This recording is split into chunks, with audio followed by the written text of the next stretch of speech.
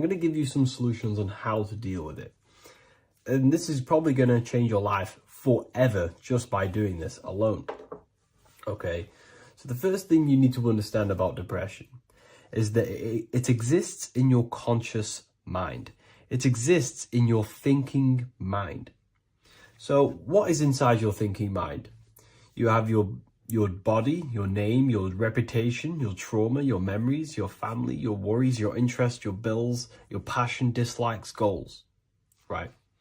Most people identify their lives with this. They identify their lives with their thinking mind. They think they're their name, their job, their reputation, their memories.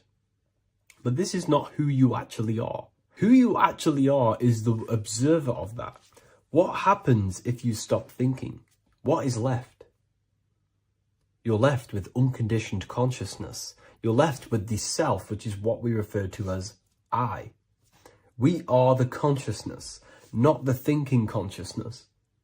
You are not these labels. You are not your thoughts. You are not your job, your name, your reputation. Okay? And the reason why I'm telling you this is because it's very important, is that we are something beyond this body, beyond this name, beyond our thoughts. We are the consciousness. So depression exists inside of the thinking mind, the conscious mind. Okay? So if you want to get rid of depression, you must learn how to escape the thinking mind. And not only just escape, but that's step one. In meditation, you do meditations, right? We sit still and we have to learn how to control the mind and turn off the thoughts. And when we turn off the thoughts, depression goes out the window because there's no thought present in your mental field of consciousness to be depressed. Okay? You must understand, who is the one suffering from the negative thoughts? Who is the one suffering? Your mind is not suffering because the mind is producing the thoughts. Your body's not suffering from the negative thoughts. You are suffering. And who is you? You are a soul. You are that feeling. You are that person beyond the thoughts, beyond the feelings, beyond that. You are the one experiencing. You are that. Meditation gives us the ability to turn off the thinking mind. This allows us to escape our thoughts, okay? And it gives us, over a long period of time after meditation, you'll be able to turn this switch, and this switch will be able to turn off your thoughts. And by doing this, we will be able to control our conscious mind directly by the hand. So when you notice yourself gaining them negative thoughts, we can then turn off the switch of turning off the conscious mind and rising to our authentic self and knowing the thoughts are just illusions. Now, let me tell you something that's very powerful. Most of your thoughts are coming from beliefs. Most of your feelings are coming from beliefs. So if you have a feeling of lack, this is coming from a belief that you don't have much.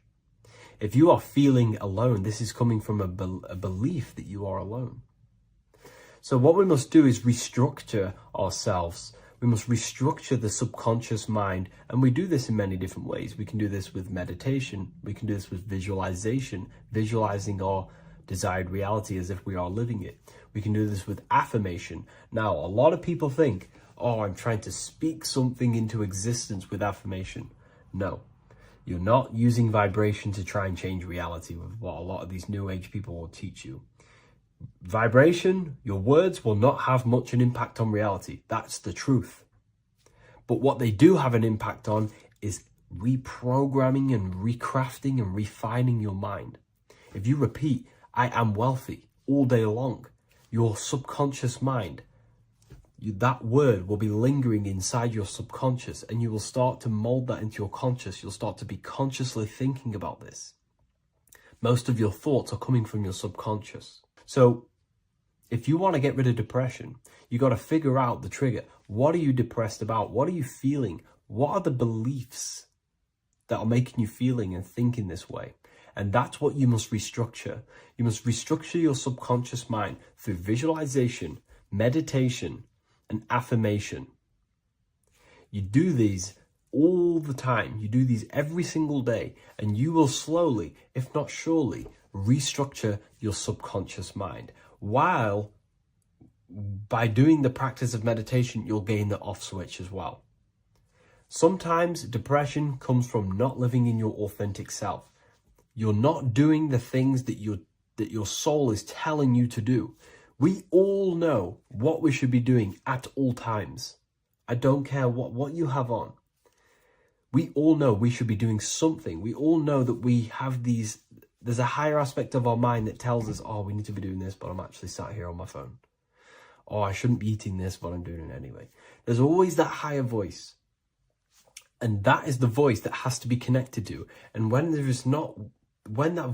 your body's not acting out the voice of the soul, then the soul becomes sadder, and suffers more and more and more. There has to be a connection between the soul, the mind, and the body. They have to work in unity. Okay? So I hope this video helps with depression, with whatever you're going through mentally. Hello, everyone, and welcome to another lecture inside Ethereal University. In this lecture, you will learn about the death process and how to prepare for it, and why that preparation is so important. So let's get straight into this. You must understand, as a spiritual creature that you are, you have a visible nature and an invisible nature. You never truly die. You are an eternal soul experiencing a temporary physical world.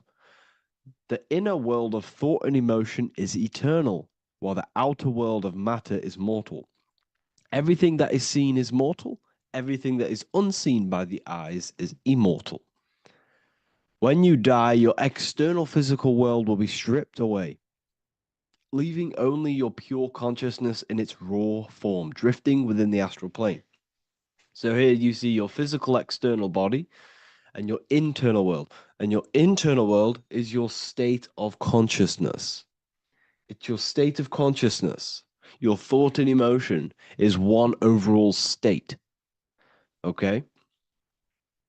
So you must understand these planes. You have the physical body, the etheric double, an astral body, a mental body, and the Buddhic body. When you die, you leave the physical plane. Then you will more than likely leave the etheric plane, because the ether acts as like a portal. Everything comes out of the ether and returns back to the ether. I can break that down in another video in electromagnetism. But electromagnetism is ether, energy coming in and out of the ether. You will, every single day you die, every single day. There's a cycle of life and death occurring all the time. Every single day, you go to sleep, you go back, your consciousness slips back through the ether, and then when you wake up, your consciousness comes back through the ether into the physical plane. Death is just a bigger macrocosm of the microcosm cycle of life and death. So you will return back to the astral, which is the realm of imagination, infinite possibilities, and this is where thought forms start to manifest. Okay, so depending on how advanced you actually are mentally and emotionally, will depend how long you stay in the astral. Now, what we must understand is that there is many different components to the astral. We have the higher astral, the middle astral, and the lower astral. These are all vibrational states. So if your mind and soul is operating in lust, lust, desire, hate, food, physical addiction, smoking addictions, then these are quite heavy. These are quite heavy attachments to your consciousness, and they're quite low level desire, which means they have a low vibration. You will manifest in the lower astral when you're stripped from your physical body. The lower astral is not inherently evil. However, there's just low vibrating things going on there. Low vibration does not mean evil. Okay? So, just like bad doesn't mean evil. Okay? In the lower astral, you are going to see lower astral beings. You're going to see spirits, souls with low level desire. Okay? people who are attached to the physical plane, people that lust, people that do these things. Technically, this is hell, but you can escape it by escaping yourself. Now we're going to break all this down. I'll break all this down properly once you understand the full context. So depending on your level of desire, you will manifest in a corresponding layer of the astral plane. If your mind is still attached to the low physical desires, you will find yourself in the lower astral realms. But if you have few desires and have detached from the worldly attachments while you are encased in a body, then you will rise into a higher or middle astral plane, mainly the middle. Okay. The higher astral plane is very formless. So as I broke down here, this is, well, the physical plane is the lowest dimension. This is the most form, the most matter. It's quite heavy. The higher you go, the lighter it becomes, the more fluid, the more formless it becomes. So you see here it says denser down and lucidic up. So this is more lucidic in these higher realms. This is more dense in the lower realms. So this is why the ancient Egyptians were always talking about, I'll show you this. This is showing you death. So first of all, we have Anubis, which represents death. Here you have the heart, which represents the soul. And here you have a feather. And this is a scale. You see how this is a balanced scale? So what this is symbolizing, this represents death. This represents your heart, and this is a feather.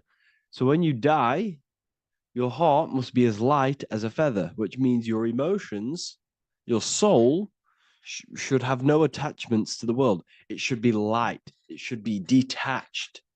This is why the word light and light are the same. Light is in heavy and light is in very bright. Because when you're less attached to the things, your soul shines. You're authentic. You're light. You're very bright soul. And you have no attachments. Your light is in not heavy. So you must detach from the worldly desires. We have to detach from the smoking, the food. This is why we should fast. Smoking, this is why we should detox. We should also meditate. We should also be able to sit with ourselves for long periods of times. Okay, I'm going to break all this down properly. But that's why the Egyptians show you the symbolism here. Okay. So you're stripped of your material body. So that state of consciousness you're in right now, your inside world, if you shut your eyes, that state you're in, that is what you're going to experience when you die. Okay. And you're going to be manifested into the astral. In the physical plane, you can mask or hide almost anything. But in the spiritual realm, you cannot. The astral body, your thoughts and emotions directly shape your spiritual body, your astral body, revealing your true inner state. So your desires that you can hide in the physical plane, your emotions, your thoughts, you can't hide any of that in the spiritual plane, in the astral plane. That will directly shape who you are, your color of your astral body, and your astral body as a whole. So here we have Kim Kardashian. If you could see this lady's astral body, you would run so far that you would be horrified for the rest of your life. If you could see their spirit, their astral form, it would be horrific because their mind is so attached to, physical things, so attached to desire, money, fame, worship, power. These people do not want to die. These billionaires and millionaires will never want to die. They will do whatever they can to stay alive because they understand what when they die, they have to face themselves. They have to face their inner world. And their astral body, their true authentic self on the inside is horrible and horrific and so low vibration. So this is where it comes in. You must be as light as a feather. This is what the Egyptians are showing you in their artwork. Your soul must be as light as a feather. In order for the soul to ascend to a higher plane and not look at that physical plane and say, I want to go back or I want to desire things down there, you must detach now and prepare for death. Hell is not a place, it's your own personal suffering born from within. If your mind and soul are deeply attached to mental fixations, emotional wounds, and physical addictions tied to the material world, that pain will follow you into the astral. This is your true judgment day. You judge yourself when you die. You see your authentic self. There's no hiding. Right. Imagine right now that you that everything you cling to was stripped away. No matrix, no electricity, no food, no TikTok, no phone, no possessions, no distractions, no one else. Could you sit alone with yourself for just 1 hour? Could you sit alone with your thought and emotion? That moment of truth is what you must begin to prepare for. Could you sit alone with yourself? Can you sit alone for long periods of time and just think? And if you cannot, then you're running from your internal world. You're running from your thoughts. You're distracting yourself from your thoughts. This is what we must address. Now, don't feel bad if this is you. We've all have problems. We all have internal problems. But this is what we have to face directly in order to prepare for life after death. We must meditate for long periods of time. Not even meditation. We should be able to sit with ourselves with no distractions and just think. This is what the people of the past used to do when we had no technology. People would sit and think for hours. This is what we need. Because if you cannot sit with yourself, imagine sitting with yourself with no physical body. That's the level that's going to happen. And we need to prepare for that. The soul and mind must become as light, as weightless, as radiant as a feather to ascend to a higher plane and move beyond the physical life. To rise, they must release heaviness, attachments, burdens, fears, and desires. The lighter and brighter your inner being becomes, the more freely it can rise into a higher state of existence. Ascension is not about going somewhere, it's about becoming something pure, clear, and luminous. Okay, this is very important. Very, very important. We must detach from the worldly things. So, enough of that. How do we do it? How do we attach? How do we prepare? Number one, you must detach from the material things. Start loosening your grip on things, possessions, titles, even identities. They are temporary. Appreciate them, but don't let them define you. Let nothing outside of you define you. Nothing. Your name is not you. Your job is not you. Your reputation is not you. Your bad past is not you. Your good past is not you. Your business is not you. Everything outside of you is not you. Now, what I'm saying is, I'm not saying go full right hand path and never care about anything physical, never care about your family, don't love your family. I'm not saying that. What I am saying, love these things, love these outside things, but do not become attached and do not let them define you. You must be okay with losing anything that is outside of you. You must be okay with that because you must understand the physical plane it's promised that everything is temporary. Everything is temporary in this plane. So don't ever think it's going to be there forever because it's not. And you must remind yourself, not remind yourself, but I think about this sometimes when I start becoming a bit attached to work and stressed. I just remind myself that I'm going to, this is temporary. I'm going to leave this world one day and I'm not going to care. So you must have the balance. Okay. The balance is key. You can go down that right hand path and just fully cut off from the world like a monk and shave off your hair, disconnect from the physical world. You can do that. That's not wrong. There's different paths in life. You have the left-hand path, purely physical. You have the middle path, which is balance between the physical and spiritual. Then you have the right-hand path, which is monk mode, where you fully disconnect from the world. They shave their hair off to disconnect from the physicality. They meditate for long periods of time. This is what they're doing. They're preparing for death. Monks prepare for death. They understand this. They understand that you don't die. Your inner world is the true world. The inner world is the only world that exists. Everything outside of you is an extension of you. Number 2, cleanse the mind. Watch your thoughts. Are they rooted in fear, anger, regret, or craving? Meditation, mindfulness, and inner reflection help purify the mind. The cleaner your thoughts, the lighter your spirit. So your astral body is formed by your thoughts. It's formed by your emotions. If you sit around thinking about eating all day, you're going to have a very heavy astral body. It's going to manifest in the lower planes.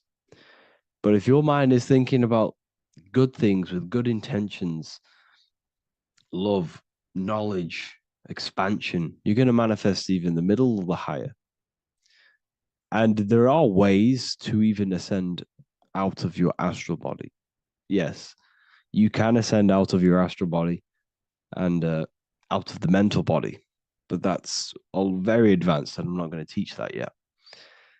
I'll make another video on that, but you can ascend from them bodies. The astral plane is not the end. You can keep ascending as a soul until you're left with just the pure essence of the soul.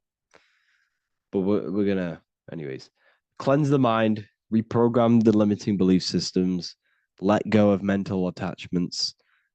And the way you do this is by getting a piece of paper and writing down every single attachment that you have. And you're going to realize, dude, there's more than you think. Okay. We have to detach from these. We have to. 4, practice presence. Can you sit in silence with yourself?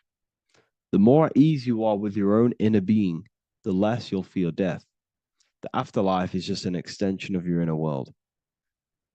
It's so important. This is so, so important. Can you sit with yourself? If you cannot sit with yourself, you have some inner work to do. You have some thoughts to address, some beliefs to address, and some feelings to address. Okay, so practice sitting in the present, meditation, or just literally sit there and try and be okay with yourself. And if you can't be okay with yourself, then there's something you need to address, whether it's a belief system, whether it's an emotional trauma, or something. This is what we must reshape, refine, and let go of. Live truthfully, speak and act from your soul, not from fear or ego. The more authentic you are, the more aligned you become with your true self, which carries beyond this life. The ego is your mind's perception of itself while being incarnated in this world. It's been shaped by your experiences, your thoughts, your beliefs, and your emotions. So your ego is basically this false thought form that you've created. It's a false layer of yourself that sits on top of your true authentic self. It's basically your physical character. When you were young, you had no ego. You were pure. You had a pure consciousness. But then as you grew older, your ego started to grow, and it still is growing because it was shaped by experiences, things you've gone through, things you said, things you believe, things you think. It's created by you, by your mind. And the ego is close to the word echo. The ego is the echo. It's an echo. It's a layer. It's a false identity. It's a false layer that sits on top of your soul. And if you don't get rid of that ego, if you don't know how, well, not get rid of it, but balance it, if you don't know how to rise above that ego and you die, it's that ego that's going to be pulling down when you die. It's that ego that's going to be your suffering. Okay. 7, connect with the divine, whether through prayer, meditation, tune into something greater than yourself. The connection is the soul's compass beyond this world. If you can meditate and rise above them clouds of thought, that's the soul, that's the observer. we must connect with that. Okay, this will definitely help with just allowing yourself to connect with your true self. Meditation's great because you can just fully detach from the world. And the more you meditate, the more you can prepare for death. A powerful way to cultivate detachment is through daily detachment meditation, done either at night or in the morning or the first breath upon waking. Or do this as many times as possible per day.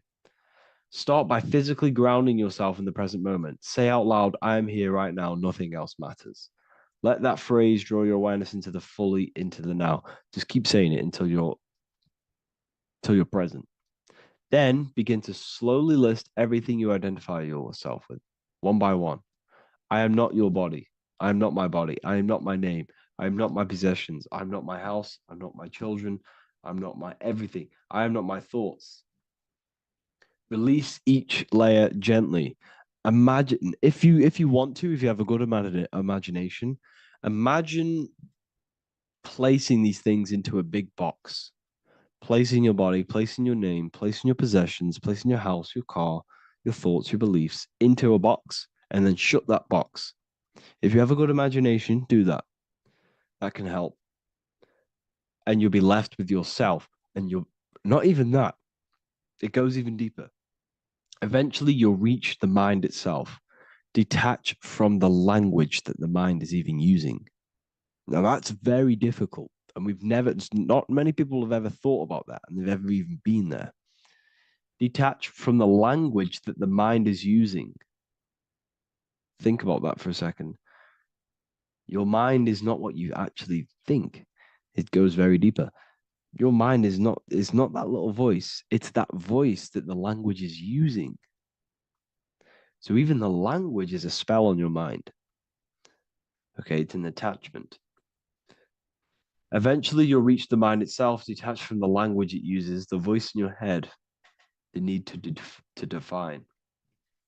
What remains is something beyond thought and beyond words. I can't even describe what's left because words, once the language is gone, it's purely metaphysical. All I can say it is pure awareness, and it's symbolized. This is why symbols are so amazing because they can symbolize things that are beyond words.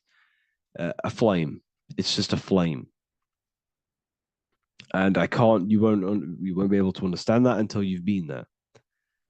It's just a flame. It's pure cause. Words can't describe it. You'd have to experience it.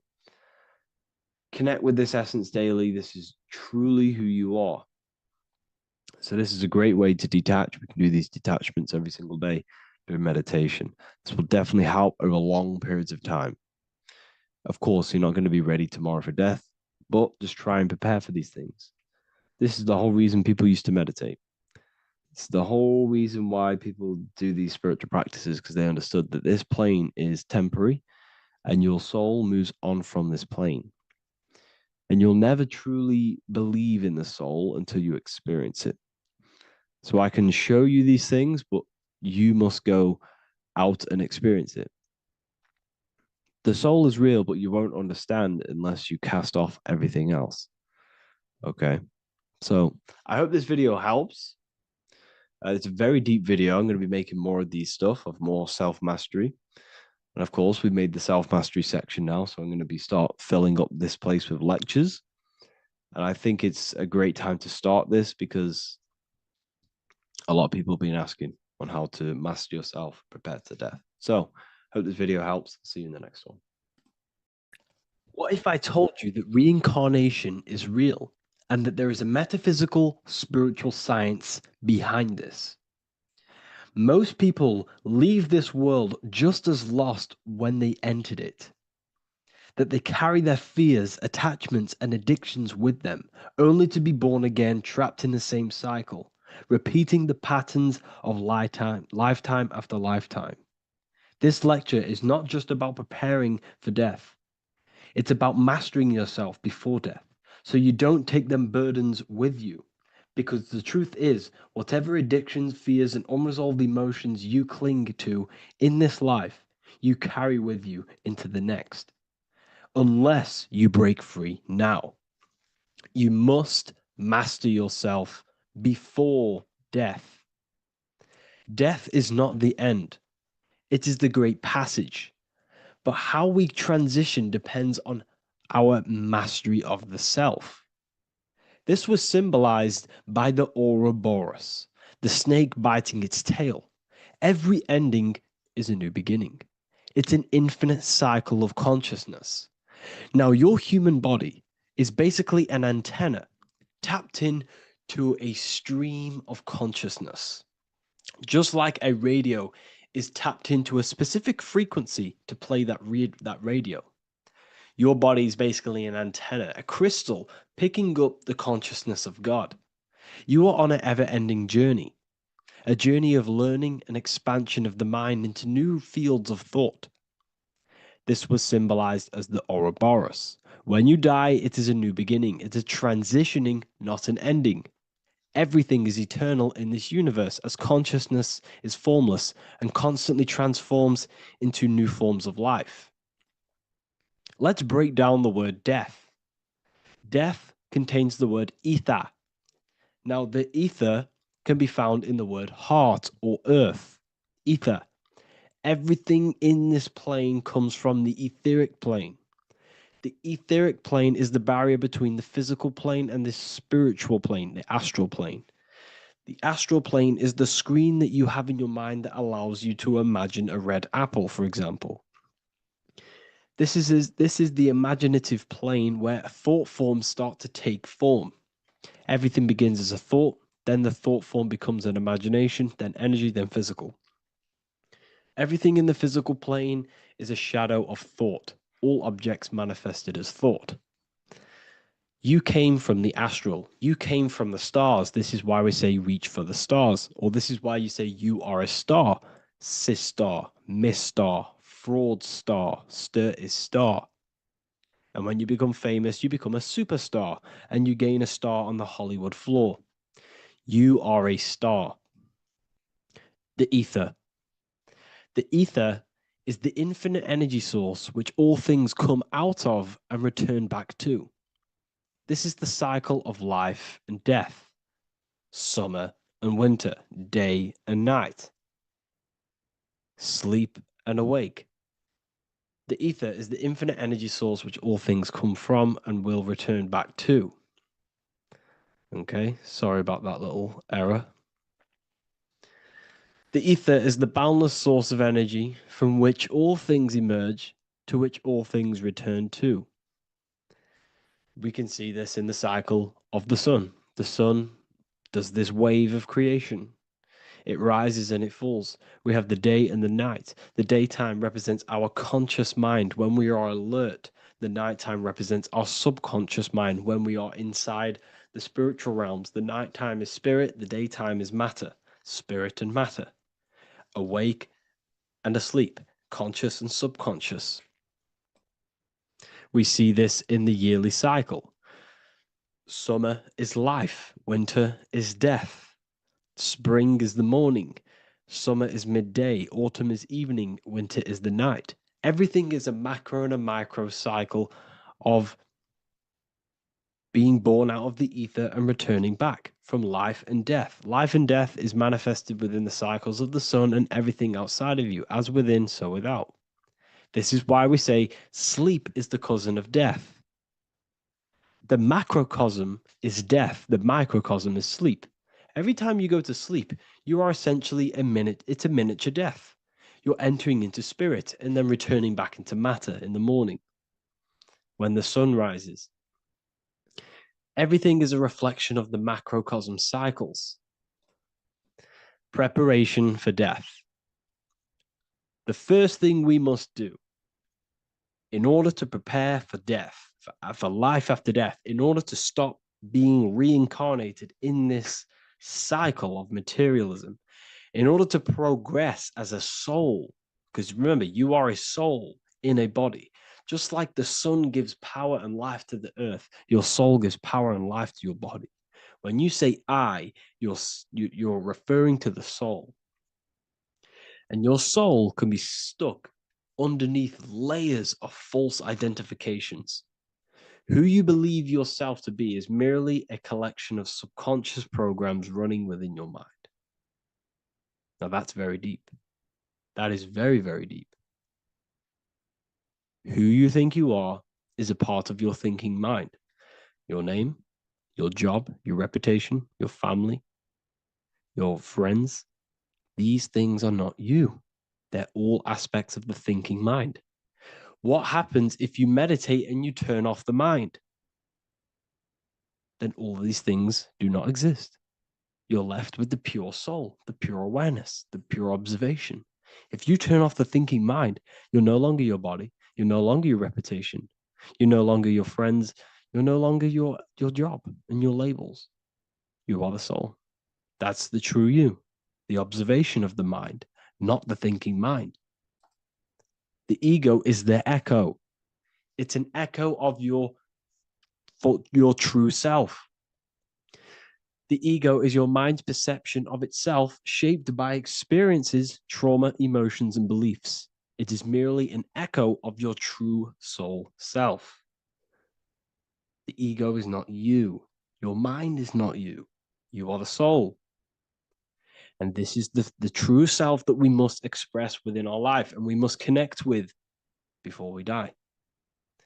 Because when we die under the echo, under these false layers of the emotions, the traumas, the experiences, the addictions, the emotional attachments, when we die underneath all of this, when we don't know our true self, the soul is still hidden. The true you is hidden underneath these layers of false identification. We must remove these layers of false identifications. We must remove them. We must destroy the echo. Remember the ego. You never had an ego when you were a child. When you were a child, you were pure. You didn't, you didn't show off things. When you were a child, you were pure. You expressed yourself freely with you didn't hide anything. You didn't hide any aspect of yourself. You didn't suppress any aspect of yourself to fit in as a child, as a baby. Because the ego was not here when you came here. The ego grows with experience. The ego is a false perception of yourself while being incarnated in this material world. It's your mind's perception of itself and it's created through your experience. Remember, you are unconditioned consciousness, and your experiences, thoughts, traumas, emotions, and beliefs have conditioned your consciousness into believing you're only a physical body, but you are the soul. We have to remove these layers. How do we remove these layers? Like I said, the best thing, meditation. Meditation. There is a great meditation that you can do every single morning and every single nighttime. You can sit there and repeat over and over before you meditate. You can repeat that you are not this, you are not that, you are not this. You can label them one by one. Start with, I am not my body, I am not my job, I am not my name, and then detach from absolutely everything until you are left with nothingness. And when you start to meditate, detach from everything. Nothing matters. I am here right now. And what will be left? The only thing that will be left is the language that your mind is using. Now, this is very deep. Not many people will tell you this, but I've lingered in meditation many times. And I can tell you from experience that the only thing left once you detach from everything is the language that your mind is attached to. So whether that's English, Italian, French. Once you detach the language of the mind that that little voice in your head's using, you're left with the soul. Once the mind is switched off, you're left with the soul, and you have detached from all of these external things. You're left with the soul. That's you. That's the power. That's the source of all creation, where everything you've ever done has come from. Every thought, every idea has come from your soul.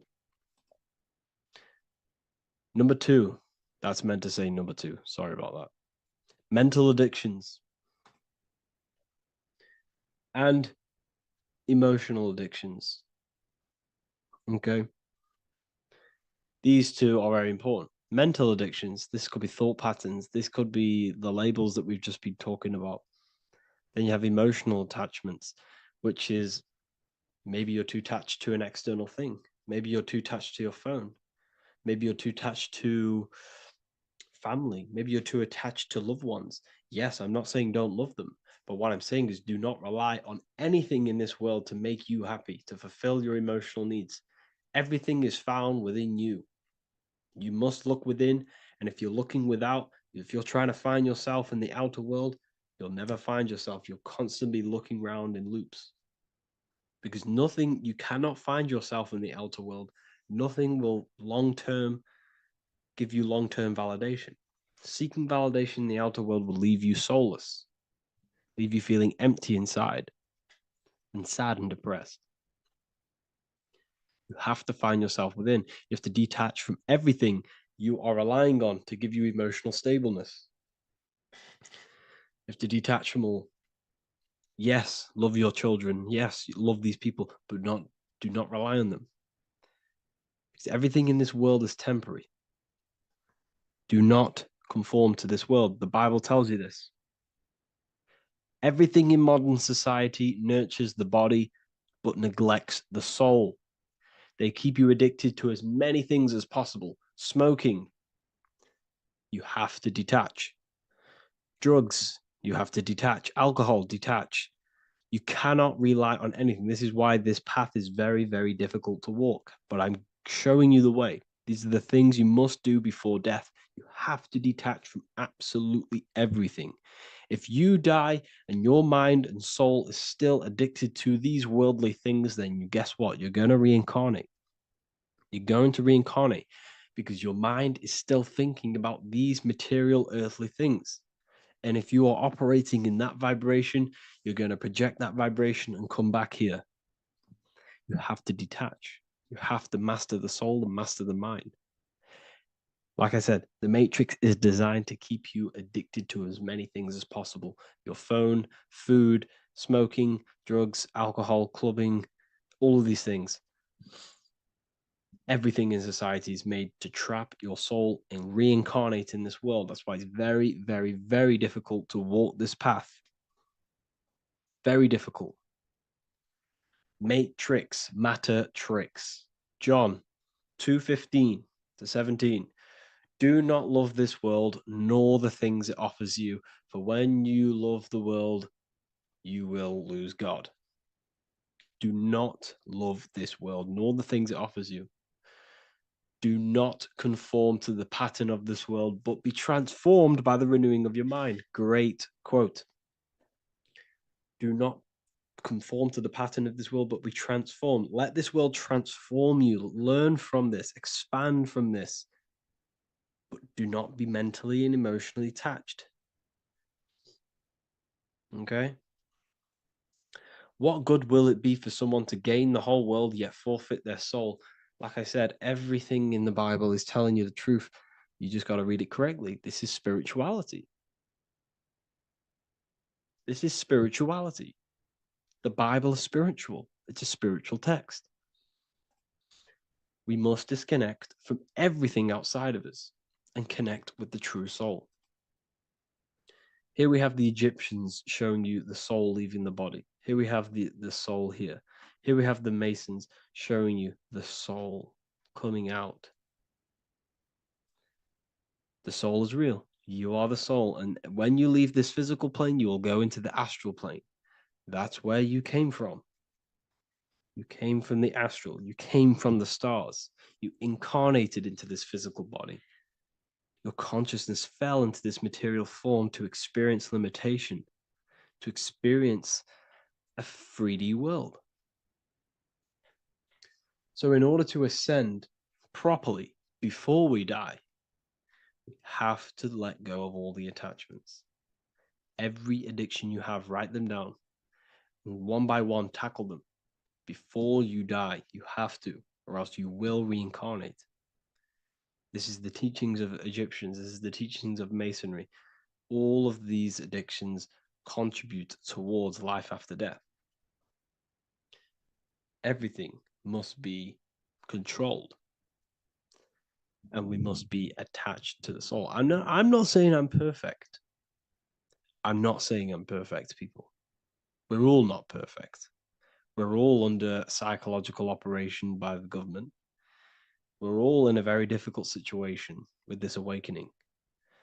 I'm simply pointing out what I know from my journey and what I've been learning through occultism and research and reading lots of books and many different things.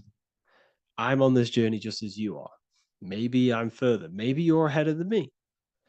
We don't know. But this is what I'm sharing with the world. This is what I'm sharing with my research. And this is what makes sense. It's common sense. Look at everything around you. Everything's made to feed the body, not the soul. So, my beautiful watchers and fans and supporters, I appreciate every single one of you, and I hope this video has supported your journey. If you're feeling lost in life, if you're searching for deeper answers, whether you're seeking clarity, looking to expand your studies, or ready for personalized mentoring, this is your chance to connect with me live and receive insights tailored just for you. Start your path to self-mastery and enlightenment inside the world's best esoteric school.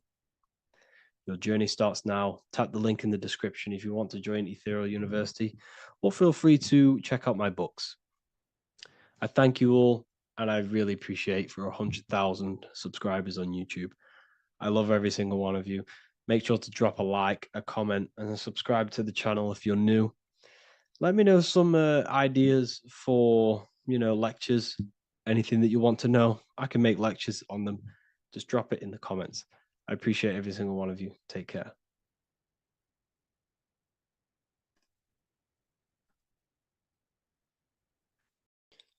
What if I told you you don't have one body? You in fact have four. There's a secret hidden right in front of you, and most of you overlook it. And by learning these teachings today, this will change your perspective on life, on yourself, and completely change the conception of yourself. This is the key to your highest potential. If you stay with me today, you will find secrets about yourself that will change your life. But I warn you, once you step this path of esoteric knowledge, there's no going back. Once you see, you can't unsee. So stay with me, and we will discuss the four bodies of your soul and how you can master yourself to reach your highest potential. The first thing we must understand is that there is a sun. And just like the sun gives life to the earth, there is this life force within the sun that gives life to all matter. We must understand that that matter itself is dead. It has no life potential. It has no ability to create or destruct anything. All of the life comes from above, from the sun, from the life-giving power of this infinite energy source we call the sun. No matter what model you believe, the sun still gives power to this physical realm, giving life to all of the crops, giving life to animals, giving life and growth to all things that the rays come in contact with. This is a macrocosm process. We must understand the teachings of as above, so below. This means that the macrocosm repeats itself in a microcosm form. Now, what do I mean? Humans are made in the image and likeness of God. You are a miniature version of God, a spark of the divine consciousness made in human form, in physical form. Just like the sun gives life to all physical matter and growth to all crops on the earth, your soul is a miniature sun. And your soul is giving life to the body. Your body is a miniature earth, which also goes through the cycles of the 4 seasons of the sun. We feel different in each one of these seasons. It's because our body does not only go through these cycles externally, but these cycles happen within ourselves, within consciousness. Your soul is the sun. The sun you see in the sky is an externalization of your soul. Your soul is the life force. You are the soul, not the body. And like the sun gives power to the earth, the soul gives power to your body. So first, let's look at the etymology of the word sun. The word sun comes from it's a Latin word solis or sol, which means the sun. Sol then became soul, sun, soul. And in fact, S-O-N and S-U-N in the old etymology dictionary mean the exact same thing. They are interchangeable. So when we look at the symbol of the sun, we look at a circle and a cross, which represent the four aspects of the sun, the four seasons of the sun: summer, winter, spring, and autumn. These are the four states of the sun. Like we said, this is why we get this symbol. You have the four states of the sun, which represent the four bodies of the soul. Now, this is where we get deep. Like I said, the sun you see in the sky is a macrocosm of your soul, an externalization of your soul. Just like your sun has four seasons, the four seasons within us are the four bodies. Our soul is incarnated and split into four sections. We have a mind, we have a physical body, emotions, and spirit. These are all interchangeable and they are all linked. In ancient alchemy, we have the exact same symbolism of the four stages of alchemy. But in this case, they're symbolized as the four elements: earth, water, air, fire. In this ancient alchemical symbol, we have the pentagram, with the top one representing the soul, ether. Our soul then has the four bodies, with the human here. We have the man, the eagle, the bull, and the lion. We see this on the tarot card, the Wheel of Fortune. The man, the eagle, the bull, the lion. We see this in Matthew, Mark, Luke, and John. The lion, the bull, the man, and the eagle. We see this with depictions of Jesus. Jesus, the man, the bull, the lion, and the eagle. These represent the four fixed signs of the zodiac: Taurus, the bull; Scorpio, the eagle. Scorpio was symbolized as an eagle. It's an ancient symbol. Now it's been changed to a scorpion, of course. Leo, the lion; Aquarius, the man. These represent the four fixed signs, which are four different elements. Taurus is an earth sign. Scorpio, a water sign. Leo, a fire sign. Aquarius, an air sign. Taurus is the earth. As above, so below. The earth is the physical body. Leo is fire. Fire is the spirit. Scorpio is water, which is the emotions. Aquarius is the mind, which is an air symbol.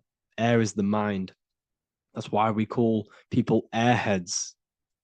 Okay? So what we're actually looking at here are the four aspects of our soul. We have the sun in the middle and the four bodies of the soul. This is what Jesus is symbolizing. Jesus represents you. God made flesh with the four aspects of the soul. The four gospels are all depicting Jesus in four different ways according to the different body of consciousness. The Wheel of Fortune are representing the four bodies of the soul. This represents the four bodies. Now, how are they four bodies? They are four dimensions of consciousness. The mind is not made of the same substance of the emotion. The emotion is not made of the same substance of the physical body. The spirit is not made of the same substance as the physical body also. They exist in four dimensions of consciousness. They are four bodies of our soul. And the most important teaching here is what I'm actually getting to, is the powerful one. This is what gives you power. Most of us live in chaos. Our mind is thinking of doing something. Our emotions are feeling something else. Our body is lusting and wanting to do something else. And our spirit's energy is completely off. Most people live in unbalance. None of these four bodies are working together. This is why we produce chaos in our lives. When these bodies are in balance, are not working together. So in alchemy, they symbolize the four elements, which are the four bodies of consciousness.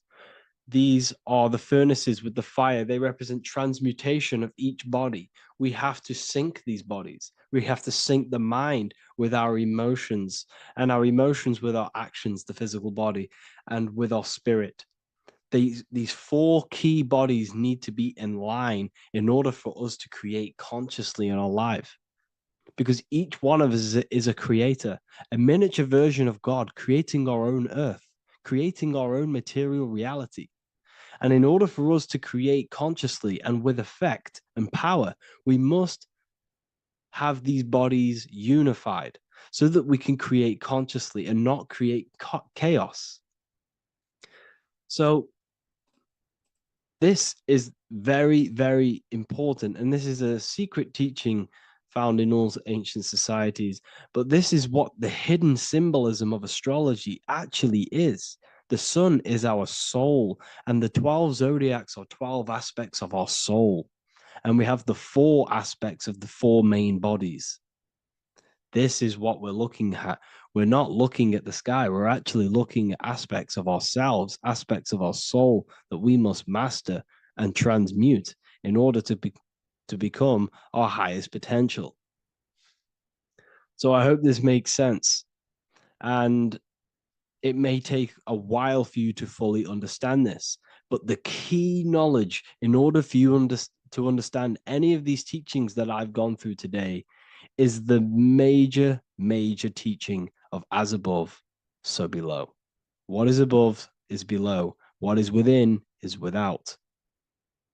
Your inner reality projects the outer reality. What is inside of you is outside of you in some form or way. Whatever trees, whatever roots that go down will always shoot up. When you throw a bouncing ball, you shoot it down, it will go up. As above, so below. As within, so without. God did not make a creation separate from himself. We are all extensions of the divine made in physical form. And we are incarnated into 4 sections. Our soul is separated into 4 sections. These are the 4 corners of reality. These are the 4 pillars of reality that we must control. So in order to access our soul in meditation, we must turn off these 4 things. Turn off the mind, the emotion, the spirit, and the body. And then we access the soul. So I hope this video helps today. And you can learn all about this in the Book of Wisdom, Volume 2. This book is a revolution in consciousness. I do not recommend everyone reads this book. This book is only for people who are serious and want to transform their lives. This book is a book that will change the scope you see reality. It will change your perspective on yourself because you will resonate with this. This book does not just give you information. It gives you a sense of well-being. It gives you truth, and you will find your power from this information. This information is not just information, it's a key to your path of enlightenment and transformation. So you can find this book in the description of this video. And if you are part of the university, I will see you on the live calls. Thank you, everyone. Please leave a like, subscribe, and a comment, and let me know whatever videos you want me to make next. Anything that you fail to understand or have any confusion with, I can make a video on it. So let me know in the comment section any reviews or anything I should do. Thank you all, people. Have a great day. Mentalism, conscious and subconscious mind. You need to understand that the mind is the root and the cause of all reality. I am mind, you are mind. Every single living creature in this physical plane expresses and manifests mind. We are all the invisible substance of mind. We are all the source, which is God. We are all consciousness, which is mind. Before we manifest something physically, we manifest it within the realm of thought, which is the mind. Thought then manifests into astral imagination. This then gives energy within the etheric plane. Then we manifest it physically within the material effect world. Everything begins in the mind, and this is why the government are called government. The word men comes from the Latin word mans, which is an English translation for mind. We see this word in entertainment, government, mentality. It means mind. Govern means control. They are controlling the mind through information. Information creates perception within our minds, and so do the words that we use and the language that we speak. It all creates perception within the mind. It is our perception that creates reality, and our reality is a level of realization. Your reality is realization. Everything begins in the mind. This is why they are controlling your mind through many different things. Okay? So essentially, they understand how the mind works. So this is why they manifest all things through mentally and not physically. Okay? You have a conscious and a subconscious mind. The conscious mind is what you are consciously aware of. It is the 10% of your mind. It is the mind that keeps you alert. A part of your conscious mind is for survival. A part of it is your visual field.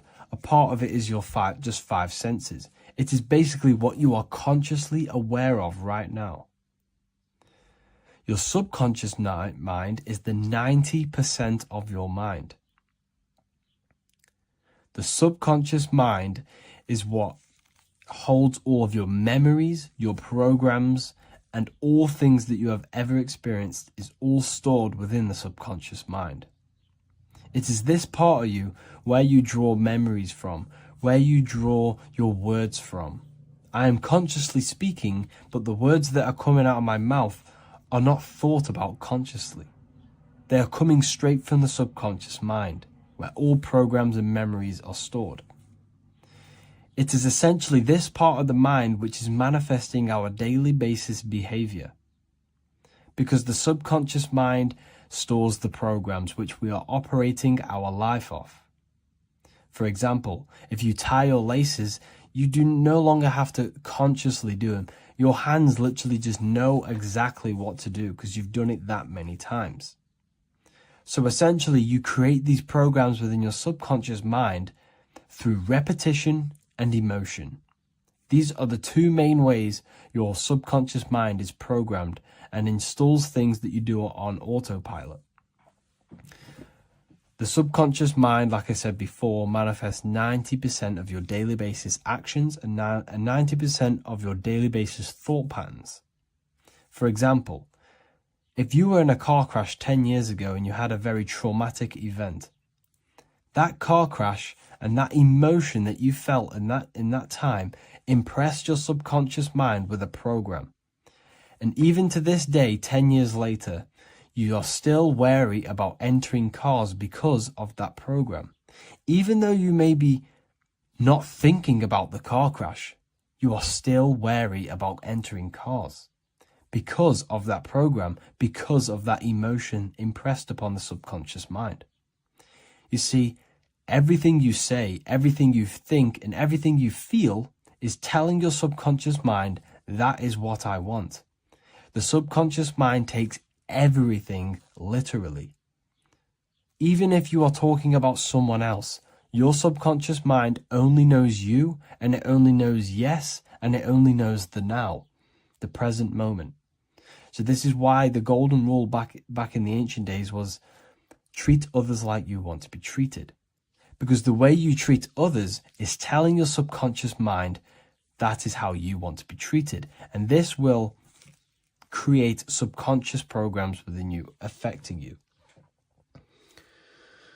So, before you go to sleep every single night, what you want to do is to impress your subconscious mind with thinking and feeling of something that you want to become. Become that reality. Think and feel that reality. And by doing this, you are impressing your subconscious mind, and you will wake up in the morning with ideas. Because when you install a program within your subconscious mind, like I said before, it manifests into at least 50% of your thought patterns. So let's say I created a program within my subconscious mind of how to become financially free. Well, I created the program that I am financially free. My conscious mind will start to slowly think about that program and how I can achieve that program, because the conscious mind operates on survival. So if you create a subconscious program of I am financially free, your survival conscious mind will start to operate and think and act on this program subconsciously. You won't even know that you are doing it, but you are. And this is the power of the subconscious mind. You have to reprogram it properly. You have to be careful of the things you think, say, and feel, because all of this is contributing towards molding your subconscious mind, which essentially molds your reality. It draws things to you. Today's topic is the binary code behind the universe. You will learn the fundamentals of the binary code, deeper understanding of reality, which will give you more of a connection to the universe, evidence supporting the existence of this code, and how to use the binary code to shape your reality. Now, this is an important one. We have 0 and 1. This is the binary code of the universe. It underlies everything. It is the source of all creation.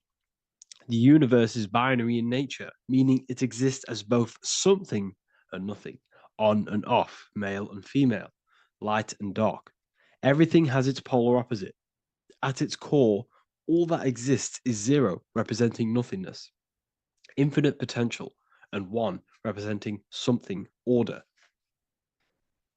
0 represents the feminine, vast, formless, and infinite potential. It is the space from which all things emerge, the womb of creation, the receptive and expansive force. 1 represents the masculine, structure, form, and order. It is the active principle, the initiator, the force that defines and shapes reality. Together, they create the fundamental duality that underlines existence, the balance between chaos and order, the void and creation, yin and yang. We see this in the masculine and feminine bodies. This is deeply encoded into the fabric of reality. And once you see this, you will never unsee this. So please leave a like on this video if you love my content and you love the wisdom that I share with the world. So we see this with the masculine genital areas. Remember, this is the genital area. This is all to do with creation. These are the generative principles, the generative organs in the body that allow creation to continually outfold into new life. The genital areas are all to do with the code. The male is the 1, the action. He's the initiator. The feminine is the 0, which is the infinite potential, the womb of creation. 0 and 1. This is why we have 10 numbers. 0 and 1. Masculine and feminine. We even see this in the bodies. The feminine body is made out of curves, which is 0, curves. And the masculine body is made out of lines. So please leave a like and comment if you love this. And if you have any lecture ideas, feel free, and I can make a lecture on any suggestions that you have. So look at the word masculine. Masculine, line. Line is just one line, which represents order. 1. Feminine. 9. 1 and 9 equals 10. 0 and 1. The binary code of all creation. Why is feminine? Why the number 9 for feminine? Because the moon has to go around 9 times to create a human in the feminine's womb. And look at this image of nature. All nature is zeros and ones. Now you can tell the stick is a 1. It's a line, and here we have curves. It's curves and lines. Curves and lines create reality, creates matter. Everything is 0 and 1. We even see this with the sky. The sky represents zeros. They represent curves, the heavens, the heavenly bodies, the sun. These are circles, the moon, circles, the planets, circles. Down here is matter, representing the square. We have the Freemasonic square and compass, representing lines and circles, masculine and feminine. We see this with Leonardo da Vinci, with the circle representing the spirit, the void, the womb of creation, and matter, which is the body. This is the soul in matter, infinite potential in matter. This represents spirit over matter. This represents the architect of reality, zeros and ones, spirit and matter. This is all the same thing. Understanding this binary nature of the universe, where zero, feminine, represents the infinite potential and one, masculine, symbolizes order and structure, can benefit you in several ways. Manifestation and creation is the first way it can benefit you. Now that you understand this, you understand that everything comes out of infinite potential. Zero, infinite potential. One, action equals manifestation equals creation. So you must pull things out of infinite potential. If you have ideas but don't take action, too much zero, nothing materializes. You'll never materialize if you sit there imagining all day, visualizing all day. You have to take action. They both come hand in hand. If you only take action without tapping into intuition and creativity, too much one, your actions may feel hollow and misdirected. Using both effectively leads to greater success in life, work, and relationships. This is the 33rd degree motto, or this is the on the 33rd degree of Freemasonry Scottish Rite logo, and it's called Order ab Chaos, order out of chaos. Chaos is the zero, infinite potential. Chaos is the dimension of the imagination. This is where this all ties in now. Imagination is the dimension of infinite potential, pure potential, formless creativity, and the realm of infinite possibilities. It is the void, the unmanifested energy that contains all that could ever be. That is the imagination. The imagination is the dimension that you are connected to, and you can pull any idea out of and materialize it into a reality. Matter, on the other hand, is order brought out of the imagination, chaos. It is when raw potential is structured, defined, and crystallized into form. This is the fundamental principle of order out of chaos, the process of turning the unseen into the seen, the abstract into the concrete, the dream into reality. That's why we say dreams into reality. Dreams are in the imagination, infinite potential, and the human mind is connected to high dimensions of consciousness, which we can pull ideas, things out of and materialize it into our lives. Whether that's good or bad, that's completely up to you. But we have access to higher dimensions beyond the physical plane. And this is the secret that the human mind is connected to, and that you are not just a physical body. Okay? The universe itself was born from chaos. Before form, there was only energy and potential. Our minds function the same way. The mind is a microcosm of the universe. Our thoughts exist in an infinite field of possibility, but they only become real when we take action and give them form. If your inner world is filled with chaotic thoughts and impulsive emotions and negativity, then creating order within is essential for balance, clarity, and growth. What do I mean? Order out of chaos, zero and one. All creation comes out of infinite potential. The mind, the imagination, is the infinite potential. The material world is the order. It's the effect. Therefore, if your material world has chaos, if your room is messy, if your body is out of shape, if you do not look after yourself, everything in the physical world is just a reflection of what's going inside of you, what's going on inside of you. So if you have a messy room in a messy house, this reflects as a messy mind, a chaotic mind, and we must create order in our mind. So this applies to all realms of your life. This applies with your mind. It applies with your emotions. It applies with your manifestation. It applies with the physical world, with the masculine and feminine. Zero and one is heaven and earth. It's everything. It's duality. It's on and off. It's everything. So it applies to all realms of your life. Okay. So in order for this to benefit our lives, we must, one, have awareness and observe the chaos. Step back and observe your thoughts and emotions without reacting to them. Recognize that you are not your thoughts. You are the observer of them. You are the soul. You are in between them. You are the midpoint between the left and the right, the 0 and the 1. You are the soul.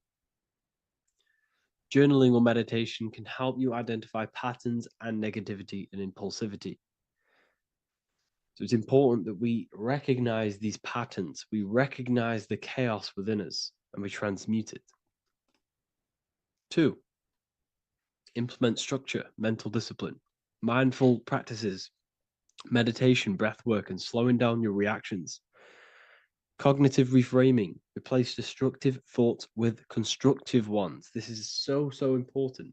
For every negative thought that you place attention to, place your attention onto 5 more positive. Never think about something that you don't want to manifest, because whatever you're placing attention on inside that mental field of consciousness, you're giving attention to it, which then can manifest into your action, and that will materialize into your world. Routine and ritual. Create daily habits that anchor you. Morning routines, exercise, or creative outlets bring stability. We must master the inner world of thought and emotion. We must bring chaos into order. In order to create anything in your life, you're turning chaos into order. Order out of chaos. You're turning 0 into 1. This is the binary code. All things underlie it. 0 and 1.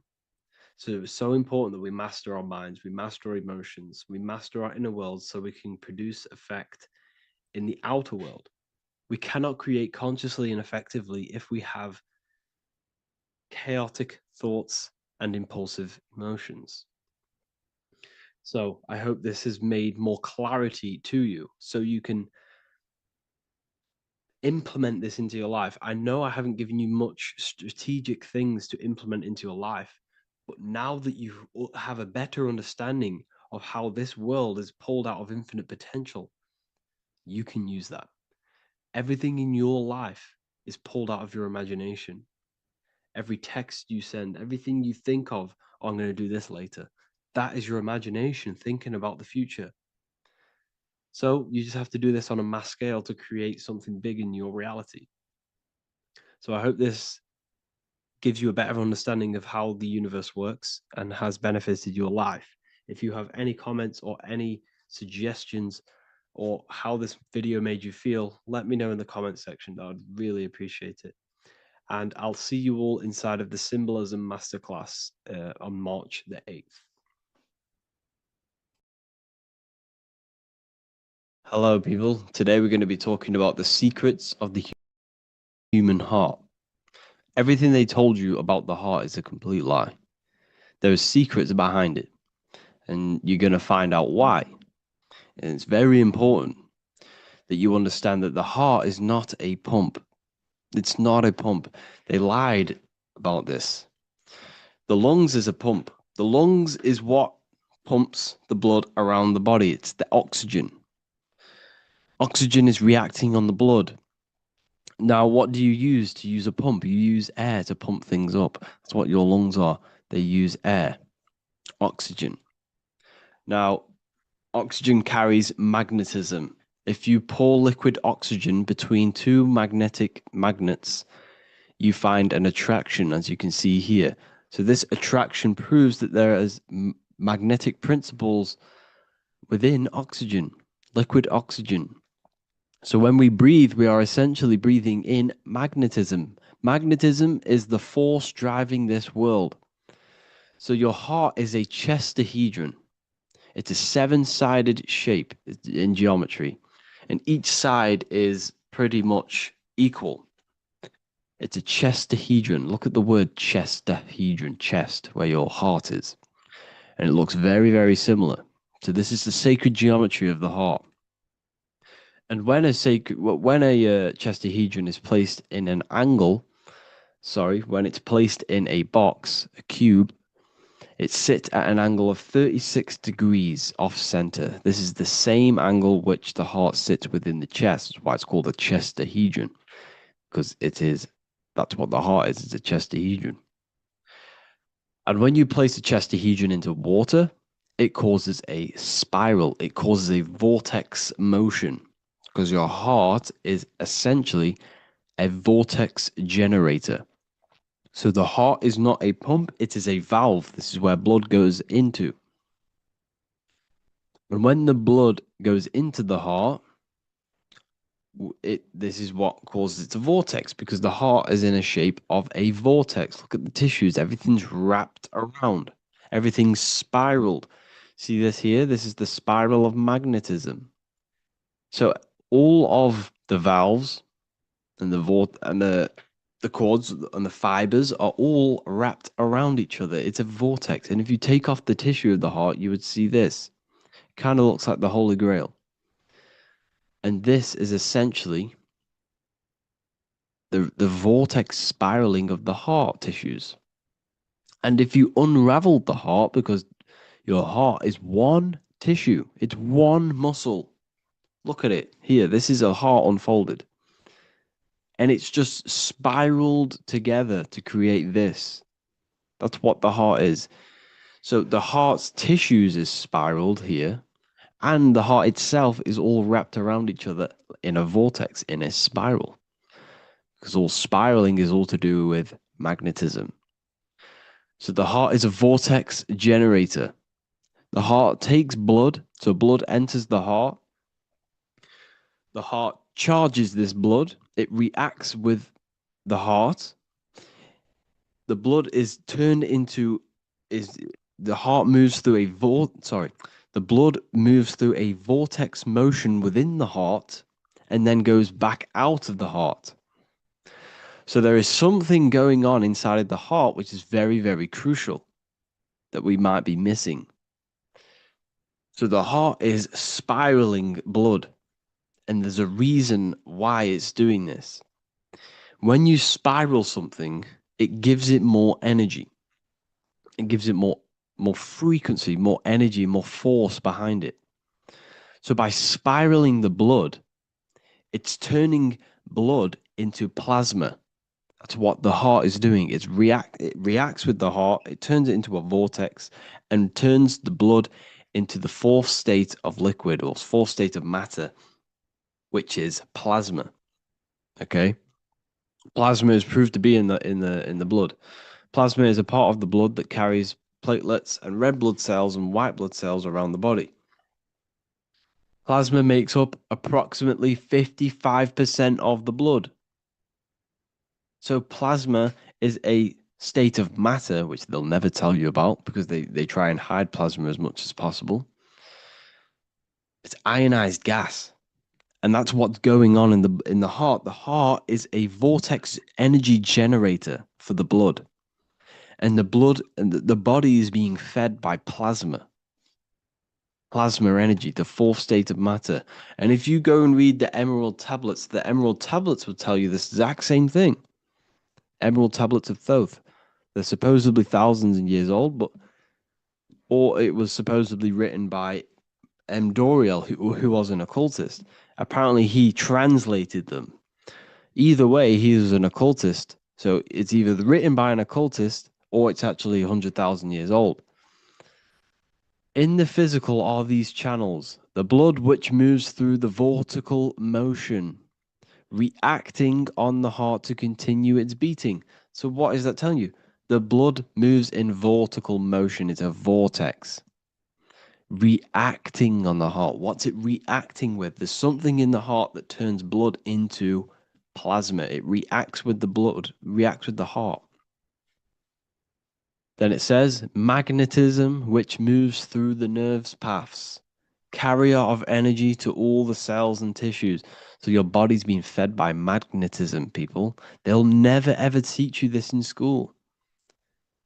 That your whole body is running off magnetism and plasma. You're literally You are an energy being. When you understand this, you are made of energy. You're running off spiritual, etheric energy that you cannot see. They just teach you in school that you're running off blood and oxygen. It's way deeper than this. We're being run by magnetism. Magnetism is the driving force of all creation. Magnetism, which moves through the nerve paths and carrier of energies to the cells and tissues. Akasa, which flows through the channels, subtle yet physical, completing the channels. Personally, I think Akasa is plasma. Okay, plasma is Akasa. Completing the channels, each one of the three attuned with each other, each affecting the life of the body. So all of these three things, okay, the heart, magnetism, and Akasa they're all working together to create the body, to create the life. Form they the skeletal framework through which the subtle ether flows. So it's telling you ether is real. Ether is the substance that connects the physical and the astral. It's your etheric body is where your chakras are. So your chakras are your etheric energy body. And these energies, these 7 energies, is what gives life to the physical form. They feed energy into the physical form. So the ether, subtle yet physical, is charging the body through the skeletal framework. So it's telling you this, and even the word heart has ether within it if you just rearranged A and the E. Put the H on the beginning of, put the H on the end of heart and you get earth. Because what the heart is actually doing, it's taking the energy of the electromagnetic field around us, which is everywhere, that everything is filled with magnetism and electromagnetism. The Earth is a giant electromagnetic torus field, and all of this energy from the center is feeding directly into your heart. Because the center of this Earth is the heart of the Earth. The center of you is your heart. And the center of the aurora borealis, whatever you want to call it, this energy that's emitted from the center of this Earth is feeding directly into you, and your heart is transmuting this energy from the earth to react with your blood, and your blood is then feeding your physical body through plasma. That's what's going on. You yourself and your heart is directly connected to the earth. That's why your heart rearranged its earth. You're directly connected to the cosmos. Everything they do to poison you and give you all this stuff is to keep you disconnected from the universe. You yourself are the universe. Your body is directly in correlation electromagnetically with the earth. So the heart is the balance. That's how you connect with things, through the heart. Okay. Here you see Jesus with the Sacred Heart, always pointing at the heart. Matthew 6:21, for where your treasure is, there your heart will be also. What's that telling you? What's your treasure, your goal, what you're doing in life? There your heart will be also, because your heart is a guide through this lifetime. Your heart has an intelligence. Every single organ in your body has consciousness, and you think with it. You can think with these different organs. You can think with the brain, you can think with the heart, you can think with, the reproductive area. That's why, everyone always says you're thinking with your penis. For if you're a man, you know about this. People say that. That's just a saying, but it's true. You think with these body parts, people, and your heart is a guide. It knows everything that's right. It knows the things that you need to do. So that's why your heart is called a chest, because your treasure chest is in the chest. Sorry, your treasure is in the chest. And what's the treasure? Your heart. All of the wisdom, all of the understanding, all of the guidance is inside of that heart. And you need to follow your heart. That's why we say follow your heart. To find your treasure in this life. Find your purpose. That's what your treasure is, your purpose in this life. So the heart is also producing your electromagnetic field around your body. And the heart is all to do with emotion. So thought happens in the mind, which is not the brain. Then the thought in the mind produces brain activity, electrical signals, and then these electrical signals are sent to the heart, which produces an emotion. So essentially, the brain and the heart are directly connected. You need to sync them. You need to sync the heart, the brain and the heart. Why? Because you need to be thinking with emotion behind it. If you think with lack of the heart thinking also, if you think without the heart, you are only thinking for yourself and not for the empathy of others. You have to think before you take action of the emotion of others and have thought of people's feelings behind. So you must sync the heart and the brain. The actions you must take must be in line with your heart. Your heart tells you everything.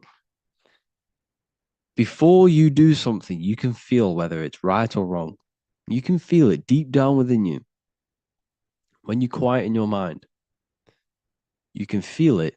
Where if you know when you're doing something wrong, especially when you're a child, because this, as you get older and you constantly do negative things, then yes, you can block out the heart completely. But deep down within people, they know what they're doing and they know whether it's right or wrong. You feel horrible when you do something bad. You feel it inside of you. And Manly P. Hall said, every time you go against the heart, you are destroying your electromagnetic field. It kills the magnetism of your body every time you go against it. Obviously, I don't know if this is true, but I agree with this. Manly P. Hall was an enlightened individual who understands the anatomy of the body, understand all of the occult things. And essentially, every time you go against your heart, you are killing the magnetism of your body, your cells, and everything about you. Because your whole body is magnetic. You have magnetic attraction all over you. So there's a saying, well, obviously in Christianity, what happens in heaven happens on earth. Well, what happens in the brain happens in your heart. Heaven is the head, earth is the heart. Every thought you think produces an emotion in the heart. Every single thought triggers an emotion. You know, when people say they got a broken heart, because all of that emotion is in the heart. Not in the heart, but in the invisible intelligence behind the heart. You must understand there's a consciousness, an invisible spiritual consciousness behind every physical thing. So your brain is dual, your heart is single. Your brain consists of two hemispheres. So when it comes to decision making in the brain, there can be confusion between the left and right hemispheres. This is why when people are confused. But the heart is a singular organ. And if you go onto Google and type in brain cells found in the heart, there are 40,000 neuron cells in the heart, the exact same cells which are found in the brain, in the cranial brain. This means that your heart is essentially a brain for your emotions, what it is. And your emotions tell you what is right and what is wrong. So every thought you think produces an emotion, and whether that emotion is good or bad will tell you whether something is right or wrong.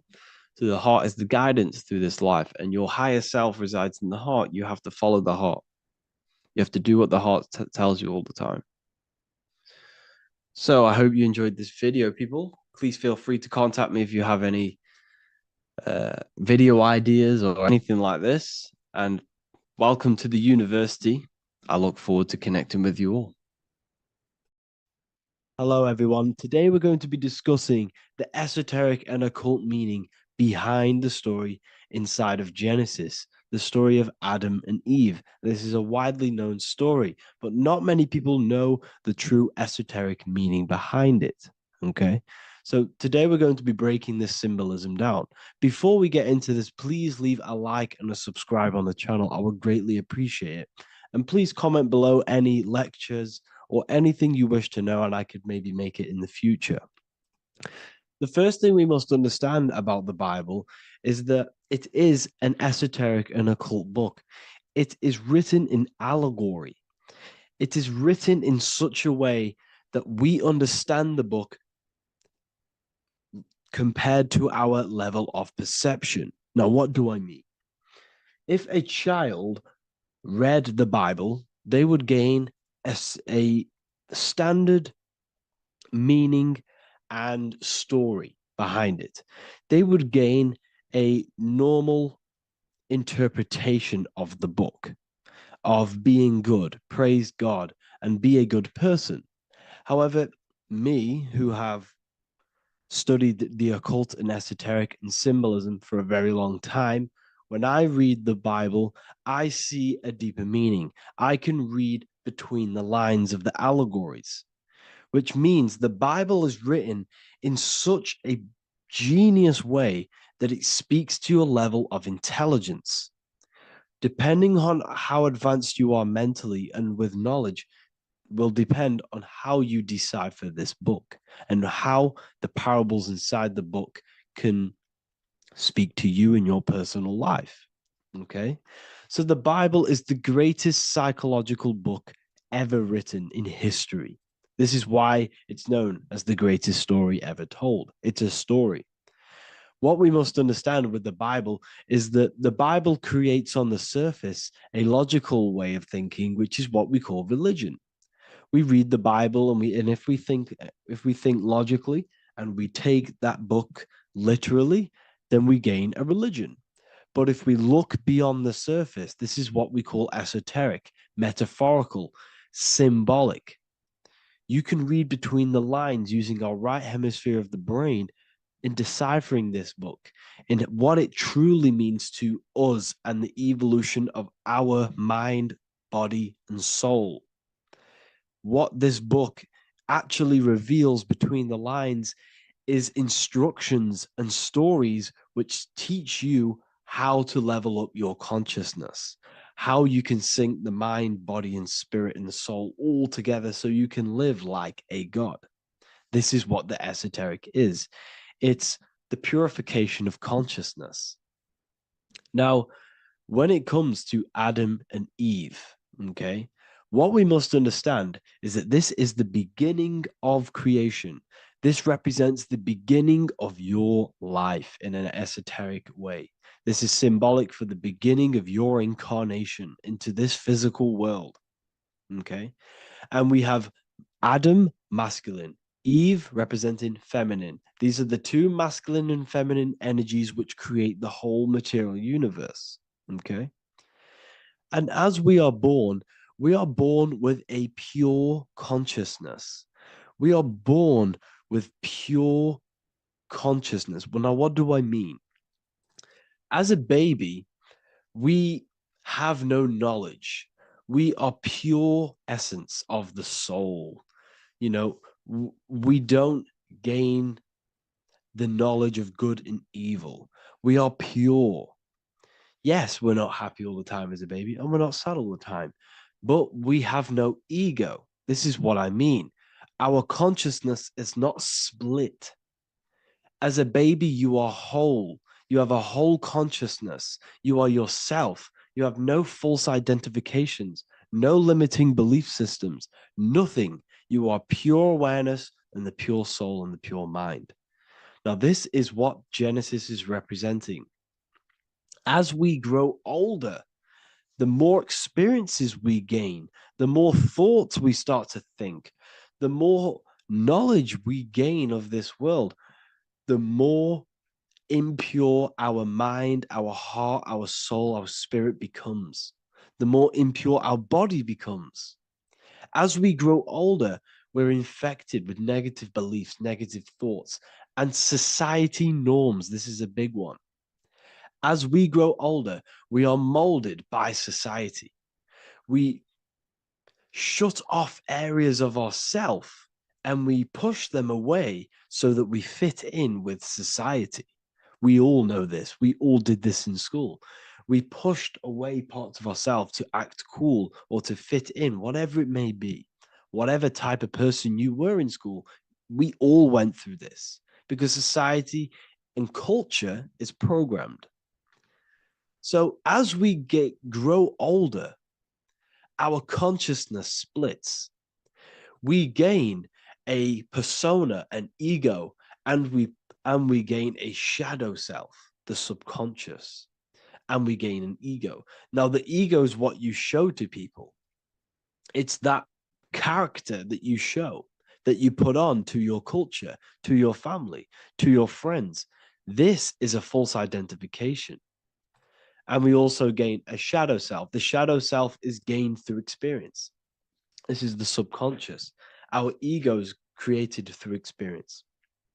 And so is the subconscious and the shadow self.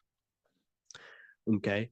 So as we gain age in this material body, we fall from the Garden of Eden. We gain the knowledge of good and evil. This is what the symbolism represents of us leaving the garden, us eating from the fruit. Now, the fruit represents the knowledge, it represents the insight, the experience, which splits our pure consciousness. Our soul splits. Okay? We lose connection with the divine. We lose connection with our pure self through material experiences. We may lose ourselves in material experiences. We may lose ourselves in lust and material gain, wealth, and all of these lovely things that the material world offers. We lose ourselves in this. Okay? And not only that, there's another symbolic thing that we're missing with being a child. There's another symbolic meaning behind this tree in this story of Adam and Eve. And this is sexual energy. Okay. As we are a baby, we have no ability to create another human life. We have no sexual urges. We have no desire for the material things as a baby. Nothing. As we grow older, our sexual energy cultivates around the age of, it's like 10, maybe earlier for some people or later for some people. This is what we call puberty, when our sexual energy activates. This is when the masculine and feminine energies are present within the body. And we are now given the ability to create human life. We're now given the ability to bring in a soul into the material world. Now, this is what we believe and know in the esoteric world.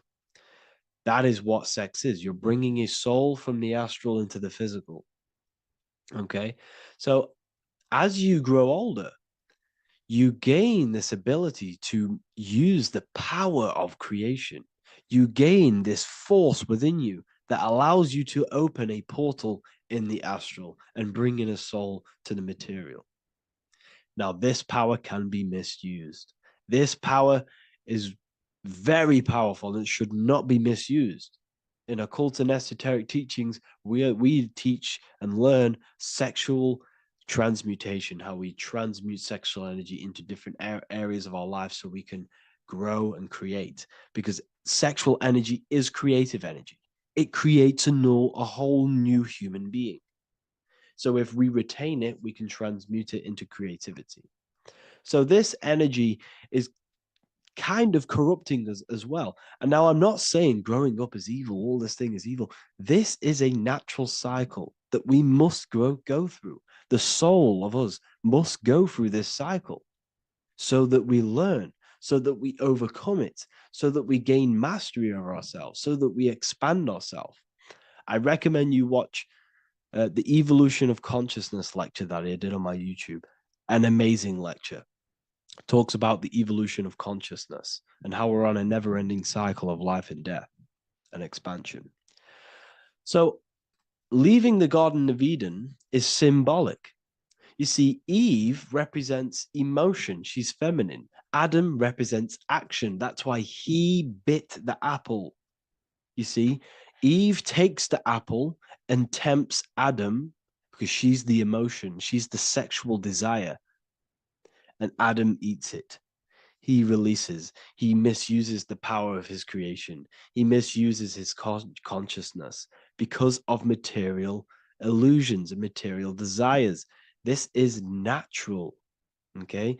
As we grow older in this life, our soul has to experience sin.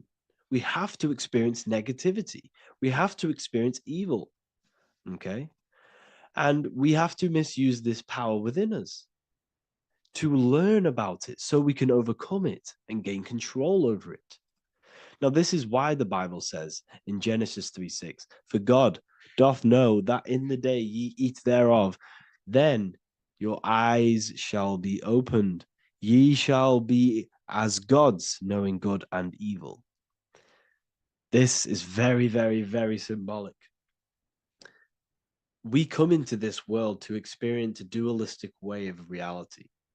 We come into this world to challenge ourselves so the soul can grow, because the soul comes from pure love from God.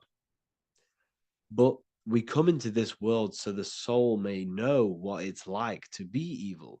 You see, we are like a seed. Our soul's like a seed. And when that seed grows, okay, and it's planted, them roots must grow to hell in order for the top of the tree and the roots to grow to heaven. In order for the soul to reach the highest states, it must descend down into the lowest states. Good and evil. This is the story of good and evil, okay?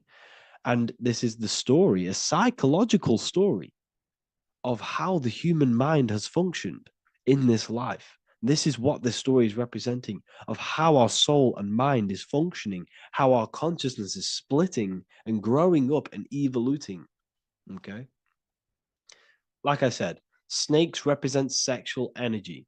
They represent, snake, when you've been snaked. This is why we say you've been snaked, because it represents a temptation of sexual energy. This is why the Kundalini is symbolized as a snake. This is the serpent within us that we can rise to activate dormant brain cells in our brain. Now that's called the Kundalini Awakening. I'm not going to get into that into this video, but this is what it symbolizes, the tree and the knowledge of good and evil, because our body is the tree. Our central nervous system is the tree. The snake is our sexual urges and this false temptation that tempts us to interact with sin, the material world, okay, and go against our higher divine self. This is what it represents. Now, it's very, very symbolic. Not everyone is going to agree with this, but this is my interpretation of Genesis based on my research of occultism, symbolism, metaphors, and me studying the Bible. This is my interpretation, and I hope it resonates with you. It might not resonate with you, but this is what makes sense to me, and this is what has made sense to many other occult researchers who are in this space as well. Okay. So please leave a like, leave a comment, leave a subscribe. I'd greatly appreciate if you could, just give me some support on this channel. We're nearly at 100,000 subscribers, which is insane. I just want to say thank you all. And yeah, I will see you inside the university. If you join, I'll look forward to mentoring you, connecting with you on the live calls. There's a new symbolism course which is going to be available very, very soon. And yeah, if you join the university, you also get a 30% discount on all of my products, astrology readings, one-on-one calls, all of my books. Yeah, so I hope you gain some insight on this video, and I'll see you in the next video, and I'll see you inside the university. Have an amazing day. What if the word Yahweh is proof that God is embedded in our very own being? Stay with me, because what I'm about to show you might change the way you see yourself forever. Today's topic is decoding the mystery name of Yahweh, the sacred name of God from the Hebrews. By the end of this video, you'll uncover the true meaning of the word Yahweh and how your connection to it unlocks your own personal power. When we look at the word Yahweh in Hebrew, we flip it on its side we're actually looking at the human body. These are the legs, this is the torso, here are the arms, and here's the head. So if we actually switch this on its side, we see the human body. The Hebrew name Yahweh often translates to I am. The I am. Now, what is the I am? The I am, when you say I, you're referring to your highest self. Everything with the letter I in the beginning, most of them words are referring to our inner self, inside, intelligence, internal, in. The I represents the inside self, the invisible self. You cannot see the I am because this is the spirit, this is our consciousness. It's the intelligence controlling the human body. When you say I, you're not referring to your name, your job, your reputation, your ego, or your thoughts. You're referring to the observer who is beyond the thoughts, the one who's observing the thoughts. That's the soul. Look at the word Yahweh, Yahweh, the sacred name of God. Yahweh can be observed in the natural rhythm of the human breath. When inhaling, we subtly hear Yah. When exhaling, we hear Wei. Do this yourself. Breathe in through your nose, you'll hear Yah. Breathe out, you'll hear Wei. And in fact, the letter H, H, when it's pronounced, it carries the soft sound of wind or breath, a gentle exhale that mirrors the very essence of life, giving air. Breath is the spirit of life. It's what connects us with consciousness. If we stop breathing, we lose consciousness. The body shuts down. We're breathing the spirit of breath. We're breathing in the spirit of life. It's the very essence that gives us physical existence, and we're constantly staying connected to this breath at all times. Now let's look at Yahweh. 1, 2, 3, 4. There are 4 letters. The tetragrammaton is the 4-letter Hebrew name for God. Okay? Tetra meaning 4. We have 4 gospels of Jesus. Jesus is depicted with a cross with 4 sections. Jesus has the 4 sacred animals around the side of him, always depicted with these 4. A bull or an ox, an eagle, a man, and a lion. These are the 4 fixed signs of the Zodiac. Aquarius, the man, Scorpio, the eagle, Leo, the lion, Taurus, the bull or the ox, which are related to the elements. Leo is a fire sign. Aquarius is an air sign. Taurus is an earth sign. Scorpio is a water sign. These are the 4 elements. And the 4 elements correspond to the 4 bodies of consciousness, as we see here. This is fire. This is air. This is water. This is earth. So we are made out of the 4 elements, which represent the 4 bodies of consciousness: mind, emotion, spirit, and body. The soul is incarnated into 4 sections. Hence why Jesus has 4 gospels. Hence why Yahweh is a 4-named word, because we are tetraform. We have 4 bodies of consciousness. There are 4 pillars to reality: the mind, emotion, spirit, and the body. So what we're actually looking at here is the name of the very essence of the self. Yahweh represents the universal consciousness that we're all tapped into, because the body is like a radio. The body is basically a radio antenna, which is picking up the stream of consciousness, and we're all the same consciousness, just experiencing it in a different body. And Yahweh is the name for this intelligence that we're all acting out, that we're all manifestations of. So now let's look at the word Yahweh, where we read it this way in Hebrew, which is 10565. 10565 in the Hebrew letters and the numerical values. And the DNA is made up of 4 bases. These 4 things which create the DNA. This basis is the genetic code for all living things. Each DNA strand is held together by sulfur bridges that appear in a repeating pattern of 10, 5, 6, 5. This pattern matches the numerical value of the Hebrew letters of Yahweh, Yod, He, Va, He. which are 10,565. This means the structure of DNA, the code of life, follows the same number sequence as the sacred name of God, Yahweh. This is a factual observation. So we're looking at 10,565. So let's look over this one more time. Yahweh represents the breath. Yahweh, inhale, exhale. It translates to I am. It's written in our DNA. The word Yahweh on its side looks like the human body. Now, this is where things get a little bit deeper. 10,565 adds up to 26. The number God, well, the word God adds up to 26. Allah adds up to 26. There are 206 bones in the human body, 26. 26 adds up to 8. 8 is the number of infinity. We are all the infinite consciousness.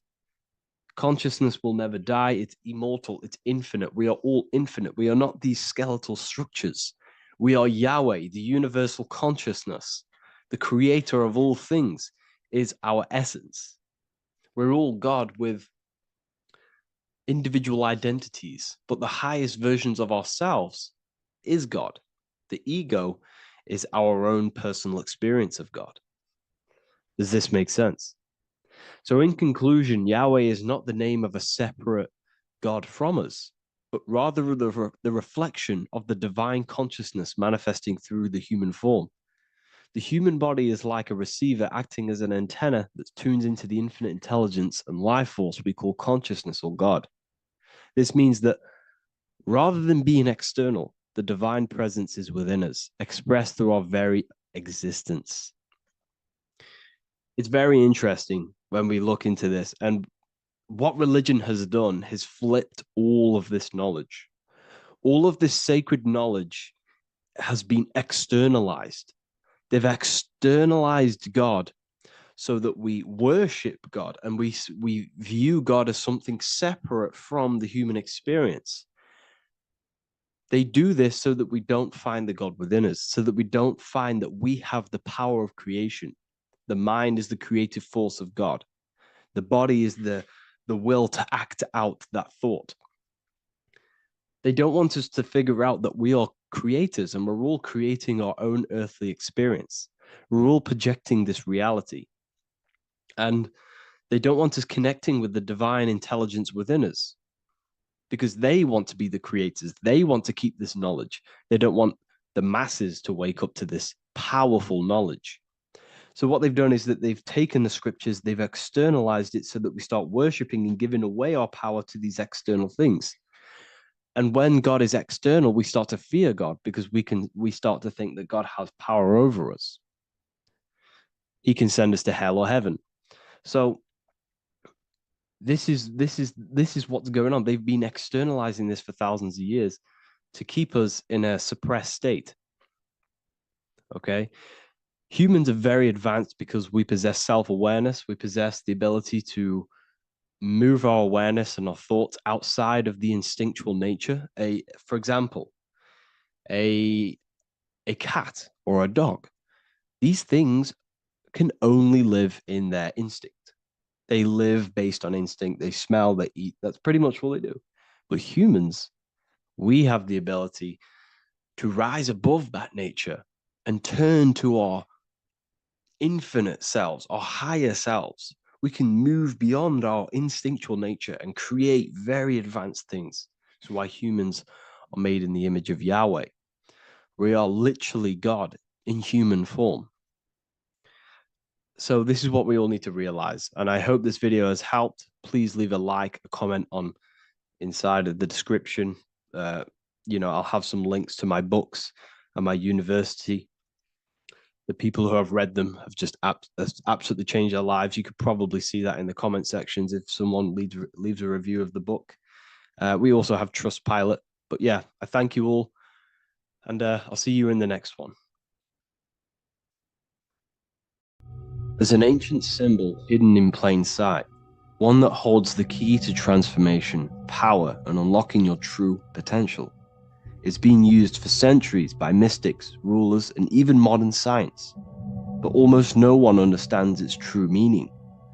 Once you do, it will change the way you see yourself and the world forever. Stay with me, because this could be the key to your own awakening. The symbol of the snake, or the serpent, is a very powerful symbol that refers to something within you, that we all are on this journey. So first of all, we see this symbol in ancient Egypt on the top of the pharaoh's head. We also see this with Buddha, with the snake on top of the Buddha's head and below. We also see this in Rome, with the Roman god Mercury holding the staff with the snake. We see this in Adam and Eve's story, with the snake tempting Eve. We even see this today on the medical facility. What does this mean? Why is this symbol being used for thousands and thousands and thousands of years? It has a very deep esoteric meaning. We see this in the caduceus staff, and we even see the snake representing the Kundalini. What does the snake actually mean? A lot of people think it represents the Kundalini, which it does. However, there's a deeper interpretation of this symbol, and it goes very far beneath the surface of what the snake actually represents. Okay? So first of all, when looking at symbols, we need to observe what the snake does in nature. The serpent sheds its skin. The serpent shedding its skin is a sacred symbol of an inner transformation. It transforms from its old self to a new self. It sheds layers of itself. As the snake discards its old exterior, it mirrors our own journey of realizing outdated beliefs and patterns, paving the way for a renewed, authentic self on the esoteric path of awakening. Essentially, it represents transformation, but not transformation of our physical bodies, transformation of our inner world. Now, this is where things get a little bit tricky, and you may become a little bit confused, but I'm going to make this very clear for you. The snake symbol, or any symbol, can be used for different contexts. For example, the Kundalini. We see the snake representing the Kundalini. We all know that energy can't be destroyed, only transferred. Like I said, this is a transferring of energy. It's a changing, a transforming, shedding its skin. It represents transformation. Sexual energy is energy, and we can transform the sexual energy into a Kundalini awakening to activate dormant brain cells in our brain, and to activate the human light body, which is the spirit. We can cultivate, save, and retain our sexual energy, transmute it up the spine to activate the brain. This is a symbol of transformation, of energy in this context. However, when we go to the emergency services, this does not mean the same thing as the Kundalini. The snake in this context represents transformation of health. When we are picked up by the emergency services, we are looking for a transformation. We are unwell, and now we need to transform to well-being. This is why they use this symbol. It represents transformation, especially with the pole and the snake climbing. It's climbing, it's transforming from the bottom to the top, shedding its skin, shedding old layers, transformation. We see this in the Bible with the snake tempting Eve to eat the apple of the tree of knowledge of good and evil. Well, what does this mean? Where's the transformation in this? Well, this is a very hidden one. The transformation takes place in Adam and Eve's consciousness and their mind. They go from a pure, whole state of consciousness, from being tempted by the snake, and they eat it, and they transform into knowing the good and evil, into the dualistic ways of thinking, and the dualistic meaning of this world. Let me rephrase that. They understand the dualism of this world, and they now understand the two good and bad ways of thinking. They know the knowledge of good and evil, of duality. They shifted from a whole state of consciousness into their consciousness being split into good and evil. This represents the journey of every single soul that incarnates into this world, including yourself. When you were a child, you were whole. You had no understanding of good and evil. But as you grew older, you eaten the fruit. You grew to understand the knowledge of good and evil. Your consciousness split from a whole into a separate and divided way of thinking and divided understanding of the world. We suppressed aspects of ourselves to fit in with society norms. And we just limited ourselves with limiting belief systems. We knew the knowledge of good and evil. Our consciousness split from a whole state. This is what Adam and Eve is symbolic of. We see this with the Roman god Mercury, with the snake. Mercury represents intellect, communication. He's always flying in the air, which represents the air, the mind, the intellect. He's holding the snake to represent transformation of the mind. This is what we call mental alchemy, turning base metals into gold, turning the unenlightened aspects of our mind into enlightened ones, turning our negativity into power and control. We see this with Buddha, and Buddha is all to do with transformation of the inner world, transformation of the mind and the soul and the emotions. And it also represents the Kundalini. We see this in ancient Egypt. We always see the snake on the head, representing the place where the third eye is, representing the intellect or the mind's eye, the third eye, whatever you want to call it.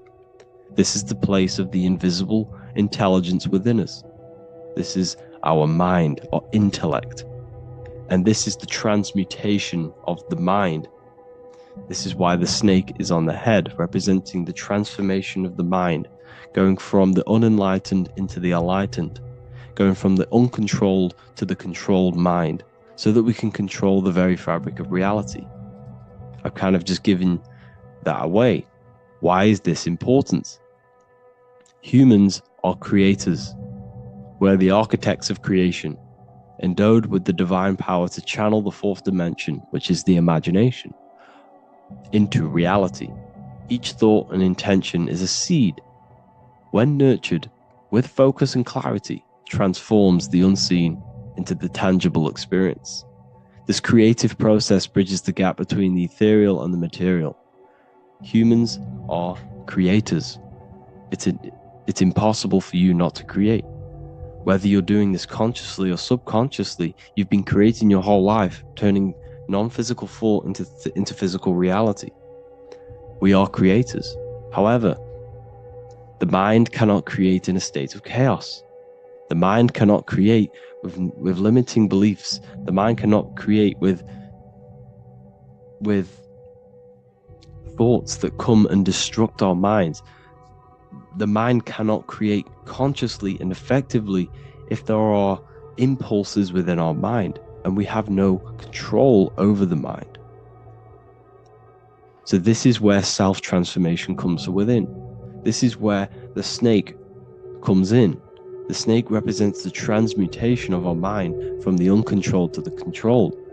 In this context of the Egyptians with the snake on their head. It's all to do with mental alchemy. In the occult tradition, the mind is seen as a delicate instrument that demands constant vigilance. Left unchecked, it reverts to archaic and destructive thinking patterns. Like a finely honed blade, it must be continually sharpened through discipline and self-refinement. In this unending process of unveiling and mastery, we learn to shape reality, harnessing the power of our thoughts to manifest the highest potential. It's all to do with mental alchemy, and this is how the snake is connected to you. And what the snake represents to you, it represents the transmutation, the changing of ourselves, of our consciousness, so we can gain control in this 3D world. If we lack control, then we'll constantly be manifesting chaos. Now, there are 3 ways that we can transform our world, and we can slowly transform our mind. Now, this is not an overnight process. It takes periods of time of purification. And number 1 is affirmation. Let's say we have this dirty cup of water and we have a tap of water. And in this tap, it's bringing in, pouring in more water, clear water. Over time, if I keep pouring clear water into this cup, it's going to slowly purify this cup. And then in the end, it will look like the cup on the right. It's the same with your mind. The cup represents the limiting beliefs, the negative thoughts, the negative mind, the uncontrolled mind. But if we keep repeating affirmations over and over and over again, such as I am disciplined, I am powerful, I am limitless, over time this can purify our subconscious and we can gain control over the mind, and we will become conscious of the thoughts that we are giving attention to. The second way is meditation. Meditation allows one to develop an off switch for the mind, providing a sense of control over it. Over time, we gain the ability to filter our thoughts and become more conscious of the ones we choose to engage with. Meditation, over a period of time, will give you this button that allows you to filter out negative thoughts. If you have a negative thought in your mind, you'll be able to become conscious of this and redirect your mind's attention. This is all about self-control, because remember, we become what we think about. The snake represents the transmutation of the self. And another way is visualization. Visualization allows your subconscious mind to experience the reality you desire, accepting it as truth. As the subconscious becomes more immersed in this imagined reality, it works to manifest it into your conscious experience. Your visual eye, visual eye. You're using the mind's eye to see and mold your future. That's what imagination is for, to create in your future. You can become your future now in your imagination. And this can slowly purify your consciousness, slowly purify your mind, which will then, if you do all three of these over periods of time, you will see great transformation from the inside out, and your outer world will start to mirror your inner transformation, because it's as within, so without. You change your inner world of consciousness, of thought and emotion, you'll change your external reality and your circumstances. So I hope this lesson has gave you a great understanding of what the snake actually represents. And now that you see it, you will see this everywhere. Every time you see a snake, you know it represents the transformation. So please, if you can, leave a like, comment, and subscribe, and turn on the alerts to make sure you never miss a video.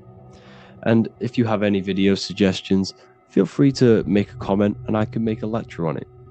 I appreciate you all watching this video today, and I'll see you all inside my university if you're inside, and I'll see you all in my Telegram if you join, and I'll see you in the next video, of course. Thank you and take care.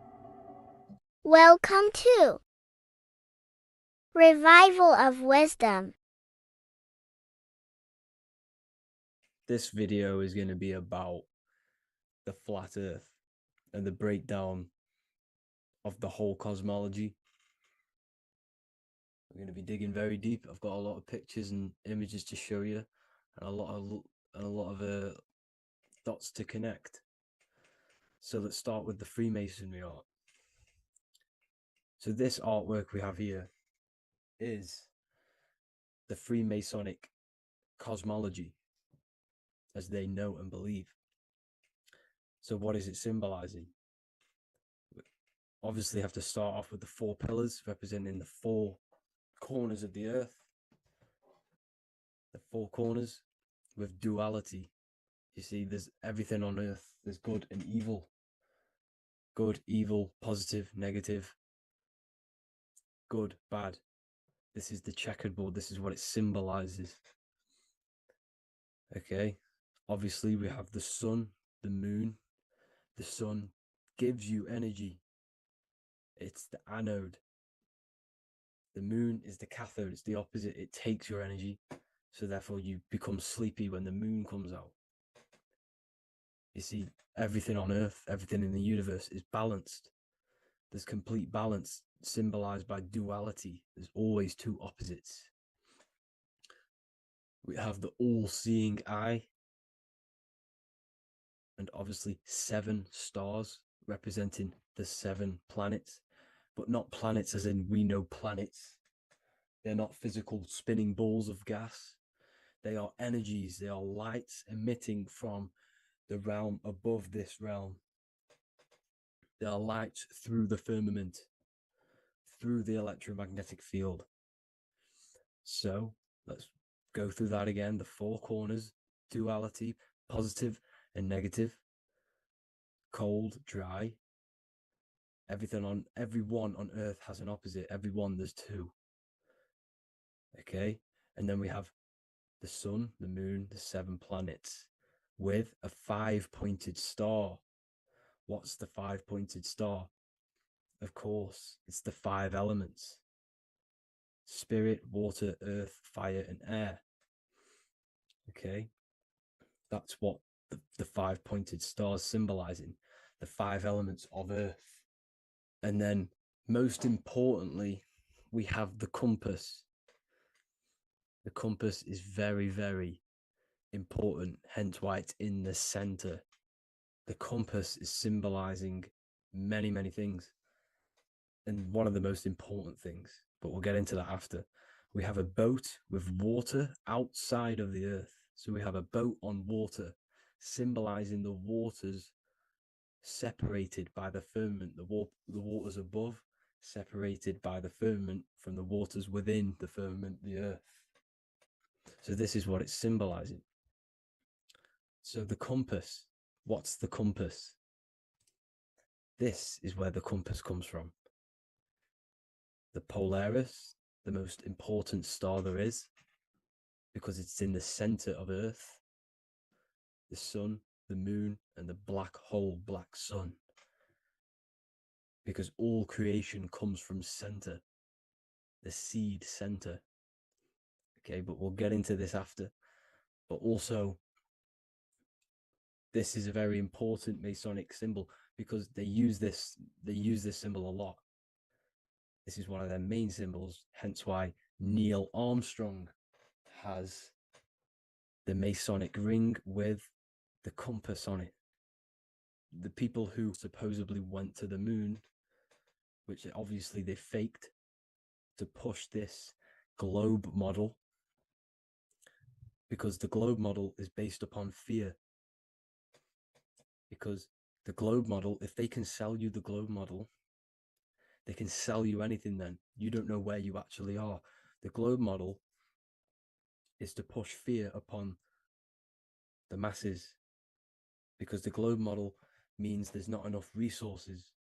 There's also risks of asteroids hitting the planet. There's also risks of space extraterrestrial invasions, global warming, asteroids. You see, this is all the fear that they can gain of selling you the globe model. Okay, because they don't want you to know that this is an intelligent design. And also, they're hiding God, the creator, the source. This is why they are satanic. They are opposites. They are lefty, Lucifer, right, righteous, godly. Hence why they do the symbolism on their eyes. 666. This is another famous, famous astrologer, astronaut. This is another famous astronaut doing 666, showing that he's in the alliance of the occult. But even look at their 10th anniversary stamps. They have a Masonic compass on there. Also, the Order Out of Chaos. Order Out of Chaos, double-headed eagle. Okay, the Order Out of Chaos ring, which they wear. So all of these astronauts are in the occult. They are lying to you. They are in with this order, this Masonic New World Order, whatever you want to call it. So let's break this compass down a lot more. Because as I showed you here, the center, okay, this is what the compass is symbolizing. Let's go into the North Pole map. This is from 1595. This is a rough estimate of where this map came from. It's from around the 1500s to the 1600s, maybe 1400s. There's not an actual set date on this map because obviously our history has been tampered with. But let's break down this map and the symbolism that they use towards this map, because this map is the map of the North Pole. Okay, so in the center, we have the black rock symbolizing the tower, the pole, North Pole. And what's on top of the North Pole? Obviously, it's Polaris. North Pole and Polaris. Okay, with the 4 islands around the center. Okay, 4 islands around the center. And this is what blew my mind, right? They say that Santa sounds similar. And if you look at this pole that's pointing to the North Pole, you see this line here. So this is obviously from the 1600s. What color is Santa? He's red and white. Just like this map pointing to the center is red and white, and Santa comes from the North Pole. So it's not a coincidence that they use red and white. They're mocking this map because obviously they took over after the 1500s, 1600s. They took over around the 1800s. So they're mocking this map with Santa coming from the North Pole with this red and white line to the North Pole. Notice the 4 islands. Okay. Like windows, their symbol, they obviously in the occult, they're part of the New World Order, is symbolizing these 4 islands with the blue behind it for the water. Okay, so this is another occult logo. They're symbolizing this center because the center is so important. Okay, we'll get into that. Also, we have the Mayan cosmology. This is the Mayan cosmology. This is what they created. This is their artwork, with also 4 major lands around the center. You see this 4 with green in between them all. 4 major lands with the underworld.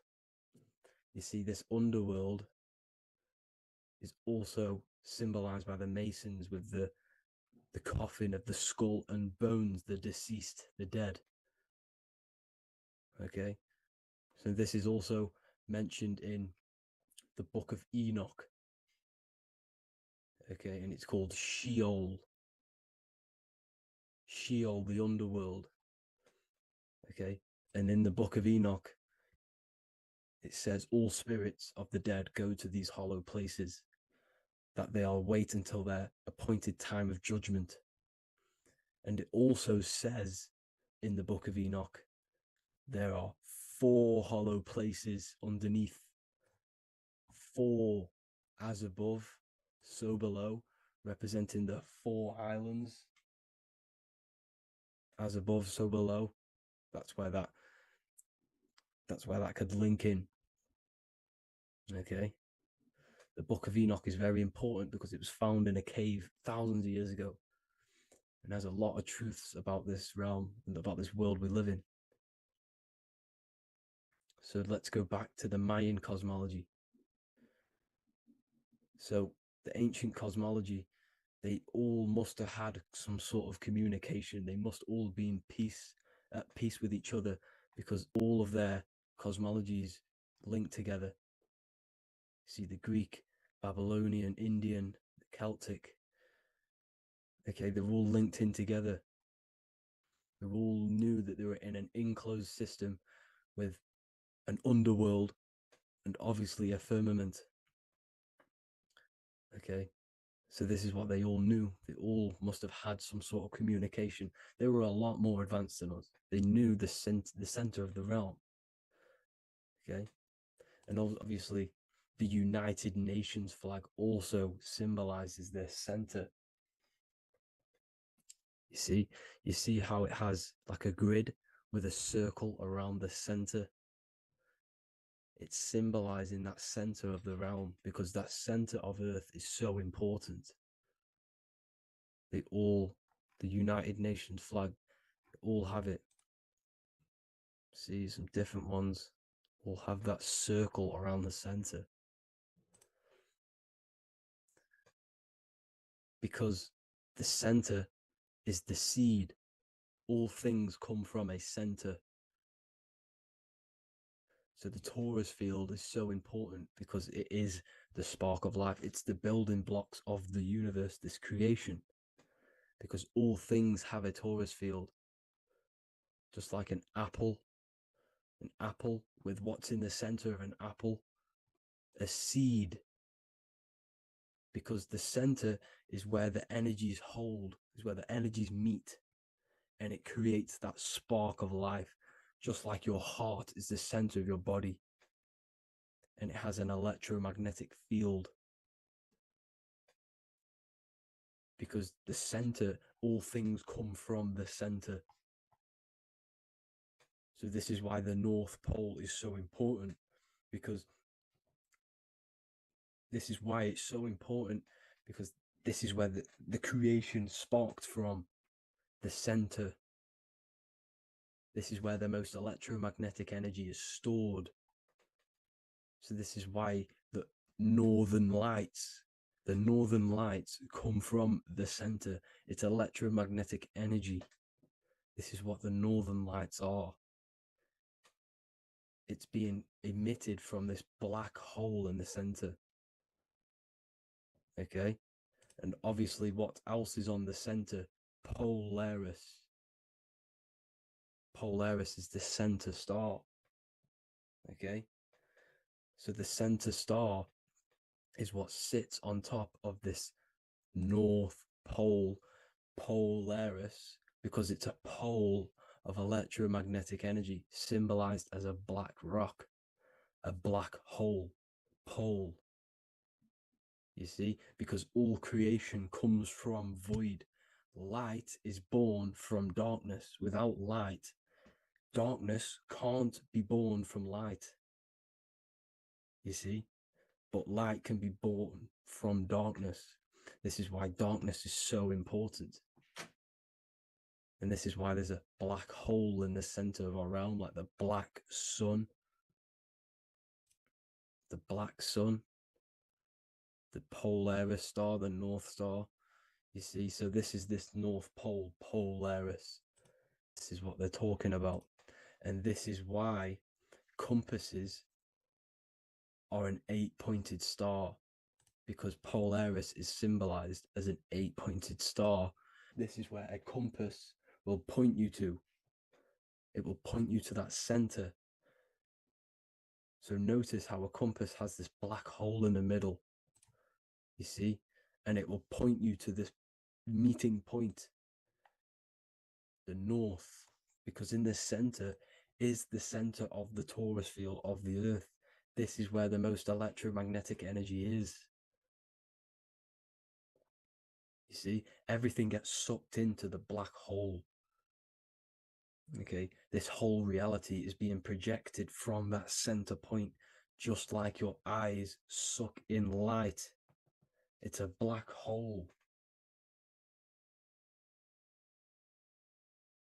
Your eyes suck in the light of this light being emitted from this center place, this electromagnetic energy at the center, which is the seed of everything, of everyone.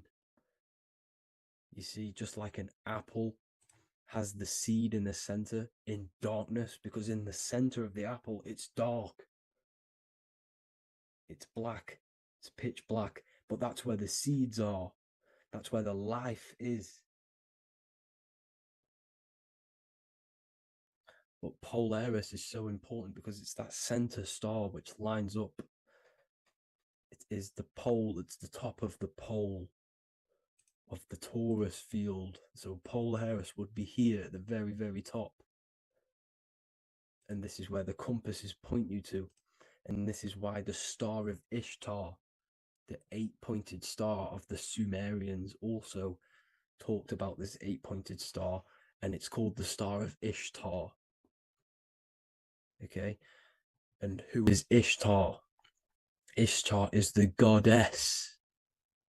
Okay, so she's not a male, she's a female, because every creation is brought through a female, a womb. Every single human on earth is brought through the womb, the sacred feminine energy. And the womb is pure darkness. There's no light in a womb, just like the center of our realm. It's a black hole. Okay, and guess what? She's the god of vitality and sexuality. She is responsible for all life. Okay, so the Star of Ishtar is the Star of Polaris, which is symbolizing the responsibility for all life, the center of our realm, the black sun, the black hole. Okay, so this is what that god of Ishtar of the Sumerians is talking about, the goddess, the womb, the seed of creation. So this would be the portal, more than likely the portal in and out of our realm, because it's the top of the Taurus field. And what's above this realm is the heavens. So this is where you get sucked in from the heavens. Your soul gets sucked in and brought onto this plane of existence called Earth. These are some space NASA symbols. Look how much Polaris symbolism there is. And notice how it's at the center. You see this circle? This is like a half circle. And at the center is an 8-pointed star of Ishtar. It's the same thing. It's Polaris. It's at the center. And notice on some of these, look, this one is a bear holding the key and an arrow pointing to the Polaris star, so that they hold the key to Polaris. Another one with like a demon holding a key to the what? Polaris on top of him. Also an eagle, which is a Masonic symbol, the eagle holding a key on top of the center, you see. And notice how there's an arrow going up to the Polaris and an arrow down, as above, so below, to Earth. So you can go out of Earth and into Earth through Polaris, and the eagle holds the key. You see?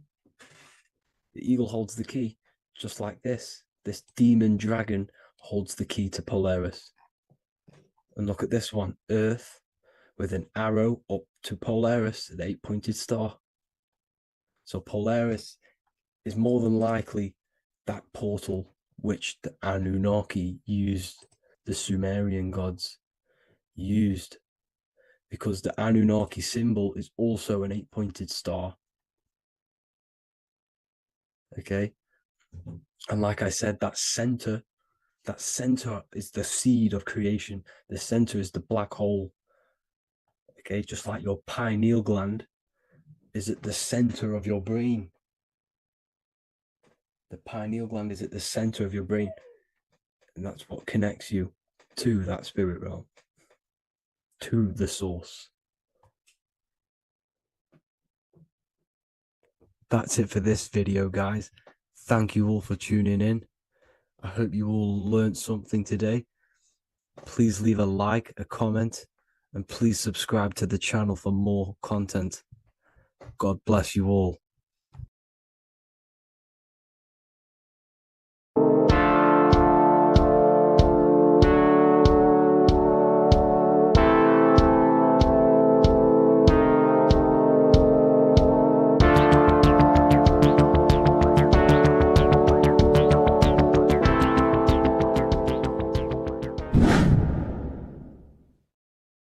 Welcome back, people. We're back with another video.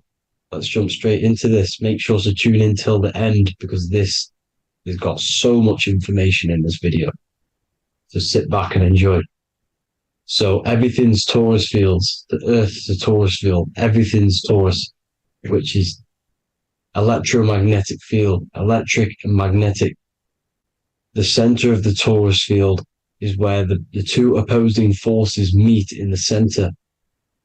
And this is what creates the plane of inertia, the dielectric plane of inertia. Okay? You got red shift, blue shift, positive, negative, south and north pole, right? This is what the ancients were showing with the tree of life. As you can see here, this is the plane of inertia and this is the Taurus field. Everything consists of this. Everything is a Taurus field. A atom is a Taurus field. Okay. Now, the inertia is the 0 point. So this plane is a 0 point. It's the balance between two poles. Okay. Now, this creates matter because matter is two opposing forces in motion equalize. So these two forces coming together is what creates matter on this physical plane. And this is why we can't see the electromagnetic field, because it consists of one of the elements, which is either electric or magnetic. But when they combine together, it's what creates this physical plane, which is physical matter, which is light in motion. Now, everything is one. Don't get confused by duality. Duality is two opposing forces, but them two opposing forces are created by the same substance. It's two aspects of the same substance.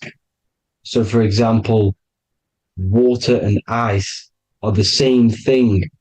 You know what I'm trying to say? But it's two aspects of the same substance because all is one. The whole universe is one. All goes back to the one, which is God, the creator, or magnetism, whatever you want to call it. Because magnetism pulsates. Electricity has two poles, red shift, blue shift. Okay? So red shift, blue shift is electricity, and electricity vibrates. And all vibration always comes back to a standstill point. But magnetism is what pulsates. This is why your heart pulses. You breathe, which is a pulse. This is the breath of the universe, magnetism. Now, this is why the earth is green, okay? Earth can be spelt heart. If you just move the H to the beginning, it spells heart, okay? Because the heart is the center of the Taurus field, which is the heart chakra for us humans, okay? We consist of the same field, as you already know. Heart being the center, which is green, which is the center of the seven colors. The center of the seven colors. This is the most powerful chakra in your body. People think it's the crown chakra, but it's the heart chakra because it's the center of the Taurus field. You must align them all and combine them all into one, which is the heart chakra. Now, Earth is green. Nature's green. Okay, this is because we live on heart chakra, the plane of inertia. It's the center of the Taurus field.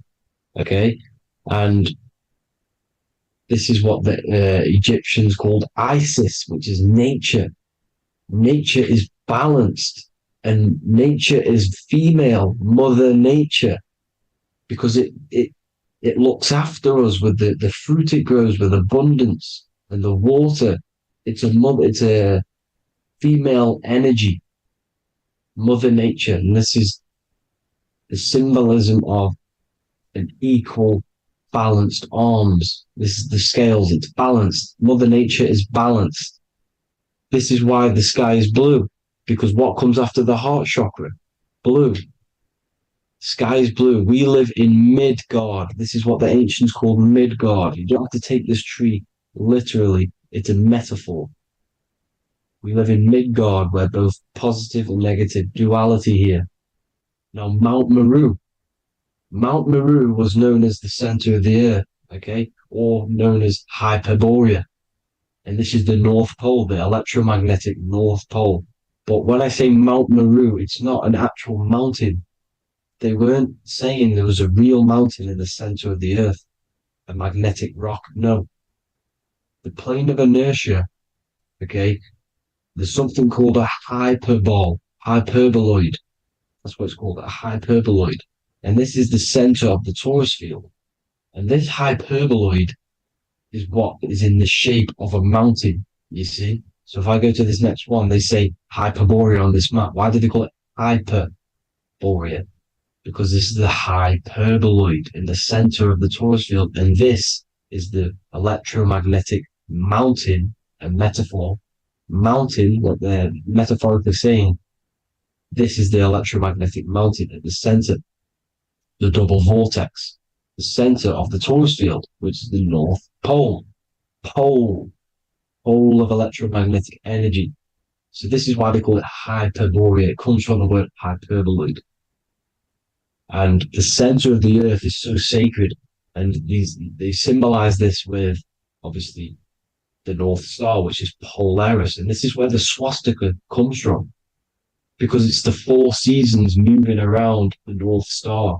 This is the Big Dipper constellation moving around the North Star, which is Polaris. There's that pole again. Pole. Magnetic pole of the Taurus field. And this is where the green, emerald green, aurora borealis comes from. It comes from this center hyperboloid at the center of the earth, where the most electromagnetic energy is stored. The center of the plane of inertia, the center of the plane of inertia.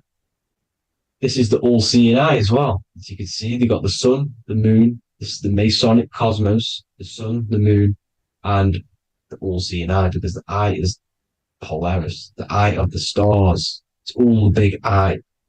Now, the eye means a lot more as well. It's not just that. There's different ways you can interpret symbols.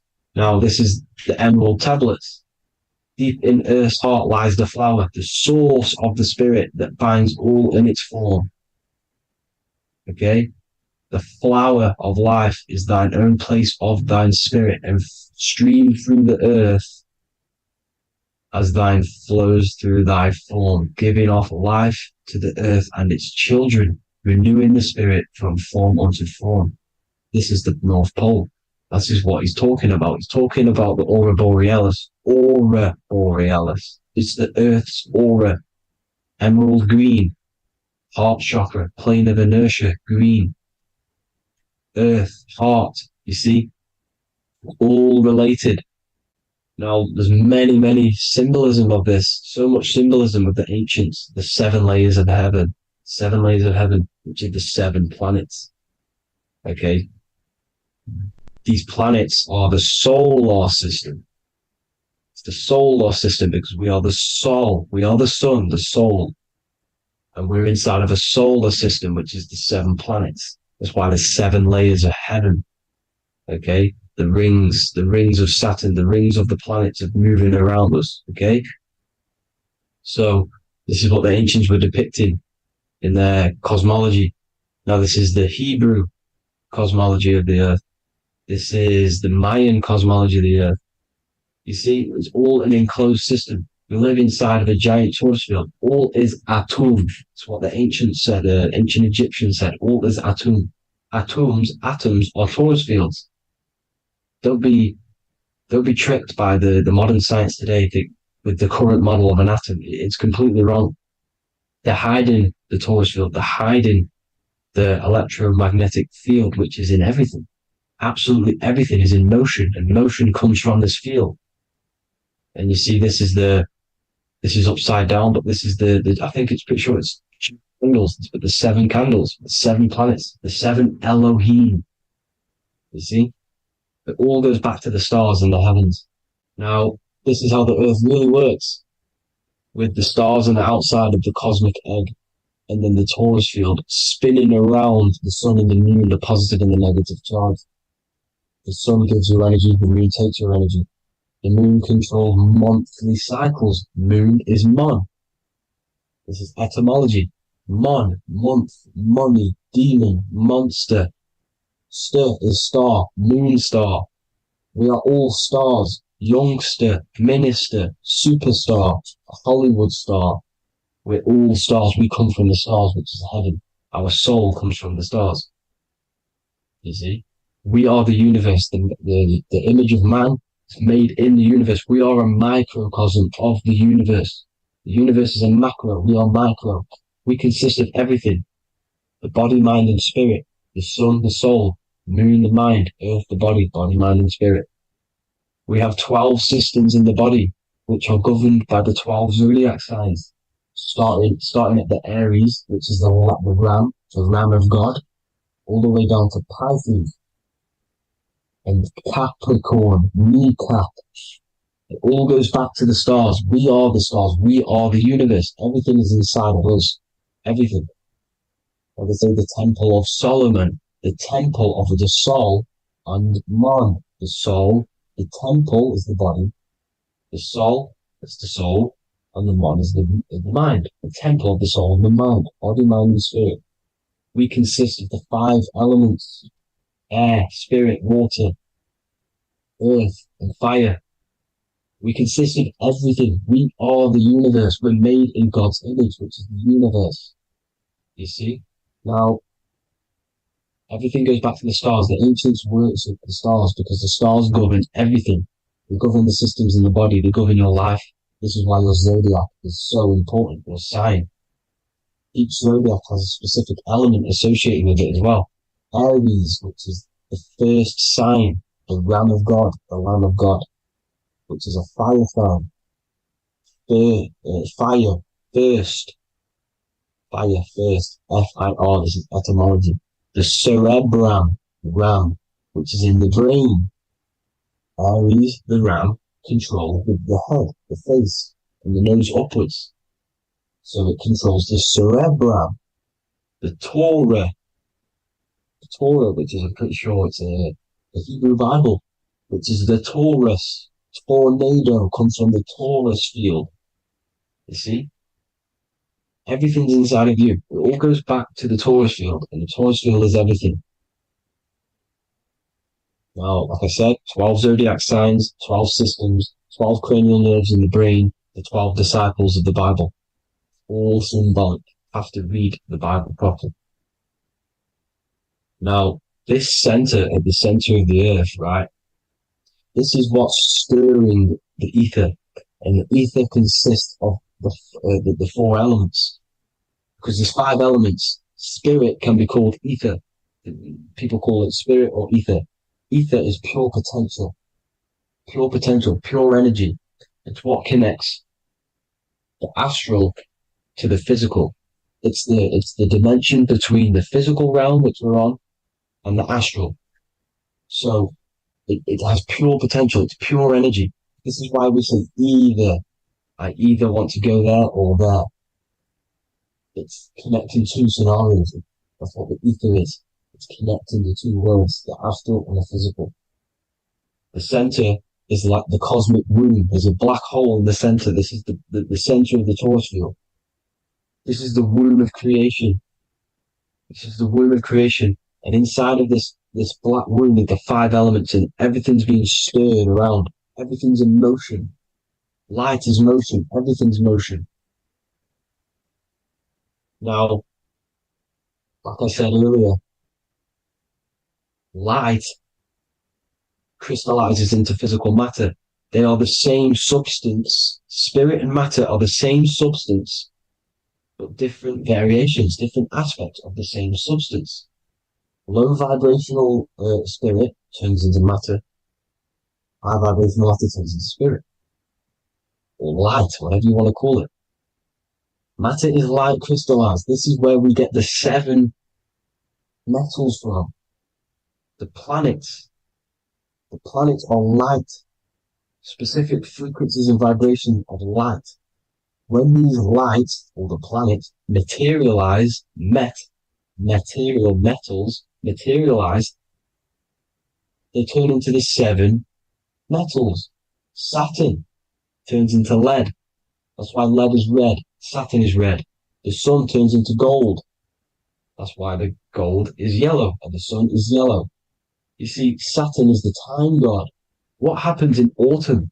The leaves turn red and they die. This is why Saturn, Satan, time god, the Reaper, everything is crystallized till it's dead and then reborn again. You see? Rust. When things rust, it turns to red. Because it's Saturn. Saturn crystallizes everything. He's the Reaper who comes around in winter. You see? He's Satan. Jesus and Satan, the Sun and Saturn. They say we live in a solar system. The solar system. I think I've already just broke this down. The 7 planets are the 7 chakras. Everyone already knows this. But I'm going through it anyway. But this is where we get the 7 planets from. And the 7 metals. You see, all the ancients knew it was an enclosed electromagnetic system. It's not a spinning ball in the middle of space, people. They want you to believe this so you get stuck in this material world. Because if you believe everything's material, you can never affect this plane effectively. You can never create your life effectively if you don't understand the planes of existence. Because the mental plane is a higher plane. And it breaks down and it controls the planes below it. The mental plane, hold on, I've got it here for you. The mental, the astral, etheric, then physical. Etheric connects the physical to the astral, but the mental is what's above them all. You see?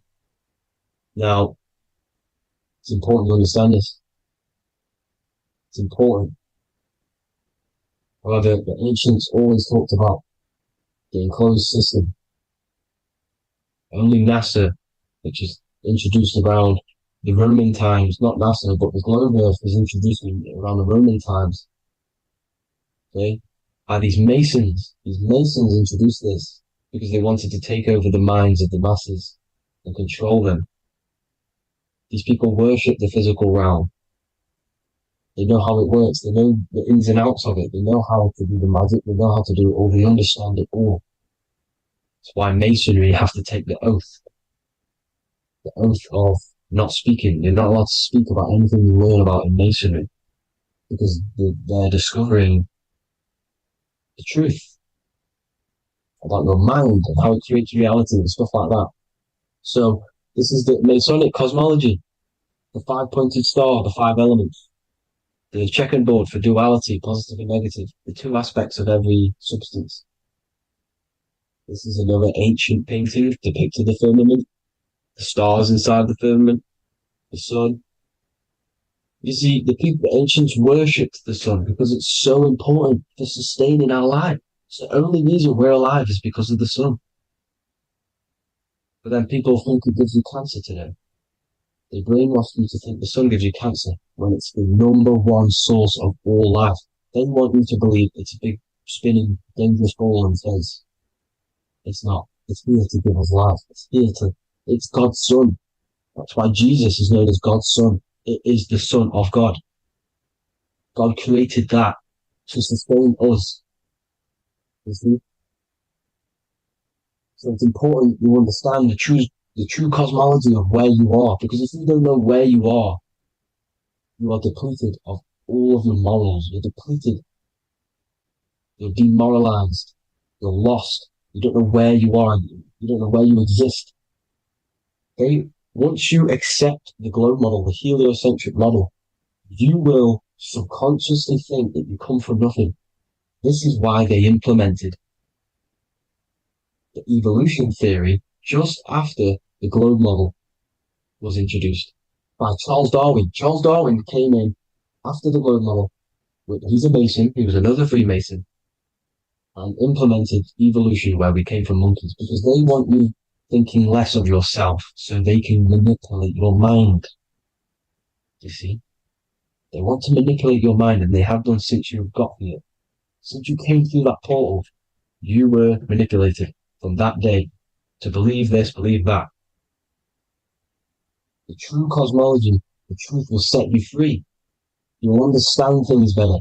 You will feel better in yourself when you know the sun is here for you. You'll feel better in yourself that you know that you didn't come from a monkey. You were created as a human, a manifester, a creator. You're so intelligent. Your mind is amazing. You can manipulate matter, mind over matter. See? Thank you all people for tuning in. Tap in with yourself. Love yourself. Find the truth. Spread the truth. Nothing dies. Nothing in this creation dies. Everything's energy. Everything's light. Light can never die. You're a light being. That's why it says Q. Q man. Q is light in Hebrew or Latin. Either one of the two. You are light. You're a light being.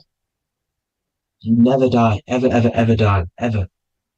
Stop thinking you're going to die. This body will die because it contains electricity. And electricity always goes back to a standstill point because of vibration. Electricity vibrates. You are pure light. You will never ever die. Thank you all people. God bless. Make sure to like, subscribe and share.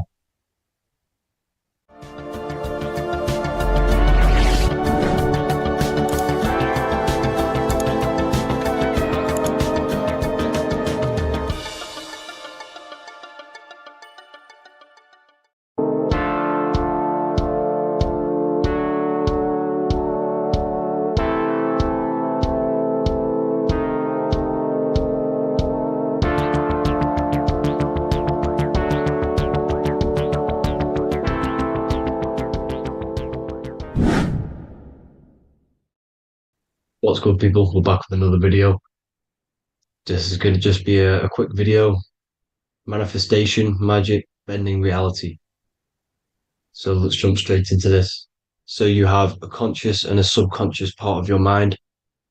The conscious is what you're conscious of, what you're actually doing, where you can choose or not. However, the subconscious is the part of your brain which is automatic.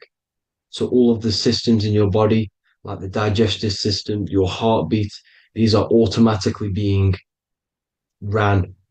And you do not have to tell these systems to do anything. You do not have to consciously tell your heart to beat. It's automatically doing it. And this is what the subconscious mind is controlling. It's like the dark aspect of your brain or your mind. It is the way bigger aspect of your mind. Okay, it controls all the systems in your body. Okay, and this is where all of your programs are. So when you're in it from your childhood, what you've learned in school, all of these things are being kept in your subconscious, maybe traumas and stuff like that.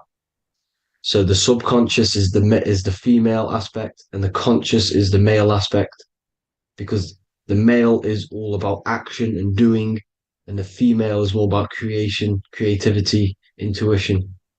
So you have a right and a left hemisphere of your brain, and these are obviously male and female. The right side of your brain is your female. It's to do with creativity, imagination, intuition, insight. Okay. And this is one of the most important sides of the brain. This side of the brain is the most attacked by the elites, whatever you want to call them. This side is one of the most important because obviously your intuition is a massive part of reality. And if you don't have intuition, then you lose track of the things around you. You can't consciously feel if things are wrong or right. They don't want you to have intuition or creativity or imagination. They want you in the left side of your brain, which is just reasoning, logic, and basic things. So they just want you to tell you what you want, tell you what to learn, and then that's it. They don't want you thinking for yourself, which is the right side of the brain. So whatever the conscious side of your mind impresses the subconscious side of your mind. So if you do affirmations, for example, if you consciously do affirmations every day, you're reprogramming your subconscious mind. You're impressing a vibration and a word into your subconscious mind, and therefore it will reprogram it. So the male and female aspect are symbolized by the Star of David as well. The male being the upside triangle, the female being the downside, connected all in one, because we both have male and female energy. So Every thoughts are electric, which is the male aspect. Emotions are magnetic, which is the female. Each thought creates a wave of vibration in all directions. So think of it like a water drop in a pool, but it going out in every single direction. It's not just flat. And these thoughts have a certain frequency, well, has a certain vibration. That vibration has a certain frequency. And this affects your aura. Every thought, every emotion directly impacts your aura and the strength of your aura. So if you're angry all the time, your aura in the astral plane will look red. However, if you're happy, it'll be more like blue and green. So it's very important. Your electromagnetic field is created out of your emotions and thoughts, and that affects reality because you're 60% water, and frequency and vibration create certain patterns and has a certain effect on water. We'll get into that after this slide. So each thought that people are thinking around you, you are actually subconsciously picking up these thoughts because it's emitting this vibration in all directions. So this is why you can pick up thoughts of other people on the odd occasion. However, when you're more in tune with your intuition, your right side of your brain, you can start to pick up on vibrations, thoughts, and other people's auras. You can pick up on the energy once your third eye is open, and you know whether you should be in that environment or not. This is what we call an atmosphere when we go into a room and you can feel the tension if someone's been arguing, for example. This is the atmosphere, this is the vibrations, these are people's auras emitting these certain frequencies and vibrations. Okay. So our aura is contained of multiple layers. Obviously, we have the physical body. This is the electromagnetic layer. However, you have the different planes of existence, the spirit, mental, astral, etheric, and then physical. The physical is the lowest plane of existence. And the physical plane is a product of all of the planes above. So the mental impresses on the astral impresses into the etheric, and then the etheric creates the physical object. So the mind is the root cause of reality. The mind is the cause of everything. Your consciousness is pure cause. There's no effect. Everything you see in this reality is the effect. Everything that you experience is the effect because the root cause was the mind. The decisions you made you experience that certain experience. And that decision was created on the mental plane. And this is just pure thoughts. And thoughts are things. If it exists in your mind, it is a thing. It's a certain frequency. So if you have a certain level of thoughts, if you're thinking positive, for example, you're going to have a strong aura, you're going to have a higher vibration. And that attracts like. Like attracts like when it comes to thoughts and vibrations and electromagnetism. So if you're thinking positive all the time, speaking positive, doing positive, you're then creating a higher vibration, and that's going to attract people on that similar frequency to you. Everything is electromagnetism, frequency, and vibration. Everything. You see, so this is why, for example, if I put my hand to a TV screen, if my finger was the same vibration as the TV screen, it would go straight through it. However, the particles in my hand and the particles on the TV screen are two separate vibrations, and this is what causes the friction to stop and not my finger to go straight through it. So, like I said, when you don't feel the vibe of someone, when you don't feel right, you don't really get along with someone, this is a vibration. Your vibrations are not matching, they're not similar, they're two complete different vibrations, and they're not aligning properly. So music has a massive part on this. Music is a massive, massive tool for the elites because music is frequency. And in 1975, the musical instrument are all tuned to 440 hertz. So Spotify, Apple Music, most of the music on YouTube is all set to 440 hertz. And 440 hertz is not divisible by 3, 6, or 9. And when you can't divide a frequency by 3, 6, or 9, it's not a natural frequency. As you can see here, this is 432 hertz. This makes a nice geometric pattern. However, 440 hertz is a distorted pattern. So when you listen to this actually shuts off the whole right side of your brain. Like I said at the start, this is the most attacked side of your brain. It's to do with creativity, imagination, intuition. When you listen to 440 hertz, it shuts off the whole right side of your brain. And obviously shutting off all of these forms of your brain.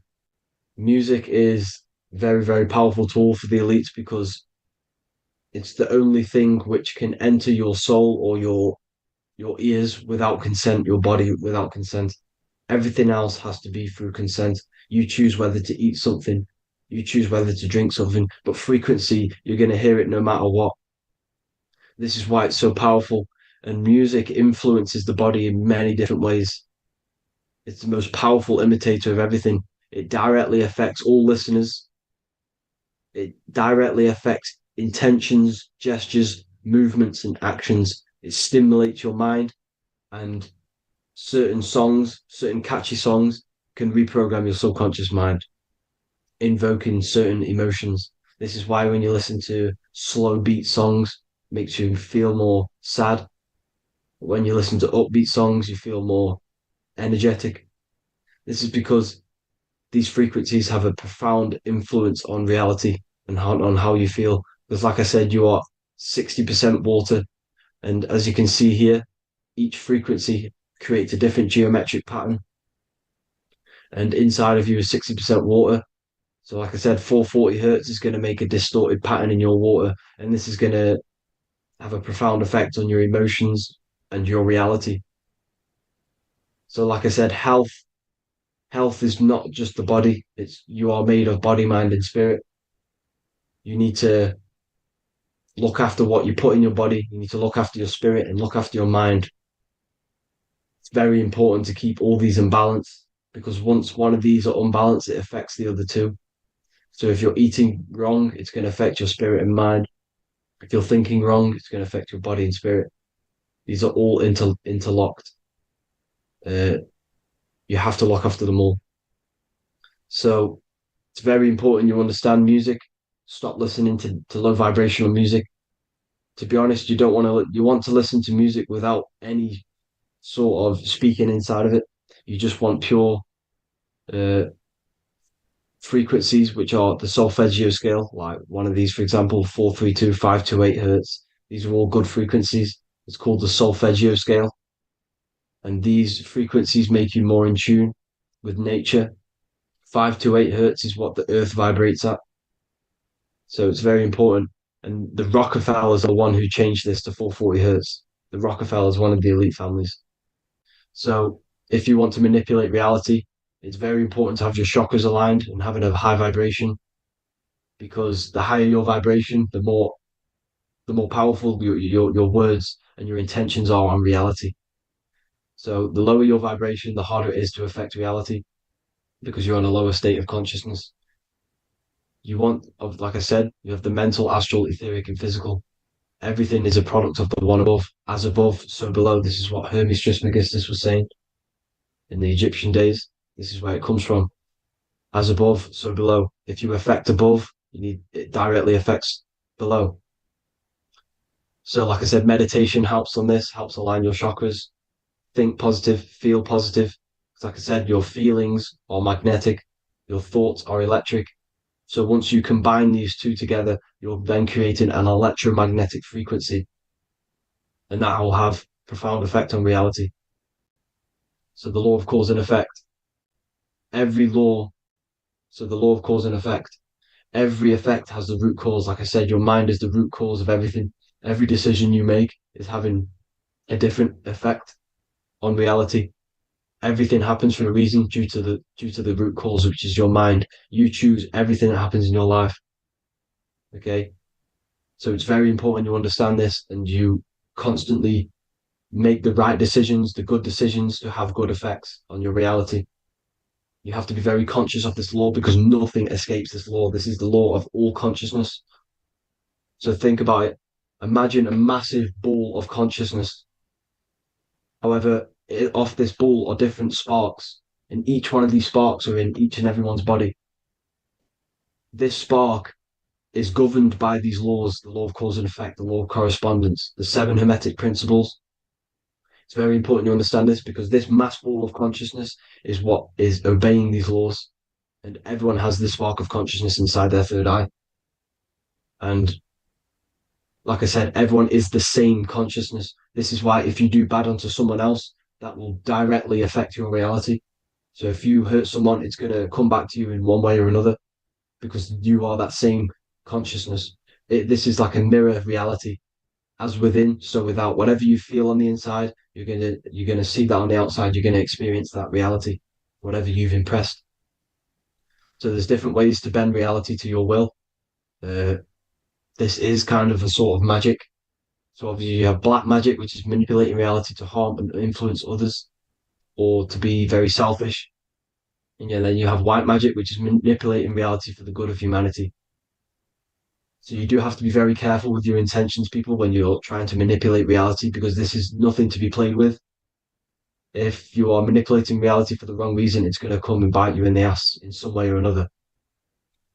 Because everything is balanced. Everything balances out in this reality. Nothing escapes the laws. Not one thing escapes the laws. So if you're stealing from yourself because it's just going to come back in one way or another. Inside of everyone's heart, you know whether you're doing good or wrong.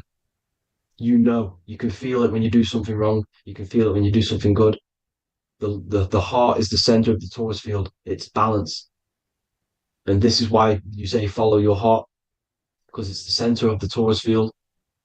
It's very important to listen to this inner voice inside of you, because that is telling you the right things to do, the good decisions to make.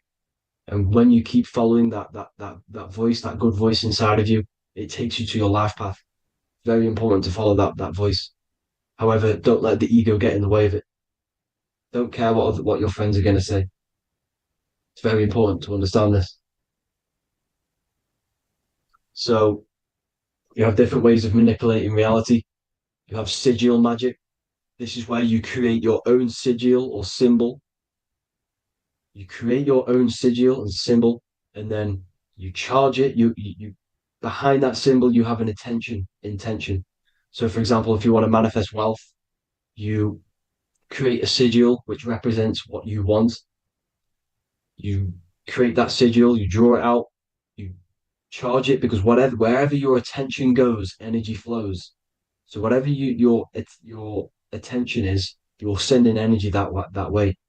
So what you do with your eyes and your hands, you place attention on the sigil. Imagine that it's glowing. Imagine that you're sending energy to the sigil, and then you burn the piece of paper once you've done this. And then after this, you meditate on that symbol. You constantly think about that symbol, because that symbol is the frequency, is the thing that you want to manifest. So that's one way. Or you can just meditate on your reality. So imagine yourself having already what you have. This is what they call a mindset. You must set your mind to the frequency what you want to manifest. Okay? So if you want to manifest wealth, for example, imagine yourself being wealthy. What would it feel like? What would you be doing? Imagine a scene in your mind. Constantly do this, and you're putting out that frequency. Like I said, you must think, because the thoughts are electric, and then you must feel, which is magnetic. Together, this creates an electromagnetic frequency, and this is how you attract things to you. You will attract the certain people to come in your life to bend reality to your will. Okay? Or you've got mirror magic. Stare yourself in the mirror, because a mirror reflects light. It also reflects energy. So you've got to be very careful with what you say to a mirror. You've got to be very, very, very careful, because whatever you send into that mirror is directly sent straight back to you.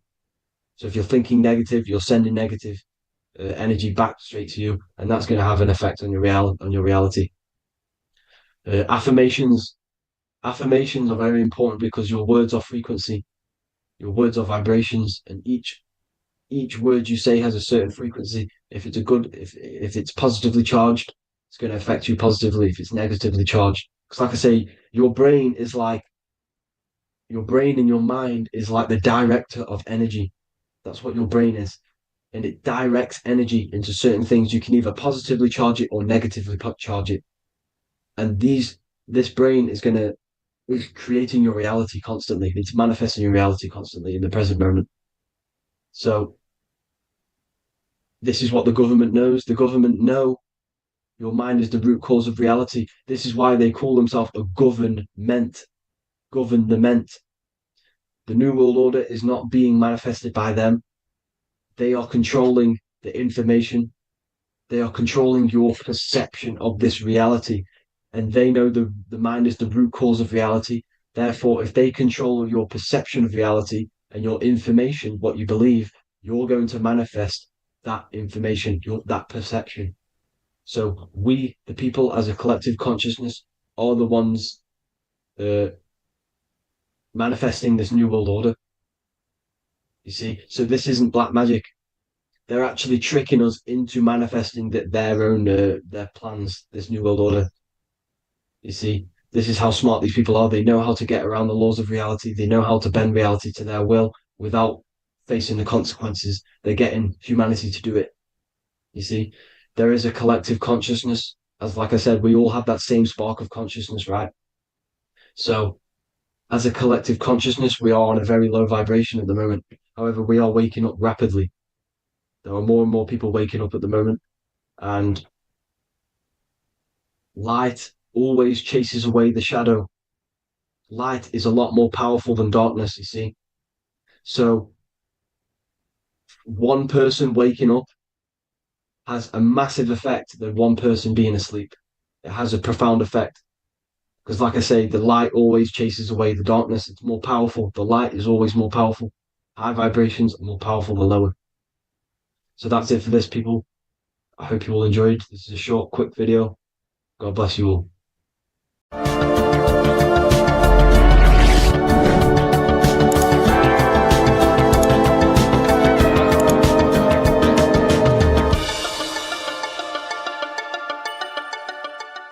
Welcome to Revival of Wisdom. What is good, people, is Revival of Wisdom. We're back with another video. Today we're going to be talking about the importance of Saturn and the occult. Let's jump straight into this.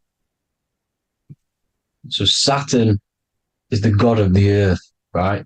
It's the time of God, change, destruction, physical matter. He creates and destroys, because the energy of Saturn is the key to crystallization. It wraps things in physical matter, right? He creates everything, all life forms, and he takes things back, because the day that you're born, that's the day that your expiry date is coming. The time is ticking until Saturn takes your life. This is why he's known as the Reaper. Okay? As he's personified as eating his child here in this ancient Roman painting. As you can see, he's eating the child. We are all children of Saturn, right? He creates physical matter, our physical bodies, right? He's the god of time because he's the slowest moving celestial body. He's the Lord of the Rings, as you can see here. He's the last one on the ring. He's the slowest one moving, okay? So he is the Lord of time, destruction and creation, okay? This is why his name is Saturn, Satan. He's the devil, okay? But I'm not saying Saturn's evil, guys. It's a part of life. Everything lives and dies, right? He's the key to crystallization. Now, as we have the clock here, our god Saturn, or Chronos in Greek, just means time. He's also the god of time, as I've already said. 60 seconds in a minute, 60 minutes in an hour, 24 hours in a day. Add 2 plus 4 equals 6. 60 seconds, 60 minutes, 2 plus 4 equals 6. That's 666. Okay? And as you see on the clock, 6 take away 12 equals 6. 7 take away 1 equals 6. 9 take away 3 equals 6. 6 is the number of Saturn. It's associated with Saturn, right? He's the god of time, of justice. Everything goes back to the Reaper in the end. Everything lives and dies. Now, the artwork of him, he's always got the Reaper staff. You see, it's personifying death. Now, when you see this, the Romans were not saying Saturn was a real person, a real god in human form. No, this is personification. This is what the ancients always did. They personified, just like the Bible. It's all personification. So the personifying Saturn eating its children because it eats, it's the Reaper. No one can escape the Reaper. No one can escape death. Now, Saturn is 666, which is in the Bible, the number of the beast, right? The number of the beast, Satan, 666, right? So on the North Pole of Saturn, you have a hexagon, which makes a cube, right? Now this hexagon, when you join up all the corners, creates the 6-pointed star known as the Star of David, right? In the Jewish religion. Now, as you can see, the 6-pointed star has 6 points, 6 mini triangles, and a 6-sided hexagon. That makes 666. And also, you have Saturday is named after Saturn, the 6th planet, the 6th day of the week, and has a 6-sided polygon on its North Pole. That's also 666. Now, this Star of David, this symbol goes back thousands of years, and it originates from Saturn. It's not the Star of David, right? It originates from Saturn. It symbolizes the physical and spiritual aspect combined into one, which makes us humans, right? Also symbolizes the male and female combined into one. These two sacred energies create the human. We consist of both male and female energy, also known as the Seal of Solomon. And we all know if Solomon was a real person, he talks about communicating with 72 demons. He could apparently in the text, he could communicate with 72 demons, and this is sorcery. This is black magic. Now, this symbol is associated with hexing people. When you place a hex on someone, that is a form of witchcraft, which a hex is just a curse. When you're cursing someone, this is black magic. Now, the black magician would stand in the middle of the symbol and cast his spells onto other people. Now, this symbol is obviously on the $1 bill, twice on the $1 bill. And it's very, very ancient symbol. And it originates from Saturn. And let's keep going. So the cube. So I've just said how you see the cube on the North Pole of Saturn, right? The cube is limited. It's a 3D shape. It symbolizes limitations to the physical 3D dimension, the third dimension, the physical realm which we are in. Now, as you can see, the color associated with Saturn is black, right? Black is infinite potential. Black is the creation of all things. Before there was light. Light is born out of blackness, darkness, okay? Now, black is physical matter. And as you can see, the black cube black symbolizing physical matter, the cube being limited, as the physical realm that we are in is limited. It's not like the fourth dimension where everything can exist in a thought. The third dimension is limited, right? And this is what Saturn is. It limits you to the 3D 666. Your body limits you to your physical body. Now, these black cubes are placed everywhere, as you can see: Australia, Denmark, Manhattan. There's one in New York. As you can see, the Apple have a cube. The Nintendo GameCube. Trump Tower is a black cube. This is worshipping the energy of Saturn, the god Saturn. Okay, it's not a god, it's a celestial energy. However, it rules over Earth because it pretty much created the physical realm. Now, as you see, when you go to a funeral, you wear black, a black suit symbolizing Saturn, which is the color associated, black. And as you see in Mecca, they walk around the black cube in rings. As you can see here, they're stood around in rings, like the Saturn, the rings of Saturn. The Mercedes symbol. You probably wouldn't notice that, but yes, it's Saturn. And when you graduate from university, you wear a black cube on your head. This is all symbolizing Saturn. Okay. Now, as you can see, the Jews here have a black cube on their third eye whilst they pray. Notice how he's shutting his eyes into blackness, darkness, and he's wrapped around a black strap around his arm. This is symbolizing the wrapping of physical matter, of how physical matter wraps things into existence. And as we all know, the Star of David is a Jewish symbol. So he has the black cube and the Star of David, right? So all of these religions are secretly worshipping Saturn. Okay, this is all Saturn worship, Kronos, the god of time and destruction, the physical reality. Now,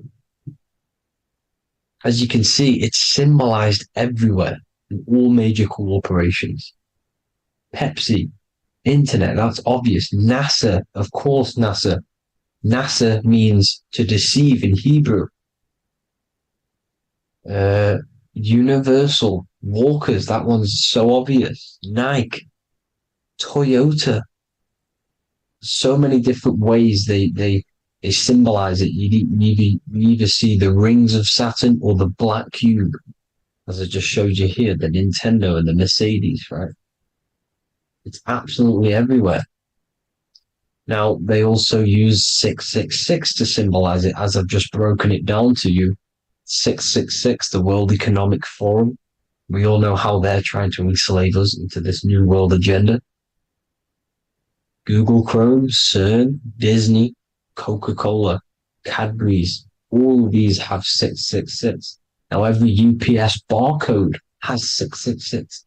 And even www. Is Hebrew for 666, as you can see here. Monster. It's the same Hebrew letter that means 666. Drake, 6 God. That's his God, Saturn. Why? Because they love physical realm. They love the physical dimension, the third dimension. Because they can rule here through riches. They can build an empire here. It's not like the fourth dimension. They don't want to ascend. They want to stay down here in the physical realm. Okay? Now, this is why they're cloning. They can move their consciousness into other clones to live forever. This technology exists. This is why they love the third dimension. As you can see, all of these sellouts here, Drake, Leonardo DiCaprio, all of these people doing 666 because this is their God. This is their God. They love the physical realm. They sold their souls for wealth, and fame in this physical realm. So why would they leave? You see? Now, this isn't all just evil, okay? So you have 7 chakras, right? You have 7 days of the week, 7 solfeggio scale notes. These are frequencies, the solfeggio scale. Now, it's called the Saturn moon matrix because the moon symbolizes your mind, because you're created out of the Holy Trinity, which is body, mind, and spirit, right? That's the triangle, the equal triangle, body, mind, and spirit. Now, the 3 main celestial bodies are Earth, Moon, and Sun. The Earth being your physical body, the Moon being your mind, and the Sun is your soul, hence why it's called solar. It's a solar soul. Now, these symbols are alchemical symbols. So when you're doing alchemy, you use these symbols to obviously symbolize what we're talking about. Now, as you can see, these are all the symbols of the planets. Of Saturn is created out of the moon on top, the moon on the bottom and the earth on top, as you can see here. You see? And this creates the number 5. Now, with the moon being your mind and the earth being your physical body, this is mind over matter, because the earth is your body's matter. This is matter over mind. You don't want to be matter over mind. This is low states of consciousness. You won't be mind over matter. You see, to manipulate matter, to create your own reality. Now, obviously, we all know Saturn is associated with the lowest chakra, which is the root chakra. This is to deal with your animal instincts. When you're down here, you identify as the physical body. You don't know anything spiritual. You're pure physical. You have a pure physical mind. You don't believe in anything spiritual. This is survival mode, consumption. They want you trapped down here, which is matter over mind. They don't want you to create your own reality, which is mind over matter. You see?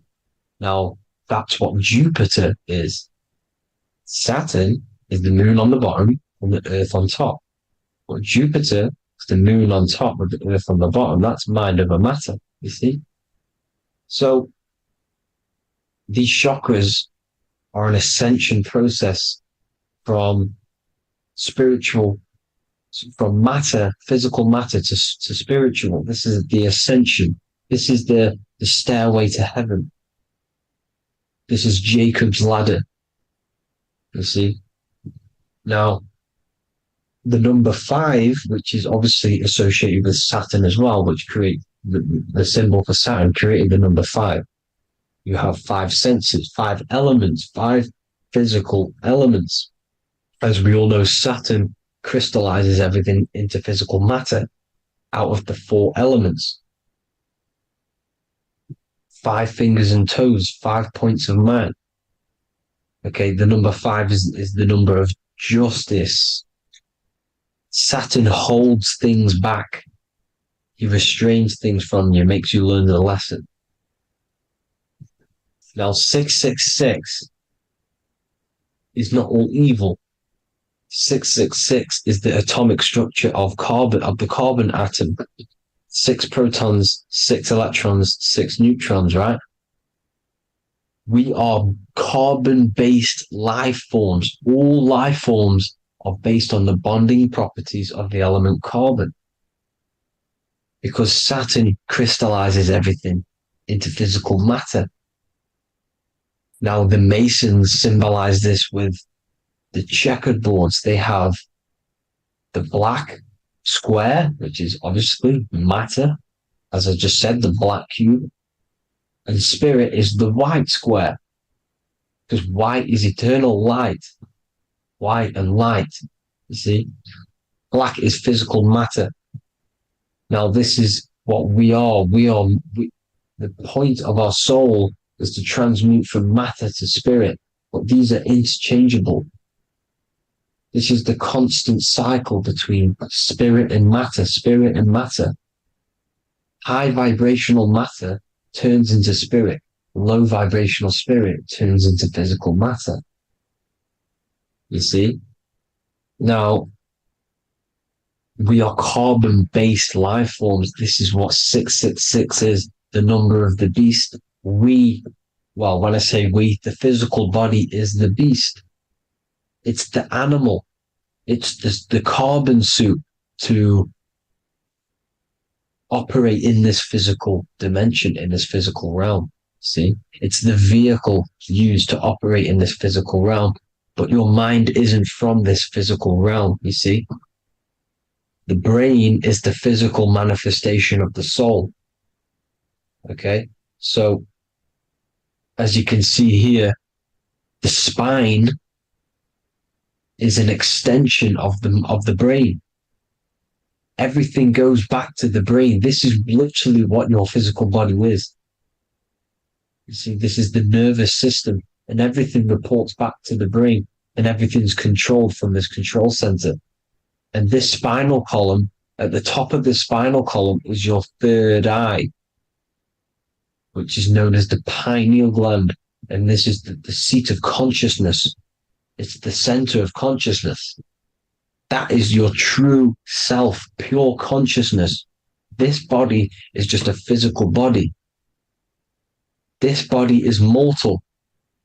This body runs out, but your consciousness lives forever. They don't want you knowing this. This is why they keep you down here in your lower chakra.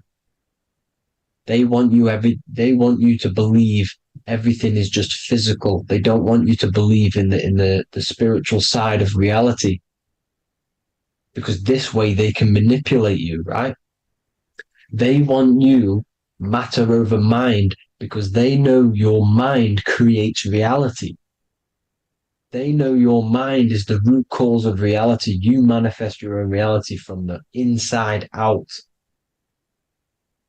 So this is why they control your perception of reality. They control your information in order to manifest their new world order. You, who are ignorant to knowledge and wisdom, you who are ignorant are manifesting their agenda because you accept their information and their perception of this reality. Now, this is why they tell you the globe model, the heliocentric model, to trap you into physical matter.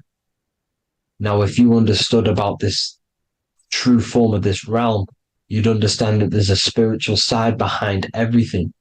The spiritual side, something has to exist. The root cause of reality is higher planes of existence. It happens in the mind before it happens on the physical plane. You see? They don't want you knowing this. They want you matter over mind, which is the symbol for Saturn.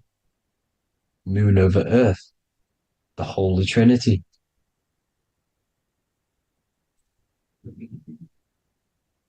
Now, as you can see, the cube also makes IXXI. This is Roman numerals. This is Roman numerals, and when it's translated from 9/11. Yes, 9/11. This is the secret code of the One World Order. The two twin towers, when the two become one. Okay, when the two become one, this is how you reach the higher states of consciousness, the physical and spiritual. Now, as you can see, the 9/11 memorial are two black cubes. It's two black cubes. This is all Saturn worship. Now, I'm not saying that Saturn is an evil celestial body, right? No, everything has a good side and a bad side, right? It's duality. The spirits of Saturn on the dark side are the most evil demonic spirits. Now, these are the spirits that these are invoking through these rituals, right? Yes, 9/11 was a massive ritual. It's a satanic ritual, okay? Now, we all know Elon Musk. Elon Musk is coming with the mark of the beast. And English gematria, this equals 666, right? 666, as I said, is the number of the beast. You are the beast, your physical body. You see how the Bible twisted things up to make things more confusing, right? But it's there. You just have to have the knowledge to be able to read the Bible properly. As we all know, we had this virus. I'm not going to say the name because I'll get flagged. This virus adds up to 666 because this is all part of the New World Order. It's all part of keeping you in this physical dimension. Okay? Now, as you can see here, Novus Ordo Seclorum on the back of his shirt, on Elon Musk's shirt, this is also on the $1 bill, Novus Ordo Seclorum. This means New World Order. Yes, New World Order. This is on the back of Elon Musk's shirt. And as you can see here, he owns Neuralink, which is the brain chip, which they're going to be putting into implanting this onto your brain. This is the New World Order to connect you and merge your consciousness with AI.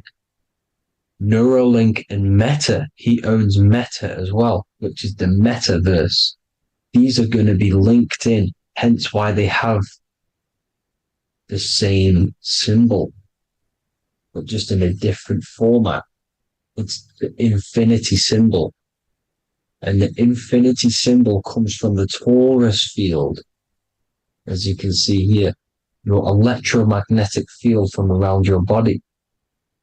Now, the end goal is for this New World Order is to trap your consciousness inside of an alternative reality being projected from the metaverse. Because the metaverse will be the reality. Neuralink will be the brain chip inside of your brain, projecting your consciousness into an alternative reality while they harness your energy of your physical 666 body. Now, this stuff gets real deep, people. Now, this is the end goal of the New World Order, is to connect you with AI. This is why they're trapping you and keeping you in these lower states of consciousness in the Saturn associated root chakra. So you don't find out about the spiritual side of reality, because if you knew the truth of this reality, you wouldn't connect to AI. You see, you have the power within you to travel to other worlds, the astral plane, for example. You travel to different worlds when you are sleeping. Okay? They want you to know it's just a dream. However, their end goal is to trap your consciousness and feed off your energy, spiritually and physically. Okay? I don't know why these people are just pure evil. As I said, evil love bondage. They love the physical dimension. They don't want to ascend to other realms. These evil love the third dimension. This is why evil spirits will inhabit bodies, exorcisms, because they miss being in the physical realm. They miss it. Evil love bondage. So this is why they're cloning and putting their consciousness in clones to stay in this third dimension, to stay as further away from the source as possible. Okay? This is why they're doing it. And this is how it's all linked in. So I hope you all enjoyed this video. Hope you gained some wisdom. Please feel free to join the Telegram.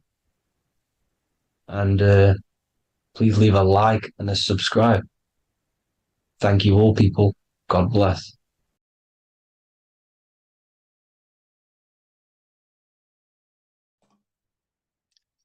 So this is known as the bag of the gods.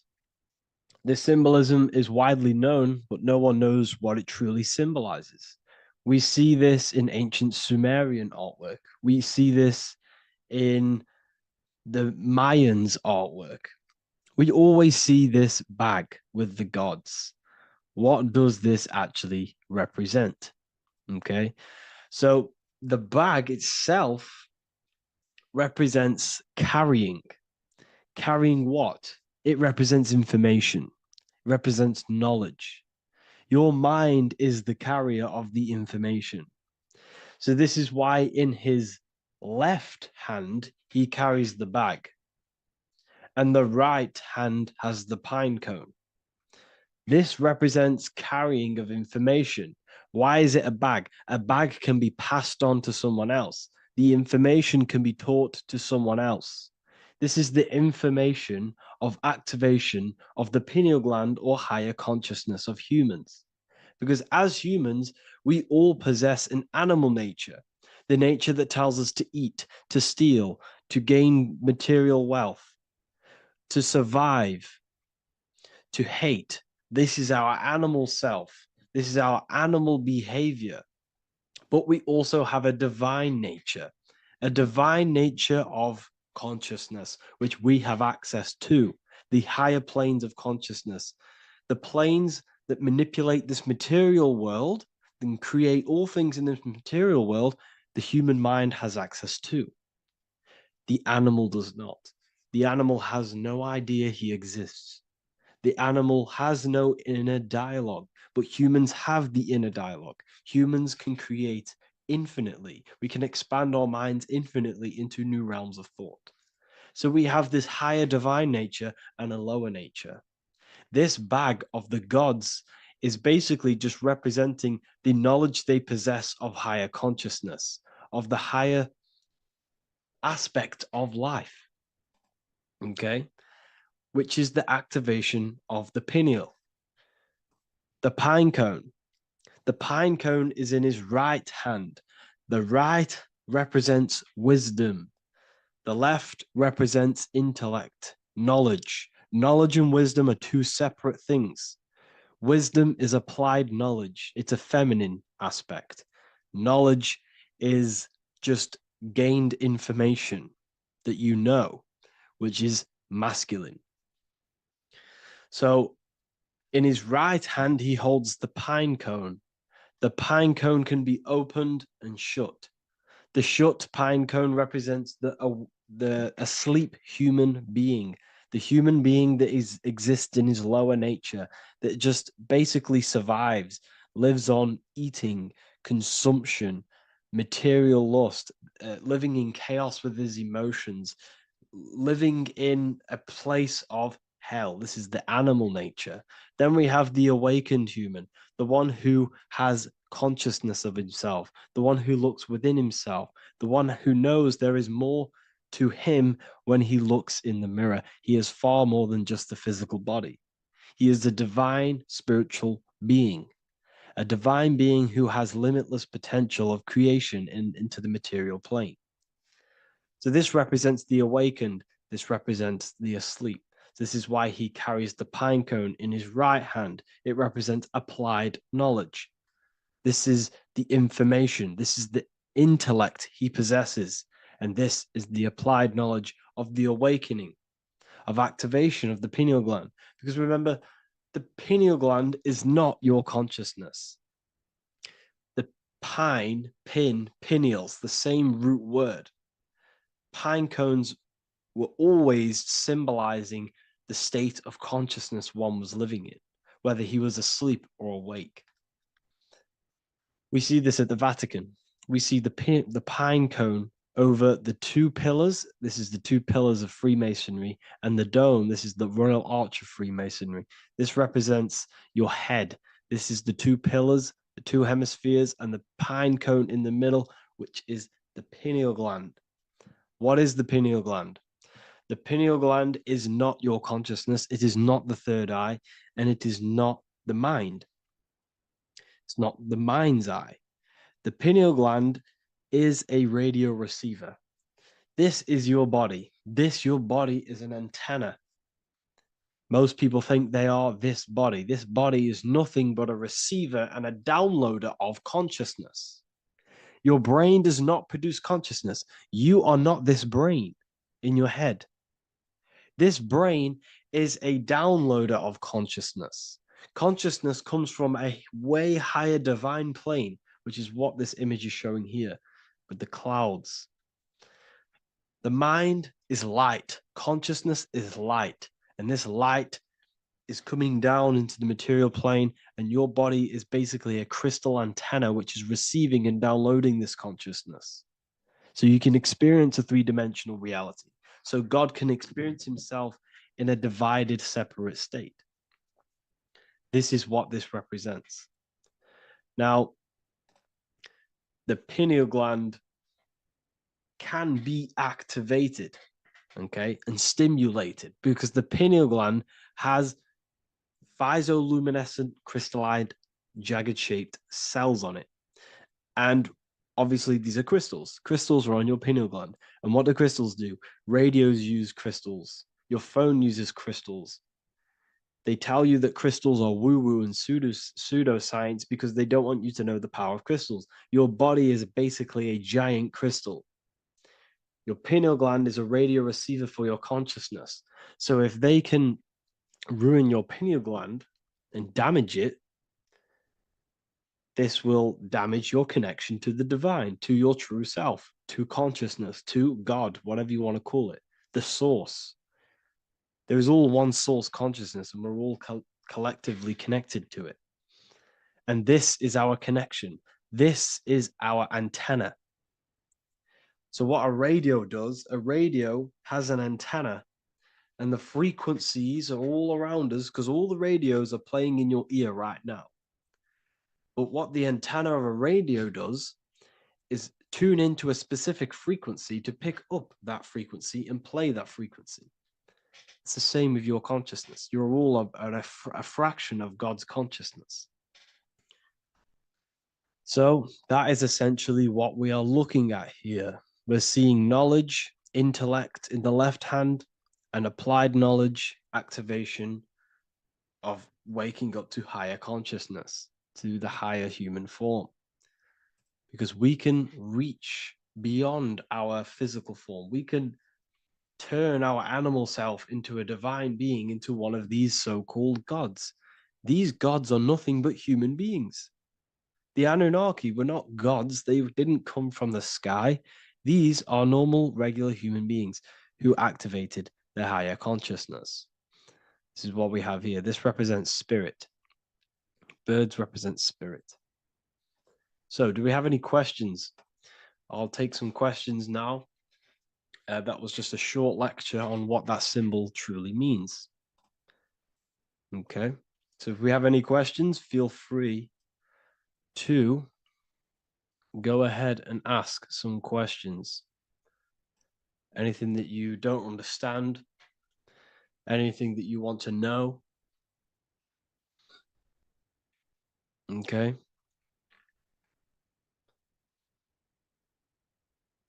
So base reality would be where source resides. Yes, the base reality is your consciousness. Are these lectures available in the university?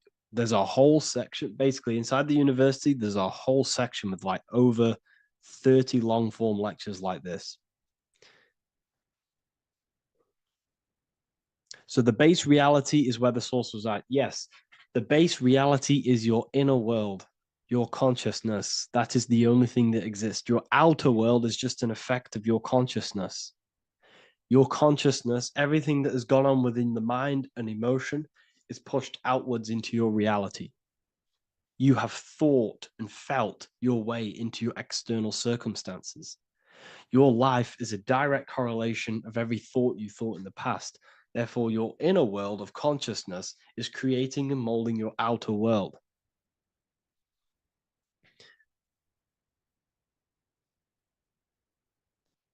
The best way to keep connection consistent, the best way to keep your connection to the divine or the higher planes of consciousness is through meditation and through imagination. Imagination is the fourth dimension. It is the astral plane. That screen that you have in your mind is not a physical screen. That is the divine plane of the astral. And this is essentially where all objects of this material world comes from. The phone that you are holding, the laptop you're watching this on, whatever you're doing, every single object you see in your room that you are in right now began inside of the plane of imagination. This is not a physical plane. This is a metaphysical plane that you have access to. And you have the ability to bring down this plane into physical form. That's what we call manifestation. That's what the ancients called magic. This is what we now call in science metaphysics. It's all the same thing. So yes, you all have access to the divine planes. Unlike animals, this is why humans are so advanced.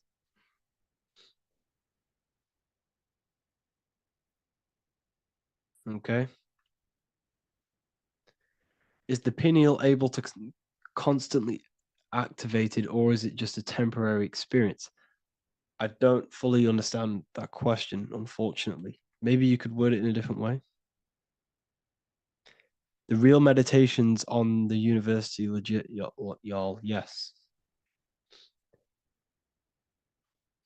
In order to connect to consciousness, you need to sit in meditation and turn off your feelings, and the feeling of unity will come. Do I understand correctly?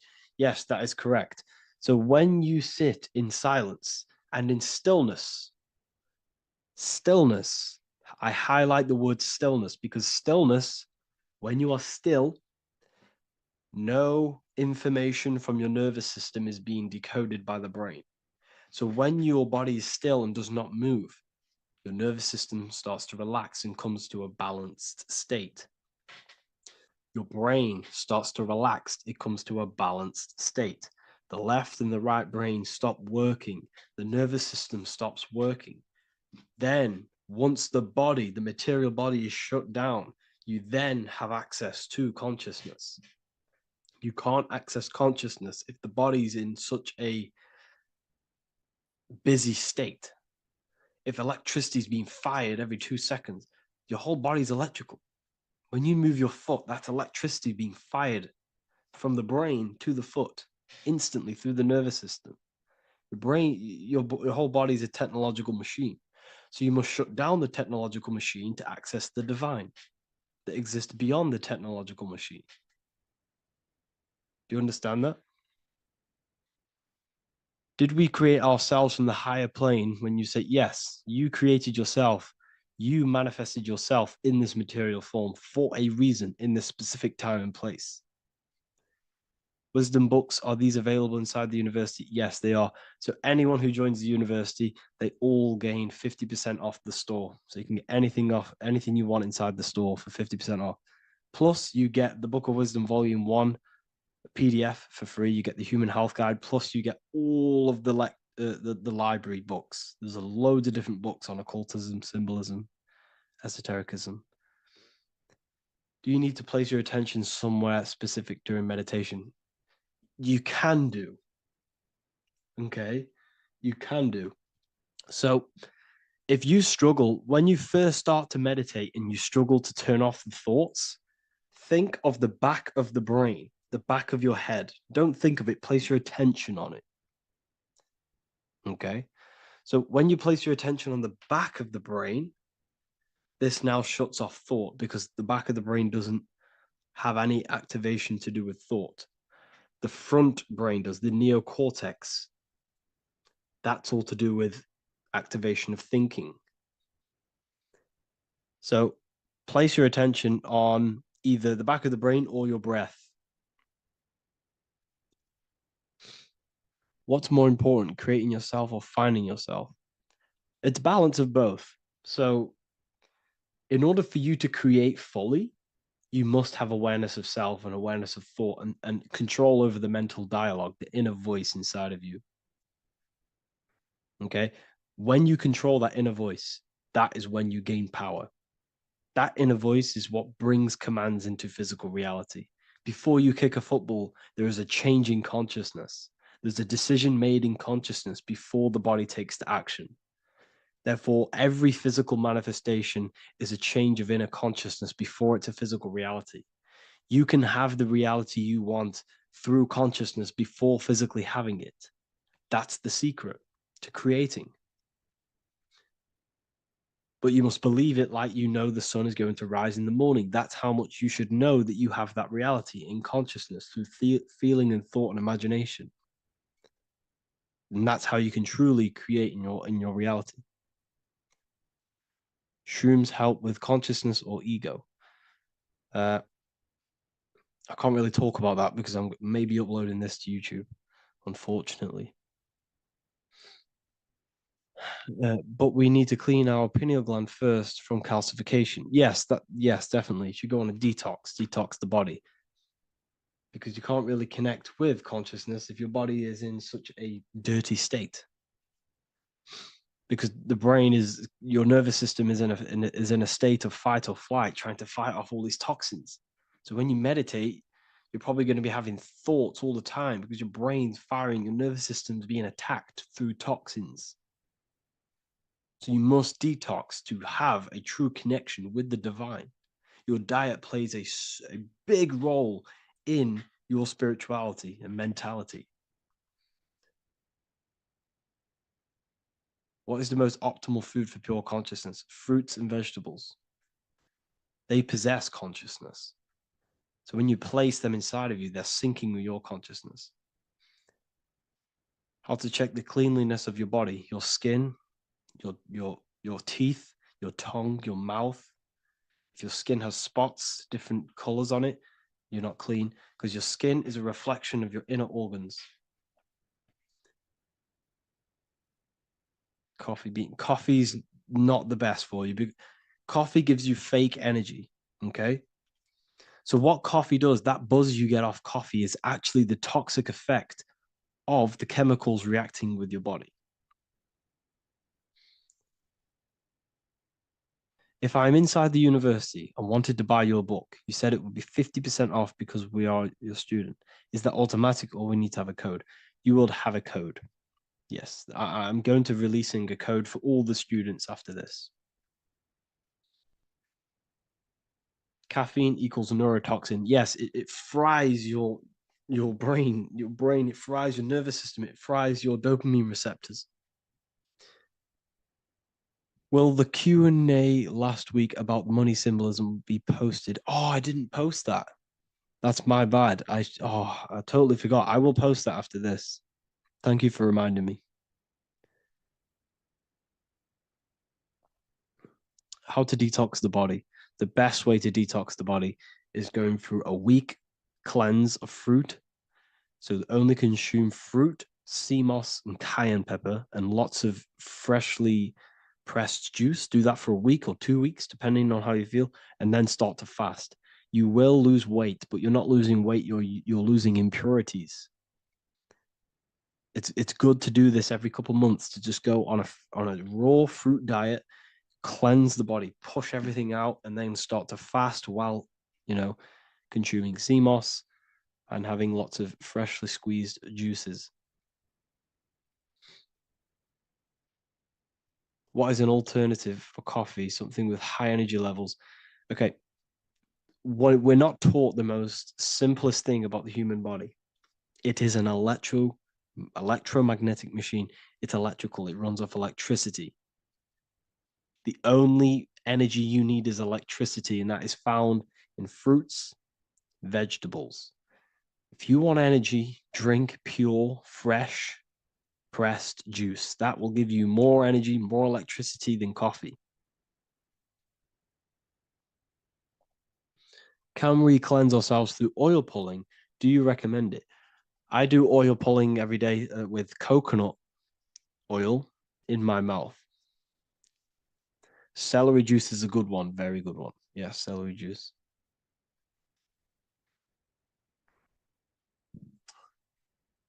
Any more questions? What kind of music do you listen to when lifting? For me, rap, hip hop push me work harder, but I know it's terrible for my subconscious. Yes, very. At least you're aware of it. You should be definitely try and stay away from the hip hop music. Try and stay away from anything that's talking about anything negative because it's all programming your subconscious. And your belief system is your reality, people. Your belief system is your reality. Okay? So look after your subconscious. That's what's controlling your actions. 90% of your actions on a daily basis are controlled through your subconscious beliefs. Okay? I listen to a lot of Pastel Ghost. I listen to a lot of let me get my playlist up. It's all like background music for TikTok. Do you know what I mean? Like Pastel Ghost. That's mainly what I listen to. That sort of music. I don't know what it's kind of called. I don't know what that genre is called. Does anyone know what that genre is actually called? Because there's not much words in it. The reason I listen to it is because there's not much words in it. And, you know, it helps the subconscious. And I just love that music.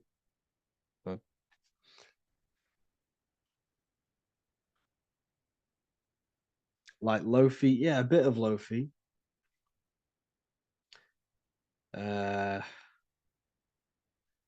Most people won't even know this type of music.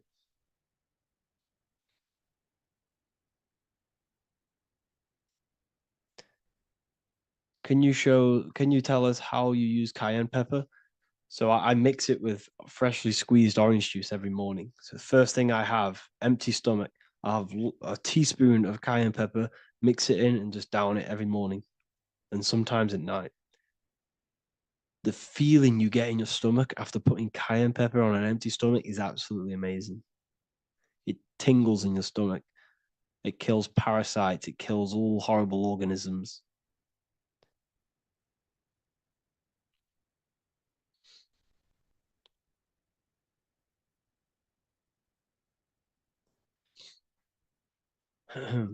Mix it with hot water. Yes, hot water and key lime water. That I bet that's powerful. If you mixed warm water with key lime with cayenne pepper in first thing in the morning, I can imagine how powerful that is. I've never done that, but I'm going to try that. Do you use sea salt? I don't know what to think about sea salt, to be honest. I try and stay away from it. I don't know whether it's good, don't know whether it's bad. I'm kind of mixed on it. Mixed information. You know, I've heard people have benefits. I've heard other people say stay away from it. So I don't know. I just stay away from it. Just I'm not too sure on it.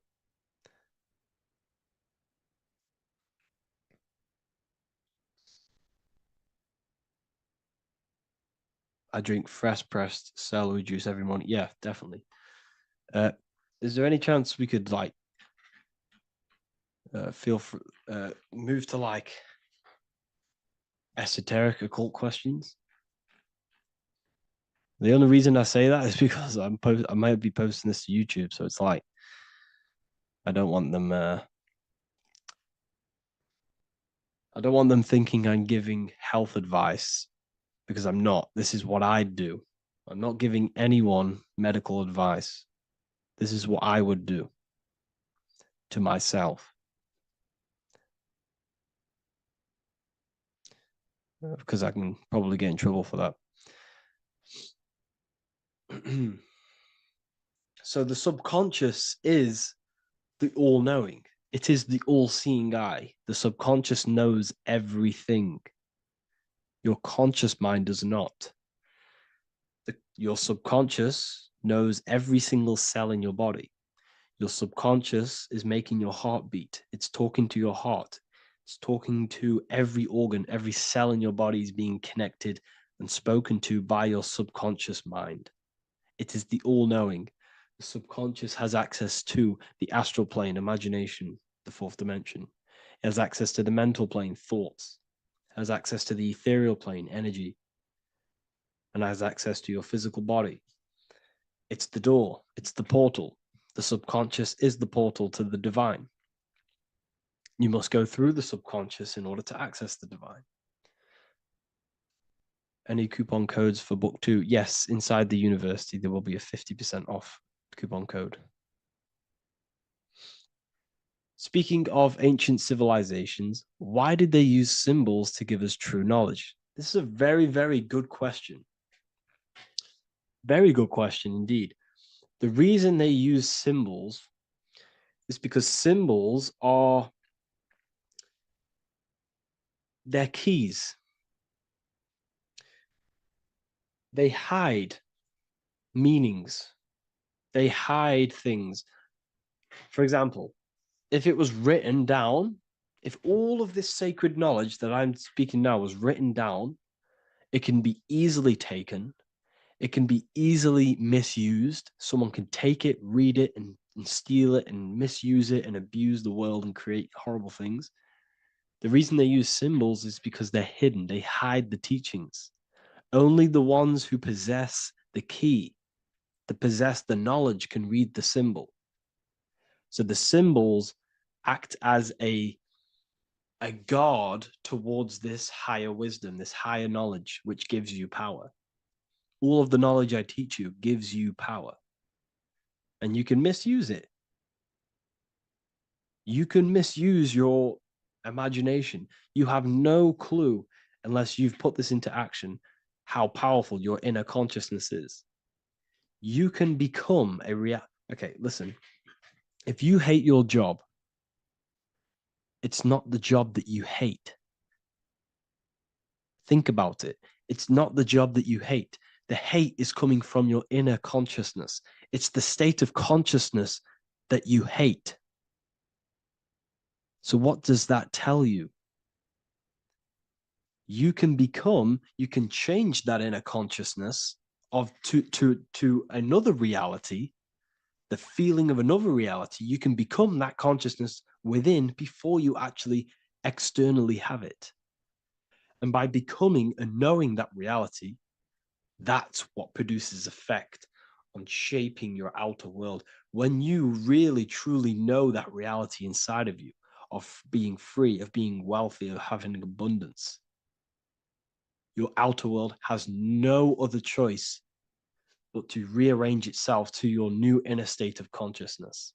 That's what magic is. It's manipulating your inner state of consciousness.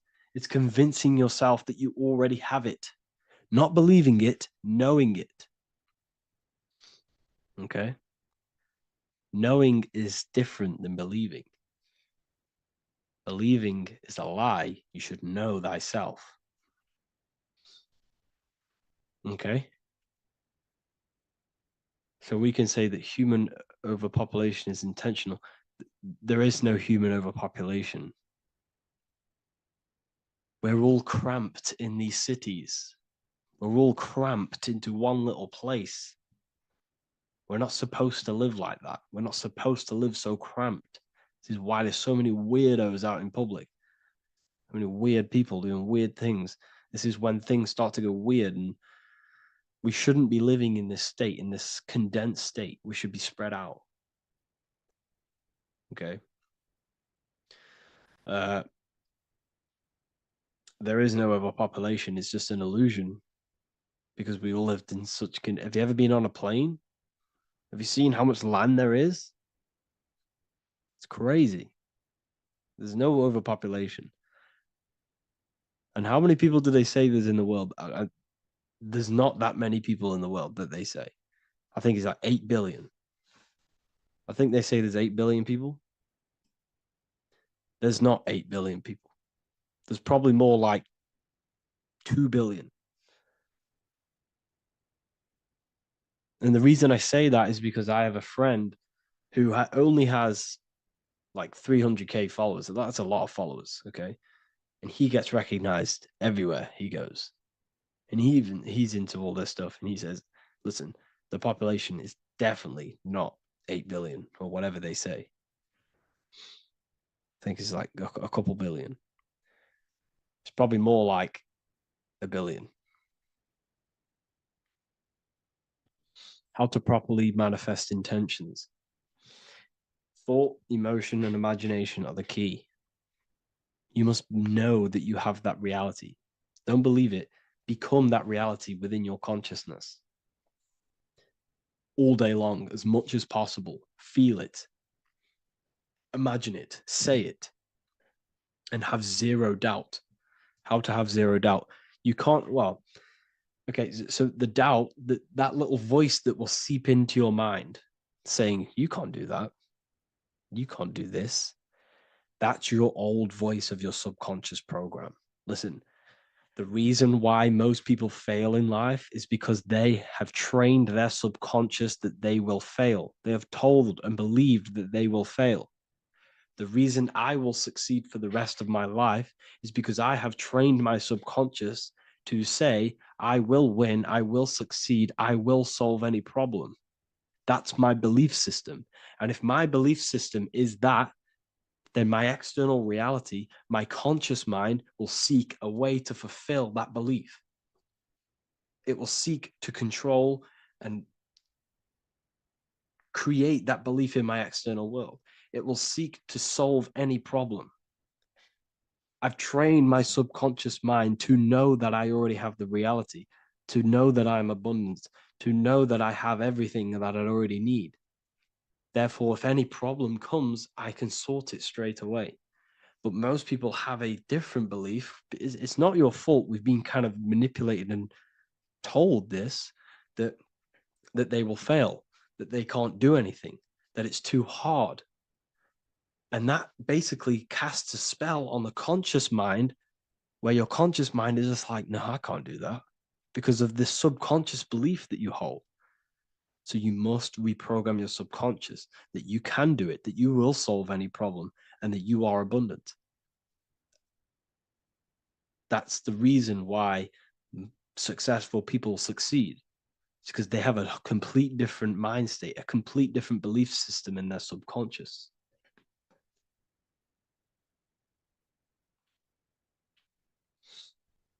Do you offer mentoring?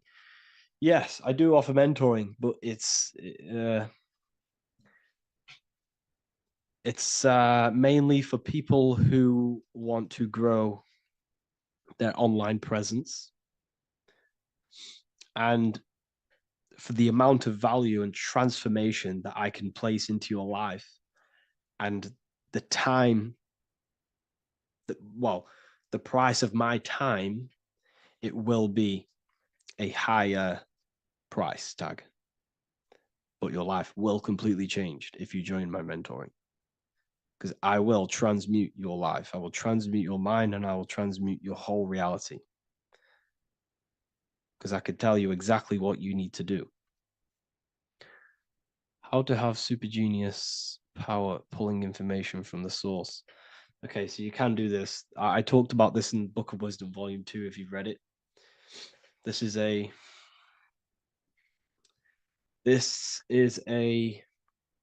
technique that Albert Einstein used. This is a technique that Thomas Edison used. This is a technique that all of the ancient geniuses have used. So you get on a chair, you place metal below you or plates, and you hold a metal ball in your hand, and you fall asleep. And every time you fall asleep on the chair, you're going to drop the ball, because your body will become unconscious, and you will basically drop the ball, and it will wake you up, because it's going to hit and make a loud bang on the plate. And every time you go to sleep, basically what this is actually doing is shifting your consciousness from conscious into the subconscious. So from physical into the astral. Your consciousness is shifting between these two planes. And as you do this, you can bring down great ideas from these higher planes. So when you fall asleep, have an intention. And when you fall asleep, you'll drop the ball. And when you wake back up, you'll have an idea, and you just got to write it down.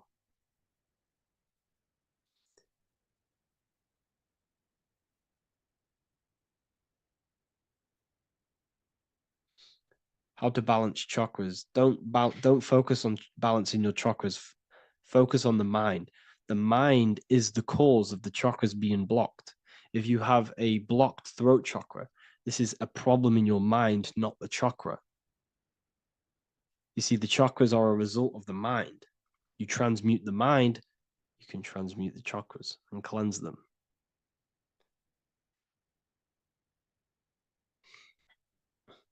So was Jesus a real man that walked? Okay, so I'm going to tell you something. Like, some of the things that I say in my reels, they are to catch attention. So if I say the first thing on the reel, Jesus never existed, straight away, you see that, it's going to trigger you. It's going to trigger Christians. It's going to trigger people. So yes, I do say things to catch attention. The reason I do that is because I have to in order to catch attention. Maybe there was a Jesus who walked. So in the past, I have said Jesus never existed. Yes, this is to catch attention, to boost the reels, views, and comments and stuff like that. Maybe there was a man who was called Jesus and walked the earth. But listen, he was not the Son of God. You are all the Son of God. Jesus represents an archetype. He represents morals. He represents a way of living that you should embody in your life, not to worship. We shouldn't be worshiping this man. We should be embodying his qualities into our lives so we can become Christ consciousness, so we can live in harmony with our mind, emotions, body, and spirit. Okay? He was not the Son of God. You are all the Son of God. We are all God experiencing himself in a three-dimensional divided form. God is oneness, and he created a divided world so he can experience himself. Why do you quote from the Freemasons oft times? I don't recall me looking at Freemason quotes and quote them. I just simply, when I post a quote, I literally just, whatever comes to my head, I just whack it into Telegram or Twitter. Are dreams tied to your subconscious, and how do you understand them? Okay. Dreams and astral projection are two different things. Astral projection is your soul leaving this plane into the collective consciousness, into the collective mind, the collective astral plane. But dreams are basically the astral plane, but it's your personal astral plane in your personal subconscious. So when you dream, you're entering your own consciousness, you're entering your own subconscious. Every character, every event that happens to you, everything that is said to you, everything that happens to you in your dream is yourself pushed outwards, and you're basically experiencing your own mind. If something scary comes up in your dream, this is your belief, this is something in the back of your mind materializing and coming to you and showing itself to you. So in order to understand your dreams, it's basically suppressed emotions, suppressed thoughts, all lingering in your subconscious materialized. Okay. A few months ago, I'd have concurrent dreams of getting in a car crash that lasted for months. Then one day out of nowhere, I got into a really bad accident, and that low-key bugged me out. I didn't know if my mind was trying to warn me or what. You can explain that. Okay. If you are having dreams about having a car crash, this is a belief. Okay, so let me tell you something. Let's say you're a drug dealer, okay? And you live in fear every single day of the police coming to you. This dealer every day is worried, he's scared, and he lives in fear of the police getting him. He was believing it. This fear, this emotion he was feeling on a regular basis, repetition, and the emotion is basically impressing your subconscious. It's impressed his subconscious that deeply that he now believes it. It's now become a belief. So one day the dealer gets caught and he goes to prison. Let me tell you something. He placed himself there because he created a program, a belief in his subconscious of the police. And his external reality is now in a prison cell.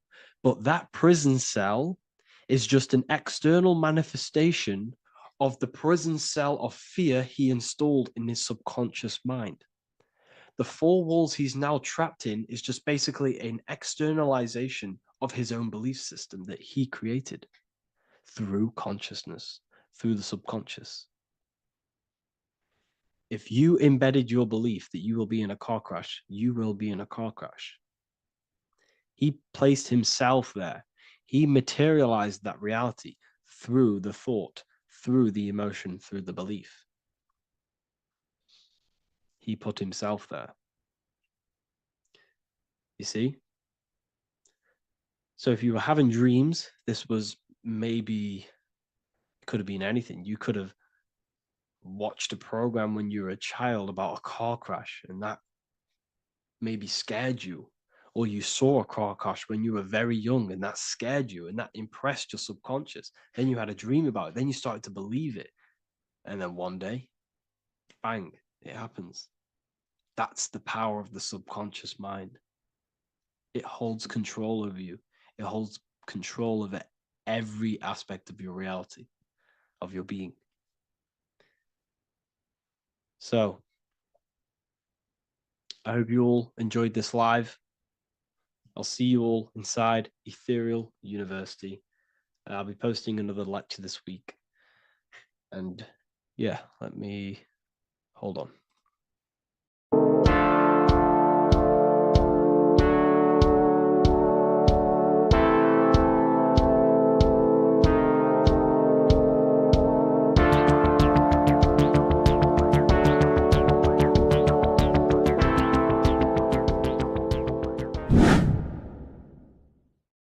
What is good, people? We're back with another video, and this is going to be talking about the connection between the micro and the macro. You know, you are the universe. Everything is inside of you. So the first thing you need to understand is that the law of mentalism, we are a thought in the creator's mind. Everything's being thought into existence. We have a spark of this mind, this same mind of the creator. And everything is a state of mind. Particles or atoms, whatever you want to call them, are a mental thing. They're a product of the mind. Everything's thought into existence. Thoughts influence everything. Thoughts are energetic effects which send out waves into the quantum field around you. And your consciousness is actually the universe experiencing itself, expressing itself, and viewing itself. So we are the creator, but viewing itself in separate bodies. And this is why they call the material world the world of illusions, because everything's separate here, but we all forget that we are all one. We've all been brainwashed to think we're all separate, but we're all one. We're all the same mind, the same consciousness, everything.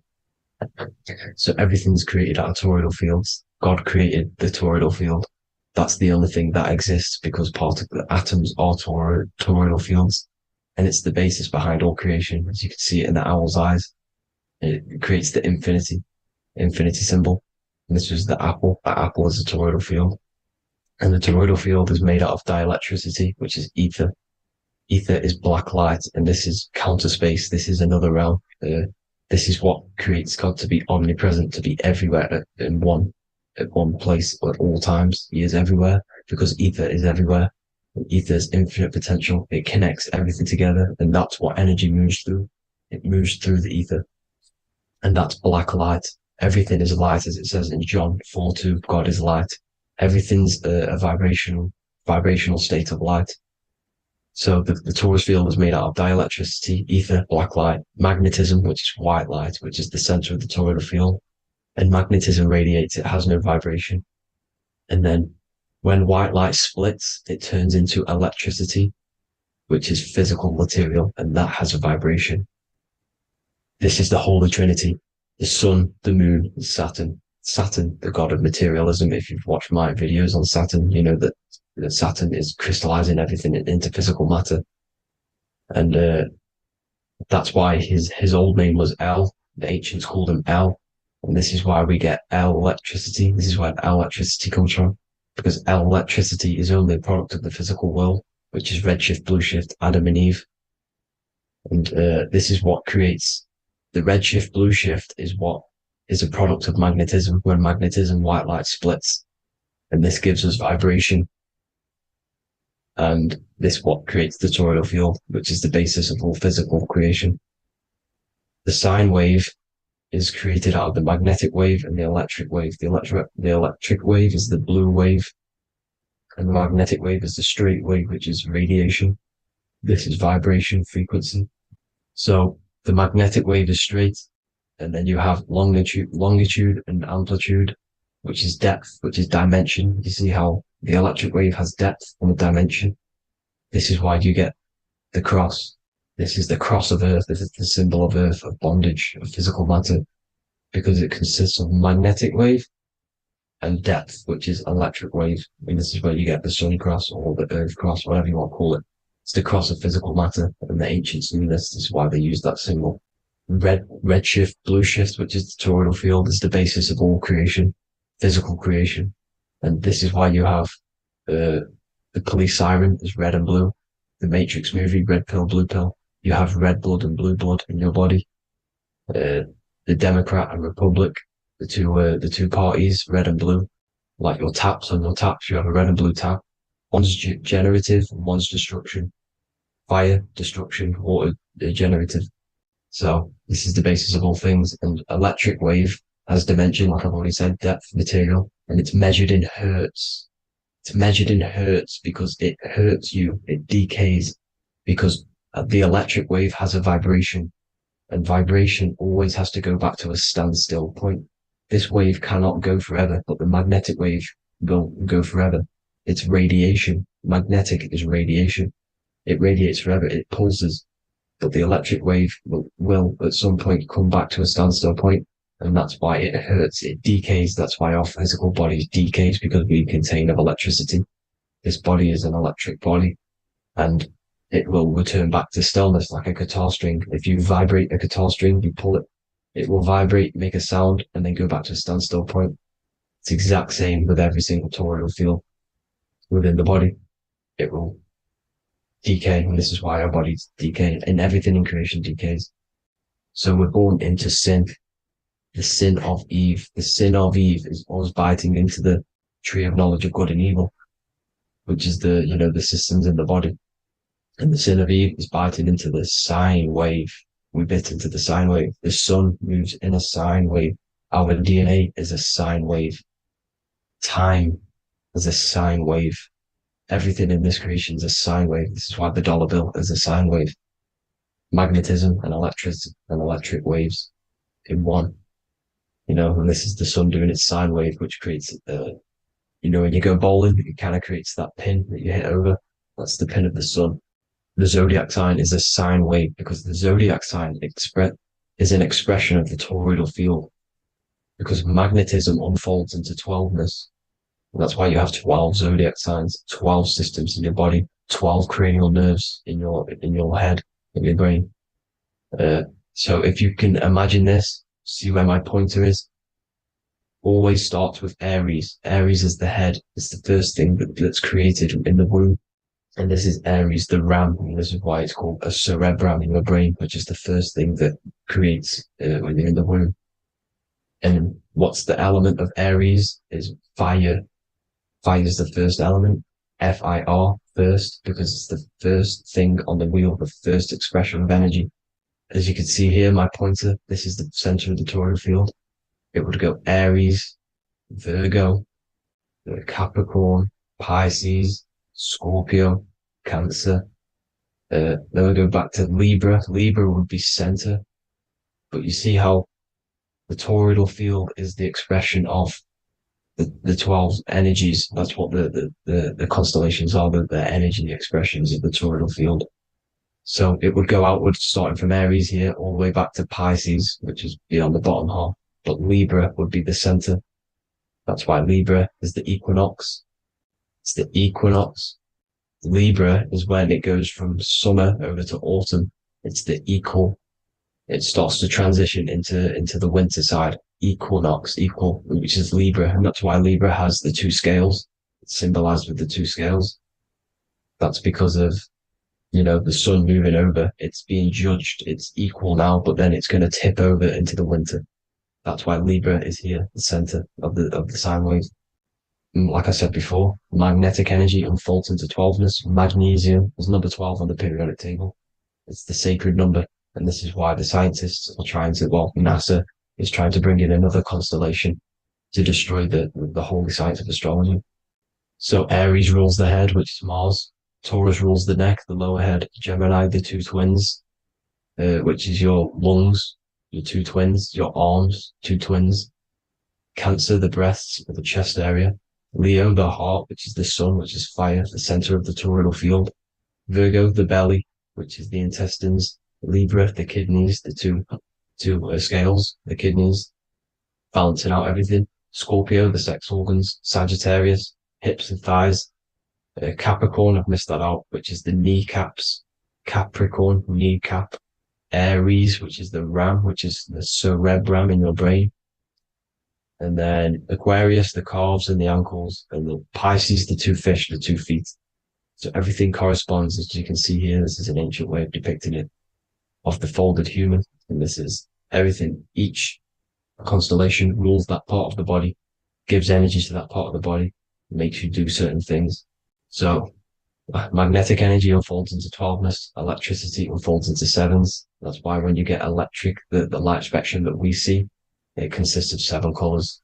Why we have 7 planets. The 7 planets give us our 7 metals and the 7 solfeggio scale frequencies.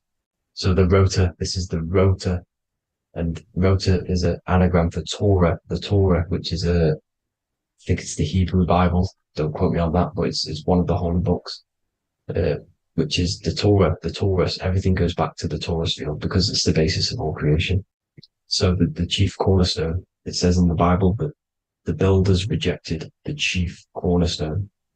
The chief cornerstone, you are the builder. You decided to incarnate into the physical world, into the electric world, El, the world of El, Saturn. When you are created in the womb, it takes you 9 months for you to be created. So, for example, if your parents, if you went into the womb here, it'd take you 9 months. So let's say you're born in Scorpio.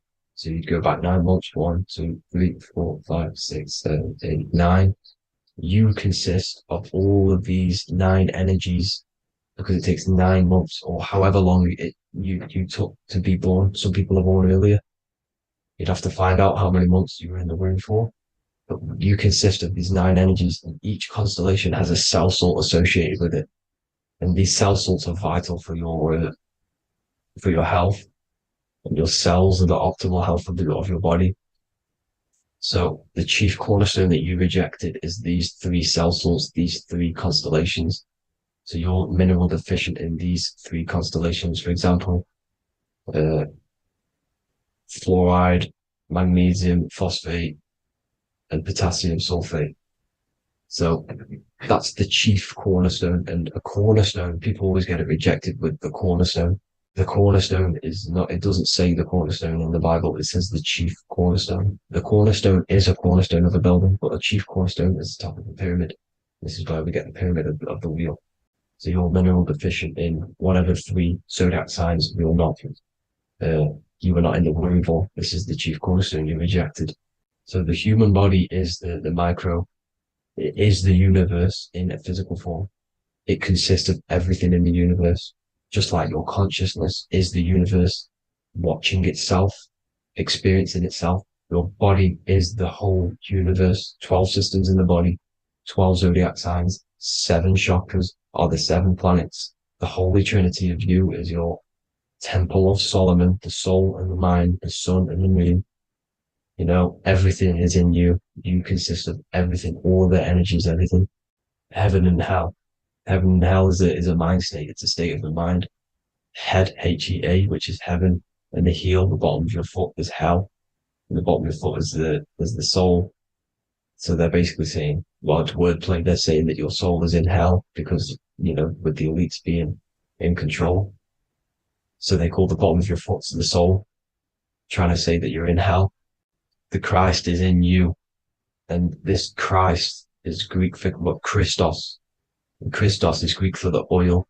And this oil is produced in the cerebrum, the Aries, the ram, the cerebrum. It goes down the pineal, well, the pineal and the pituitary are underneath the cerebrum, Goes down the Pingala and the Ida. The Pingala being the positive charge connected to the pineal gland, pin, and the Ida connected to the pituitary. And this is the two serpents going down the spinal column. And this is why Jesus goes from Nazareth to Bethlehem, and then Joseph and Mary are waiting for Jesus in Nazareth. Joseph and Mary are the pineal and the pituitary gland waiting for Jesus to come back up the River Jordan, your spinal column. So this is the oil. This is the story of Santa as well. Santa comes from the North Pole. Why? Because the North Pole of the Earth is the center of the toroidal field, and the North Pole of you is your spinal column, which is the North Pole of the toroidal field. The North Pole, he comes from the North Pole. This is the North Pole. This is the South Pole of the toroidal field. Comes from the North Pole, which is your mind. And he goes down the chimney and then back up the chimney. This is the chimney. And he drops off the present, which is the Christos, the oil. And this is why Jesus is crucified at 33, because he crosses over the vagus nerve at the top of your spine. When this oil comes back up the 33 vertebrae, these are your vertebrae here. When it goes up to the 33 vertebrae, it gets crucified at 33 because it crosses the vagus nerve, and he's crucified on a cross at 33. This is the story behind Jesus and Santa. The Ark of the Covenant in the Bible is the two hemispheres which cover the vital parts of your mind, the brain side, which is the cerebrum, the pineal, the pituitary, etc. So the two hemispheres are the two angels, the Ark of the Covenant. This is the Ark of the Covenant covering the two vital parts of your brain. So these are the optic thalamus is another part, and it protects the Christ oil, which is inside at the center of the brain. See, the Bible is all a massive metaphor about yourself, because you are the universe. You are a microcosm of the universe. Your consciousness is experiencing itself, and the universe experiencing, and your body is the whole universe. Your head's heaven. So Moses crosses the Red Sea. These are the two hemispheres of your brain. This is the corpus callosum, the Red Sea. So he's pretty much saying that he's uniting the two hemispheres of your brain, because most people in this generation are stuck in the left brain, which is just logic, reasoning, science and maths, writing. This is what school teaches you to do. It keeps you stuck in your left brain. And you want to cross over to you want to cross the Red Sea, which is the corpus callosum, to the right brain, which is awareness, art awareness, creativity, imagination, intuition, insight, using the higher mind, creativity, imagination. If you don't have intuition, then you can't read energy, you can't pick up on bad things. This is what Moses is symbolizing by crossing the Red Sea. And it's also the upper room where Jesus met the 12 disciples. 12 disciples are the 12 cranial nerves in your brain. It doesn't just represent the 12 zodiac signs, the 12 disciples. It symbolizes many different things. It's like I said, the universe consists of 12ness.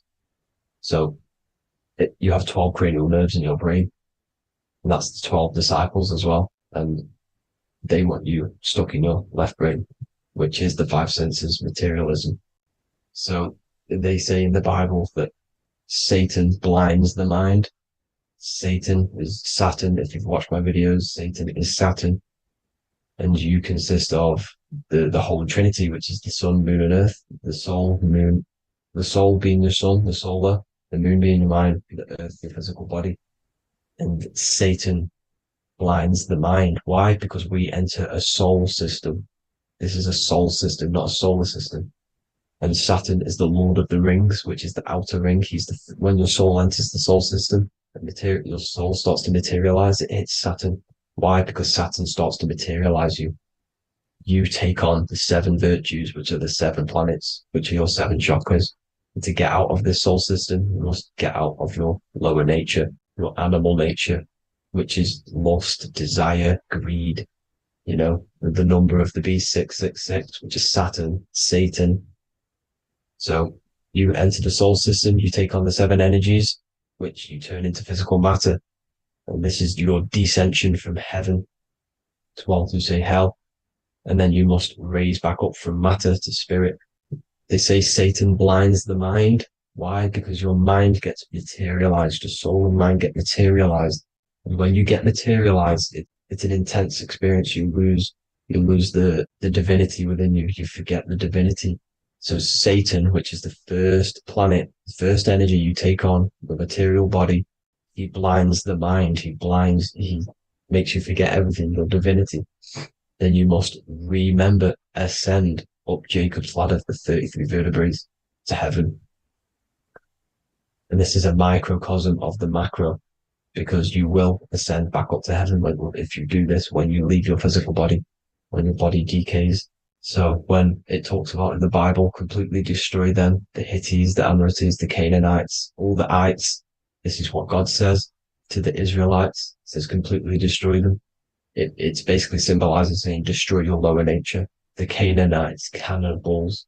We're under a Canaanite system now, which is cannibalism.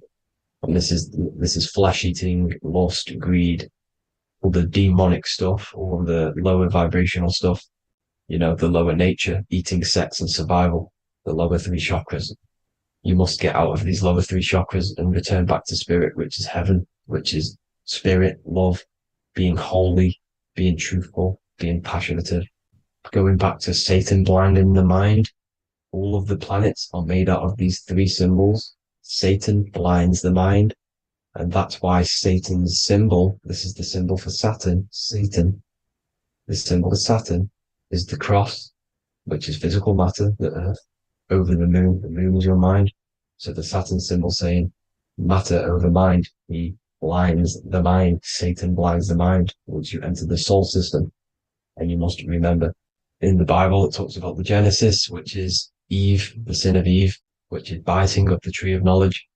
With the serpent, which wraps around the tree. It says the serpent placed himself on the tree. Well, the serpent is the spinal column. It's the serpent telling you eat from the tree of knowledge of good and evil, which is your nervous system. And eating from the tree of knowledge of good and evil is doing bad things. For example, over-sexualized, overeating, eating the wrong food. That's eating from your nervous system. It's decaying you. And it's preventing you from achieving the God self, the God consciousness. This is the symbolism of, the tree on the serpent, telling you to eat from the left brain, with the left brain being the sinister. Sinister is Latin for left. That's sin. Sin is left. And left is lefty Lucy, Lucifer, right, righteousness, right, God, godly. The tree of knowledge of good and evil, which is your nervous system, because it determines good or bad. That's the only thing you experience in this world is your nervous system. And then the tree of life is the cardiovascular system, and the Garden of Eden is your body. So that's it for this video, people. I hope you've got a greater understanding of how you are the universe and everything is inside of you. Just keep in mind you are the universe experiencing itself, and your body is a reflection of everything. The 12 constellations, the 7 planets, everything's inside of you. This world is an expression from the inside outwards. You can't affect the outside world to manipulate reality. Everything's inside of you. I hope you got a greater understanding of this. God bless.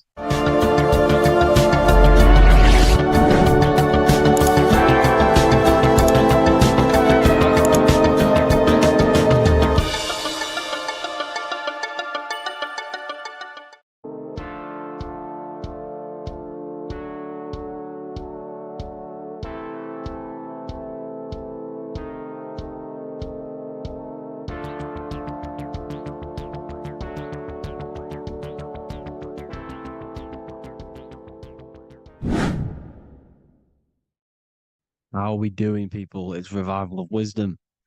We're back today talking about sun worship. Okay? And please enjoy, sit back and enjoy the video. First thing we need to understand is that the sun is the risen savior. It's the light of the world. Without the sun, we have nothing. Now, the sun is the Son of God. We didn't make the sun. No one owns the sun. But who created the sun? Obviously, the Creator created the sun. Therefore, it is the Son of God. And that is what Jesus is symbolizing in the Bible.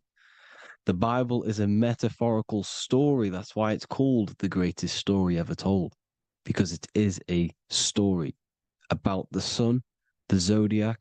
It's about you. the systems in the body. It's about everything that is sacred in this creation. Now you can see the suns behind Jesus' head in all of the ancient portraits, even the ones that are more modern. You still see a sun on the back of his head because he is the sun. He's the light of the world, our risen savior. And this is what Christians are lost because they don't realize it's a symbolic story and they think Jesus was a historical person. He's not a historical person. Okay, this is what we need to get out of our mind. This wasn't a historical person. It's the Son, our risen Savior. The Son is the soul. It's the soul of this creation. Because what is a soul? A soul is pure life force, pure energy. Whatever a soul inhabits, it gives life to. Like our soul feeds our body. The sun feeds the earth because the sun is a soul, and that's why the ancients called it Sol. Because it's the soul and it's in you and it's the light of the world. It's the light of everything. It gives life to all things. Here's Jesus and his 12 disciples. The 12 disciples symbolize the 12 zodiac signs. Aries, it rules the head region because the 12 zodiac constellations rule specific regions of your body. Aries, the ram, you have a cerebram in your head. This is Aries on the head of the table. His Gemini rules the arms and the lungs. The two twins, Gemini. He's holding up two hands for the two hands and arms. The twins. Cancer has a knife in his hand. It's not so clear, but he has a knife in his hand. Cancer is the crab. Crabs have claws. And he's pointing at Virgo's Adam's apple, saying there's no Adam's apple there. It's a woman. Who's the sixth sign? The sixth sign is Virgo, the Virgin, the only woman in the painting. Now notice how there are 3 people in 4 groups for the 4 seasons and for the 3 months and 3 zodiac signs in each season: spring, summer, fall, winter. Matthew, Mark, Luke, and John with the suns on the back of their heads because it's the 4 states of the sun. The 4 states of the sun. Now, 6th sign, Virgo, the Virgin, the only woman in the painting with no Adam's apple. Then we have the sun, Jesus, red and blue, red shift, blue shift. Electromagnetism. The ancients knew this. He's got one hand open, one hand down, because the sun gives and retrieves. The sun rises and it falls. It gives, then pulls away. That's what the sun does, and that's what he's doing. His arms are out, symbolizing the rays of the sun, casting down onto the earth, giving and then receiving. Libra, his 2 hands are equal, he's holding his arms out equally, because Libra is the 2 balanced scales. Libra is when the sun is balanced between the summer and the winter. It's being judged. The sun isn't balanced. That's what Libra is, the 2 scales. Capricorn is the goat. Goats have 2 horns, and you can see the 2 horns on his head here. See? So this is astrology. This is what Leonardo da Vinci is depicting here. It's astrology. He knew the story of the Bible is all astrology. It's all based on astrology. The Son of God, the real Son. Now here are some Bible verses. I am the light of the world. Obviously, that's the sun. What other light is there that lights up the world? The moon can't do it. It's the sun, the one and only Son, our risen Savior. Because if the sun didn't rise, we'd all be dead. So it's our risen Savior. And it dies for our sins every night and then gets reborn every day. Now Jesus calms the storm. Mark 4:35-41. The disciples are all on a boat and there's a heavy storm. But Jesus is asleep. The disciple says, Jesus is asleep. We need to awake him. They wake up Jesus, and Jesus got up and rebuked the wind and said to the waves, quiet, be still. Then the wind died down and it was completely calm. Well, when Jesus was asleep, this is the sun not being risen. It's not risen yet. because in the night times, that's when the storms happen on the sea, in the ocean. And when they awake Jesus, Jesus rises because he's the sun. He rises and everything calms, because when the sun comes, the storms go. You see? So it's the sun. It's all about the sun. Here's another, Luke 22:10. A disciple asked Jesus, when will we know it's the end times? And Jesus says, as you enter the city, a man carrying a jar of water will meet you. Follow him to the house that he enters. Well, this is clearly talking about astrology, the topic that Christians think is satanic, when they don't realize the whole thing's based on astrology. Because the end times is the end of Pisces, which is the two fish, which is the age we've just gone out of. And you can see all these ancient churches here with two fishes, because they knew it was the age of Pisces. There's an ancient photo, ancient artwork with the two fish, Pisces. And the end times, as it talks about in the Bible, and Christians think the world's going to end or something. But no, it's just the end of Pisces. As you enter the city, a man carrying a jar will meet you. Follow him to the house. The house is the Zodiac sign that he enters. And the Zodiac sign is Aquarius, because that's what it is, a man carrying the water. We know this is astrology because a woman, that is a woman's job in the ancient times. In the ancient times, the woman used to get the water. You would never see a man collecting water back then. That was the woman's job, whilst the man builds the houses, for example. You see, so we know it's talking about astrology because astrology is the man holding the bucket of water. It's the end of Pisces. Now we are in Aquarius. And of course, Luke 24:36, the risen Savior, the Son. Now, the Son is also born on the 25th of December, a virgin, just like Horus, Mithra, Buddha, Krishna, Hermes, and thousands of other gods, all born on the 25th of December. Well, it's because the sun moves 1 degree northward on the 25th of December. And on the 22nd to the 24th, it stays in the same degree because it's moving south. But then on the 22nd, it stays in the same degree on the Southern Crux constellation. And the ancients called this the sun dies on a cross, because the cross is the Crux constellation, the Southern Cross. And it stays on that same degree for 3 days on the cross. The sun dies on a cross, and then on the 25th, moves 1 degree northward, bringing back the summer, the light, the warmth, the growth of crops. And this is the sun being reborn again, a virgin, because it's pure. And here's Mithra, another sun god before Jesus was around, before Christianity. It was Mithraism, and Mithra, Ra is Ra, the sun god, Egypt. It's all about Ra, the sun. You can see the crown of thorns on Jesus's head, symbolizing the rays of the sun. And here are the rays of the sun on the back of Mithra's head. Krishna, the sun. Buddha, the sun. Horus, horizon. All born virgins, all did miracles, all resurrected. Dead for 3 days. Well, here he is, dead for 3 days on the cross.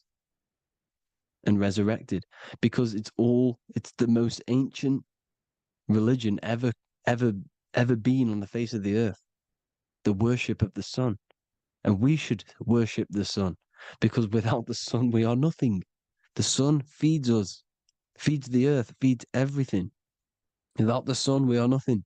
It's been reversed, and now we're worshipping man, when we're worshipping a man called Jesus was never real.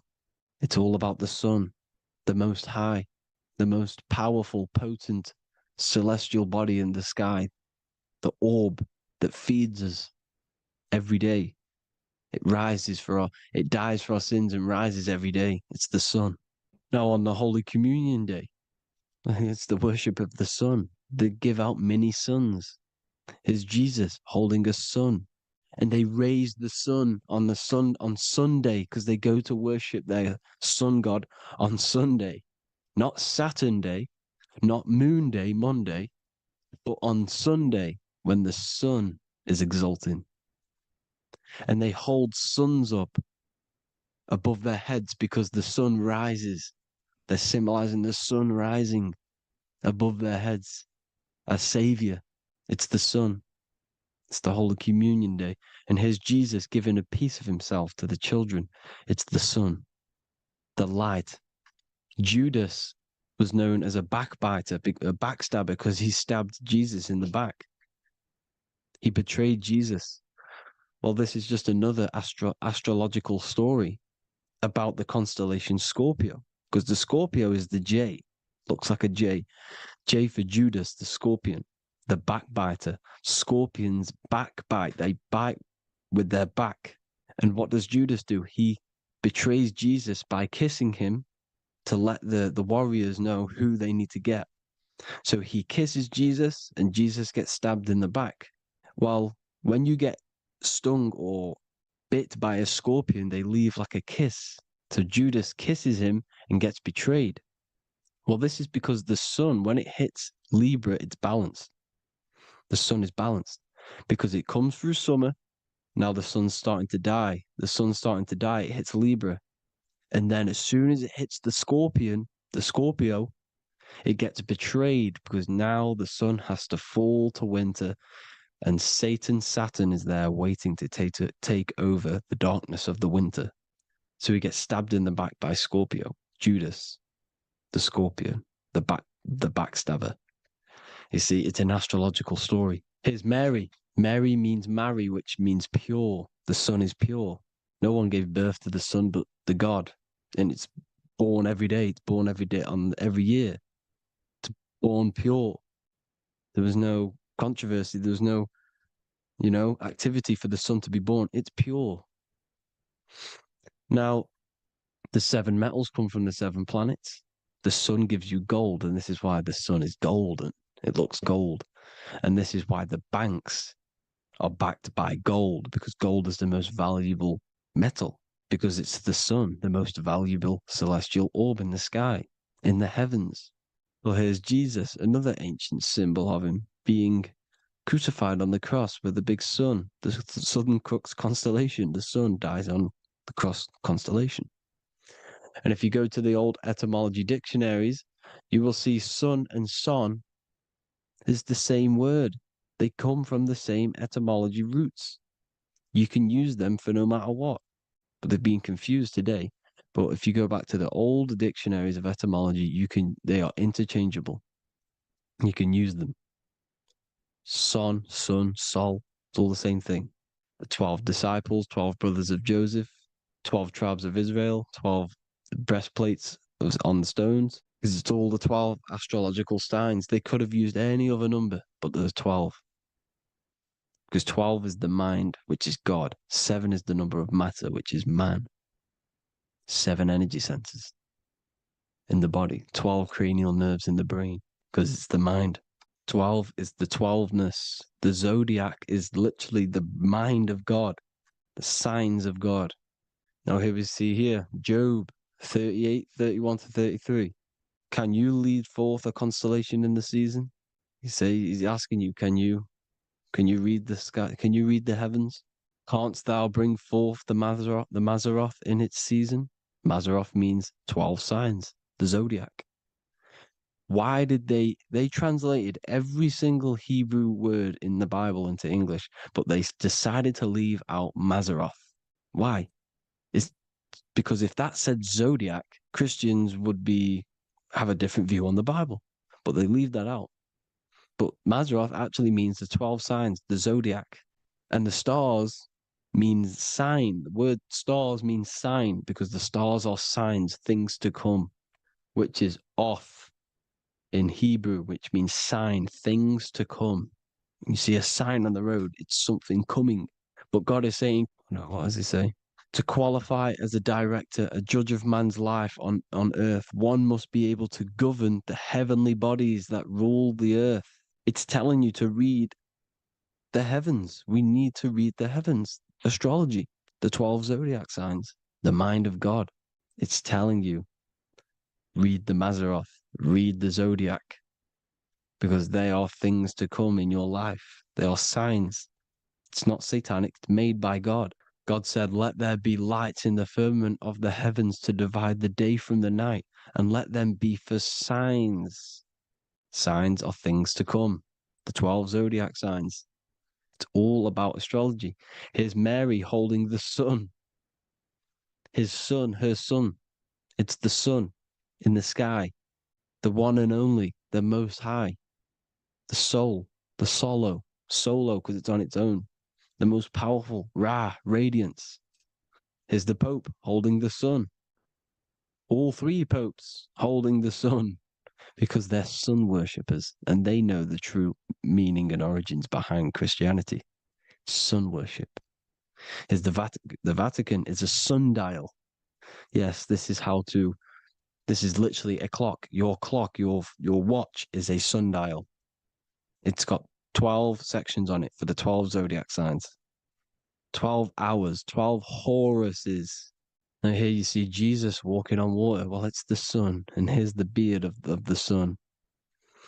Here's the pyramid of the sun, the illuminated one, the all-seeing eye, the sun. Here's the Ankh.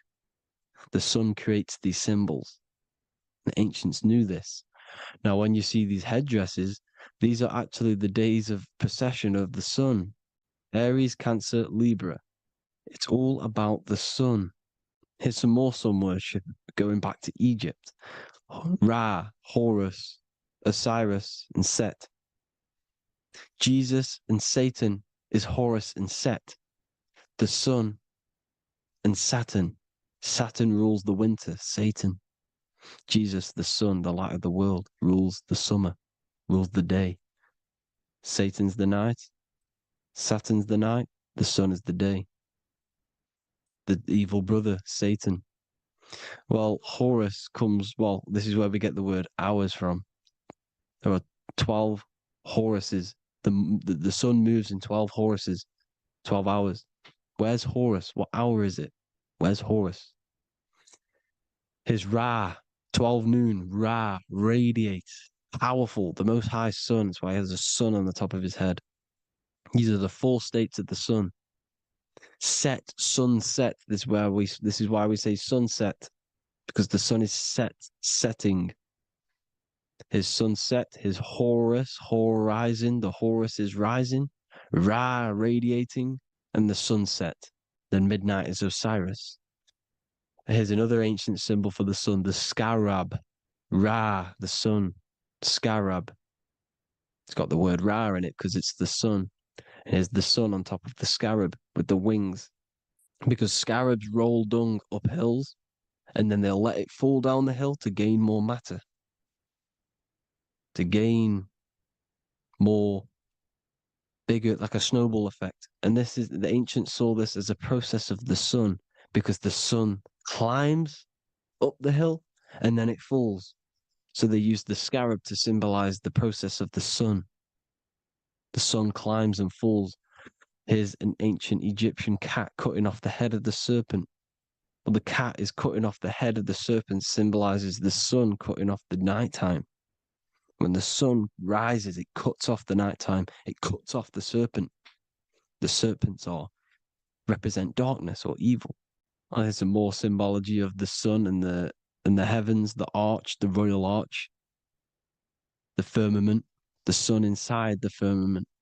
These are all ancient churches, and they all depict the firmament with the sun inside. Is the ancient cosmology, you see, because it's all about the sun. Everything's about the sun because the sun is our orb made for us to sustain life and this inside of this creation, inside of this firmament, the royal arch of heaven. Here's the Freemasons depicting it. Here's the Masonic royal arch. But you can even see the zodiac signs. Here's Cancer, the checkered board. It's the royal arch of the firmament.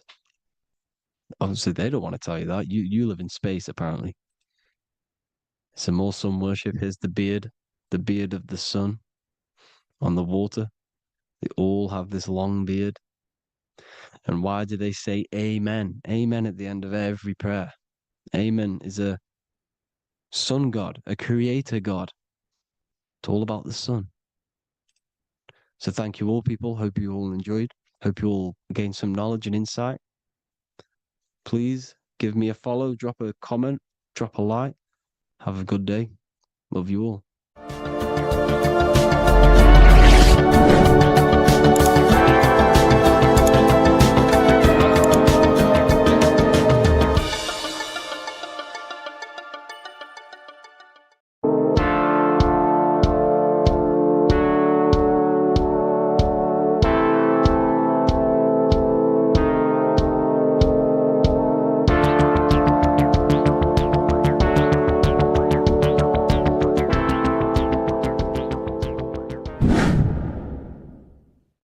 What is good, people? We're back with another video, and today we're talking about the chakras. Let's jump straight into this because I know there's been a lot of requests for this video. So let's jump straight into this. So you have 7 chakras, right? 7 chakras, and these chakras are feeding off your electromagnetic field, known as your aura. This is both positive and a negative pole, male and female, right? This electromagnetic field is made out of electric and magnetism, and together they come as electromagnetic.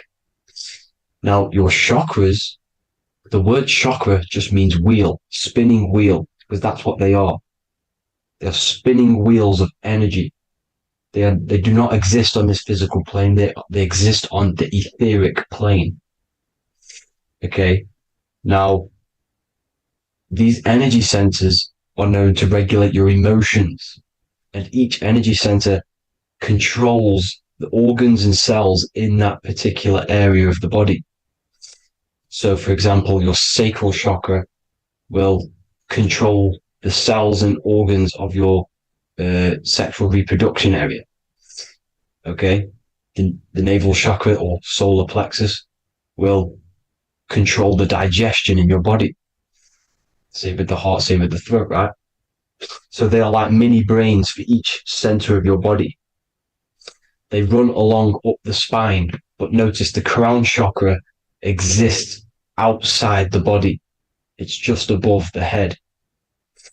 Now, this process of the chakras is obviously the 7 colors of the rainbow, starting from red, which is the lowest vibrational color, all the way to violet, which is the highest vibrational color. This, like I said, these energy centers are feeding off your electromagnetic field. So if these chakras are unbalanced, they are taking too much energy from your electromagnetic field, making it weaker. Now, this is the North Pole. As you all know, the Earth is flat, and we live inside of a giant Taurus field, and the North Pole is the Earth's heart chakra. And this is why the aurora borealis, or the northern lights, whatever you want to call them, that's why they are green, and they are being emitted from this center point of the Earth, because it's symbolizing the heart chakra, which is green, right? Now, you do work your way up to these. However, this is a Taurus field. You are a Taurus field. You have different layers of this Taurus field, right? And you need to balance all of these chakras, but you can't move up these chakras until you open the one below it.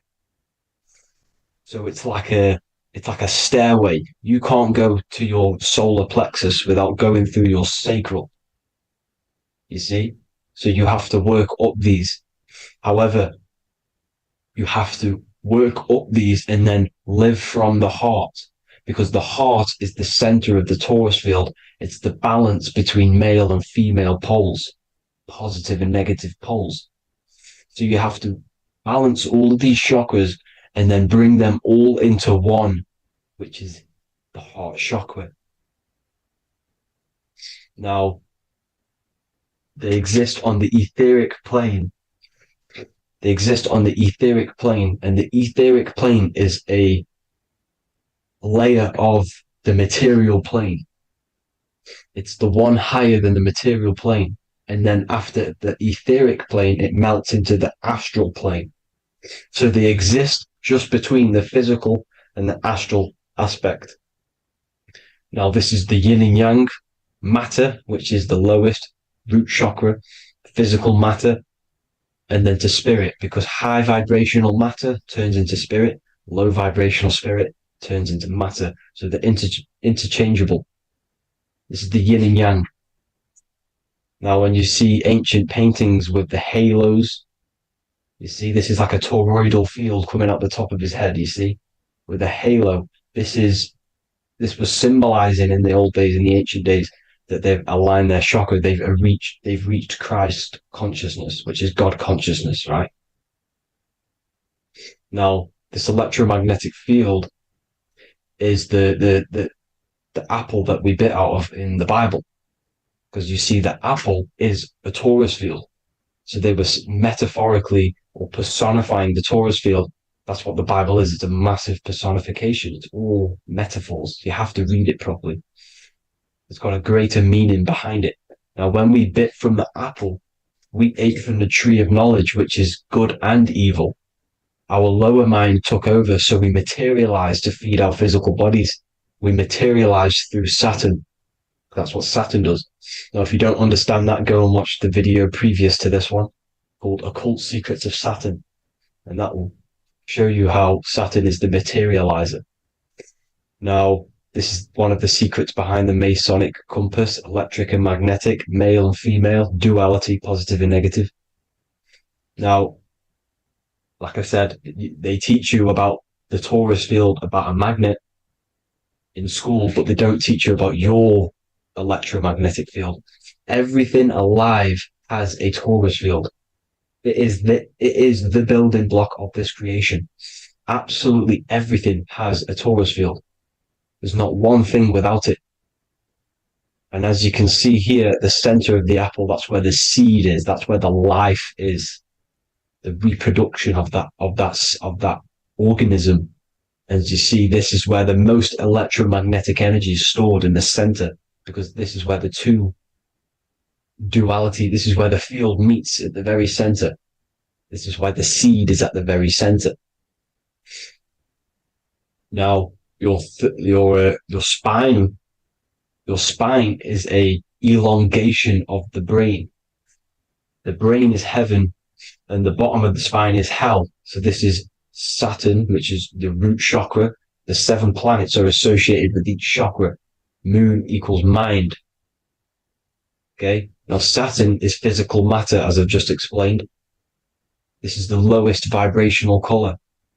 And they want you trapped down here, which is your hell state, your animal nature, your physical nature. They want you to identify as the physical body.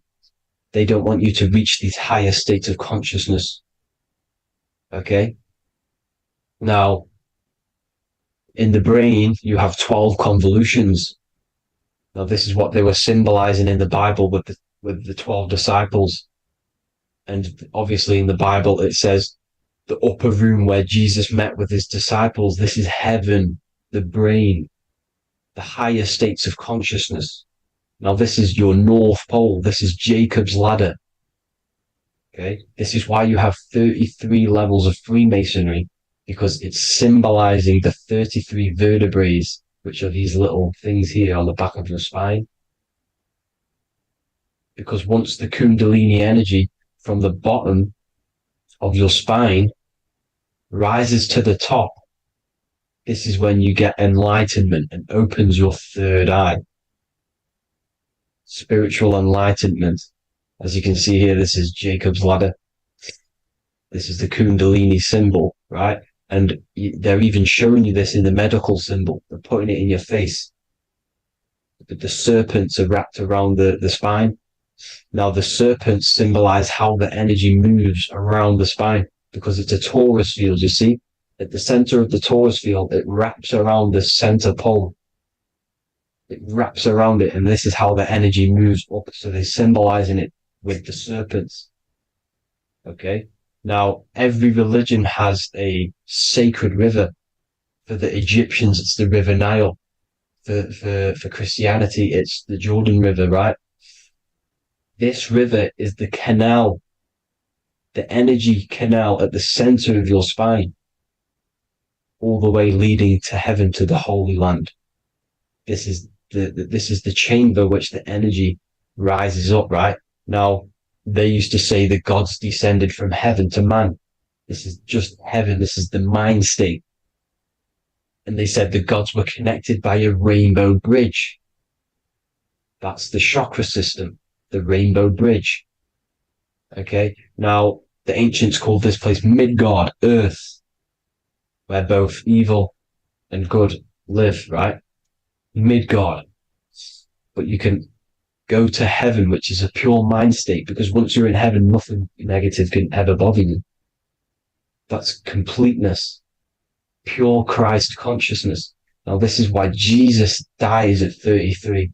He didn't actually die, but it's symbolizing the death of the physical body. Not the death of the physical body, but his consciousness rising above the physical body to, as I said here, matter to spirit. Matter died off and he came spirit consciousness. This is symbolized by the 33 vertebrae, which is obviously the 33 levels of Freemasonry. And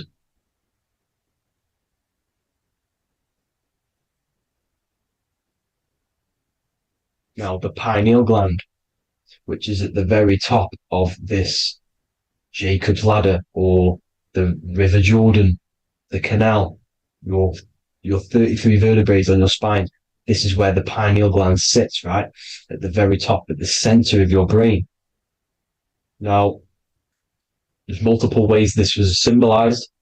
The Eye of Ra, which is used by the Egyptians. Now, this pineal gland is the seat of consciousness. This is where your consciousness is stored, right? And the ancient Sumerians used the pine cone, hence why it's got the word pineal gland, the seat of the soul consciousness. It produces DMT, dimethyltryptamine, which is known as the spirit molecule. And the pineal gland is wrapped in microcrystals. And we all know crystals transfer frequency and energy. Now, radios use crystals. A radio is a frequency transmitter, turning a frequency into a frequency that we can hear with our ears, right? Because all the radios are actually playing right now in your ears. However, our ears can't pick it up, so the radio transmits it into a frequency that we can hear using crystals. So this is the power of crystals, and this is what our third eye is wrapped in, crystals. Now, this third eye is not actually your third eye, it's your first eye.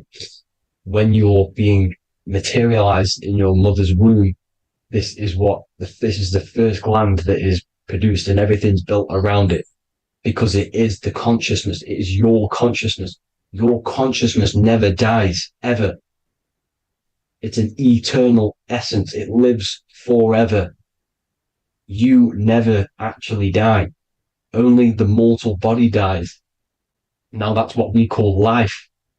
Life is abided by time, and time is change.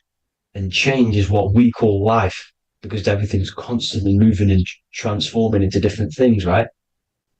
Now let's not get off track. The pine cone is obviously, this is in the Vatican here. The pine cone is symbolized as the pineal gland, pine.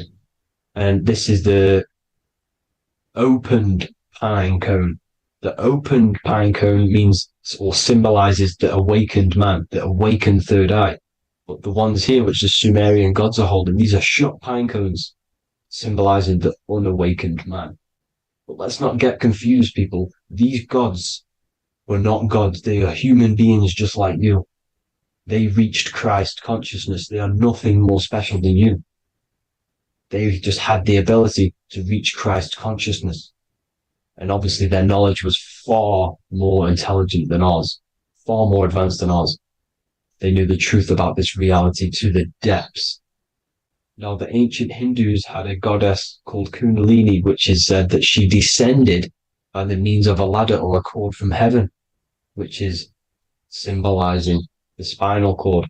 Now, this is what Hickory Hickory Dock, the mouse went up the clock and came back down. This is all these stories, like Santa as well. Santa comes up and then down the chimney. This is symbolizing the Christ oil. There's an oil which is produced in your pineal gland, right? And this oil travels down the spine. And once it's down on the spine, you must have to raise your consciousness, just like I said, with the chakras. You have to raise your consciousness, raise your vibration to heat up this oil and turn it into a gas. And it travels back up the spine through like the serpents up the spine. And this awakens the third eye once it's coming back up the spine and hits the pineal gland. This is the secret behind Santa and Hickory Hickory Dock, because Santa comes down and feeds the presents and goes back up the chimney. And he lives in the North Pole, the positive pole. This is the North Pole, people, and the presence is your sacred oil. This oil, your physical body is the furnace. It's the spiritual furnace, which you have to heat up this oil by raising your frequency and turning it into a gas to rise up this chamber, the River Jordan, to your third eye, right? Now, this is an alchemical process. Your body is the alchemical furnace. It says in the Bible, if therefore thine eye be single, thy whole body shall be filled with light. I shouldn't have cut that out, but that's what it says. The light of the body is thine eye. If therefore thine eye be single, thy eye shall be filled, their body shall be filled with light. This is symbolizing the pineal gland, enlightening the body, the spiritual body, filled with light. Now, as I said, they want you kept down here, which is the root chakra, which is your animal nature, which is obviously mind, matter over mind. This is the symbol of Saturn, right? As you say, we're built of body, mind, and spirit, the Holy Trinity. That is the sun, moon, and earth. The sun's your soul, solar. Moon is your mind. Earth, which is the cross, which is your physical body, the 5 elements, right? So body, mind, and spirit. So the Saturn symbol is actually made out of the cross on top, which is the earth, and the moon on the bottom, which is symbolizing matter over mind, because earth is physical matter. You don't want to be matter over mind. You need to be mind over matter. See, they want you identifying as your physical body. They don't want you to realize you're an eternal consciousness. You're an eternal essence of consciousness which never dies. They want you trapped in your animal nature. And this is why the Baphomet has a goat head, because it's symbolizing your animal nature, which is evil. Not evil, but you're more likely to do evil things, right? Which brings bad karma. That's your animal side. This is why the Baphomet has an animal goat head. As you can see here, he's got the Kundalini energy here.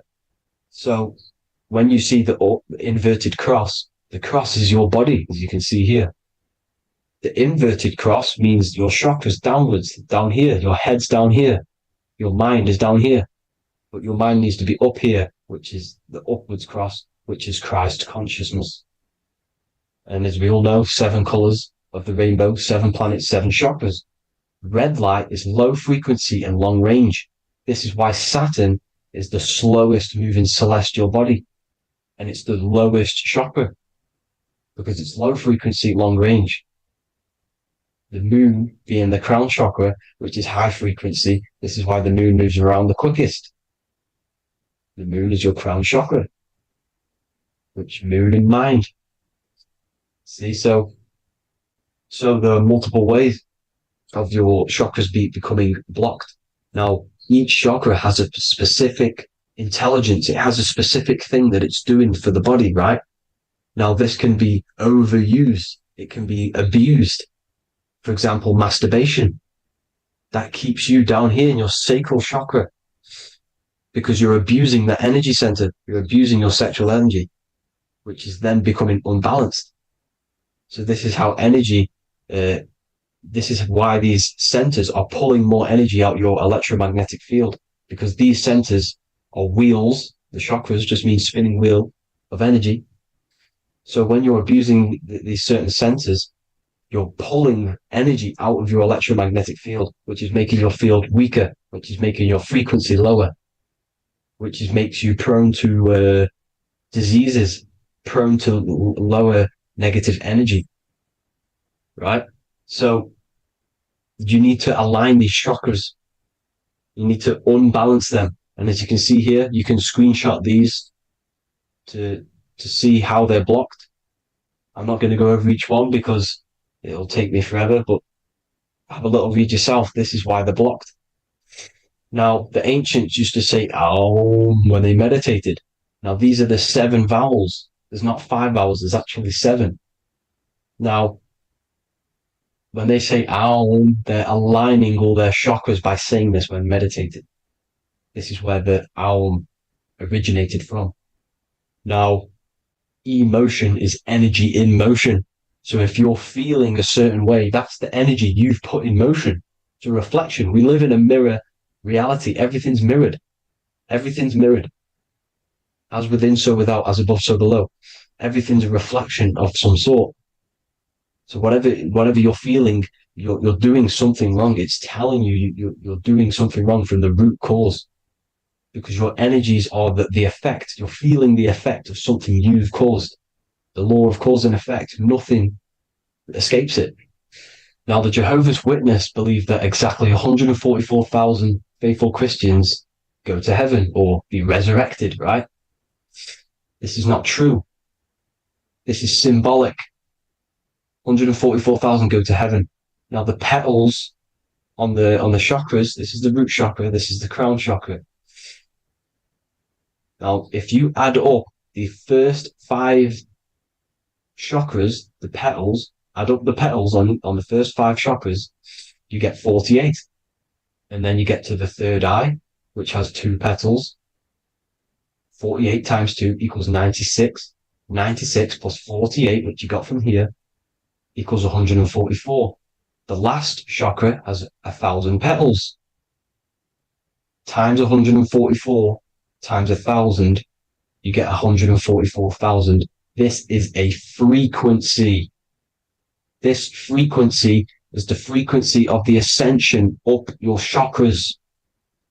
This frequency is a high frequency, which turns that oil into gas, which rises up the spine, activating your third eye. Right? So this is all the religions are all symbolic for this sacred secret of Christ consciousness. As it says in the Bible, the kingdom of God is within. It's not out there, people. You must look within yourself. You are God. You are a spark of his consciousness, infinite consciousness, right? So 144,000 is a frequency, and you must achieve this. Like I said, these people in the past, they're not gods, people. These were just humans. Nothing special.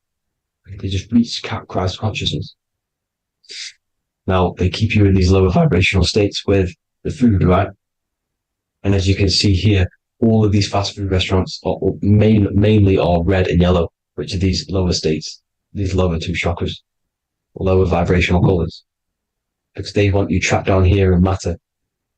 And these foods are so low vibrational, they will keep you down here, because your gut produces, I think it's like 80% of melatonin. Melatonin is your feel-good hormone. These foods will not make you feel good. This is very low vibrational. Meat. It's not meat, it's raw flesh. These animals are stripped from their family, put on a conveyor belt, watch their friends be tortured, and then get slaughtered in a slaughterhouse. Think of all the fear that's running through their blood, all the hormones, all the fear, and you're going to go and eat that very low vibrational energy. As you can see here, this is the light photons within fruit. You can see the life force in this fruit. You must think, feel, and do positive to raise your vibration. As you can see, earth equals heart. If you rearrange it, everything in nature is green, right? The aurora borealis is green.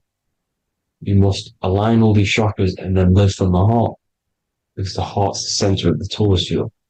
You must become the consciousness in the center. So that's it for this video, people. Thank you all. God bless.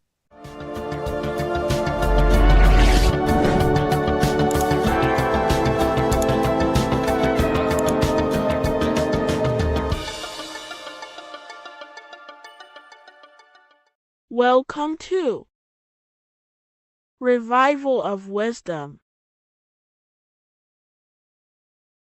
Today, we're going to be talking about portals, portal symbolism, and what portals are, okay, and how they show them to us, because they have to tell you the truth, guys. This is the thing with the universal law. They have to tell you the truth. And they tell you through symbols, they tell you through movies, and different things like that. But let's jump straight into this. So first, I want to talk about the Freemasonry symbols.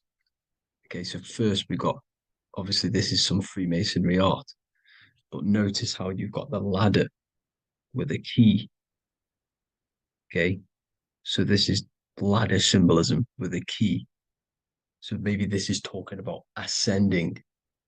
Okay, because look, because this is ascending into the heavens, because it's a ladder with humans going up it with a key. In order to ascend, you must have the key. Okay, so what else do we have with a key? Well, the Netflix show Lock and Key, which is all about portals and keys. Because what the keys do, they open doors, gateways. Okay, so what's interesting about this is that they've got this key here, which represents the Kundalini energy rising up the spine. Okay, but we'll come back to this. But it's that same portal key symbolism. We've also got the Vatican. The Vatican is in the shape of a key. Okay, so you can see the start of it here and the end. So this is key symbolisms. Keys open doors. And notice how it's got the 8-pointed star. Okay, what is the 8-pointed star? Okay, we'll come back to this. This all ties in, guys. I'll break it all down for you. But then you've also got the god Janus. Janus, okay, is known as the god of the doorways. He's an ancient god of Rome, and they worshipped him. However, he's not a god, he's more like a high-level ranked demon. Because he is the god of the doorways. And notice how he's got two faces. Because doorways always have two sides. You're going into somewhere, there's always two sides of a door. And he's always depicted with two sides of a face and a key, because he holds the key to the doorways, to the portals, to other worlds and realms. Okay, as you can see, he's always got two faces and a key. Okay, so now we have the Sumerians, the Anunnaki, and they are always depicted with the two faces. Why do they have the two faces? Because they're symbolizing doorways, and the Anunnaki come to Earth through doorways and portals. So these are what these gods are symbolizing in their artwork. But they always have the 8-pointed star. Okay, what is the 8-pointed star? You see how they always have. Look, let me try and find another one. It's the 8-pointed star. This 8-pointed star is Polaris. Okay, Polaris, just like the Vatican has the 8-pointed star with a key. Polaris is the center star. Polaris is a fixed star, it doesn't move. Okay, so the Anunnaki's symbol is also the 8-pointed star. So this is symbolizing the portals and doorways that they come through in order to get to the earth. But Polaris is that center star which does not move. It's always symbolized with the 8-pointed star, just like a compass.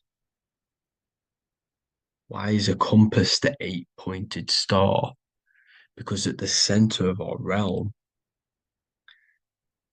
is where the most electromagnetic energy is stored. As you can see, we have an aura field, an electromagnetic aura field. So does the earth. And in the center, so like our heart, for example, is where the most energy is stored.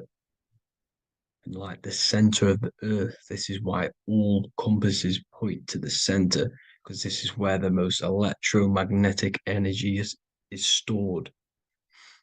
Because it's at the center of our realm. Okay. So like I was saying with the lock and key series, see this here? The Kundalini energy rising up the spine, just like your Kundalini energy rising up the spine. Let me try. I can't zoom in. But you know what I'm trying to say here. Let's go back to Polaris. Because at the center is where pole. Can you see the pole of electromagnetic energy? Polaris, the North Pole. It's symbolized. The truth is in the words. It's like a pole of electromagnetic energy. And this is where the aurora borealis comes from. Notice how it's got the word aura in it, because it's the Earth's aura, electromagnetic field. Just like you have an aura, also known as the northern lights, because it's coming out of this center hole in the center of our realm, where the black sun is. And this is where the electromagnetic energy is coming up from. And this is what the aurora borealis is, or the northern lights. It's just electromagnetic energy. And it's symbolized through our symbols, the original O, okay? Because it's like a pole through the middle, Polaris. So this Polaris is the sky vault. It's the portal into this realm, because this is what the Anunnaki are always talking about, always symbolize it with the 8-pointed star. And just like a compass is the 8-pointed star pointed to the center, to Polaris. Okay. See here on the Sumerian tablets with the 8-pointed star again. And how we know it's talking about portals with this 8-pointed star is because CERN 666 are opening up portals to the underworld, letting in demonic entities into this realm. How do we know it's a portal? Because their Hydro Collider has 8 points, just like the 8-pointed star. So they are creating synthetic portals to the underworld to let these demonic entities into our realm. What is the key? Because if we're talking about ascending through Polaris, notice how here on the masonry art, this luminary here, so this is the sun, that's the moon, this is Polaris, because it's a luminary with what? 1, 2, 3, 4, 5, 6, 7, 8 beams coming off the luminary, just like the 8-pointed star. So you see the ladder with the key going up to Polaris. It's symbolizing ascending out of Earth. So what is this key that they're keeping from us? Because it's a human holding a key going up the ladder to Polaris. Well, chakras. We have 7 chakras. Okay, So this is what they are telling us in the lock and key symbolism. The Kundalini energy rising up the spine. Okay, just like they have 33 vertebrae on the back of your spine. Okay, this represents the Kundalini energy going up your 33 vertebrae, just like in Masonry has 33rd degrees. Okay, so what is the key? Your chakras. Your chakras have to be unlocked. Okay, you have to unlock your chakras, and you can't unlock this one without going through this one. You have to go through them all. It's like a ladder, just like Jacob's ladder. You can't go from the bottom to the top. You have to unlock each one. Okay, just like you have 7 chakras, you have 7 layers of your aura.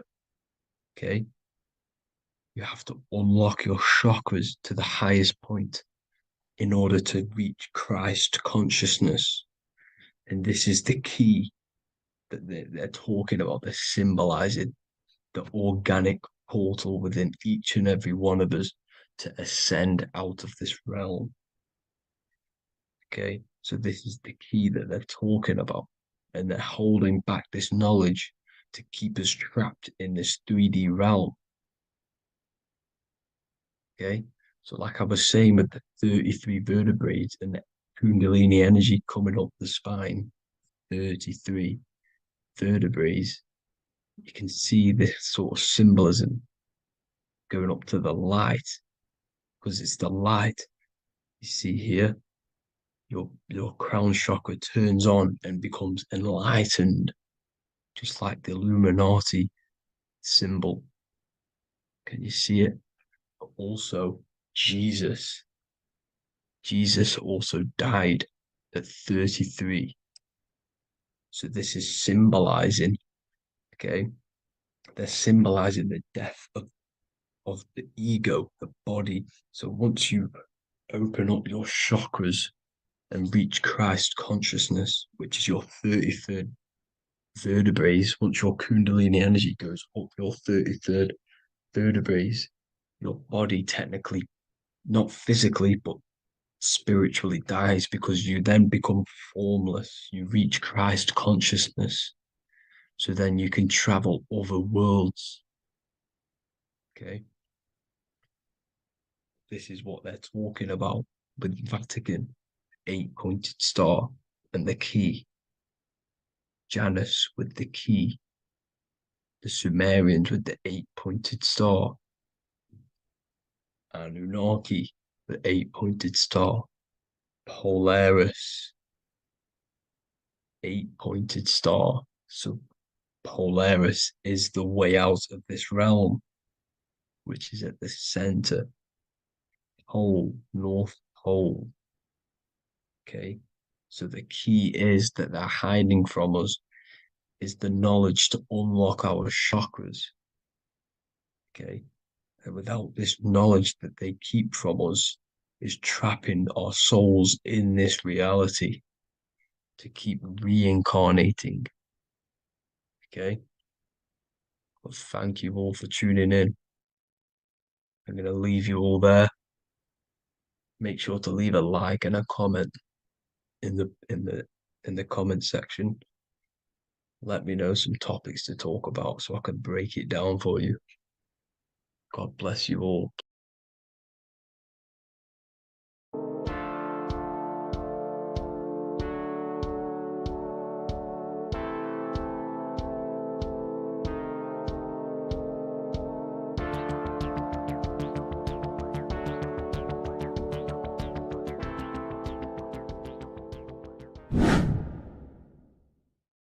Hey people, how are you all doing? It's Revival of Wisdom, and today we're going to be talking about your birth certificates and how we are slaves to a system and how they have trapped us into this system. Okay, so the first thing you need to understand about this system is there are 2 types of laws.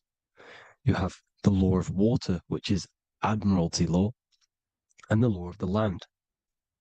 So the Admiralty law is the law of water, and this is what money is. Money is water. This is why we say liquidity, currency, the current.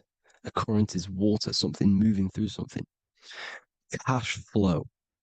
And this is why banks are called banks, because a river bank is on either side of the water and it directs the currency. You see? So money is water. And as you can see here, Ripple, the cryptocurrency, Ripple, water Ripple, and they're building a bridge over water, overseas, international banking with cryptocurrency.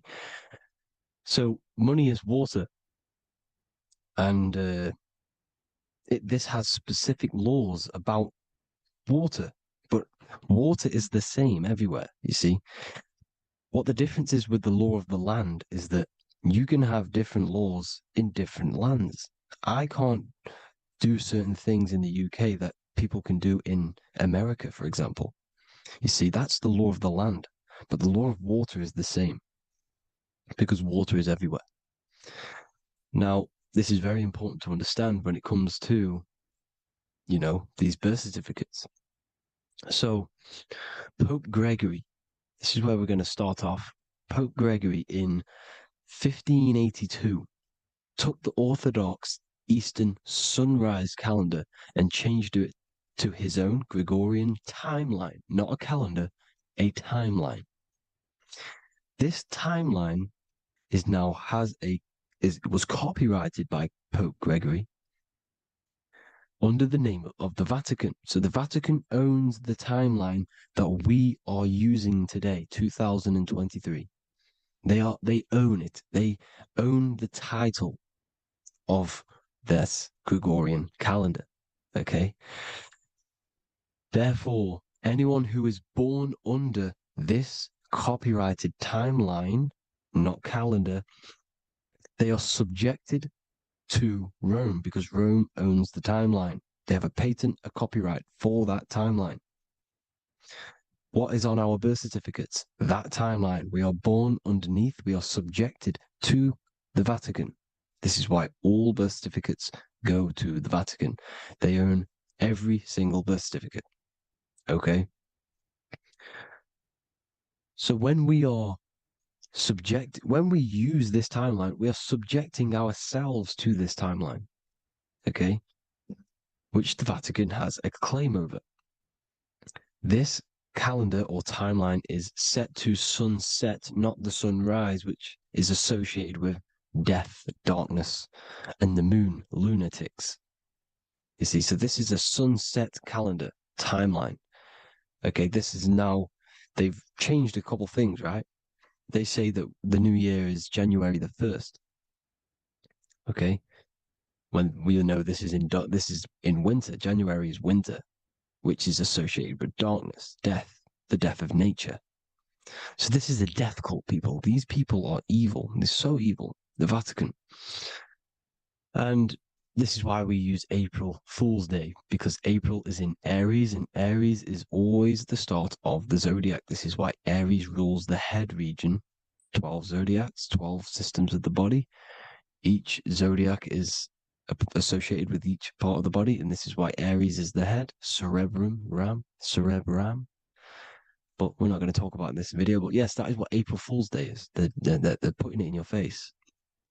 April Fool's Day is the real start of the year, when the sun starts to rise again, when the risen Savior is resurrected, when it's born again.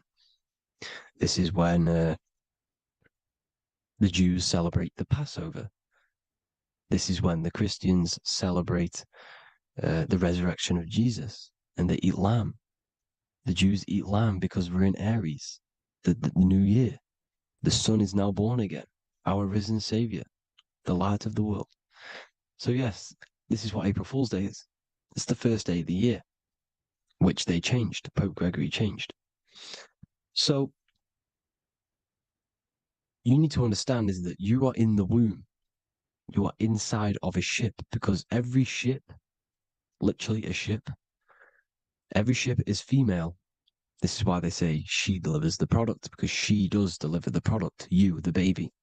Same thing with a ship, they deliver products. They are a she. And when they pull up to the bay, like you can see on this picture, they're pulling up to the bay. This is now called the birth canal. The ship is now in birth on paper. Okay, this is law. And when they pull up, they tie up to the bay, and now they get a certificate of manifest certifying all of the products which are on the ship and what they are bringing into that nation. Okay, so you're bringing in this many of that, everything's on the certificate of manifest. And this certificate as manifest is also your birth certificate, because you are traveling through water when you are in the birth canal of your mother, because you are in water when you are in the womb, and you travel through the birth canal. And when you arrive, you get a certificate of manifest with the name, how many, the quantity, that's your birth certificate. Okay. And this is what it is. We are a well, we're not a corporation, but we represent a corporation, which is your name in full capital letters. That is your corporation. You cannot physically tax a body, but you can tax a corporation. This is why we get charged. This is why we get taxed, because it all goes down to the corporation which our name represents, which we are subjecting ourselves to. We are my name. I am subjecting myself to this name, and that name has a corporation which I represent, which I subject myself to. You see, this is how we are attached to this straw man, this character that they have built on paper. So it's a character which is on paper. This is what we represent. So when the woman gives birth, she delivers the baby, and then she has another substance. Now I'm going to break down how they attach this name to us, how they do it. Okay. Our mother is carrying us the product in the womb, the water. And it goes, for example, it goes from the United Kingdom into a state-owned, corporate, federal-owned hospital, which is government-owned. She does not declare the package when she enters the building. Aha, so keep that in mind. When she delivers the package in the federal territory, she does not declare the package either when she leaves. Therefore, there is no evidence that we exist when we arrive on paper. On paper, there is no evidence that we came into the building or left the building. We have not been declared. So we do not exist on paper at this point. When the woman gives birth, she delivers the baby, and then she has another substance, which is called the afterbirth material. Okay? This afterbirth material has the same DNA as our physical body, with the body, mind, and spirit. Okay? This is how they get this corporation. Hold on. The afterbirth material does not get claimed by the mother nor anyone. Therefore, they salvage that substance, because we are under the Vatican. Every state is all Catholic. Your birth certificate is Catholic. No matter what religion you think you are, every single birth certificate is Catholic, because we are subjected to Rome. All roads lead to Rome. Rome runs all of this. Okay? We're still under the Roman Empire. Okay, so Rome are Catholic and they believe in salvation. This is how religion comes into this. This is how they use religion to get this. So they salvage the afterbirth material and they claim it, and they salvage it and give it and charge it to Rome. And they give it a name. Here's the legal term, born alive. Here's what it says. Each product of such birth is considered live, born, and fully recognized as a human person. So each product of such birth, so that could be anything, the afterbirth, the person who actually comes out, the baby. So your afterbirth, which we do not take with us, we take the baby with us. They keep that in the hospital. They collect the afterbirth and they salvage it and they give it the name, which it is us. We are a representative to that afterbirth material, which they put the name on, they claimed, which is subject to Rome.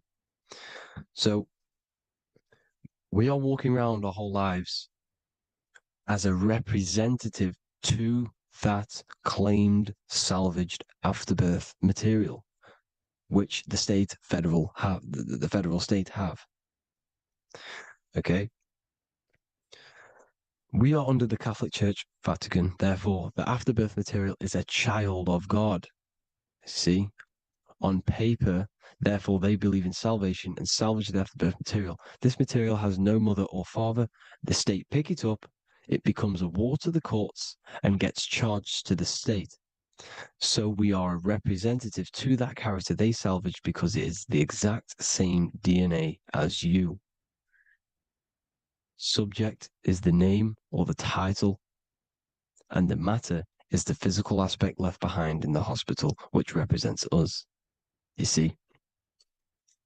So now we're moving on to Unam Sanctam. Unam Sanctam was in 1302, a very, very important year.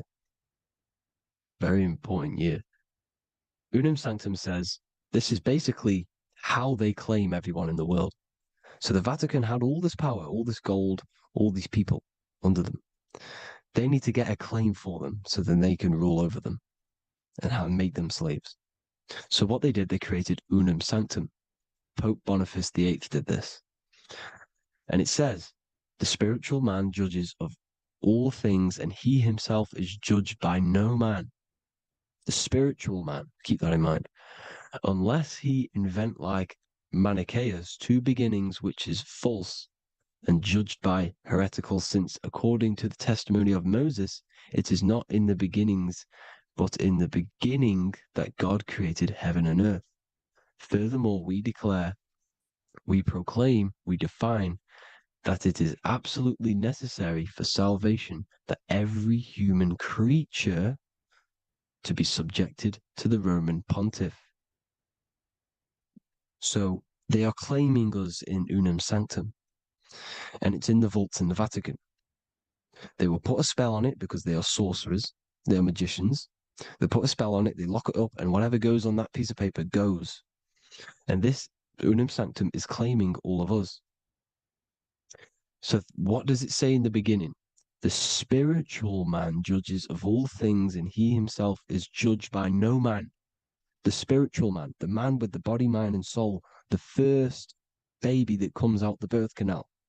That's you, your body, you, body, mind, and soul. You have the Christ, which is I am, which is grace. Grace means here, now, in the present. You have the Christ, which means I am. Therefore, you have a soul. If you can say I am, you have the Christ. You have a soul. But a creature can be anything with no soul. You see? So no man can judge the man with the soul. However, as it says in the second part, we proclaim, we define that it's absolutely necessary for salvation that every human creature to be subject to the Roman pontiff. So they are subjecting the afterbirth, not the man with the body, mind, and soul, but the afterbirth to the Roman pontiff, to the Roman Catholic Church. We are the ones who are claiming to be the afterbirth material, which is our birth certificate, which is our representative. We represent that because it is our DNA. This is how we are stuck. We are stuck because we represent this DNA, which is on paper, recorded. You see? So we, being untaught, uneducated in these subjects, we are subjecting ourselves to this system, to this slavery, because we just want to live. We just want to live happily, just peaceful. Think about it. Where's all this coming from? Where's all this war, all this killing, deaths coming from? We just want to live. It's coming from the Catholic Church, these evil death cult, which has subjected us, which has used us as slaves, and we are still slaves, and it's just going to get worse and worse and worse.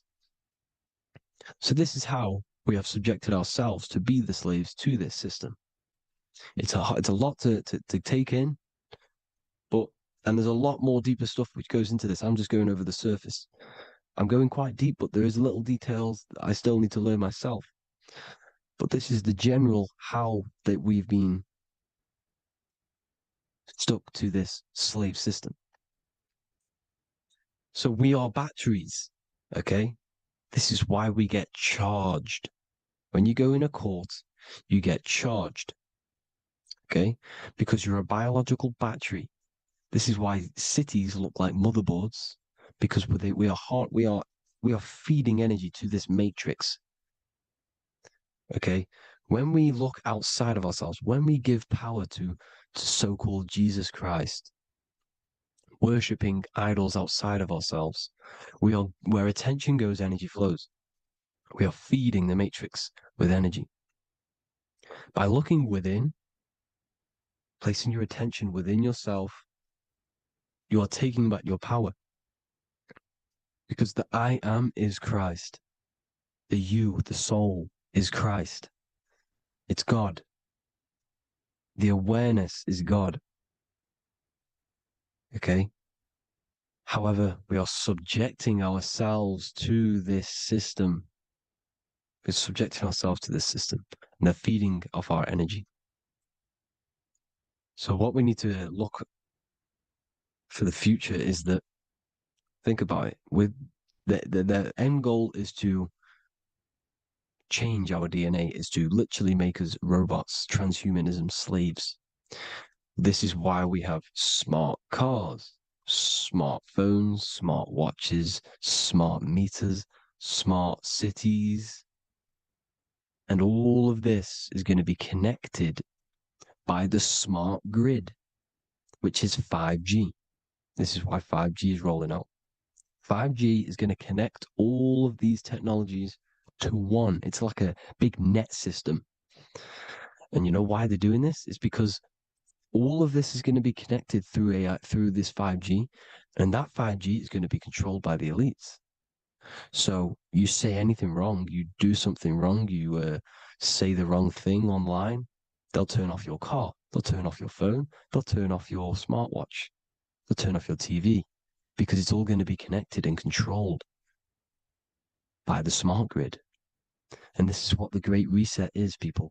But they're going to trap us inside of these 15-minute smart cities so we can't leave the area, because they're going to use climate change as a tool to enslave us to not travel because of so-called climate change and the fumes that we are putting into the air, which is all BS. They're doing this to push these new cities, to push all of it. But listen, they're trying to get inside of your body. The only way they can do that is to get you addicted and using this technology. First, they got on the body with the smartphone. Well, first of all, we use the technology. We get used to it with it in our hand. The next step for them was to get on the body, which is the Apple Watch, as you see down here. They have now successfully got onto the body. The next thing is to get inside of the body. This is the brain chip. You see how they've slowly lured their way in, slowly got you addicted to this technology, got you dependent on this technology. And what they're going to do is that they're going to mold society to be dependent on the brain chip. So in order, for example, if you want to go and pay for food, you're going to have to get a chip to pay for the food, because it's all going to be digital money. And that digital money will be connected to the chip, and you'll need the chip to pay for things. You see? So this is how they're slowly transhumanizing us. These phones, these apps, these things which are all we are all using was created by Freemasons. Mason means traveler, because they travel the depths of the mind. They understand human consciousness. They understand the brain. They understand the mind. by the deepest root cause they understand it. This is what Masonry is. It's the occult. So these technologies is designed by these people. This is why they're so addictive, because they understand how it works.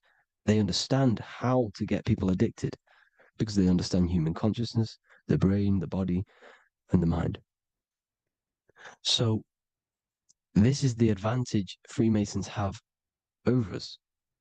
And these secret societies, which have gone through the orders of Freemasonry and progressed onto these secret societies, which are the evil side, because I'm not saying Freemasonry is evil, okay? But the societies which they go beyond Freemasonry, because you can go beyond the 33rd degree into these secret societies, and they use this knowledge for the bad, to enslave people. And this is what's going to happen. Transhumanism. So I hope you all learned some insight for today. Please do a bit more research on, the birth certificate and stuff like that, the straw man. And have an amazing day, people. Please like, comment, and subscribe. Peace.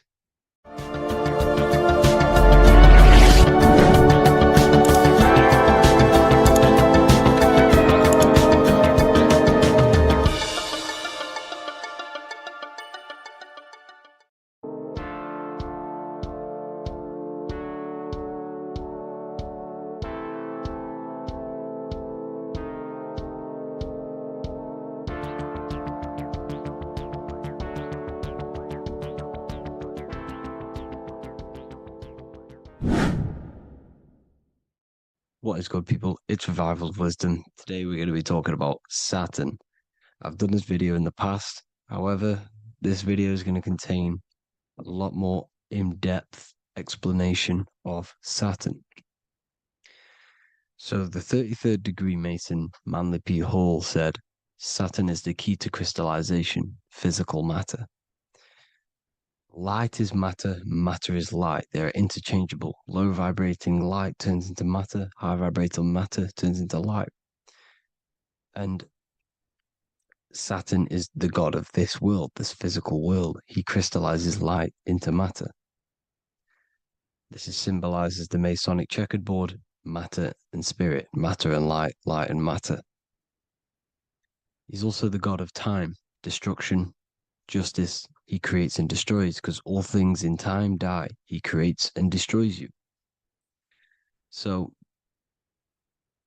because we live in this physical world, which is the electric world, this is why we say electricity, because it comes from the root word of El, Saturn. They used to call Saturn El, E-L.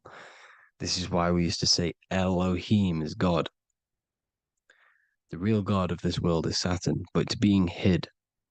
This is being hid. Jesus is Saturn. All of this is Saturn. It's all Saturn worship. It's the real God of this world, So, physical matter is a result of two opposing forces equalized on the plane of inertia, because everything is created out of electromagnetic Taurus fields, toroidal fields. And these two poles equalize on the plane of inertia, which gives you planet Earth, plane of inertia. The plane of inertia is what Saturn is. It's the ring around the center of the plane of inertia. Thank you to Walter Russell saying, physical matter is a result of two opposing forces on the plane of inertia. This is what Walter Russell says, so please check out his work. He's got many books, many books on light and electromagnetism and stuff like that. So I advise you to check him out. So the Taurus field gives you the binary code 0 and 1, the female vagina and the male phallus. This is the code for this world. Saturn crystallizes physical matter. Now Saturn is the most outermost layer of the 7 layers of heaven, where it says in the Quran, it says, Allah, it is He who created the 7 layers of heaven. Saturn is the outermost layer. He's the top He's the most high. So when we say the most high, we're referring to Saturn. He's the most high before the firmament, before the stars. So Saturn is the god of this world. He's the Lord of the Rings. He wears the crown. The crown is the rings. Crown, Kronos.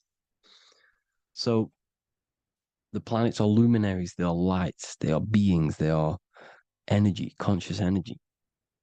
And we're in the heart of the solar system. Saturn is the outermost layer. He is the one of this world. He's the god of this world. Now, on the North Pole of Saturn, you have the hexagon. Add up all the sides, it creates the six-pointed star. Or it can be created as a cube. The cube is very important. The six-pointed star is very important. 6 points, 6 triangles, 6 side, 6, 6, 6. Black cube adds up to 6 in gematria. Now, what did I say in the beginning? Saturn crystallizes the physical world. He creates physical things out of light. You are a light being. This is why we say human. Hue means the light spectrum. Hue, man, we are light manifested into physical forms. Human. And we are incarnated through Saturn. Satan, same thing. The number of the beast is 666, and the 666 comes from the 6.6 triangle, 6 sides of Saturn, 666. We are all known as carbon-based life forms.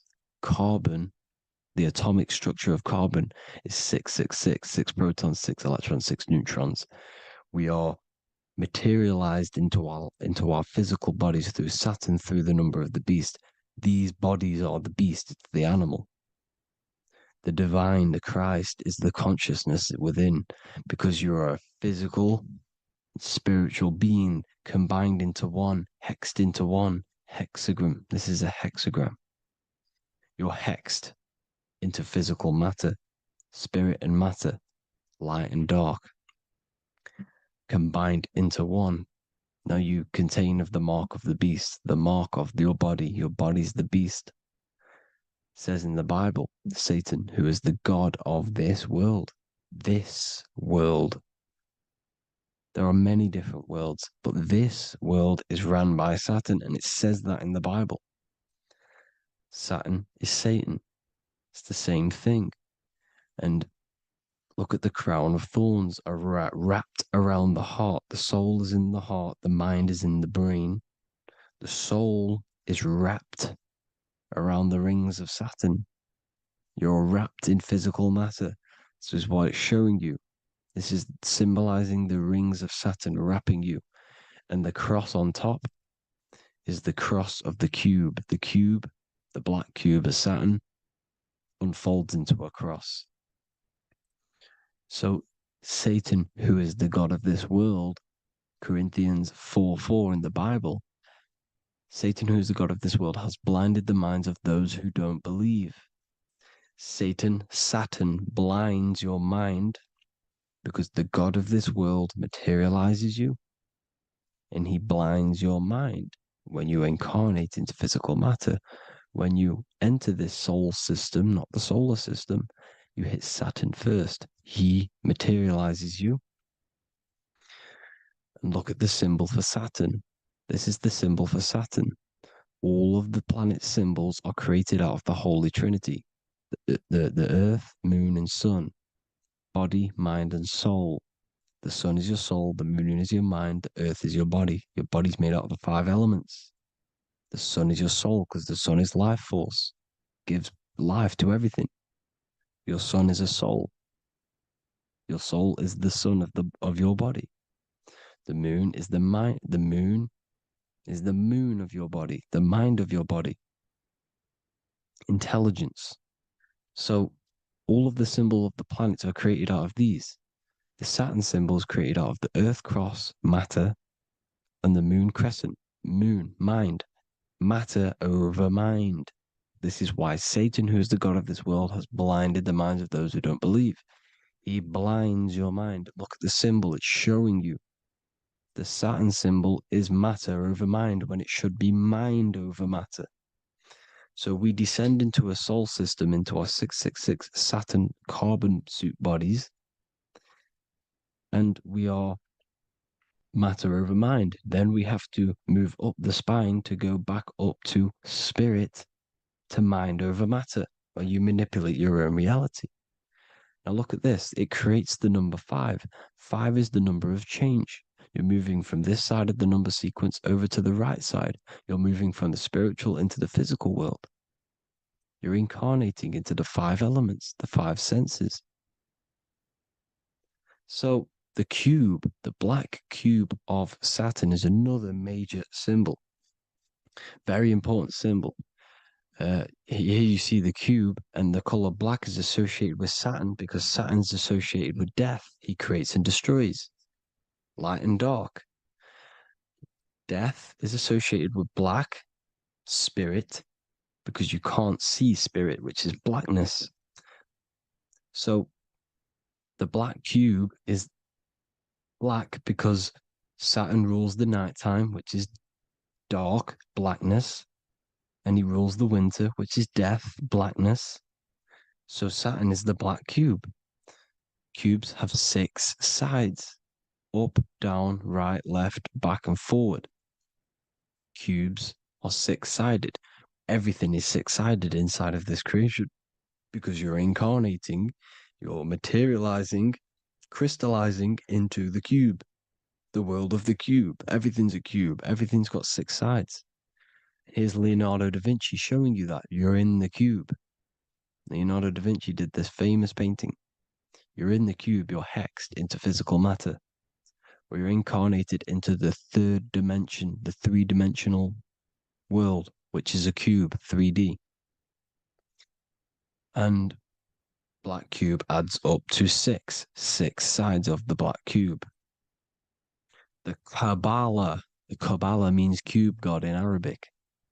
And look at what they do. They worship the cube, the black cube, and they stand in rings like the rings of Saturn. Australia, Denmark, Manhattan, Santana all have these black cubes. You go to New York, you will see the black cube there as well. These black cubes are everywhere because it is the real God of this world, So look at the cross. The cross unfolds into the cube. Xbox, Nintendo GameCube, Sega Saturn, anything to do with a simulated gaming reality, they put Saturn in it because we're in the simulation of Saturn. This is a simulation. And this is why they reflect this through the Xbox, GameCube, Sega Saturn, anything to do with gaming, simulations, is all Saturn. Because we're in the cube of Saturn, the black cube. We're in the GameCube, the Xbox, the Sega Saturn. As above, so below. So they reflect it through the simulations that they create inside of this simulation. Cubes have 8 points for the 8 points of time and space. 8 is the number of time. Everything's cycling, infinity. So look at the cube. The cube is symbolized as in Judaism. The Judays have the black cube. They wrap themselves in a black band and they cover their eyes into blackness. The black cube, for the black cube of Saturn, they use the star of Saturn and they worship their god on Saturn Day because it's all Saturn worship. And look how the Saturn god is wrapped around with these thorns or leaves, just like Jesus is wrapped around his heart. And Jesus on the cross is us on the cross. We are in the cross. We are in the cube. The cross is the cube. And the cross is even in the Saturn symbol. This is another symbol for Saturn. There's 2 symbols. You got this one, the one I've just broke down. And there's this one. This is the cross of Saturn, the cube god, the simulation, the game cube. Now, Chronos is another word for Saturn. Chronos means time. When you clock into work, you go to the Chronos machine. Well, I did anyway.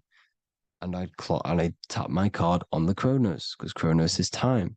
Anything to do with time is Saturn. He creates and destroys. Look at the artwork of Saturn with the sand, the time. Look at this, how he's cutting off the baby's wings. He's crystallizing the spirit into matter. He's cutting off your wings. Satan, in the Bible, he falls from heaven into earth and he loses his wings. He becomes a serpent. You see that's it's all symbolic for us. We are the fallen angels, fallen angles of light. We're fallen angles of light. We are light beings. Now we're fallen into physical matter. Saturn's chopped off our wings. He's chopped off our spirit wings, because when you astral project, you can fly. You will fly around. He's got the Reaper staff here, always depicted with the Reaper staff. Now look at the clock. Saturn day is the 6th day. The number of the beast, 666. Look at the clock. 6 take away 12. 12 take away 6 equals 6. 7 take away 1 equals 6. 8 take away 2 equals 6. 60 seconds in a minute, 60 minutes in an hour, 24 hours in a day, 2 plus 4 equals 6. That's 666. Everything's 666 because it's time. Saturn. All goes to Saturn. He's the god of time.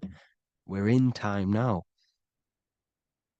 We're in time. We're in the time, which is God, the god of this world, the god of time. Now look at this. The Reaper is also depicted as the Reaper with the staff, the black cloak, black symbolizing death, spirit. Judges wear black because Saturn is the law. He's the god of this world. He's the law. This is why they wear black cloaks. When you graduate from university, you wear a black cloak and a black cube on your head. You've been hexed. Funerals, you wear black because it's all to do with Saturn, Father Time, Father Crystallization. Now, Saturn, here's another one of him cutting off the wings of a child, because he cuts off the wings. He creates and destroys your body. We're in the electrical world. Everything that is electrical vibrates. All vibrations have to come back to a standstill point, which is death. This is why your body dies. Your atoms stop vibrating. Corona. Look at the crown. The crown is the corona. Corona means crown. And look at this is an alcohol brand for beer. You can see the staff of Saturn in the symbol with the moon crescent. Corona, which is the crown, Saturn, the crown on Saturn, the rings. And then you've got the staff. It's all Saturn worship.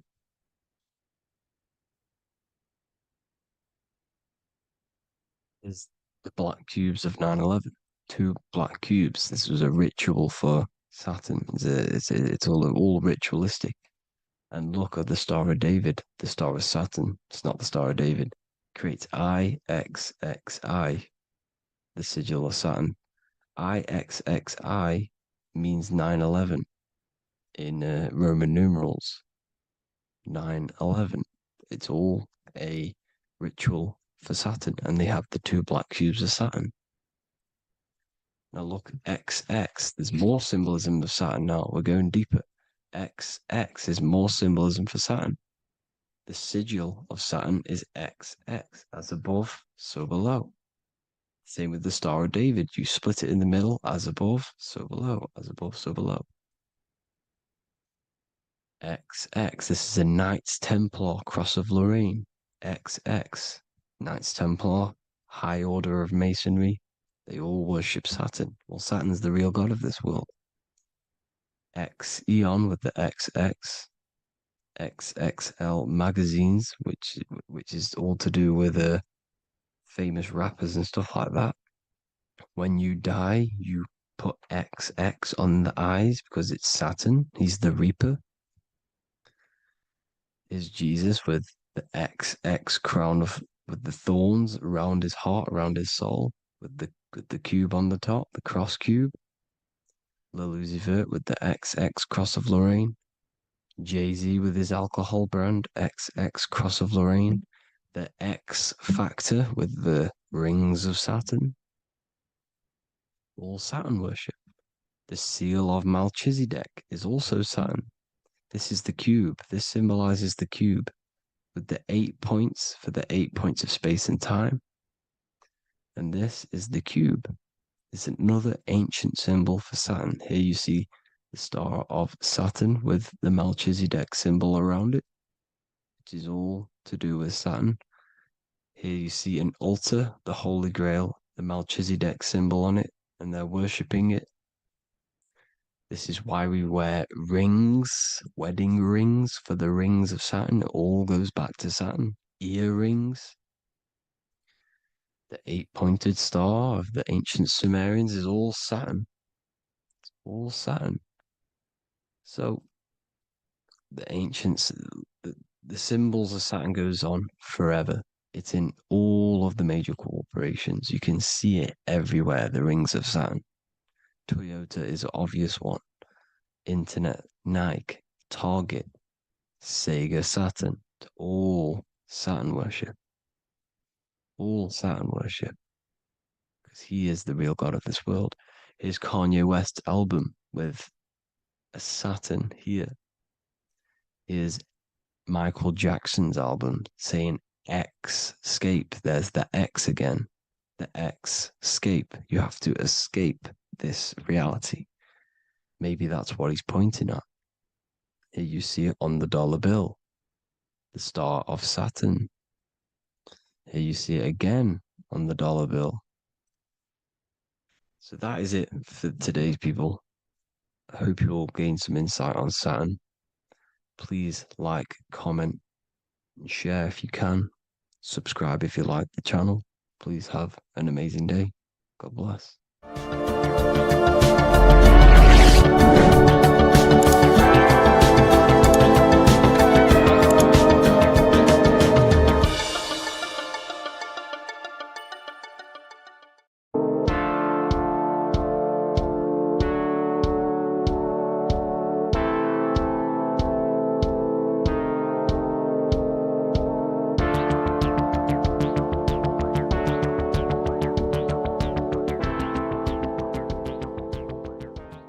Welcome back everyone to another video. Today we're going to cover everything that you need to know about the mind, starting with the two aspects of the mind, the conscious and the subconscious. The male aspect of your mind is the conscious. This is the 10% of your mind. The conscious part of your mind is only aware of everything around you, your vision, your sight, your smell, your taste, your hearing, and your current state of emotion and thought. Every thought that you consciously think about has an emotion directly attached to it. That emotion is then impressed onto the subconscious part of the mind. The subconscious part of the mind is the female aspect of your mind. It is also a whopping 90% of your mind. Subconscious mind is controlling all of the subconscious processes which happen within your body. For example, your subconscious mind is controlling your heartbeat, your digestion of food, and all of the things that you do not have to tell the body to do. It is the hidden part of our mind which is controlling all of the hidden things.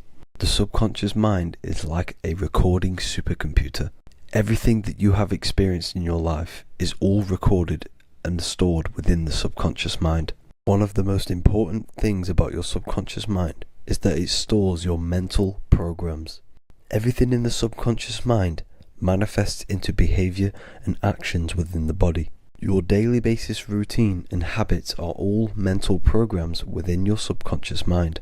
These mental programs are created by mainly two ways. 1, repetition, and 2, emotional impact. The repetition is fairly simple to understand.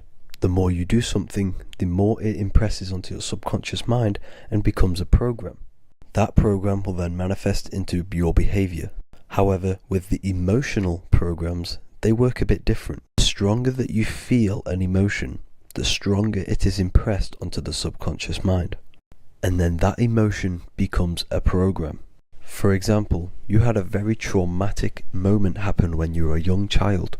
The emotion that you felt was so strong in that moment that it impressed into your subconscious mind so hard that you can recall that moment like it was yesterday. That traumatic event that happened to you when you were young will still manifest into your daily basis behavior even to this day. However, it manifests subconsciously. For example, if you were in a car crash, you will be wary to enter cars with certain people.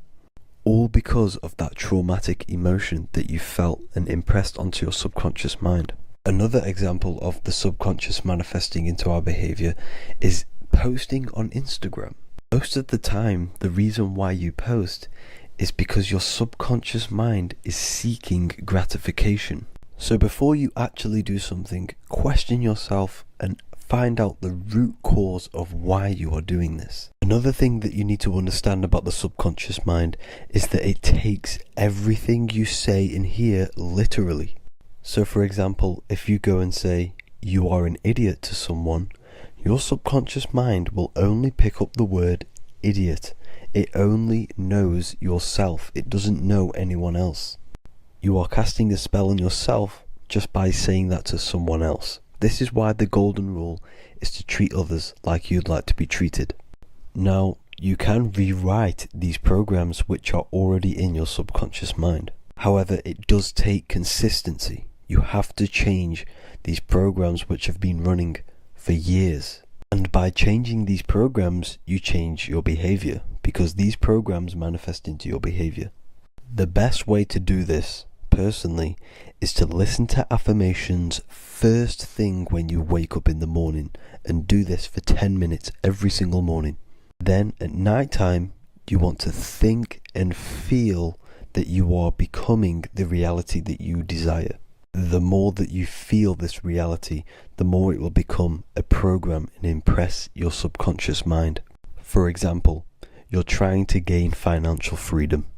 If you trick your subconscious mind into creating a program saying that you are financially free, this will manifest into your behavior. You will start doing more work. You will start looking for ways to make money. Your mind will be set on the frequency of money and financial freedom. Therefore, you will receive thoughts based around this program. If you take enough action, your life will dramatically change because of this program that you created in the mind. This is why we call it a mindset, because your mind is a frequency tuner which sets its frequency onto different thoughts, because thoughts are frequency. If you fill your mind with a specific frequency, you will gain thoughts and ideas based around that frequency.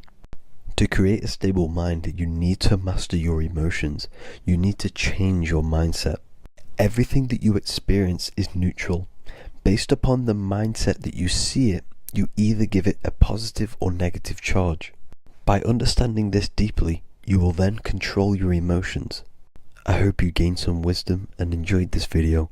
Please, if you can, leave a comment and a like, and subscribe to the channel if you like this content. Love and light to you all.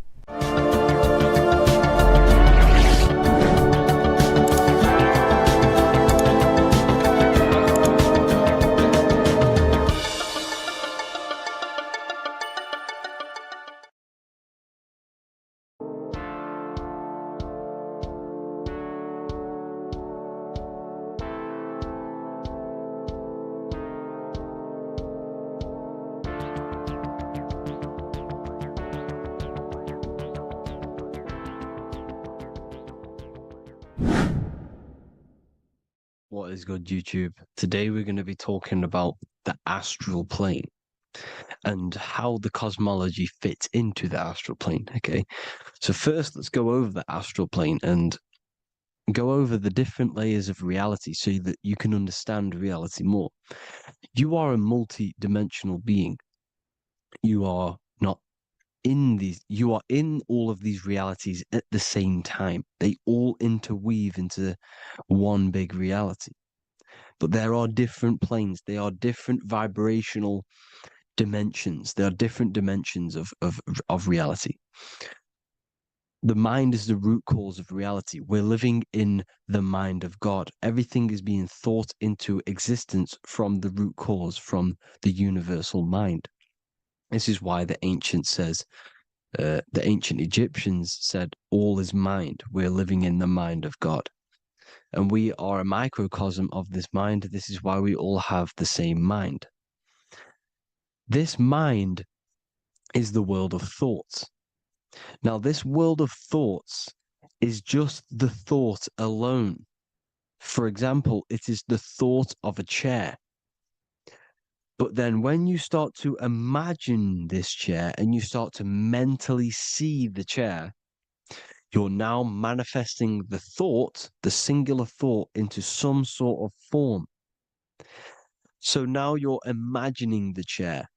You're imagining the form of this chair, which is then manifesting into the astral plane. The astral plane is the world of thought forms manifesting. So when you are imagining something, you are seeing into the astral plane. Okay? Your third eye, it is an eye because it sees the astral plane. It is seeing the other side through imagination, through dreaming. Well, we'll go over dreaming later. So the thought of a chair is a singular thought. The imagination of the chair is the manifestation of the chair. And in the astral plane, it's basically the world of all the chairs that could ever exist. So you're thinking of the chair as a singular thought, which is the mental plane. The astral plane is the imagination of that chair, is the thought, the manifestation of it. Depending on the vibrational state of the thought will depend what level of the astral plane it will go to. For example, if you're thinking about a chair to torture someone on it, it's going to go on the lower astral plane. Or if you're thinking and imagining happy things, it's going to go to the higher astral plane. So wherever your mindset is, that we call it a mindset because your mind is setting frequencies to certain things. Thoughts are frequencies. And a mindset is setting your frequency, setting your mind to a certain frequency. So when you set your mind to a certain frequency and you imagine something in that frequency, you're going to match everything in the astral plane that are on that similar frequency, just like you would in the physical world. Because we're all in these worlds right now as we speak, but we can't see them with the two physical eyes. We can feel it though. When you're around someone and you've just met a new person, for example, you can feel their vibration, and if you're not on a similar vibrational match, you will not get along with that person, or you just won't not get along, but you won't connect with that person because you're on two opposing frequencies, not matching. And this is something you can't see, you can only feel, because it's the astral plane. It exists within the astral plane. Everything in the astral plane is made out of vibrations. So if you do astral project, and if you already know how to astral project, you will see beings and people and things that are on the same frequency as you. This is why before you astral project, you need to sort your vibration out before you astral project, because you are projecting your consciousness into this. It's the mind. The mind is the bridge. It can move between realities. You are a observer. You are a observing soul which observes different realities. And the mind is the bridge between all of these different realities. The mind can choose. If you want to project into the astral, you set your mind to it, you can. Okay? So let's not get off track.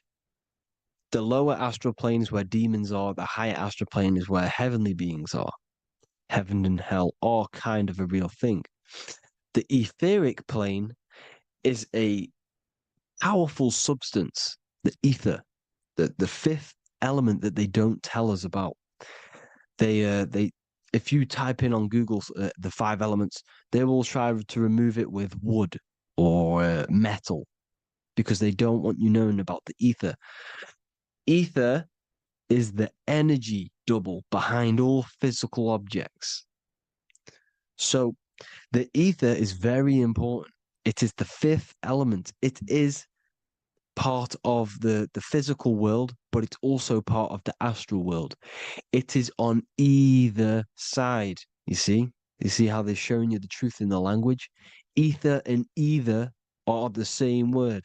The ether has 1 foot in the astral and 1 foot in the physical world. It's a substance that connects the physical to the astral world. It is the either. It's on either side of reality. It's on the other side. Other, either, same word. Ether is connecting the physical to the astral plane. It's the world of frequency. Frequencies, EMFs, Taurus fields are in the etheric plane. It is the energy plane. It's where energy moves through the ether. Okay. So then you have the physical world, the world of effect. Everything you see in the physical world is the effect of the higher planes. Each plane is a product of the plane above. So, and it melts into each plane. The physical plane is the lowest plane, it's the most densest, and the highest is the most fluid. This is the most fluid, this is the most dense. This is where we get the saying, as above, so below from. As above, so below comes from the different planes of reality. And magicians understand this. This is why magicians always say as above, so below. Because they understand if you manipulate the higher planes of reality, you manipulate the lower planes. Because the astral plane is a direct copy of the physical world, but in the astral plane. It is mirrored. The physical world is mirrored in the astral plane. They are both the same world, but just different vibrational states of the world. Kind of. It's hard to put this in words, people. So just try and understand. The astral plane is the double. It is whatever happens in the astral plane happens in the physical plane. This is why magic works. This is why demons work. This is why spirit communication works. Because if you manipulate the higher planes, you manipulate the lower planes. As above in the astral, so below. Leonardo da Vinci showing you to look up, pointing up. You got to look up. He's telling you to change the mind, you change the physical world. You change your emotions, you're on the astral plane, you change the physical world. You change your reality by changing the higher planes. This is the Masonic 11, the 2 pillars. This is the 11 also symbolizing the 2 hemispheres of the brain here. But the 11 symbolizes the 2 mirrors. 11, 9, 11. 9, 11 adds to 11. 9 plus 1 plus 1 equals 11. The Twin Towers were in 11. Flight 11 was hijacked because it's a mass ritual within the astral plane. Now, we're going to go deep into that later, and I'll show you these rituals they do in order to manipulate the astral plane. So, this is what the 11 is. It's the mirroring of reality. If you contact spirits and conjure spirits, you can either summon or attract demons and spirits. Summoning is creating a spirit. You create demons. Okay? Like I said here, the mind is the root cause of reality. If you think of if you think of a traumatic event that happened in your life over and over and over and over again for years and years and years, where attention goes, energy flows. The mind is the director of energy. If you are directing energy into the specific emotion, the specific thing that is torturing you in your mind, that will manifest as some sort of being in the astral plane, which is called an elemental. And this elemental being that you have created through your thought forms and emotions will latch onto you and feed off this energy. So it's important that you get your mind right. Okay, it's important you sort that you file the mind and you discipline the mind. Make sure it's only entertaining positive things, because you are quite literally creating your own demons. Creating the word demon has the word mon in it, and if you've watched my videos, to know mon means moon. The moon is your mind, the sun is your soul, the earth is your physical body. Demon is mon means mind, moon is mind. You create demons with your mind, summoning. Now, this is where the rituals come in. 9/11 was a ritual because everyone was thinking about this big fearing, the death of 9/11. Everyone was thinking about it. And all of their minds thinking about this horrific thing will manifest and summon a negative energy spirit elemental within the astral plane. That's how all of this works. This is why it was a mass ritual. Okay. Chris Brown, new album name 11/11. Release date on the 11/11. This will be my 11th album and contain 11 songs. All of these people know the occult. This is Hermes Trismegistus with the star of Saturn, the six-pointed star, as above, so below. The mirroring of reality, physical and astral. The two Masonic pillars. So as above, so below. What's above us? The stars. The stars are connected to the astral plane. This is why we call them stargates. When we dream, we are experiencing these different realities. And what are stars? They tell in the Bible, it says Genesis 1:14. And God said, "Let there be lights in the firmament of the heaven to divide the day from the night, and let them be for signs." Signs translates to things to come. Why things to come? The stars tell the future. Why? And why do we say as above, so below? As above us is the astral plane and the etheric plane. As above, so below. Whatever happens in the stars happens on Earth. The stars are connected to the astral plane. Above us is the astral plane. We are a star in a physical body. This is why we say Mr., sister, stir equals star. The E and the A are interchangeable. We are stars, and the stars are the start of our incarnation. We start in the stars, same root word, and we descend through the seven energies, which are our seven chakras. Then we enter the heart of the soul system. The heart rearranged spells earth. And this is the true cosmology. Here's the Masonic cosmology. This is Masonic now. Here's the firmament. Let there be a firmament in the midst of the waters to divide the waters from above, from the waters that below. Genesis 1:6. The firmament, firmament comes from the word firma, Latin, I'm pretty sure, which means firm. When something is firm, meaning it's stable, it does not move, it is firm. The firmament is firm.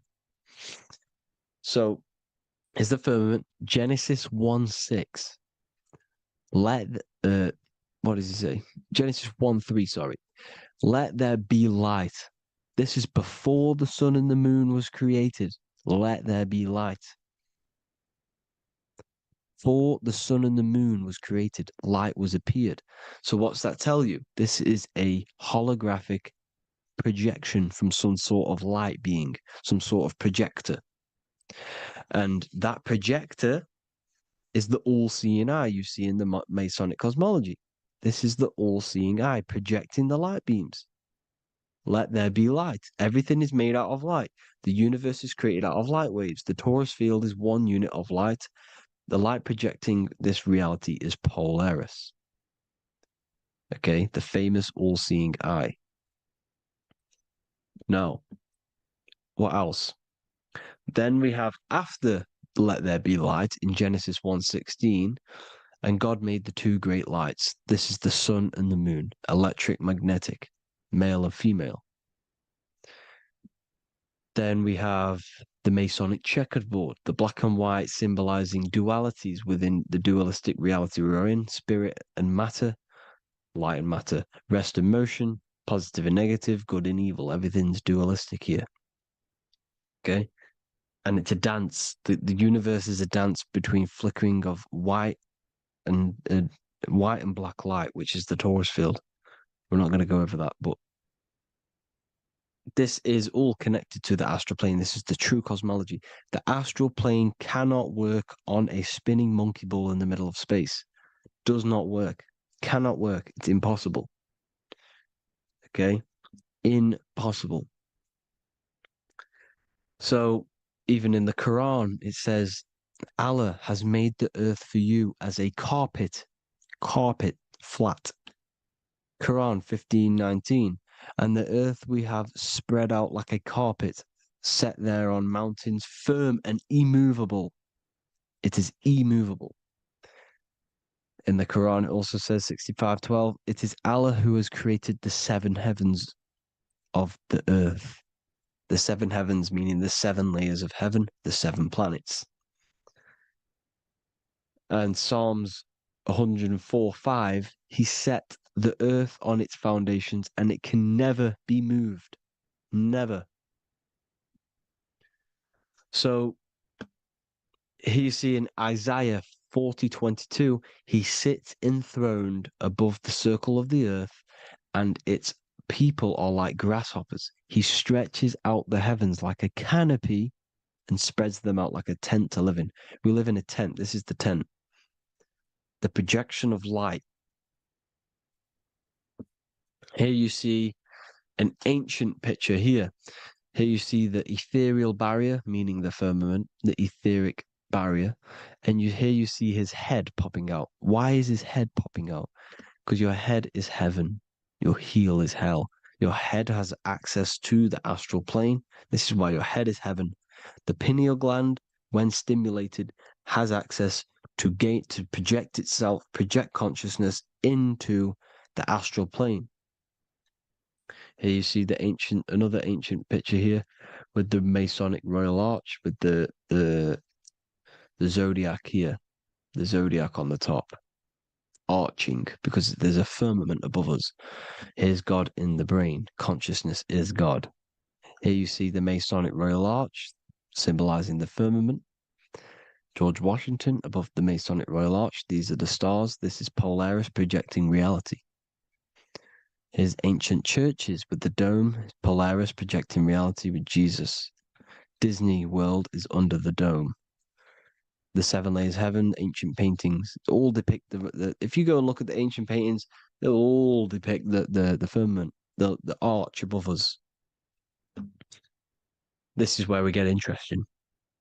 The Masonic Royal Arch has the 6-9, which is Cancer. The constellation Cancer, which is 6-9 is associated with portals because CERN is the 6-9. Okay, CERN is opening portals. They're trying to create a portal to the other side. Cancer has the word CERN within it, so there's a link between Cancer and the opening, the firmament opening above us to ascension. Here you see the Masonic art with the Royal Arch and the light and the opening. Here you see the light and the opening. This is the opening of the firmament. Here's the Hebrew cosmology with Sheol, the underworld, and the opening. So Cancer is definitely some sort of portal in and out of this reality. I'm just connecting dots here. Now, we're going to go change a bit now. These celebrities that you are seeing they have not sold their soul to Satan, okay? They have not sold their soul to Satan. Satan is a demonic, low vibrational energy that has been summoned over the thousands and thousands and thousands of years of evil occult arts. So since Babylon was summoning this demonic energy, and this demonic energy in the astral plane will grow and grow and grow. It has no form. It has no physical form. Okay?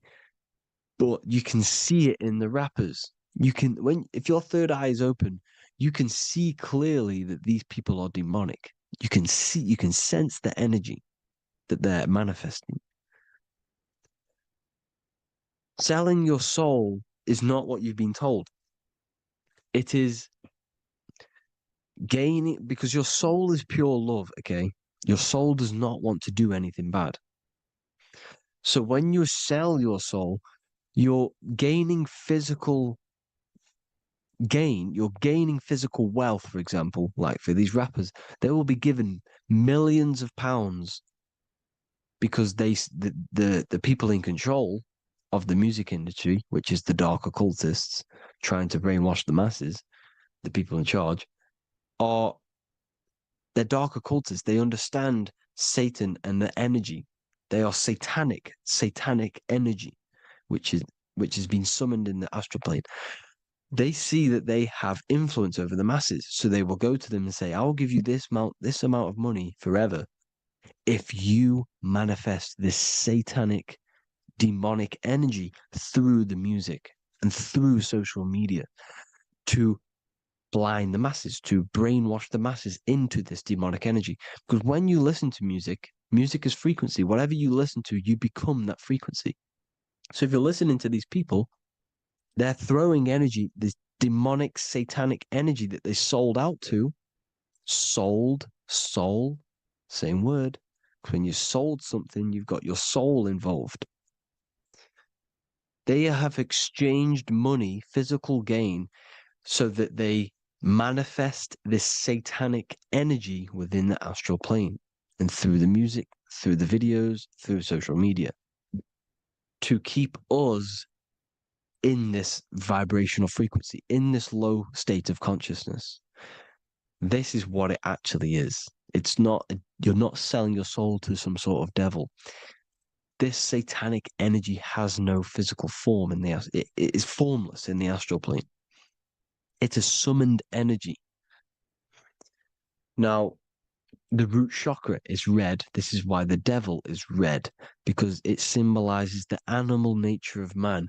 When you are operating off your root chakra, you will kill, you will fight, you will do anything to survive, because it's all about survival mode in the root chakra. They want you keeping in that fighting mode, that surviving mode, so that you are manifesting this low vibrational frequency, this satanic energy, this demonic red energy. This is why the devil is red. And the devil has a tail with the red arrow pointing down, because it symbolizes your light body. This is your Merkaba. Your Merkaba is your light body. Mer equals light, Ka equals spirit, Ba equals body. Merkaba, this is the devil's tail pointing down, the descension, your heel, up to your heel, hell.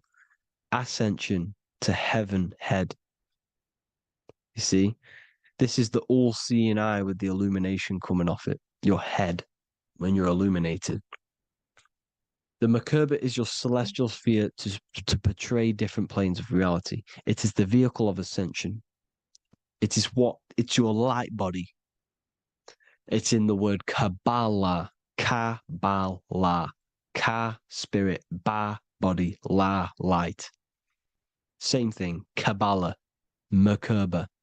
Same thing. It's all about the light body. This light body sees different realities.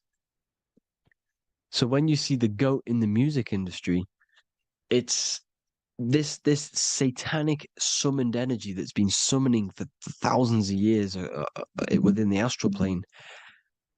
When it becomes to the physical plane, it will manifest through different things. A goat, an owl, Satan, Moloch, Baal. Same deity, same demonic energy that's been summoning in the astral plane. And this is why the Baphomet has a goat head. Drake's new album is the goat. The Polo G, the Masonic G, with the goat. And here's Ryla Rodriguez in the mirror with the goat in the mirror and him in his physical body. It symbolizes, the mirror symbolizes the astral plane because he's manifesting the goat, the demonic energy. He's sold out to the demonic energy, and in the physical plane, he's his physical body. The mirroring, the Masonic 11, the mirroring of reality, the astral and the physical. And what do you call them when they're an amazing rapper, the best rapper? You call them the goat. Because the goat, you're the goat because you're manifesting the goat energy, the satanic, demonic energy within the astral plane. So Baal, Moloch, all the same thing. Because in the astral plane, if you want to gain spirits to come to you and communicate you, in the physical world, if you want to communicate with spirits, you have to gain their attention. You can either gain their attention or come together and agree to create some sort of being, which is Satan. Okay. You can, like I said earlier, you can create these beings, you can summon them or attract them. One way to attract them is sacrificing.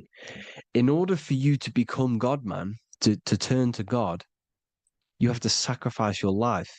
You have to sacrifice, not drinking, not doing things, not doing anything demonic, not doing anything bad, not eating meat. You have to sacrifice yourself to become the light. However, if you want quick, instant gains in the physical world, you can sacrifice something else to communicate with these spirits, because these demonic energies feed off demonic energy, your demonic energy. So these dark occultists will give away babies, they'll sacrifice, torture babies so that they gain, so that they can communicate with these spirits for physical exchange. Yes, you can do this. These powerful spirits, these powerful demons can give you powers. They can give you certain things. And this is what they are doing. They're summoning and attracting these demonic energy. This is why, trafficking is one of the most, Balenciaga. Baal is the demonic energy in the astral plane, which requires child sacrifice for his presence. Balenciaga, and they were trafficking children. They were trafficking, killing them, and offering them to the spirits. This is what they are doing. Balenciaga. It's in the name. Here you see, you can see here a stick man with two horns. The goat, obviously, it's all the same deity. Baal, the goat. Moloch, is Moloch the owl, the Egyptian owl, because it comes from the owl of Moloch, which is Baal, which is Satan, all the same demonic energy. And it's on the dollar bill, a tiny dollar bill, tiny, on the $1 bill. All the same thing. Bohemian Grove, they worship the big owl, Moloch. It's all the same thing. It's all one big demonic energy which has been summoning in the astral plane. And it's trying to take over Earth, the physical plane. That's what it's doing. So I hope you all gained a deeper understanding of the astral plane and what's actually going on in the world. Please leave a comment if you can to help the algorithm. Drop a like if you like this content. And hope you all learned something today. And God bless you all. Thank you all.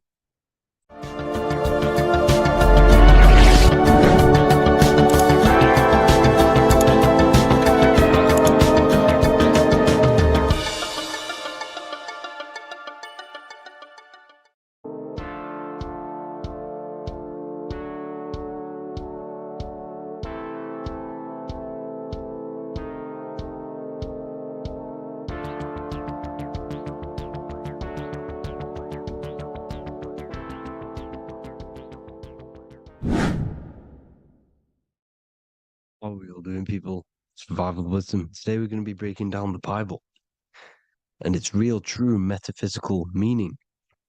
All of these slides within this video is taken from my book, The Book of Wisdom.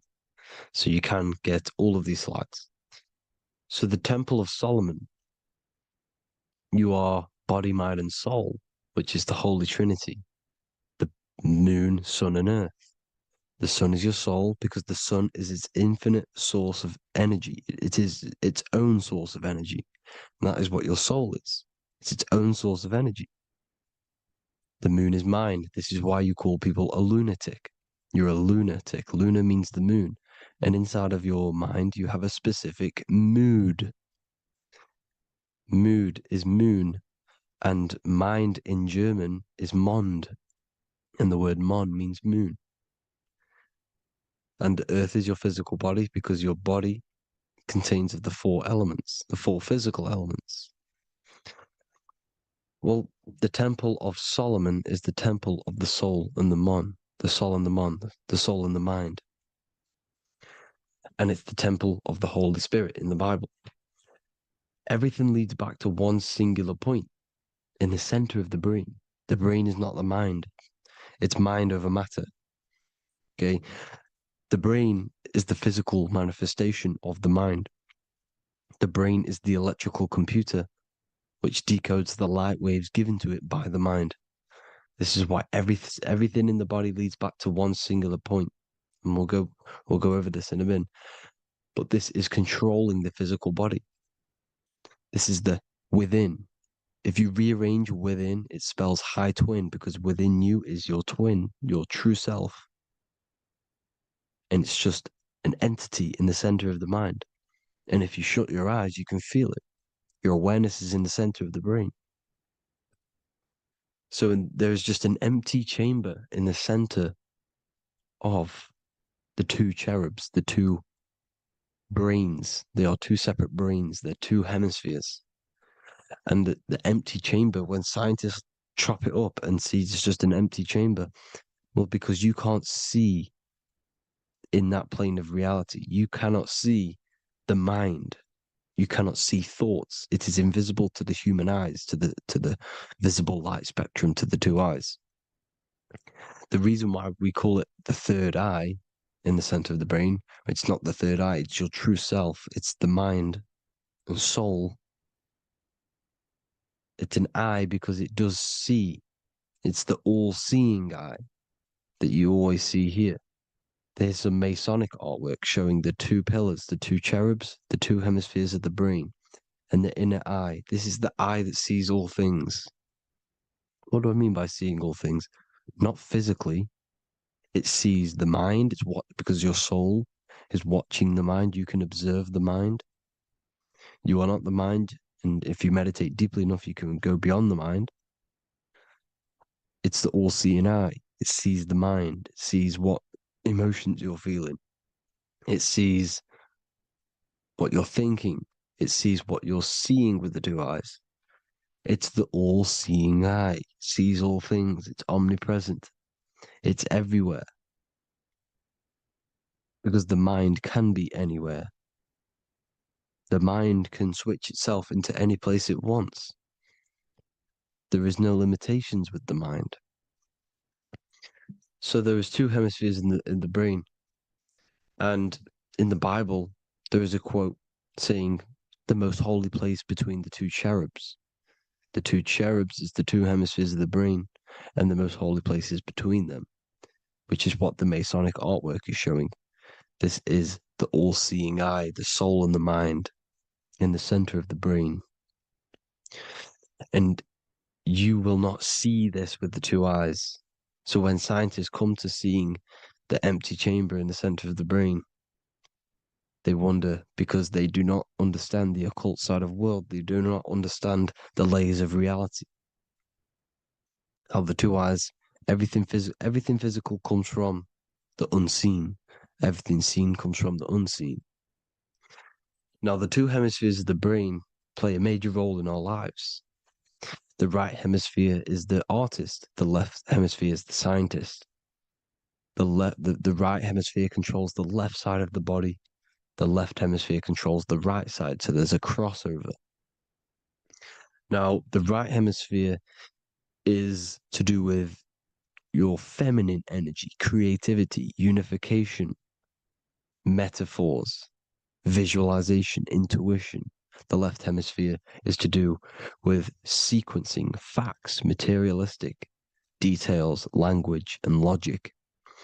So they keep us normally trapped within the male aspect of our mind, which is the left hemisphere. You know, if you listen to Spotify, Apple Music, and radio, they're all tuned to 440 hertz, which shuts down the right side of the brain, makes you left brain dominant. And we learn, well, 90% of people learn to write with their right hand. They're taught to learn with their right hand, which is to do with the left brain. You see, so we are being trapped within this left side of the brain, which is all to do with logic, thinking logical, not creative. You know, very analytic. But the right side of the brain is to do with your creativity. So the right side of the brain is perceiving reality as a holistic perception. Now, what do I mean? If you're riding through a woods, for example, if you're riding through a woods, your right hemisphere is seeing the whole woods as one unified woods. The left hemisphere's job is to break down the perception given to it by the right hemisphere and break it down into individual trees. So what am I saying?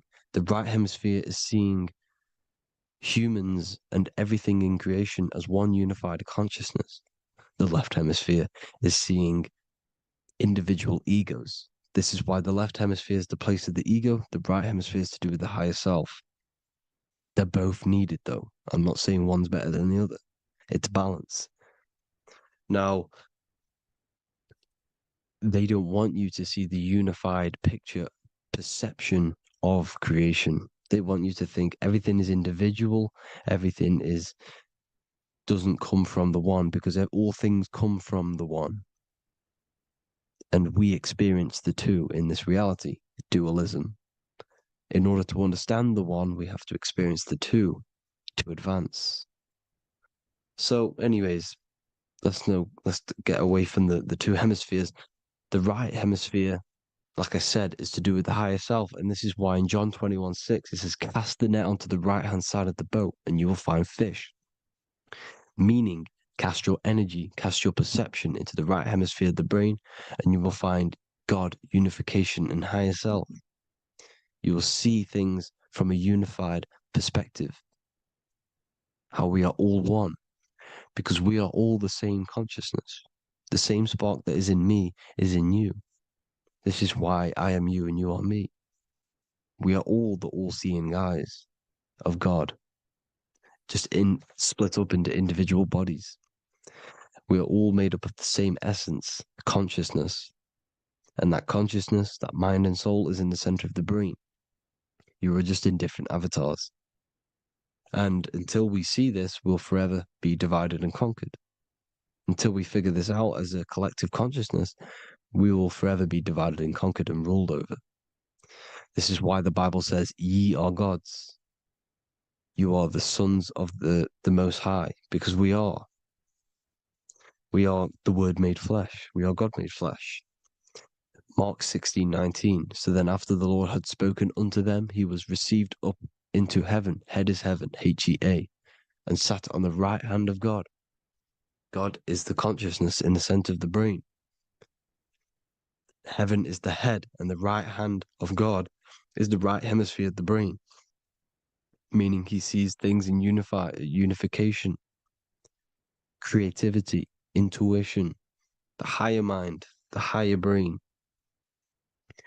When Moses crosses the Red Sea is the corpus callosum, moving from the left to the right hemisphere of the brain to see unified perception of reality. Head, H-E-A, heaven, same root word.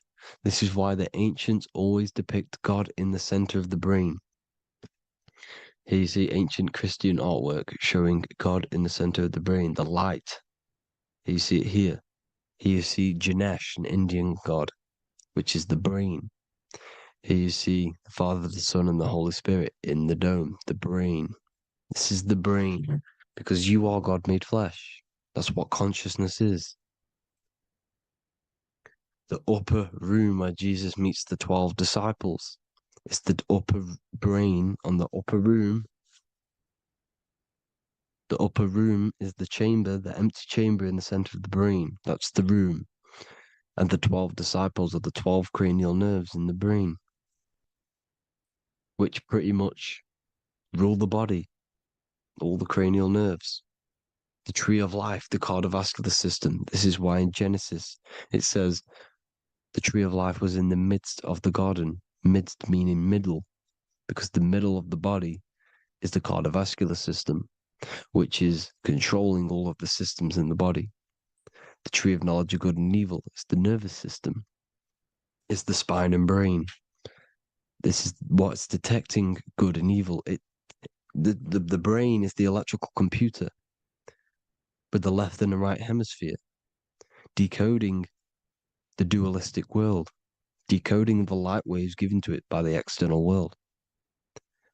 It is an electromagnetic computer. It is artificial intelligence. It is very intelligent, the brain and the nervous system, the human body as a whole. But the tree of knowledge of good and evil is the nervous system, because it is the tree that detects good and evil, makes you learn good and evil in this dualistic reality. Here you see Adam and Eve around the tree of knowledge of good and evil. Adam and Eve, male and female energies, but the serpent in the tree, and the tree of knowledge of good and evil. Well, this is the spine, the brain, and the serpent is the kundalini of the spine. The serpent is the S. That's why S, serpent, S, the letter S is the serpent. Sex and serpents make an S noise. You know, the Bible cursed the serpent. So we don't figure out the true religion. The true religion is raising the kundalini and becoming God-man and reaching our higher states, our true God self. Because once the kundalini is saved and hits the pineal gland, it activates 100% of the brain, when we're only using around 20 to 10% as of right now without the kundalini awakening. So when you use it, you're activating 100% of the brain. You're activating all the dormant brain cells. You're regenerating the body. And this is the serpent in the tree of knowledge of good and evil. This is the spine, brain. This is Adam, Eve, the male and female energies. The light of the body is the eye. Therefore, if thine eye be single, thy whole body should be full of light. Matthew 6:22. This is the single eye in the center of the brain. It is not the pineal gland. It is what's inside the pineal gland. You have to go beyond the physical world, and there are no words to describe things that are not physical. Metaphysics. And the whole body should be full of light. Well, this light is the same pyramid that you see. You are the pyramid with the all-seeing eye on top. This is why the ancients built the pyramids with the stairs in the middle symbolizing the spine, because once you open all the chakras and balance them and raise the kundalini, you activate all of the brain, which gives enlightenment. The word enlight in ment. Ment means mind, light in the mind. Enlighten the mind. And this is enlightenment. We are the temple. And Jacob called the name of the place Pineal, for I have seen God face to face. Within spells high twin. Within you is the God self, which you need to manifest into the external world. And he's seen God in Pineal, the consciousness. He's seen his true self, consciousness, in the pineal gland. Genesis 28:10, Jacob's ladder. Jacob, he took a rock there and laid his head on it to sleep. Jacob had a dream. He dreamed there was a ladder that was on the ground and reached up into heaven. Head is heaven. The rock he fell asleep on is the sacrum bone. because he's symbolizing the oil that comes down the spine, hits the sacrum bone and rests there, falls asleep, and it looks up and it sees the ladder to heaven. Because when you raise this oil, you become God man. You become God in heaven. You can leave the body at will. Do you not know that your body is the temple, that your body is the temple of the Holy Spirit? Corinthians 16:19-20. Or do you not know that your body is the temple of the Holy Spirit within you? Your body is the temple of the Holy Spirit, the soul and the mind within the center of the brain, the temple of Solomon, temple of the soul and the mind. Romans 8:10. Christ is in you. It's not external. When you give where attention goes, energy flows. When you give your energy to external things, your attention, your worship to external things, you're giving energy, meaning it's draining you, and you're feeding something within the astral plane, a mental thought within the astral plane. So with you realizing that the Christ is in you, that you don't have to worship anything outside of you, this means that you're internalizing your energy. You're not giving your energy, because where attention goes, energy flows, which means you become more present. You become healthier because you're not giving off all of your special electromagnetic energy that's charging you. This is why the religions run by the Vatican is all external. They're exoteric. Exoteric means external teachings. The esoteric is the internal, the hidden teachings. In Psalms 82, I have said, ye are gods, and all of you are children of the Most High, because we are the Most High, split up into individual bodies. That's what consciousness is. Consciousness is the Most High, and we have to raise ourselves to the Most High. Brahma, Vishnu, Shiva, the Father, the Son, and the Holy Spirit. Why is it always a trio? It's a trio because it symbolizes us, the soul, mind, and body. The mind is the bridge for the soul to be in the body. What is the soul? It's the life force.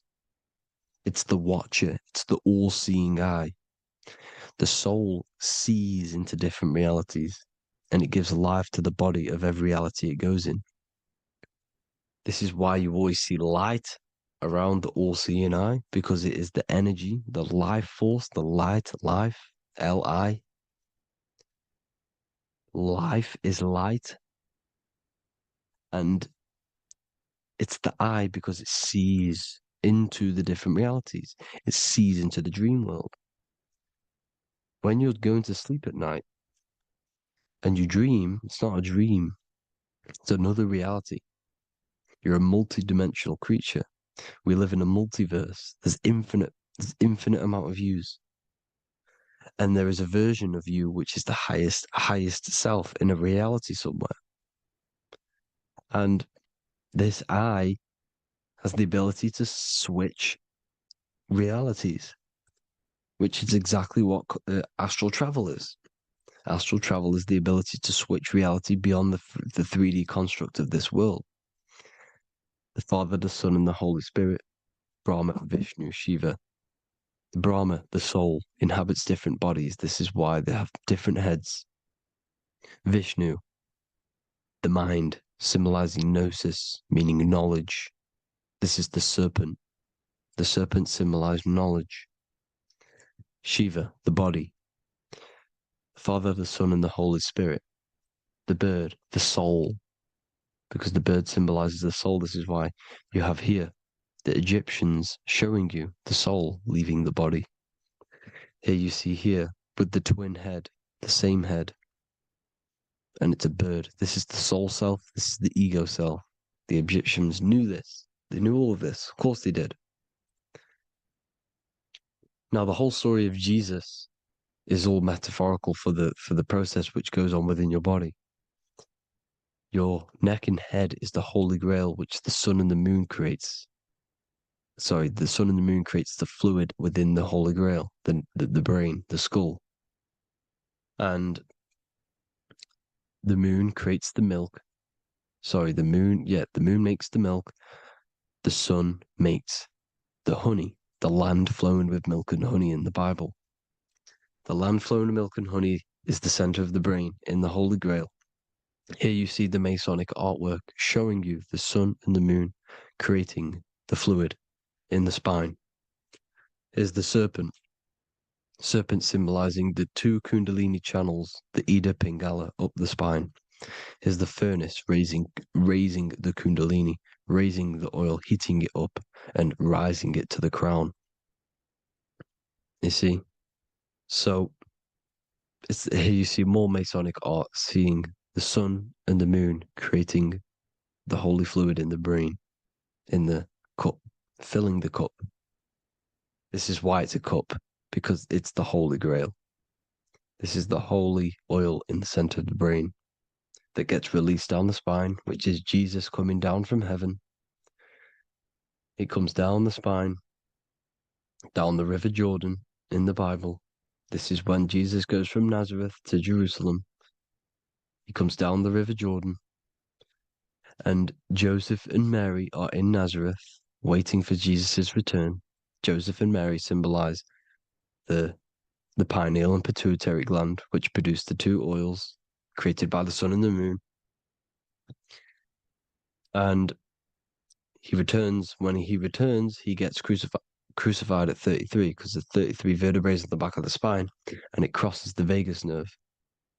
The crucifixion of the oil past 33 vertebrae creates God-man, and it creates your higher self, and it activates 100% of the brain.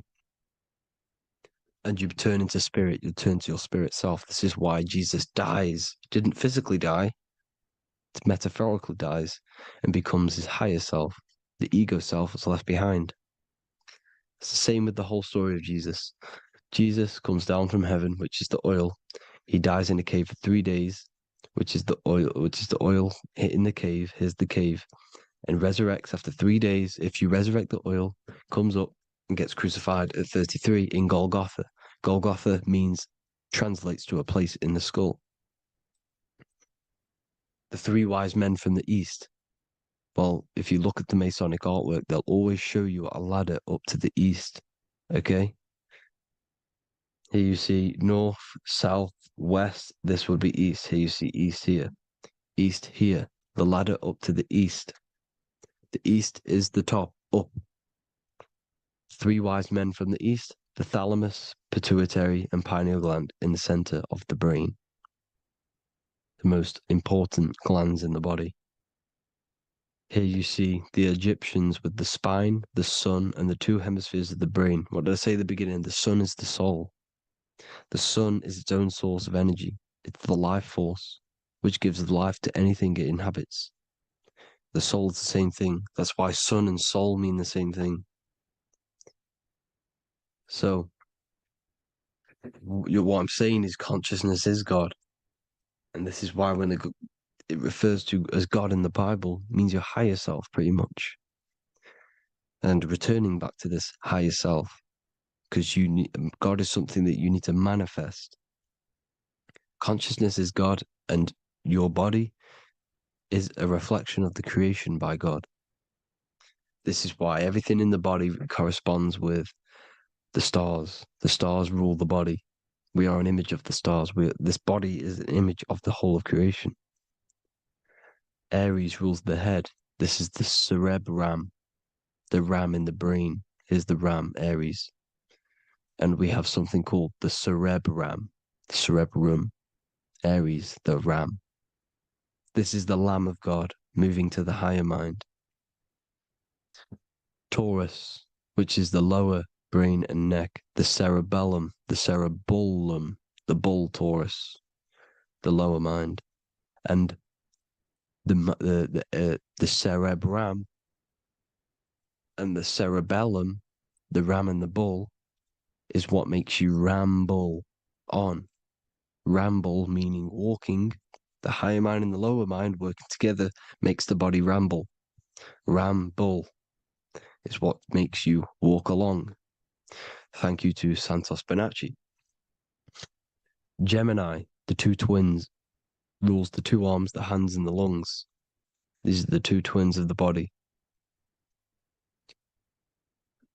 Sagittarius, the horse, which rules the hips. Hips means hippo. Hippo means horse. Hippopotamus means water horse. Hippo means horse, and this is why we call them hips, because horses have massive hips. Capricorn, the kneecaps. Pisces, the two fish, the 2 feet. Then they make us swim. We are an image of the stars, people. Well, the body is anyway. Consciousness is God, and the body is the image of the whole of creation. It's a reflection of the whole creation, as above, so below. 12 systems in the body, 12 cranial nerves for the 12 constellations, 12 cell salts. The body's made out of 12 cell salts. So, this is where it gets kind of deep. You know, this is where we get deep. And he said Jesus was known as the fisher of man. And fisher of man, meaning man does not mean man as in the male. Man means mind. He's the fisher of minds.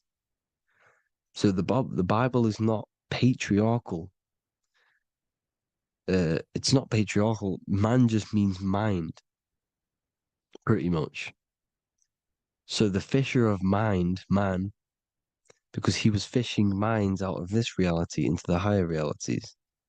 He was teaching people how to leave the body when he walks on water. Walking on water is the physical, etheric, astral, and mental. These are the different planes of reality. The ether is the either, because the ether is the substance that's on either side, astral and physical. It's the 5th element, is ether. And the 5th element is the water. The same water at the beginning of the Bible when it says, let the firmament divide from the waters above from below. The water symbolizes the ether. It's the base of all physical matter. And the ether symbolized is known as the water. So when you're walking on water, you're walking on the ether, meaning you're leaving the physical body. So when Jesus walks on water and he's teaching Paul to walk on water, Paul becomes scared and falls back into the water.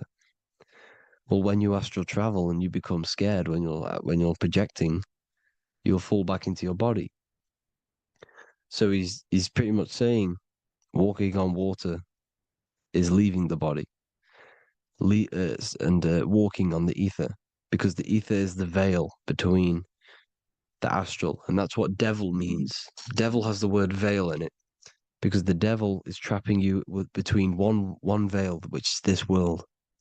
They're trapping you in this world, this thin layer of reality. Your dreams are different veils. The ether, the astral, the mental are different veils. Devil is deveil. Deveil. You need to escape being stuck in one reality and live in between realities.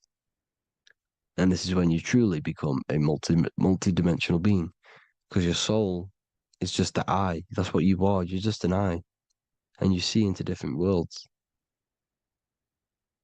And it also, when Jesus means the fisher of man, the fisher of minds, I truly believe, because of my research, that there is other worlds. It's not just this one. There's higher worlds. There's an infinite amount of you, and you've been in them dreams you call dreams. Them dreams are other realities that you are in. That's why when you're there, you don't feel like you're in a dream. You feel like it's 100% real, because it is real. So this is why the ancients always depicted the many different heads, because there's many different versions of you. And this I, the soul, the watcher, is switching itself into different bodies at all times. Well, when you sleep, when you astral project. And this is what the ancients were doing.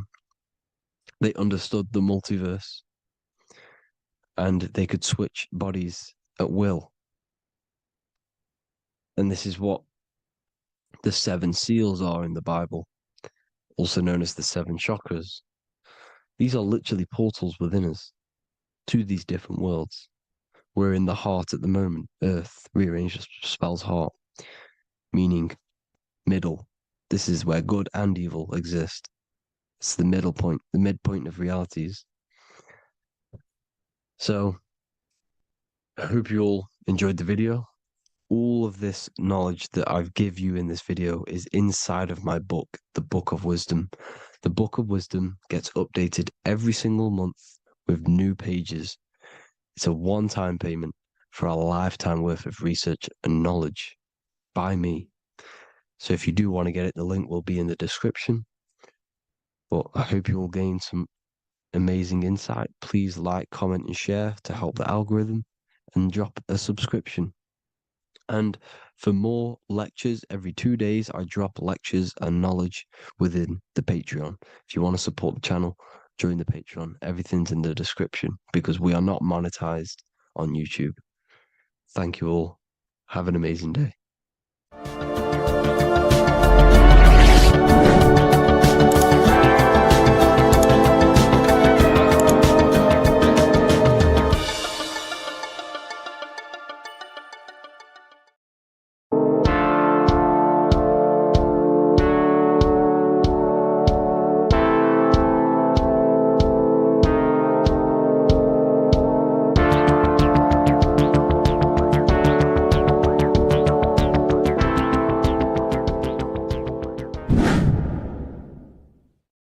What is good, people? It's Revival of Wisdom. I hope you're all doing well. Now, this video is how to raise your holy oil or your kundalini. Let's get straight into this. So this is a monthly cycle.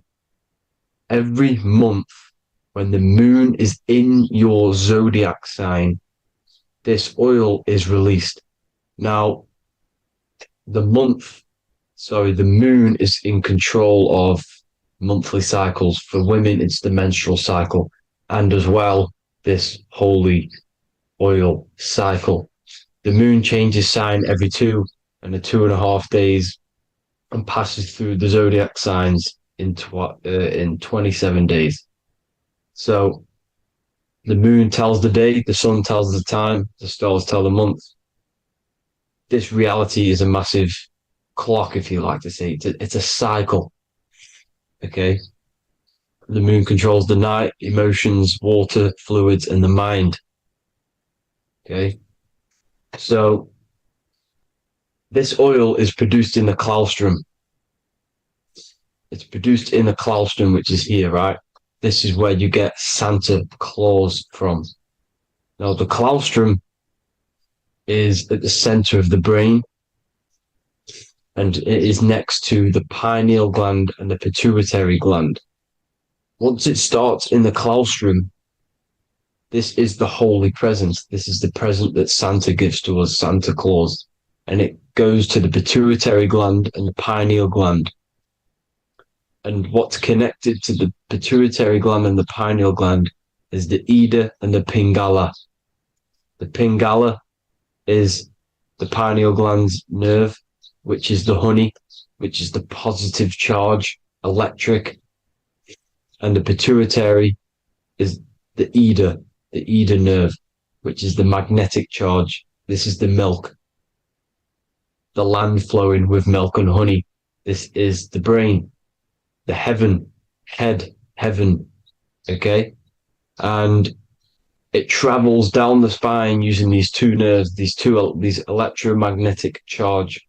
And this is what the ancients symbolized with the 2 serpents wrapped around the spinal cord, the Ida and the Pingala. And this travels down to the sacrum, or the solar plexus. Okay. So once it's here, okay, the spine is an elongation of the brain. So the spine is pretty much the brain. It's an extension of it. And it's kind of a microcosm of how we descended from heaven to physical reality, to physical matter, which is our consciousness has done. Our consciousness has descended from heaven into physical matter. And this is a microcosm of it. Okay. So once we're in the sacrum bone, this holy oil, like I've just explained, this holy oil starts in the Santa claustrum, goes down the chimney to the sacrum. This is the sacrum, the solar plexus, and drops the present off at the sacrum. Now, once we're at the sacrum, we need to raise our vibration to take this oil back up the spine. Okay. And the River Jordan symbolizes this in the Bible. King Herod wants to kill Jesus in Nazareth, which is here, this is the River Jordan, is Nazareth. He goes to be born in Bethlehem and then goes back up to Nazareth to Joseph and Mary. Joseph and Mary, the pineal gland and the pituitary gland. The Bible is huge symbolism. It's all metaphors for this sacred process which goes on inside of your body. You are the Temple of Solomon. You are the Holy Land. The Holy Land is your brain. Once this oil is at the sacrum, you need to raise your vibration in order to take it back up. Once this oil has gone back up to the pineal gland, it activates the crystals which are wrapped around your pineal gland. Your pineal gland is this tiny little beam here. This is the claustrum. This is the pineal gland. And it's wrapped in crystals. And when this oil travels back up the spine by raising your vibration, back to the upper room where Jesus met the 12 disciples, or the 12 cranial nerves in the brain, and it activates and it turns on this pineal gland. And once it's turned on, it illuminates all the cells and the nerves in your brain and turns them all on and activates the higher God man, the God consciousness, Christ consciousness. And it regenerates the whole body. This is the secret to regeneration. It regenerates all the cells in the body. And this is how the ancients lived for thousands and thousands of years, as talked about in ancient texts. They lived for hundreds and thousands of years because they knew this secret. And this fluid, this brain fluid, the secretion, or the Christos in Greek, which means gold, because this is the alchemical process from turning lead to gold. Your body is the alchemical furnace. Now, the ancients knew about this center of the brain because they symboled it. This is the Eye of Ra, and it's the brain. And this is what's wrapped around our consciousness. Our consciousness isn't wrapped around the brain. The brain is built around the consciousness. We are the consciousness. You don't have a soul, you are the soul. Okay? Now, the head, heaven, hell, heel at the bottom of your foot, that's hell. Head is heaven and hell. Simple. Now, the pineal gland produces DMT, which is dimethyltryptamine, which is known as the spirit molecule. So, let's move on. Now, when this oil travels up, back, the spine, the chimney, it crucifies at the top, which is called the vagus nerve. So when it reaches here, the optic thalamus, it crosses and crucifies once it's raised back up. And this is why Jesus dies at 33. He was crucified at 33. Because you have 33 vertebrae on the back of the spine. And then it's crucified by the cross of the vagus nerve. When this oil crosses the vagus nerve, this is the crucifixion at 33. And it symbolizes the death of the physical consciousness. You then become spirit. You then become God consciousness, activating the Kundalini, regenerating the body and the mind. Okay. The Garden of Eden. You are the Garden of Eden. The land of milk and honey is upstairs. The pituitary, which is the milk, the pineal gland, which is the honey, which is DMT. It even says this in the Bible. As he brought us into the place, and he has given us this land, a land flowing with milk and honey, which is also symbolized as the sun and the moon. The Bible also says, the light of the body is the eye, not the eyes, the eye. If therefore thine eye be single, thy whole body shall be full of light. This is the activation of the pineal gland by raising this oil back up to the pineal gland, to the center of the brain. Neither shall they say, see that here, or see there, for behold, the kingdom of God is within you. So he's saying, don't look out there. Nothing is out there. It's all inside of you. Everything's inside of you. You're the universe. Now, how to raise this oil back up to the pineal gland? Every month, like I said. The moon controls the cycle. The moon controls monthly cycles.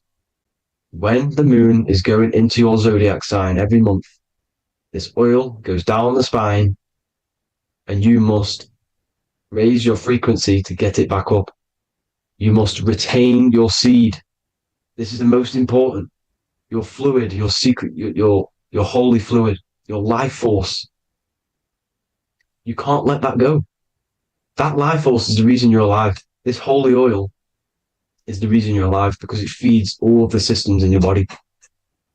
It feeds all the systems in your body. You have to retain your seed. Alkaline diet, positive thinking, and meditation. Okay? When you retain your seed, you will live longer. The moment you release it, you're killing yourself. You're killing a piece of yourself every time you release your seed. Every single time. You're killing a part of yourself. Okay? Now, this could be why this could be the illumination, the single eye on the Illuminati's symbol, the Freemasonic symbol, the illuminated eye, the triangle, which could symbolize the body, mind, and spirit, but the eye illuminated. Now, in the Bible, it talks about the two trees, the tree of knowledge and the tree of life. The tree of knowledge is the tree of good and evil, which is the most important system in your body, which is the nervous system. The nervous system, the most important. The tree of good and evil. And the tree of life, which is the cardiovascular system.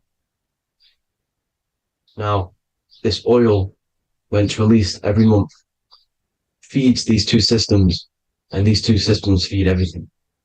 Now, it's important you understand that. Okay? The ancients knew all of this knowledge. The Bible's telling you this knowledge.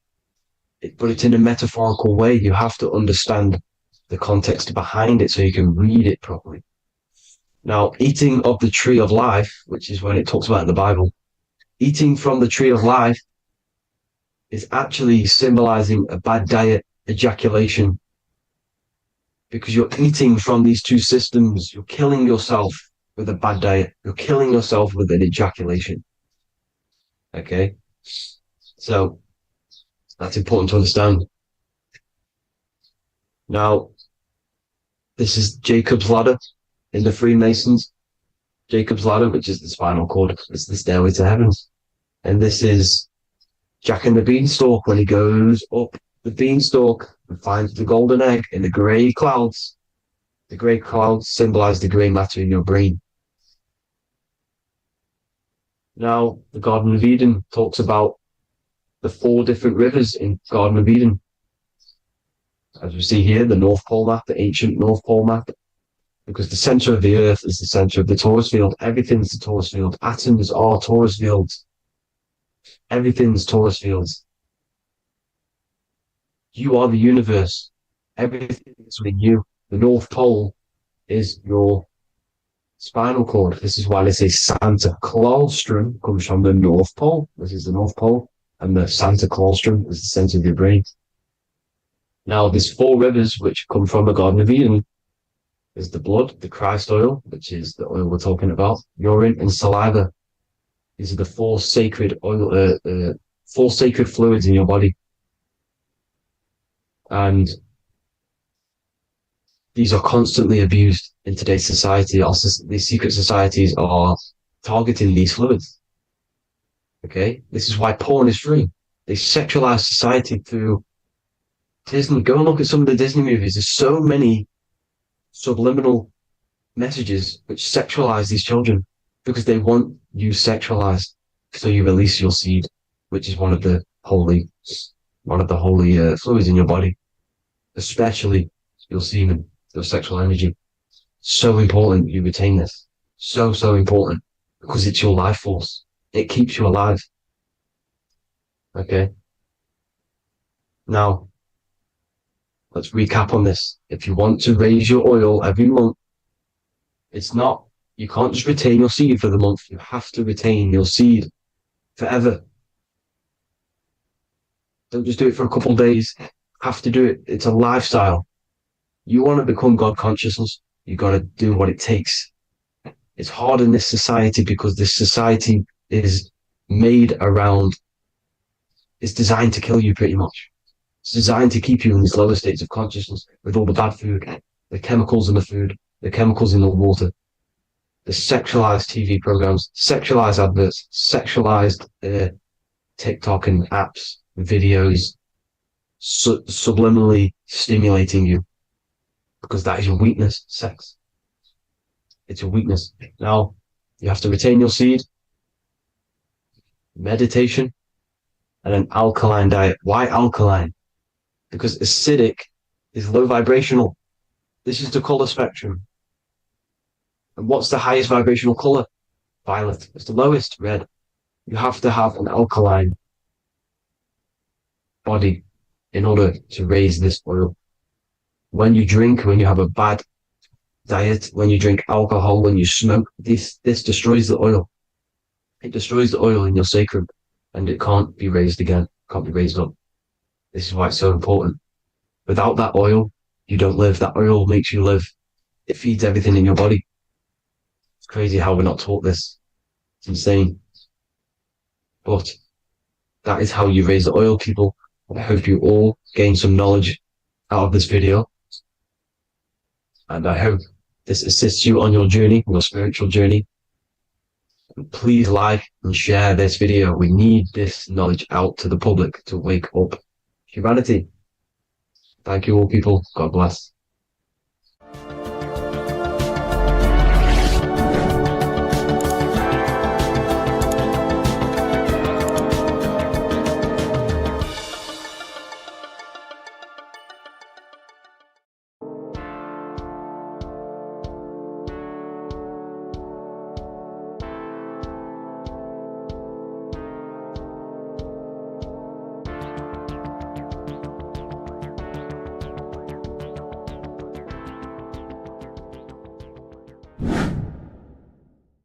Earth has become a realm in order to trap souls within so that they can harness our electricity, our energy.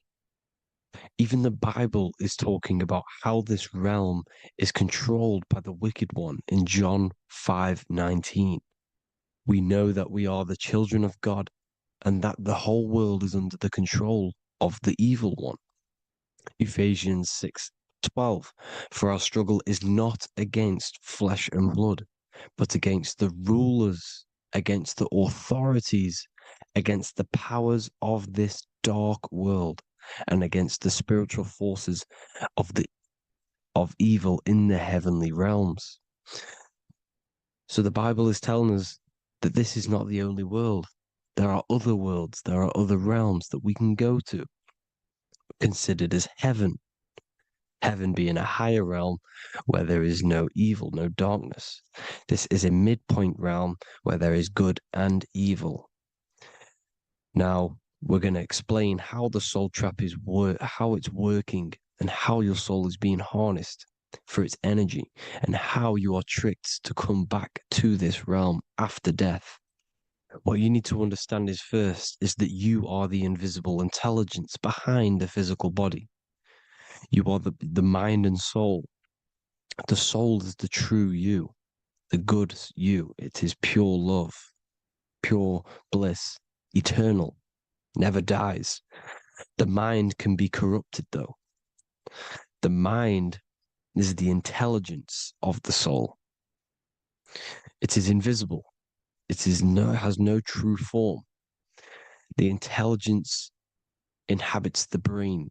The brain is the computer to control the electrical machine called the nervous system, which is choice, program, and action.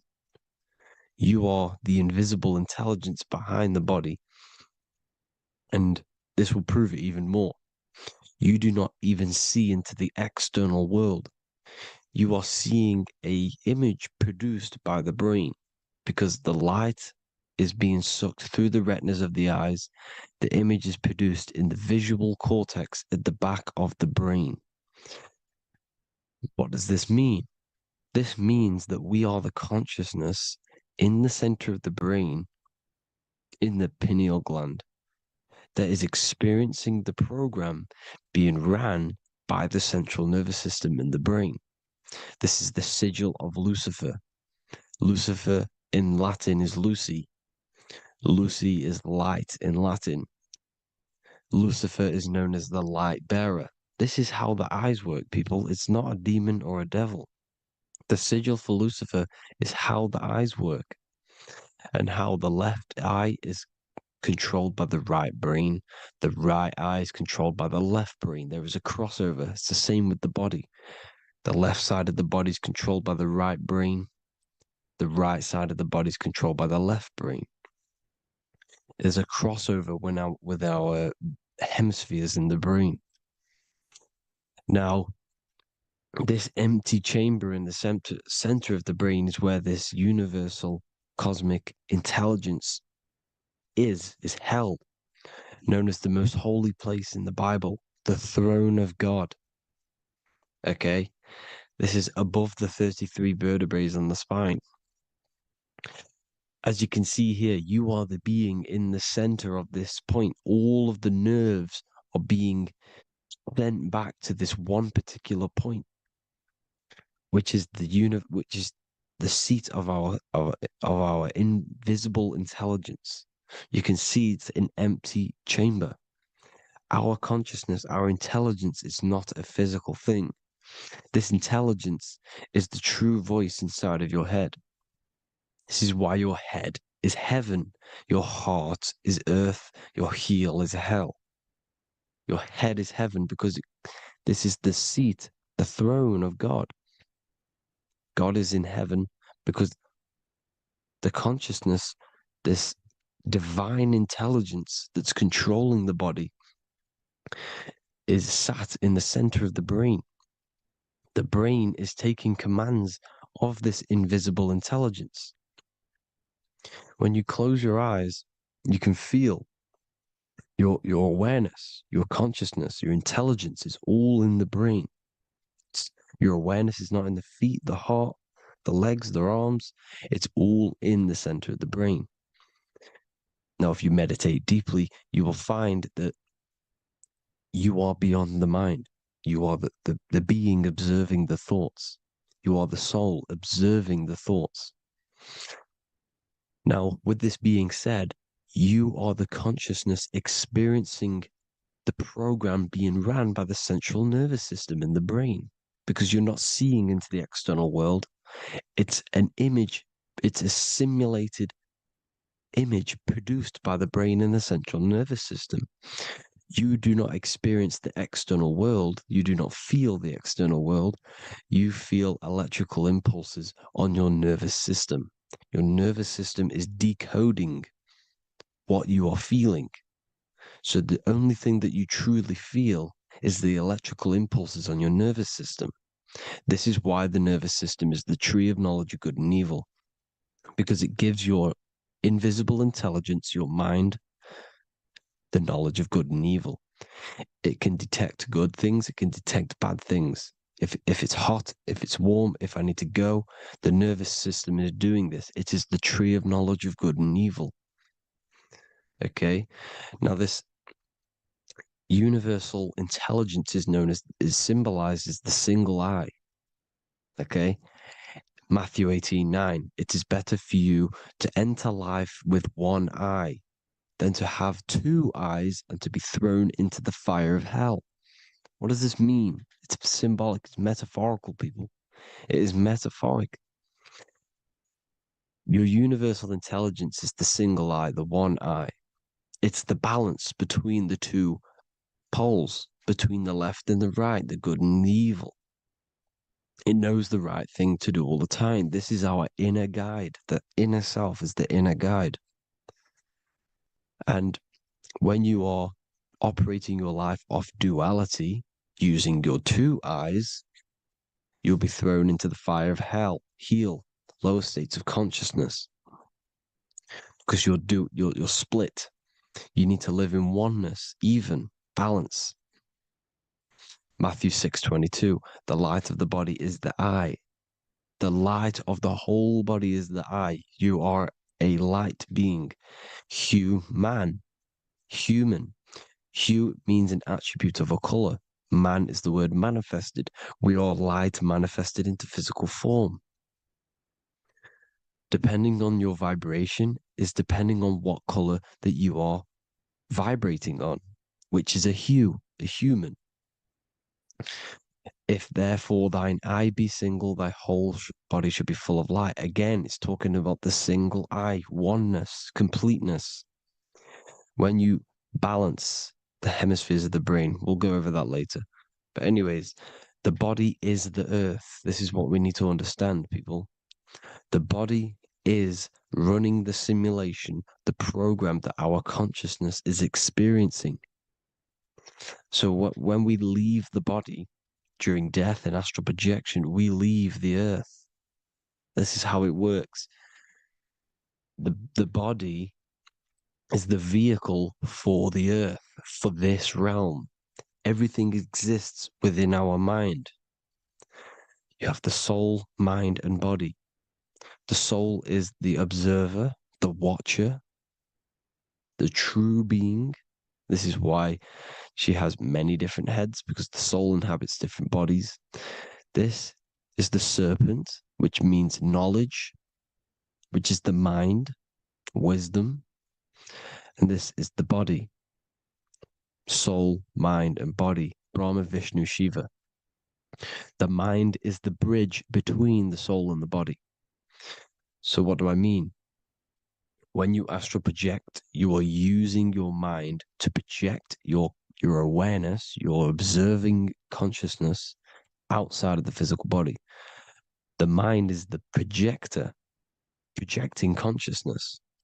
By using your mind, you can project your consciousness outside of the body, which is known as the astral realms, which is known as walking on water. Jesus was never walking on physical water, people. It's metaphorical. Believing the physical body. The water is the ether, which is the veil between the physical and the astral realm. It's a fluid substance. It's on either side. It's physical and astral. The ether is the fifth element that they hide from us. Why? Because they're trapping you in the physical. They are hiding all of these realms. Etheric, astral, and mental. People think their mind is their brain. It's two separate dimensions. These are completely different dimensions. The mind is way more intelligent. The mind is formless. There is no form to the mind. You can think anything you want. You can manifest anything you want within your mind. It is not a physical object. The physical realm is being controlled by the mind. Everything's being controlled by the mind. Everything exists within the mind. This is why the Egyptian says the universe is mental. So when we project our consciousness outside of the physical, we go to the astral. The ether is the water that Jesus is walking on.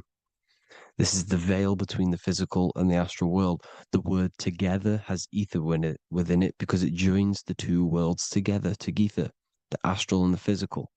The word either is ether because the ether is on either side, physical and astral, physical and spiritual, physical and non-physical.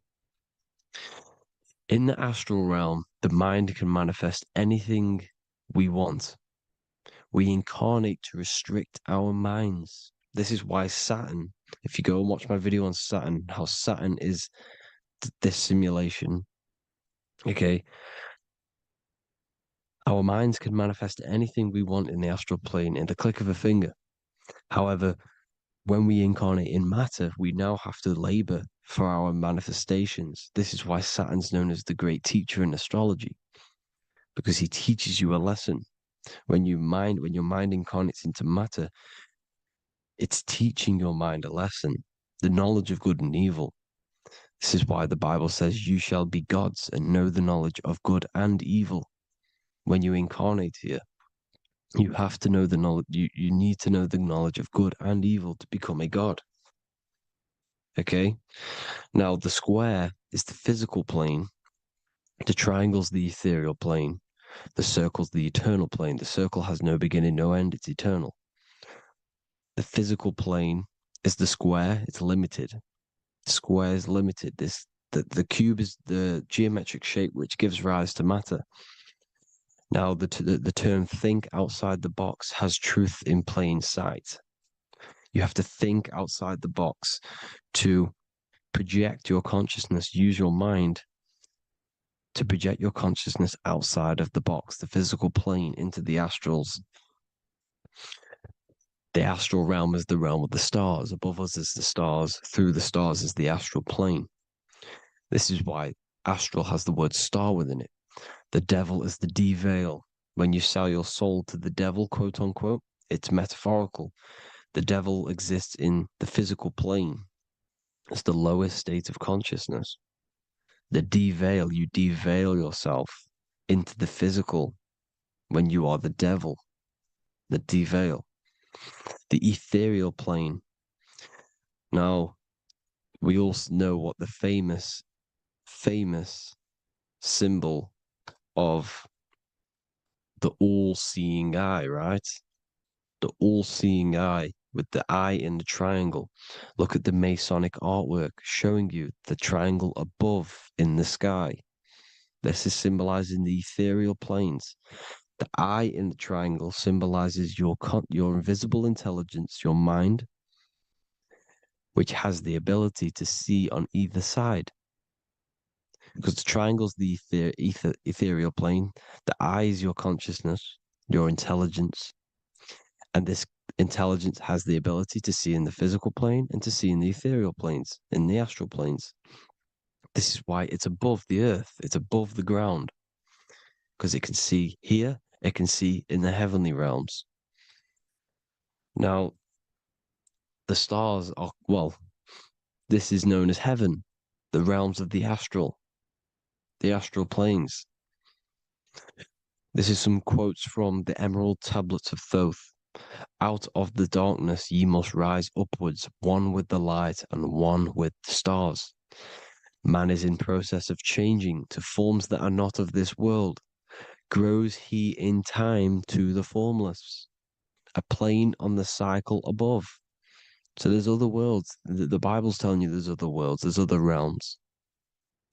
Know ye must become formless before ye are one with the light, the astral light above, which shining through the stars. Not of the earth are ye, earthy, but a child of the infinite cosmic light. You are the invisible intelligence controlling the physical body. The body's not you. It's the vehicle that your soul lands in when your mind projects your consciousness into that realm. Free from the body, I flashed through the night. Unlocked at last for me was the star space. Wow, that's powerful. The star space, the astral planes. This is what it's talking about. We are all a star. We descended from the astrals, which is the star. We are all a star. look at the ancient paintings of Jesus' birth, it's the star beaming his consciousness down into the physical plane. Here's another one. Here's some Freemasonic artwork showing you, again, the ether, that invisible intelligence, the I, manifesting itself inside of here, in the physical realm, where the people are. You see? It's the same here. This is Jesus. Here's the bird symbolizes the Holy Spirit, your invisible intelligence, descending into the waters, the ether, the ethereal, everything. The ether's the base of all physical matter. Here's Truth in Plain Sight. Mr. Bean, the famous TV program in England, in the UK. He begins the program like we all begin the program from falling from the stars. He falls down with a beam of light. And this is Truth in Plain Sight. This is false. The aliens don't exist. They're a lie, alien. But this symbolizes the star beaming our consciousness. And when we die, this star will suck us back up. Just like this UFO is doing. It's Truth in Plain Sight. So, this is some more Freemasonic artwork. Going from duality to singularity. Sun, moon, masculine, feminine. Right hemisphere, feminine, left hemisphere, masculine. The consciousness in the center, the balance point. Here's another more Freemasonic artwork. The two pillars, left and right hemispheres, and the invisible intelligence between the left and right hemispheres, the light of the body. This is why light's coming off it. Because it's light, it's pure light. The blazing star. The stairs go from the checkered board, the duality, up to oneness, in between the sun and the moon, the masculine and the feminine. This is symbolizing going into oneness. What did the Emerald Tablet say? You've got to become one with the stars, one with the one with the self. Balancing the two hemispheres so that you can gain, because when the two hemispheres are balanced, you can gain a more deeper connection with your invisible intelligence. Same with the chakras. When the chakras, the 7 seals in the Bible, these are 7 seals because when you conquer the 7 chakras, when you balance the 7 chakras, you then gain a more deeper connection with your internal self because your mind is not filled, it's not being ran, it's not being dominated by these 7 deadly sins, the 7 seals, the 7 chakras. These are 7 energy centers which are concealing our true form. Balance makes us have a stronger connection with our true cosmic intelligence. Heaven is even. This is why Jesus is pointing at the heart. The even point is the heart. You got to balance the chakras and live from the heart because the heart is the earth. You're in good and evil. The body manifests the lower and the higher self. The higher self is in the higher parts of the body. Wisdom, intuition, expression. The lower self is in the lower parts of the body. Sex, food, and power. This is how they are trapping your soul, people. Like I said, the mind is the bridge between the soul and the body. So by tricking the mind, not giving it the right knowledge, and keeping the mind stuck in the lower 3 centers, thinking about power, food, and sex, this is low vibrating energy. It's going to keep your mind addicted to the physical realms. Okay? This is why you need to go even, balance, heaven. Okay? I will explain the soul trap in a second, how it fully works. But I'm telling you all the science behind it so you can understand. When you are doomed, you are domed. This is the dome, the firmament, the mind. Ment is mind, firm is firm. A firmament is doomed under the firmament. You must have a loose mind, an open mind to expand your consciousness beyond the stars, beyond the ethereal barrier. You have to vibrate higher than this world. Your consciousness must be expanded more than the physical plane. You need to learn how to astral project. You need to learn how to leave the body, how to operate outside of the body, so that you, when you do leave the body, you will have recognition, you'll have knowledge, you'll have practice. But this is as above, so below. The woman's belly is the earth. It's as above, so below. It's a microcosm of the macrocosm. We are the children in the womb. We are the people in the earth being ready to be born into the heavenly realms. As above, so below. It's a microcosm, macrocosm. Everything is in everything on a bigger and a smaller and a larger scale. Now, when the baby figures out that there is a world beyond its mother, what happens? The baby starts to move around and tries to get out of the mother. Because once it starts to hear the external world, starts to hear people, it's going to wonder, what's outside of why am I in here? What's outside? So the baby will force its way out of the mother. It's the same with our minds, as above, so below. When our minds figure out that there are other realms beyond this world, we will seek a way out. This is the womb, the mother earth, mother nature. It's the mother. We're in the womb. We can be born out of this world, which is being born again in the Bible. When you are doomed, you are domed under the dome, under the firmament, the firm mind. The firm mind will keep you under the firmament. Due to the law of polarity, there has to be other realms. There has to be. Because the law of polarity works in this world, and it will work on every scale possible. It's universal laws. These are universal laws. The law of polarity means that there are other realms polarizing this realm. There is a hell, there is a heaven. There is a midpoint, which is Midgard, which is the one we are in now. Earth, heart. Earth is the heart. Heart is the center, good and bad. The balance between good and bad. Your reality is your level of realization. Your mind realizes other worlds, you will seek a way to them worlds. It's that simple. The soul trap is to keep you stuck in this physical body, which is the earth. This body is the earth. It's running the program, like I said at the beginning. It's running the simulation that your consciousness is experiencing.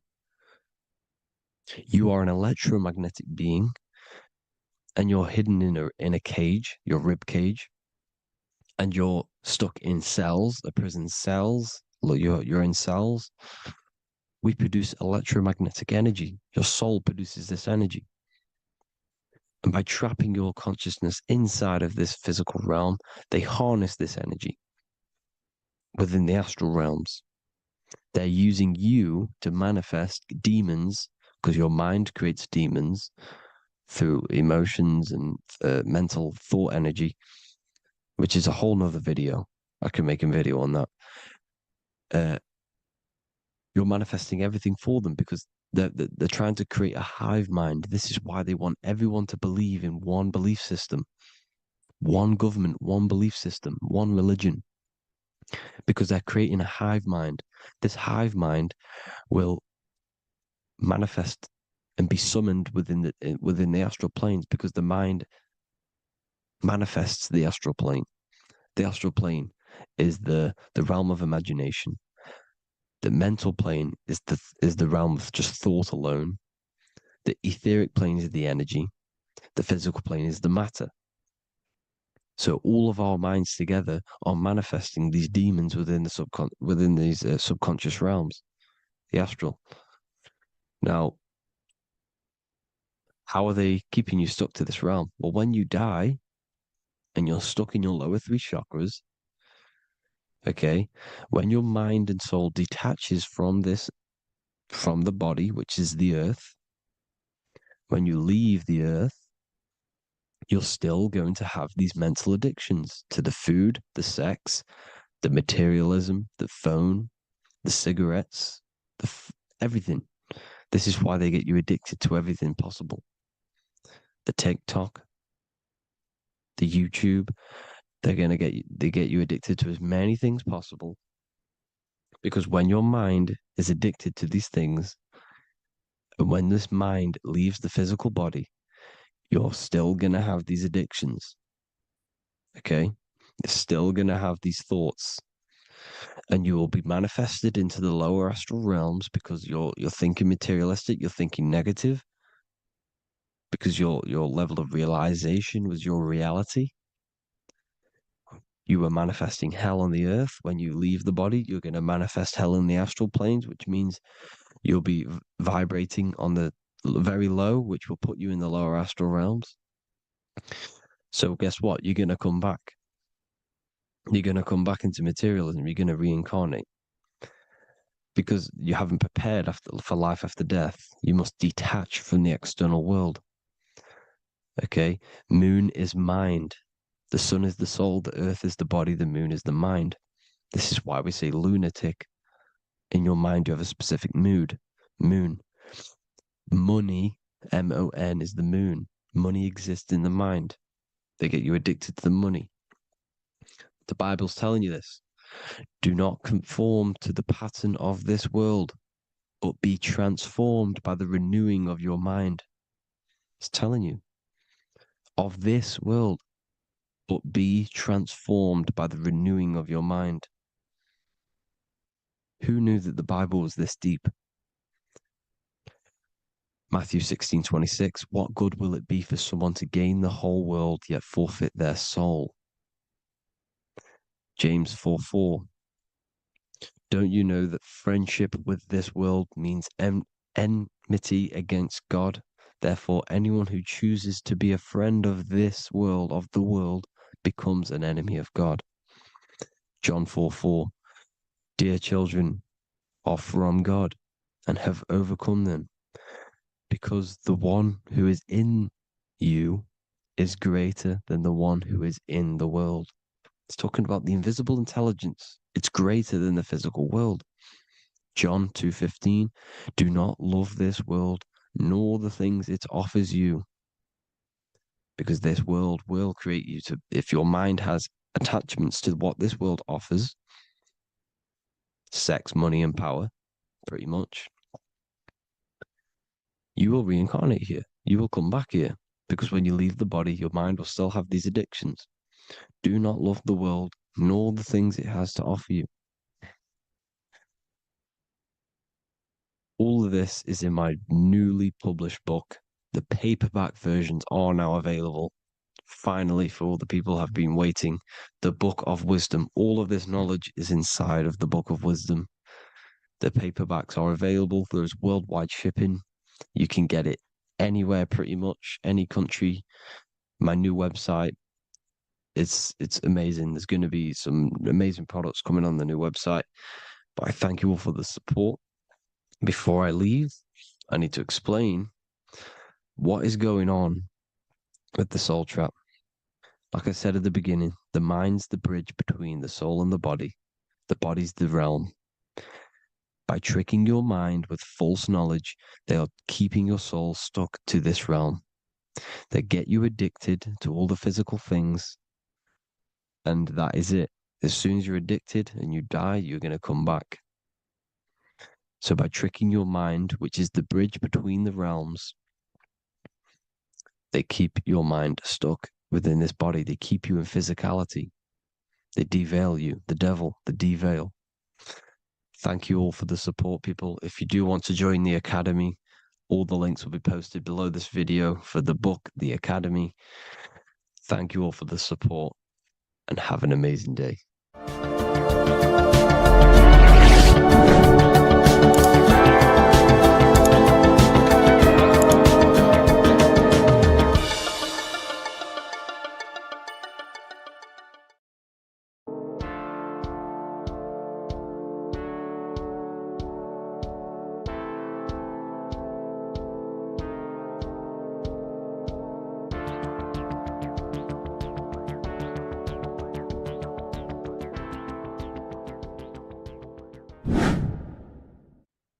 How are we all doing, people? It's Revival of Wisdom from the Wisdom Academy. Today, we're going to be breaking down God, consciousness, and the higher and the lower self, and how to overcome the lower self. Now, the first thing you need to understand is that you are the invisible intelligence within the brain, within the body. This invisible intelligence is known as the mind. But you are not the mind. You are the observer of the mind, which is the soul, the invisible entity. The mind is your intellect, your intelligence. Now, the mind is, it's hard to put this in words, but the mind is something that gives you the ability to explore the universe. And this inner self is the I am. It's the quiet, the inner self, the voice you see in you hear in your head. This is why within spells high twin, inside, internal. The I is also the number one, which is one line. Because the one and only, is the inner self, which is the I am. This is why you say, my name is Harry. You are not Harry, you are the I, the inner self, the intelligence. Okay, this is why Jesus in French is I am. You look with the two eyes and you see with the inner eye. I and I, the same thing. Okay, because the I inside is what gives you the perception of what you're looking at. So when someone's trying to explain something and then you catch on saying, I see now, it's because you're seeing with your inner eye, the one that gives you perception, gives you intelligence, gives you the ability to understand things. This is the internal I, the invisible self, which the physical body is nowhere near as complicated as this inner self. Is in infinite potential, infinite potential. God, God, generator, operator, destroyer, soul, mind, and body. Brahma, Vishnu, Shiva, the Father, the Holy Spirit, and the Son. They're all the reason why you see God is always a triad is because it represents yourself. Your invisible intelligence is God. Me and you are the same invisible intelligence. We are the invisible intelligence experiencing the program being run by the central nervous system and the brain. I always say this in my videos, but I have to, in order for you to understand the things that I'm going to say later on in the video, you need to understand this concept, is that you are the consciousness experiencing the nervous system, the tree of knowledge of good and evil, which is you here. You would be in this invisible intelligence right here in the center of the brain. Now, this is why the ancient Christians show God is in the brain. This is the brain stem. This is the brain. This is also the brain stem and the brain. The brain stem and the brain. It's all depictions of the brain because the brain's the computer, the electromagnetic computer, which decodes the demands created by the invisible intelligence, the I, the inner self, you, your true self. The person moving, if you observe what someone moving, this is going to sound, but if you observe someone walking, it's not the body. The body is moving, but the thing telling it to move is the invisible intelligence. Before you kick a football, a decision is made within your invisible intelligence, your mind. And this consciousness, this invisible intelligence, is either stuck between the lower self and the higher self. Okay? When the invisible intelligence, meaning the true self, identifies itself with the physical body, it will trap its mind within physicality. This consciousness that we have is either operating in the lower self or the higher self. It's either feeding the material body or it's feeding the spirit. Okay? But because we are physical and spiritual, we need to be even. We don't want to be meditating all day long, because we do have a physical body as well whilst we are here. We are playing a game in physical matter. Okay? Now, the reason that you incarnated here is to learn a lesson, because the mind can manifest anything it wants within the astral planes, within the world of imagination. It can manifest anything it likes, but it incarnates into matter, into this game, so we can understand labor, because anything in matter you have to labor to manifest. But in the astral, you can manifest at the click of a finger. You come here to learn the knowledge of good and evil. And your consciousness, I came out a bit off topic there, but your consciousness is experiencing the lower or higher self. The lower self is manifested in the lower parts of the body: sex, food, and power, the lower three energy centers. These centers are like mini brains. You are literally thinking with these centers. And when your mind is stuck within these lower centers, you'll think. Have you ever heard the term of thinking with your penis, or thinking with your, you know what, as a man? Even females maybe, but mainly this is a boy saying, you're thinking with your penis. This is a truth. It's truth in plain sight. You think with these energy centers. When you're living off the lower three centers, all you care about is sex, food, and power, eating, sleeping, and greed. Power's kind of like greed. Now, when we move up to the higher parts of the body, when we live our life within the higher parts of the body, this is considered heaven: love, expression, intuition, and wisdom.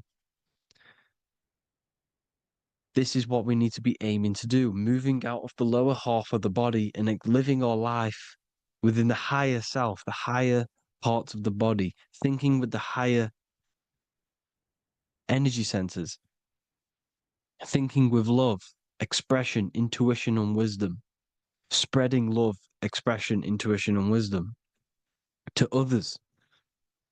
Heaven is even. This is why Jesus is pointing at the heart chakra, always pointing at the heart.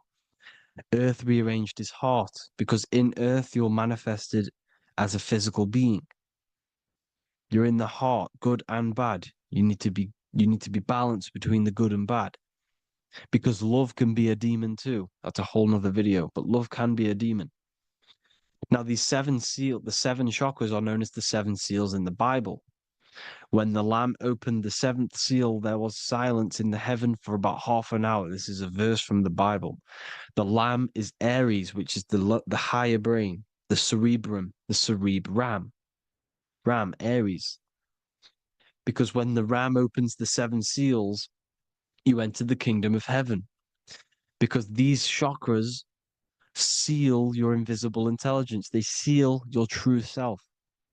You are behind these seven seals, your true invisible self, your true consciousness. Because behind these seven seals, you do not think about anything materialistic. Your intelligence is not material. It's not physical. It's not from the physical world. It does not desire the physical world. The body is the beast. The body's the animal, the lower self, which can corrupt our intelligence. It can corrupt the intelligence. Okay? Now, we need to balance these chakras so that we gain a deeper connection between this intelligence and the brain. Because when there's a strong connection between the brain and the intelligence, your body and the intelligence, you have a strong connection. Therefore, you can manifest what the intelligence is saying at all times. Meaning, when, for example, your higher self, this is intelligence, the higher intelligence is always speaking to you. It's always guiding you. It's always telling you the right thing to do. You can feel it when you're doing something wrong. You can feel that you're doing something wrong, because this higher self This intelligence knows what it needs to do here. And when there's no connection between the body and this our intelligence, our true self, when we strip away, when you close your eyes for long periods of time, you will figure out you are this invisible, infinite, creative being. There's no words that I can't describe what it is. But it's the voice inside of your head that you can feel when you close your eyes. You are this being inside of the heaven, because this is heaven, this intelligence. And when there's a strong connection between the body, you can manifest everything it's saying. When everything is balanced, when you're no longer thinking with the lower centers, when they're all balanced, you're not thinking in particular with every center, you balance them all, you can manifest everything it says. Your body will act out what the intelligence is always saying. This is God in the brain, the intelligence, trying to touch Adam, representing the lower self. This is why they're not touching. Notice how Adam is resting, but the intelligence is always reaching out, stretching, symbolizing metaphorically saying it's guiding. I'm always reaching out. The intelligence, your intelligence is always guiding you. It's always reaching out to you. But Adam is ignorant of it. The lower self is ignorant of it. And that's why he's so relaxed and God is so stretching out. Because at our highest self, that when you think of when you want to better your life, that highest true version of yourself is God. When you're manifesting this, your highest self, this is God. Your truest form, your most perfect form, that is God. Your highest version of yourself, that is God. Emotions are not what you've been taught. Emotions are not something that should be reactive, okay? You should not let the emotion be you, except that you should experience them instead of letting them become you. You need to understand there's a separation in our consciousness. You have the soul, which is the person who is observing your thoughts. When you think a thought, who's the one observing that thought? The soul, you, the I am, the I, the inner self, the one and only. And inside of every single body, inside of me, inside of you watching this video, there is this same intelligence that is inside of me, inside of you. And it's the exact same intelligence, experiencing a different body. And this is what we mean by the universe is mental. We are all sharing the same ball of consciousness in a different body. The animals, the fish, the cells, all expressing this one consciousness. Me and you are the same. This is why the golden rule is treat others like others should be treated, because I am you and you are me in a different body. Now, going back, you need to identify that there's different levels of consciousness: soul, mind, emotion, and body. Okay? Your emotions are on a separate layer than the body, the mind, and the soul. So when you identify there's a difference between all of these, you do not let them become you. You do not let your mind rule you, because your mind can be corrupted. Your soul is the one that is pure good, pure love, but your mind can be corrupted. Okay? Your emotions can be corrupted. The body can be corrupted, but the soul can never be corrupted, only layered on top. You can only throw piles of programs within the subconscious, layering the soul down, but deep down inside of every single one of you, there is a loving being. Because the love comes from the heart. Love is the universal emotion, expression. Now, your thoughts can become bondage, your emotions can become bondage. Now, what do I mean by bondage? By conquering the lower self, we need to conquer our own mind, because the mind is what's manifesting the lower self. When you're thinking with the lower half of the body, when you're becoming your emotions, you need to experience the emotion, not become the emotion. Do not let the emotion become you. Do not let your thoughts become you, because your thoughts are tools that you can manifest. Your thoughts are the idea. Your emotion is the energy that you can use to manifest that thought. Your emotion is energy in motion, emotion. You use emotion to manifest, to feel as if you already have the thought. Therefore, you become that vibration. Therefore, your emotions are actually a creational force that is given to you to manifest things, because you're a human, a manifester. You're here to manifest things. You're a creator. You are a god. Your inner self, your intelligence, your I am, the one and only inside of you, the inner self, the quiet one, the one that's deep, deep down, the invisible intelligence, is it's creating things all the time. All the time. Speak no evil, see no evil, hear no evil. This is the astronauts, they're Freemasons, but they understand this, because thinking, seeing, and hearing can corrupt your mind. And when you have a corrupted mind, you'll have a corrupted subconscious.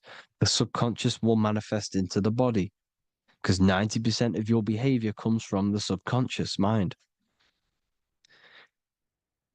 So you got to speak, see, and hear no evil. But sin, what is a sin? To overcome our lower self, to overcome our lower self, the 7 deadly sins are not something that goes against an external God. A sin is something that goes against your inner guide, your inner conscience, the inner self that is always speaking to you. It's always telling you the right thing to do. A sin is something that goes against this inner guide. And this is why you can feel something where you can feel you're doing something wrong, because the inner guide is speaking constantly. And when you commit these 7 deadly sins, which are 7 internal states which keep your invisible intelligence bound to your physical body. Because evil, right? Evil love bondage. This is why they stay in this realm and they control this realm, because they love the bondage of the body. They like matter. They want to stay in matter for eternal life. They don't want to ascend back into the heavenly realms where you do not have a physical body. You can explore the universe within the astral planes. They stay bounded to the body, bounded to the 3D construct of the physical world. They have greed, lust, envy, gluttony, wrath, sloth, pride. They want all of this. And if you want that, that's okay. But deep, deep down, you don't want that, because your soul is always telling you the right thing to do. Your soul knows what to do to get out of here. It needs to detach from the external world. Detach from all of these 7 internal states which bound you to your lower self, your lower centers. That's what a sin is. You know, you have a left and right brain. The left brain is always analytic. The right brain is metaphorical.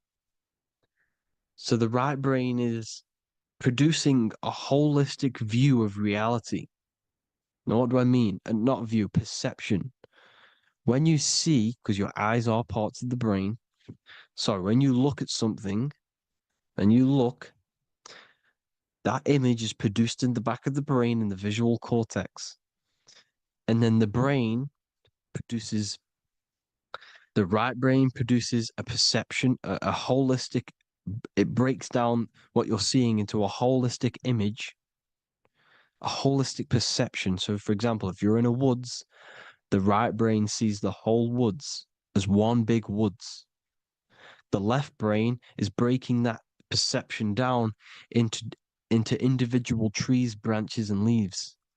So the left brain's to do with duality, the right brain's to do with wholeness, unified. The left brain's dualistic, analytic. This is necessary so that we can pick things up and manipulate them and break things down. We need the left brain, we need the right brain. I'm not saying any of them's bad, but the left brain, sinister in Latin, means left. Because when you're left-brained, you see everything in dualistic. You see everything is dual, when everything's actually one. We need to be focusing and strengthening our right hemisphere. I'm not saying sit in the right hemisphere all the time, but we need to be strengthening our right hemisphere. And this is why left is sin and right is right. Because when you focus on the right hemisphere, you see the holistic perception of creation. The right hemisphere sees humanity as one unified consciousness. The left hemisphere sees everyone as individual persons and egos. Because the left hemisphere is dualistic. And this is why the Bible says, cast the net onto the right side of the ship and ye shall find. John 21:6. What does that mean? Cast your energy, cast your perception into the right hemisphere of the brain, and ye shall find unified consciousness.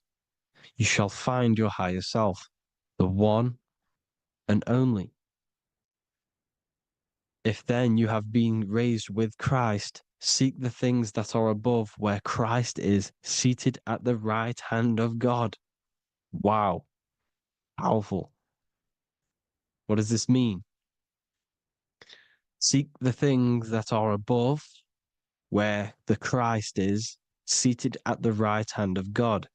God is your consciousness, your invisible intelligence between the two hemispheres. The right hand of God is the right hemisphere. Seek the things that are above the heart. Love, intuition, expression, and wisdom. Seek the things that are above the heart, the higher self, the higher part of the body. Because when you seek the things of love, expression, intuition, and wisdom, you create a strong aura.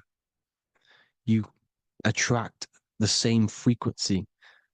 And this frequency is heaven, God. This is the Sumerian artwork showing the lamb. This is a step symbolizing stepping upwards, raising up. He's stepping over the lamb up to the bird. His hand is going to the bird. The lamb symbolizes the lower self. Okay?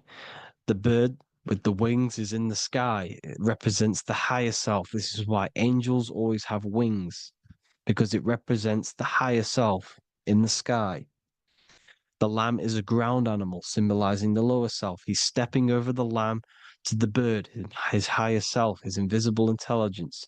Horus and Set, Jesus and Satan. Look, Horus has an evil brother, Set, just like Jesus and Satan. Horus is a bird, higher self. Set is a ground animal, lower self, which is the devil and the angel on your shoulder. You see? The right and the left hemisphere, the two wings. So the devil and angels always speaking to you. The higher and the lower self. It's the battle between the higher and the lower self, between the invisible intelligence and the physical body, because the body's the one that wants the sugar, it wants the pleasure, it wants the sex, it wants the porn, it wants all of the materialistic things, it wants the 7 deadly things. Okay, it wants this.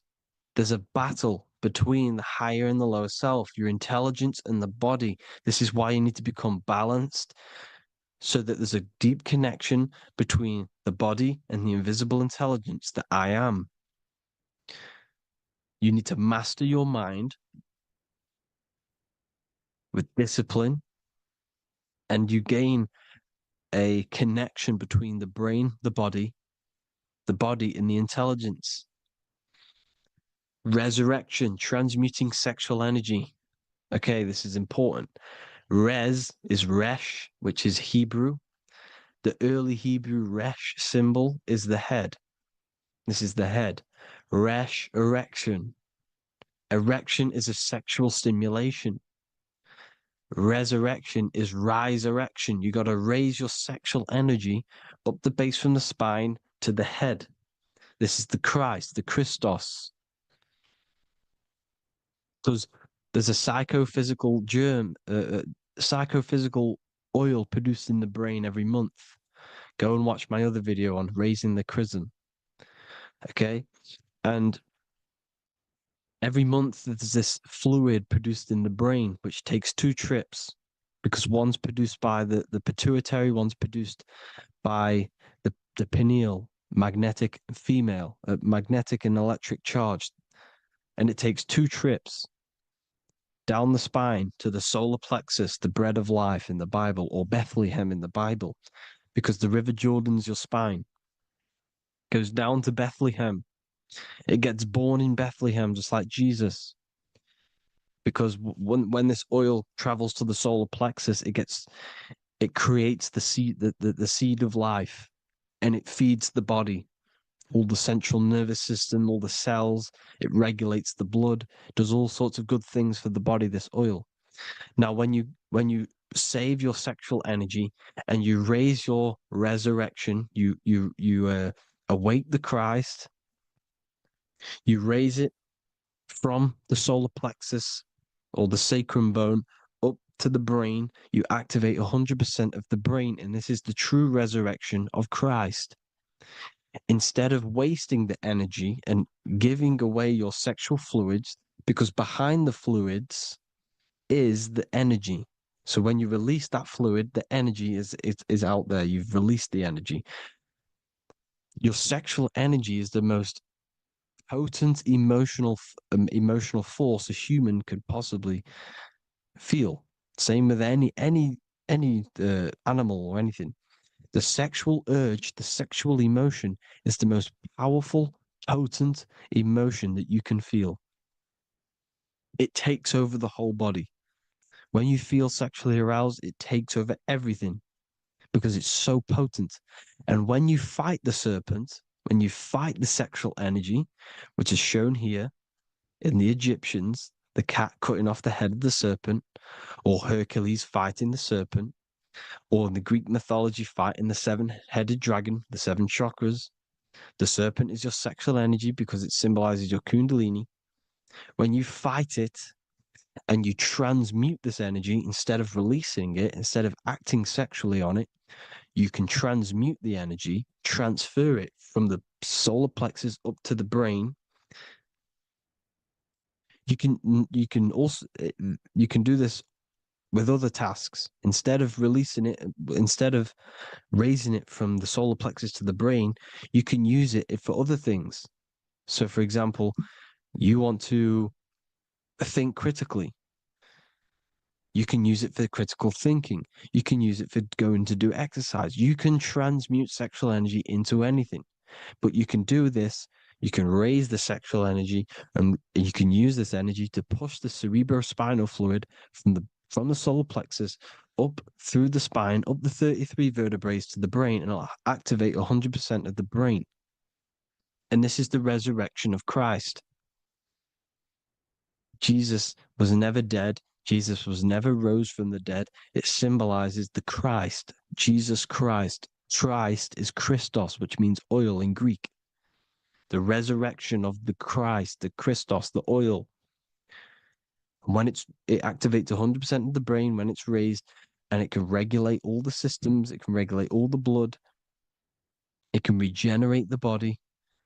And this is the true Antichrist. They don't want us doing this process. The Antichrist is not against Jesus. It's against the fluid in our body that makes us live hundreds and hundreds of years and makes us live as gods. This is the true resurrection. And when you fight the serpent, you fight your sexual urges, your sexual emotion, the most strong emotion that you could ever feel. You can do this process. And this is the true secret of transmuting sexual energy. Because when you transmute the sexual energy, you can become a god. And this is why Hercules is fighting the serpent.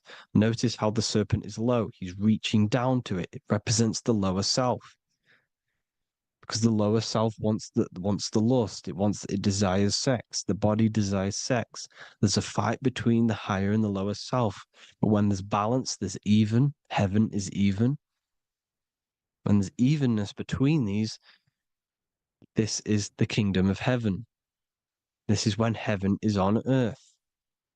So at our highest levels of ourselves, the highest level of our intelligence, this is God.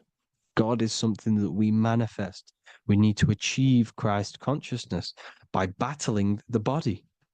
There is no battle outside of the physical body. It's an internal battle. Jesus and Satan have been externalized. Nothing exists outside of you, because I explained in the beginning how you are the consciousness experiencing the central nervous system. Therefore, there is nothing outside of you. It's all internal. Jesus and Satan have been externalized. Why? Because it's business. The church is a business. It's all a business. They've created these figures to be historical when they're not historical. The Bible's not historical. It's all externalized. It's called exoteric, when the truth is esoteric, internal teachings. So anyways, people, balance the chakras, balance the two hemispheres of the brain, balance the conscious and the subconscious. Balance is perfect, the yin and yang. You are spiritual and physical. You live in day and night. You need to be balanced. Oneness. Seek oneness. And this is the true kingdom of heaven. And when we all realize that we are all the same intelligence, the same consciousness expressed in different bodies, when we all realize this, we all realize we're all one. Doesn't matter what race you are. It doesn't matter what race you are, where you're from, your nationality, because none of you are actually from here. None of you are from the physical world. You're manipulating the physical world through the physical body. You are the I am. We all have a soul. Every single one of you has a soul. We all have souls. The reason why they say some people don't have souls is because they're trying to suppress your mind. They don't want you to know that you have a mind. That sounds crazy, I know. But a lot of people haven't realized that they have an infinite intelligence called a mind. And behind that mind, if you can observe your thoughts, the person who is observing the thoughts, you have a soul. Everyone has a soul. Don't listen to all these people saying some people don't have a soul, some people do. We all have a soul. Every single one of us. So anyway, you need to break the lower nature of yourself. At our highest levels, we are gods. Our intelligence, our universal intelligence, the I am, the intelligence that's inside of the brain, is God. Our minds are being corrupted within believing that you are the body, and the result of this is a society like today, because everyone thinks they're the body, and everyone's living in the lower nature of self, where everyone only cares about themselves. But when we realize we're all one big consciousness ball, we're all the same consciousness expressed in different bodies, there will be peace. So thank you all, people. If you do want to learn more, if you do want to read my book, it's called The Book of Wisdom. I'll put it in the description. It's an amazing book, people. It's going to give you the best understanding possible about creation yourself and the world. It's amazing. The Bible, everything. I have just launched a new cymatic library. A friend of mine has just added this to the website. He creates beats and he creates the purest beats. So they are actually the frequency that it tells you. Most of the stuff on YouTube and Spotify and Apple Music is all, it says it's a certain frequency, but we know these major platforms are all playing with the frequencies of the apps. So if you want a real binaural beats, solfeggio scale frequencies to meditate on or listen to throughout the day, join the Occult library. You can get a 2-day free trial. I'll put the link in the description. Thank you all, people. Hope you all enjoyed this video. God bless you all.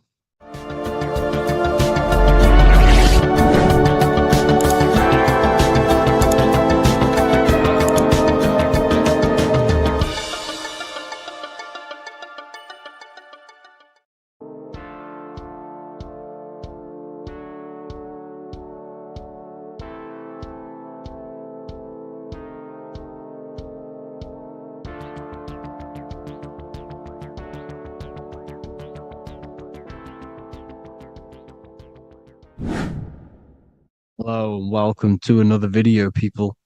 Before we start, please like, comment, and subscribe if you wish to see more content.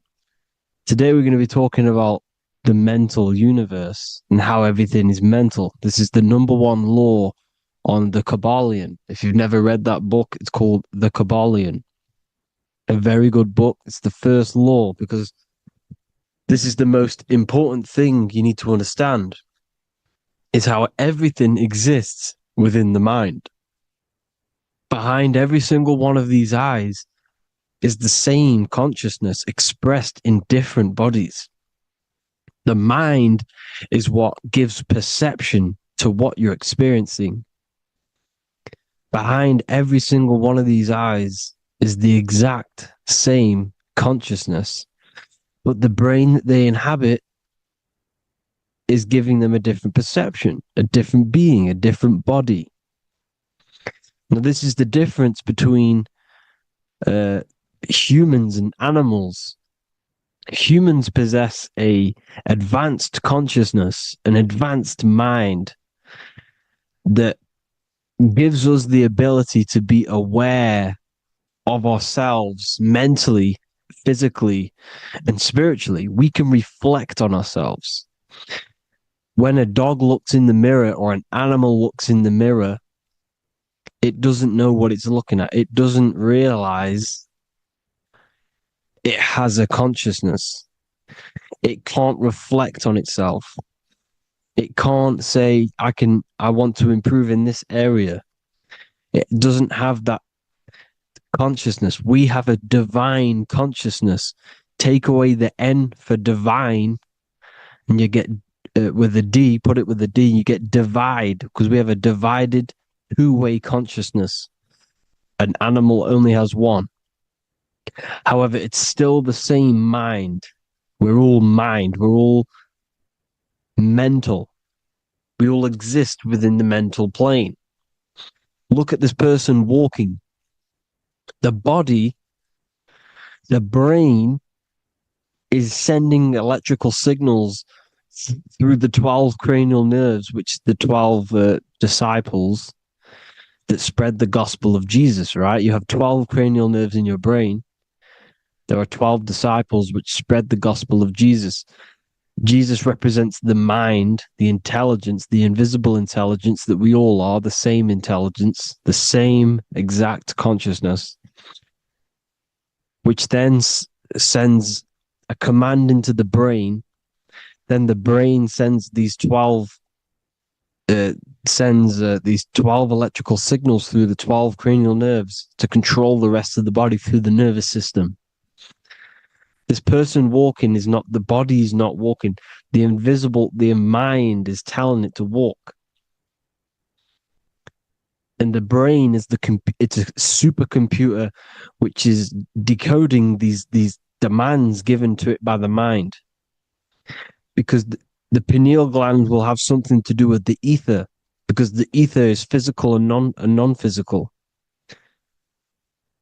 the mind is sending the commands through the ether to the pineal gland, which is then getting broken down into electrical codes within the brain and sent throughout the nervous system to control the body. And this is why in the Sims simulation, because the body's the simulation, it's a false reality. It's the fake reality. It's not the real you. You are formless. There is no form. But the third dimension is a dimension within your mind. Matter, mind, light is all a product of your mind. It's all in the mind. Now, this is why The Sims has this green little diamond on top of the head. Because this is you. This is your invisible intelligence controlling the character. Okay? It's controlling the character. And this character is in the world. Your consciousness isn't in the world. The world exists within you, but the body is a vehicle for that realm that you land in. When you have a dream, your mind transcends this body into another body, duplicates your body into another universe, unite. Unite is one. We're all one. It's all one universe, expressed in many different ways, infinitely. And the vehicle that you land in is the body to operate in that realm. This is the all-seeing eye, as you see here. The eye, this is all the intelligence. This is the ball of consciousness, God, expressed in different bodies. We're all this same one in different bodies, as you can see here. And this intelligence is expressing infinitely throughout the universe, an infinite universe. There's no beginning, no end. There was no beginning of the universe. There is no end. It's infinite, always has and always will. But the mind is what gives you the ability to explore the universe, to make perception of it. We are God in disguise. We are God in disguise. We are God in flesh. But the body can become attached to the mind, can become attached to the body if the mind is not aware of itself. When the mind is that blinded by matter, and we lack knowledge and understanding of what we truly are, a formless, infinite being, a traveler. This is why Freemasons are called Freemasons. Mason means traveler. Free. You're a free traveler because your consciousness is a traveler of the universe. When we lack understanding, our mind bounds to the body because we don't separate the body with our different layers of consciousness. When we separate them and identify that we are mind, body, emotion, you then can apply this knowledge to when you want to astral travel and explore the different realms of your mind, because the mind is the universe. People, this is what we need to understand. The mind is the universe. I am you and you are me. This is the Egyptians showing you this.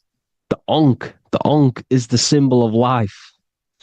This is the one ball of consciousness, mind, giving it the Ankh life to all the different life forms. The cows, the birds, the snakes, and the big Ankh given to the humans, because the humans are the most intelligent. We have the most advanced consciousness. We have the most advanced consciousness. This is why the one is giving a big Ankh to the humans here. Here you see it again. This is not the sun. This is also showing, Ankh giving out its life to all things infinitely. And this is the Most High. We are the Most High in disguise. When we strip off the body, we strip off the desires for the physical world, we strip off all of these fake identities that the mind gets attached to. That is God, the universe. You are the universe experiencing itself. I and I. The letter I and the number 1 is just one line. The letter I is the number 1. Because your I am, when you refer to yourself as I, every single one of you who's watching this video refers to yourself as I, which is the one. We are all the one. We are all intelligence. We are all invisible. We are all the one. 1 is the only number. 1, 2, 3. Everything goes up in ones because there is only one. Doesn't matter how far you go down the line with numbers, all of their numbers are created by 1 because there is only one. It's me and you are the exact same consciousness expressed in different bodies. Mind. Cause. There is only one cause. There is only one mind. There is only one being. But because we lack understanding of this, we think we are the bodies. And this causes division because the physical world is the most illusionary world. It's an illusion. It's all an illusion. Now you see with the two, you look with the 2 eyes, but you see with the inner eye, the mind. Okay, the mind is the mental plane is a shared plane, and it gives perception to what you're looking at. The mind. I'm affecting you when I speak because the mental plane is shared. We all share mind. We all express mind. When I'm speaking to you, I'm affecting you because we are mind.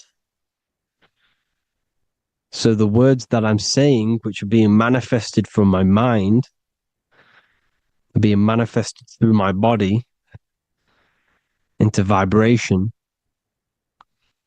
is affecting you. I'm affecting you with what I'm saying. And these words are having an effect on your mind because we're all mind. This is why you need to be careful what you're listening to, music and all sorts. Because music can also create thought loops within your mind. Because the chorus, we shouldn't be listening to choruses. Choruses are loops. And what they're saying in the chorus is being looped. And this can create thought loops within your mind. Go and listen to an old song that you used to listen to about 5 years ago, 10 years ago, 20 years ago. Go and listen to an old song, and you guess what? You will get nostalgia. Why will you get nostalgia? Because that song will trigger the thoughts that you were thinking in that time of listening to that song. So songs with choruses create thought loops, and they reprogram your subconscious mind. It's important why music is very powerful. Mine and mind, same word.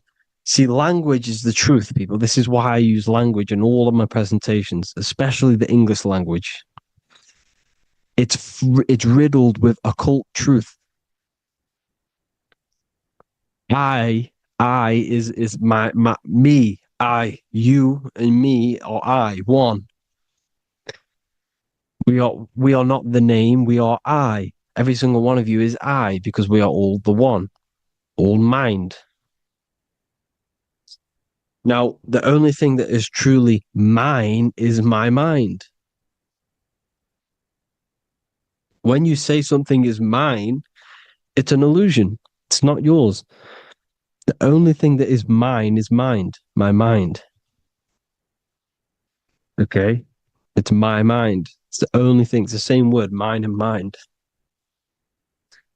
Like I said before, everything's one. Hot and cold is different degrees of the same thing, of the one substance, of degrees. The 7 colors are different frequencies of the one white light. Everything is one. There is only one. We are all one. Everything is one. Hot, cold, day, night.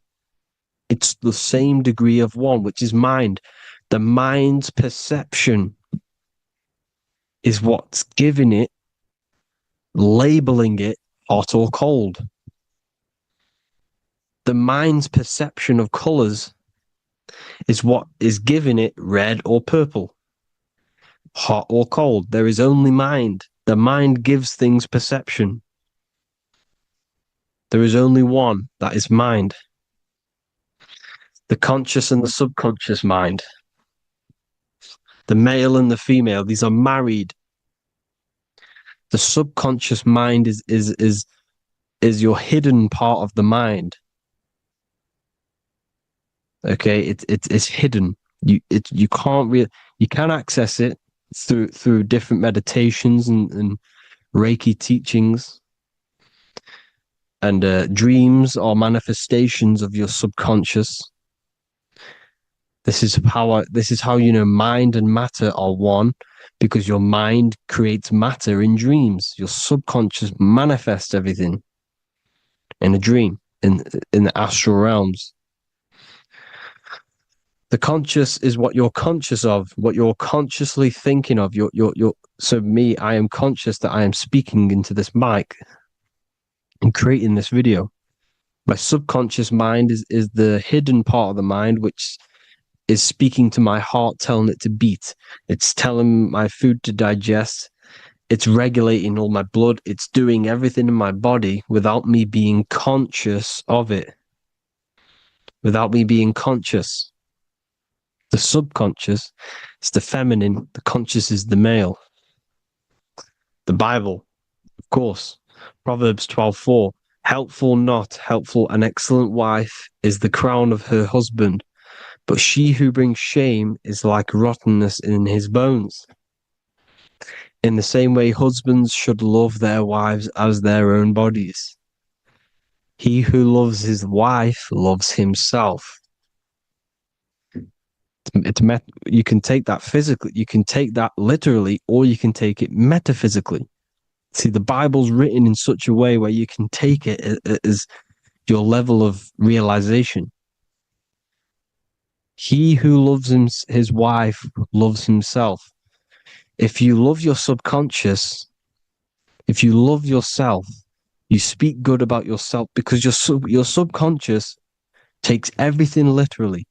If you say, I hate you to someone, your subconscious does not know the difference between me and someone else.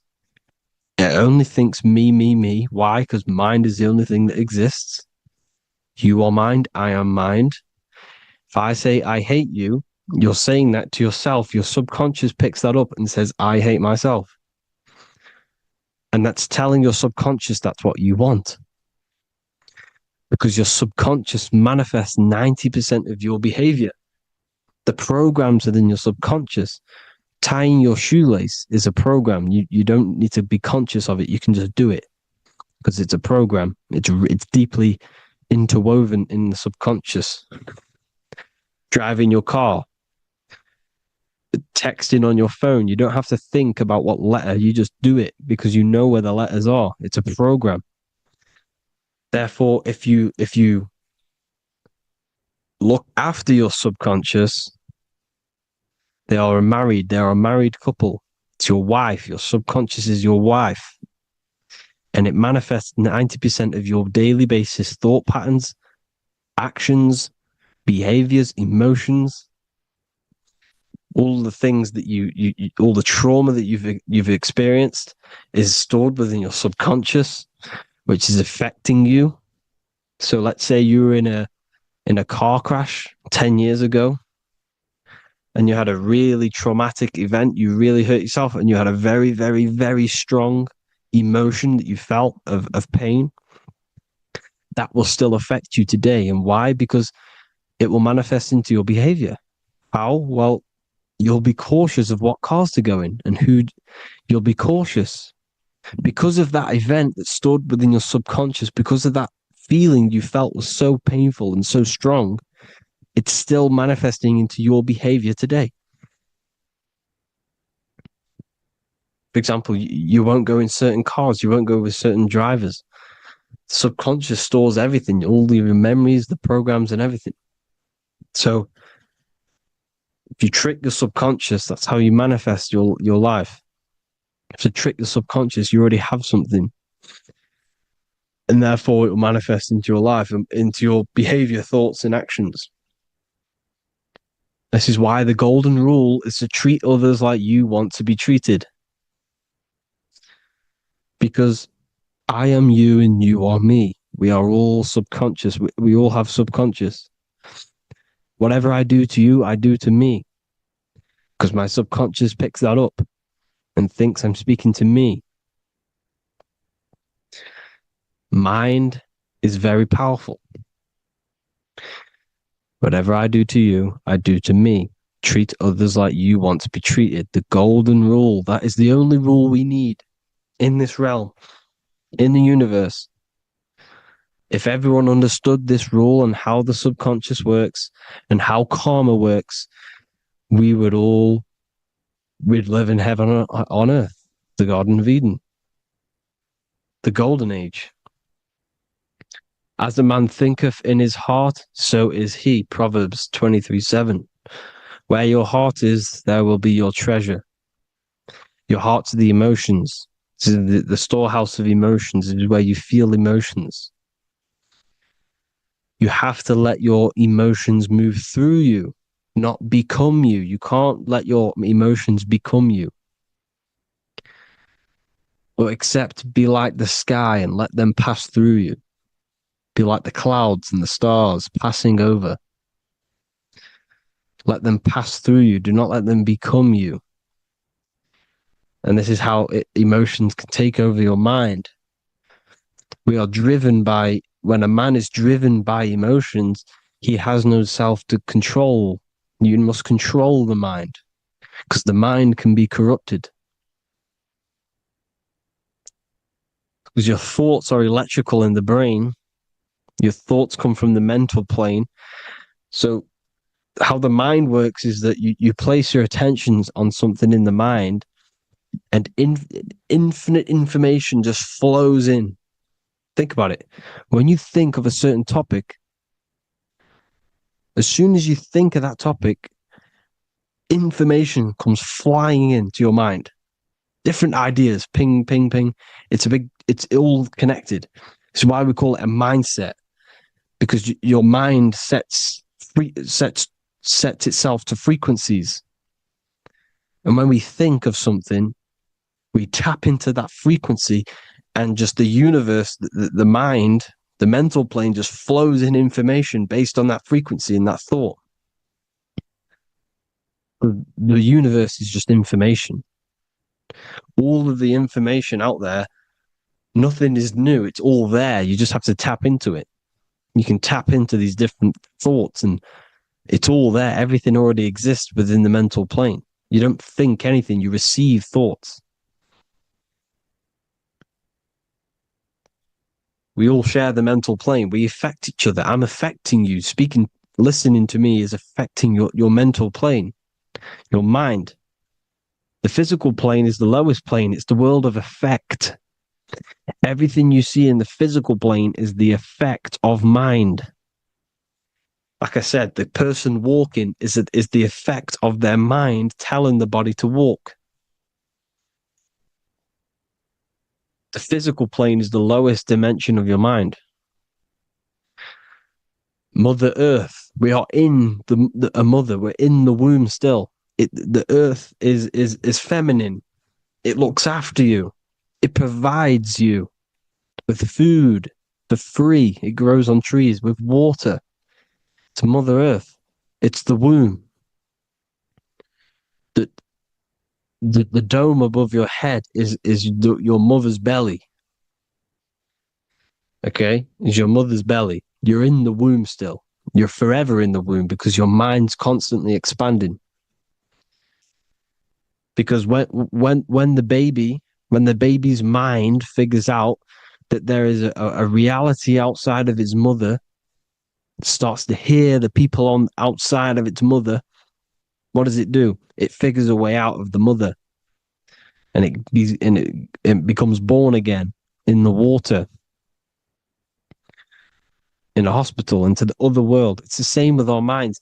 When our minds figure out there is other worlds beyond this physical, we explore them. The astral plane, for example. You figure a way out of the body. Because when you're the firmament, look at the word firmament, meant at the end. Firm is firm, something strong, something like a rock is firm. If your mind is firm like a rock, you will be stuck under the firmament. So, for example, people who are very programmed and can't think outside the box, they have a firm mind and they'll be stuck under the firmament because your mind is the only thing that's keeping you under the firmament. It's the only thing. When you're doomed, doom is dome. This is the dome, which is your head. Your head is the dome. Above your head, above the earth is the dome, the ethereal barrier. But that's just an external manifestation of your head. You don't leave the earth, you leave your body to leave the earth.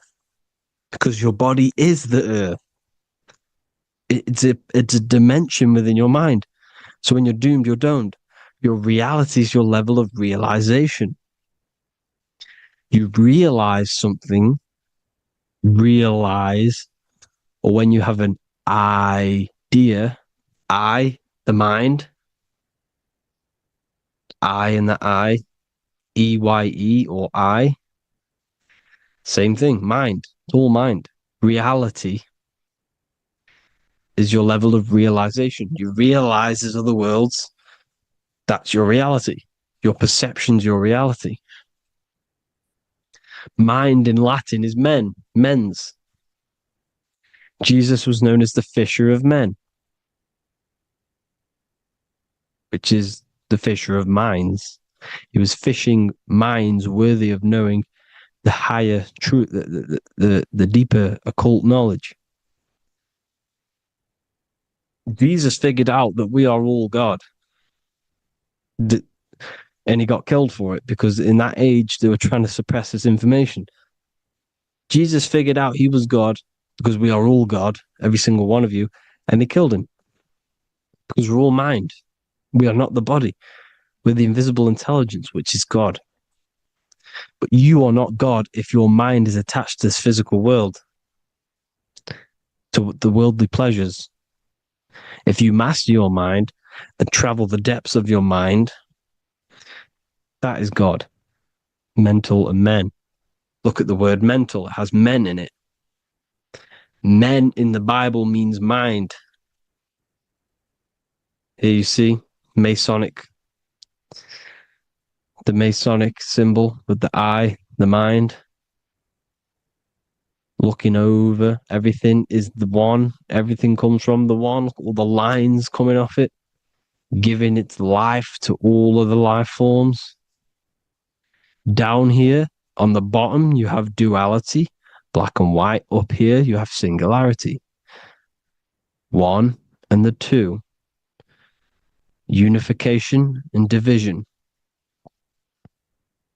The lower self is divided into the left and the right.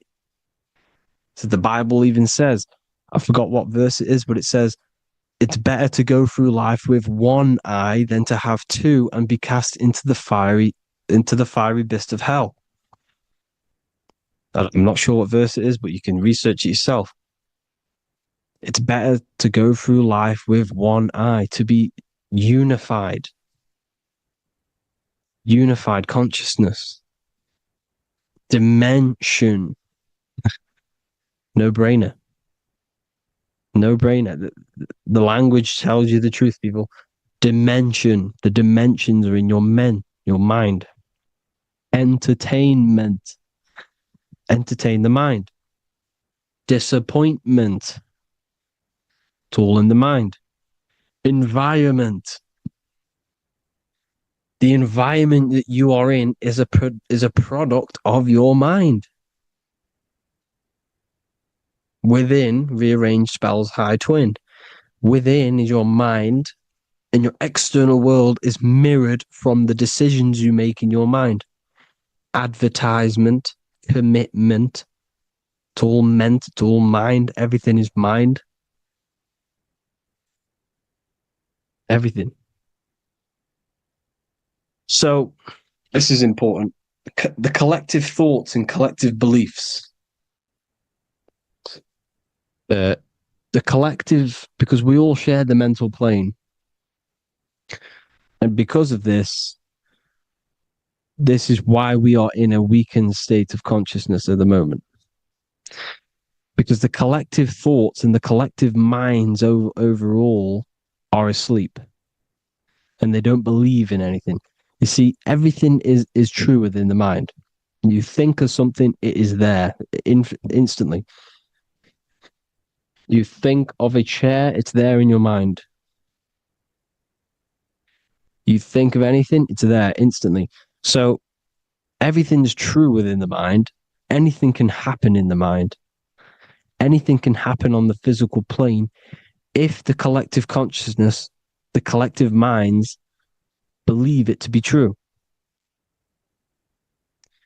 This is why back in the days, in the ancient days, you look at all the old world stuff, you see all this crazy technology, and it's because as a collective, as humanity back then, they believed that they had much more open minds. Therefore, the things manifested in the physical world were a lot more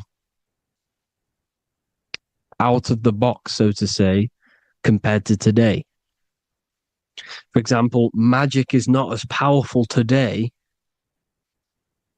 because the masses don't believe in it. It's still powerful, don't get me wrong, but if the masses believed, or if everyone knew magic could be real, because it is, anything's real in the mind, it would be a lot more powerful.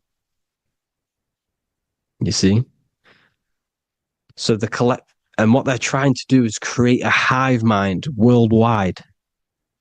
They're trying to make one religion, an external God. What happens when you worship something external? You give energy to it, because where attention goes, energy flows. Where your mind gives attention to, energy goes there. And when we all believe in external gods and give our worship and our power to these external things, we all give energy to it, which will manifest as a demon in the astral planes.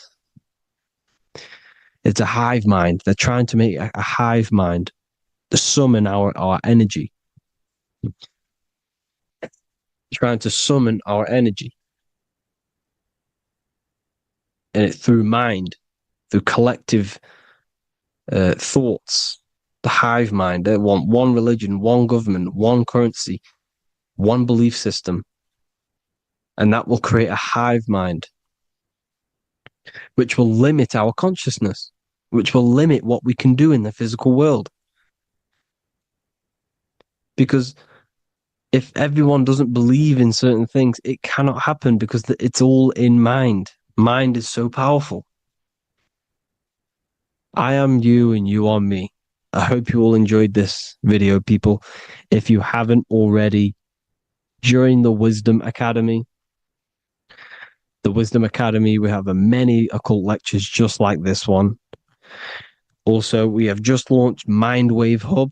If you want genuine frequencies, genuine binaural beats, because the ones on YouTube, the ones on Spotify, Apple Music, they're all tuned to A440 hertz, which shuts down the right hemisphere of the brain. If you want to gain access to your true consciousness, your mind, you need to balance the two hemispheres and balance the chakras. You can do that externally by listening to binaural beats. If you want true frequencies, true binaural beats to hemisync the chakras, hemisync the brain, to gain access to the different dimensions of your mind, well, you can gain access anyway, but it's going to help you if you're trying to learn this. Join Mindwave Hub. The link will be in the description. Listen to the binaural beats, meditate to them, listen to when you go to sleep. They'll massively benefit you. Thank you all, people. Hope you had an amazing, lesson. Hope you learned a lot. And please subscribe. God bless you all.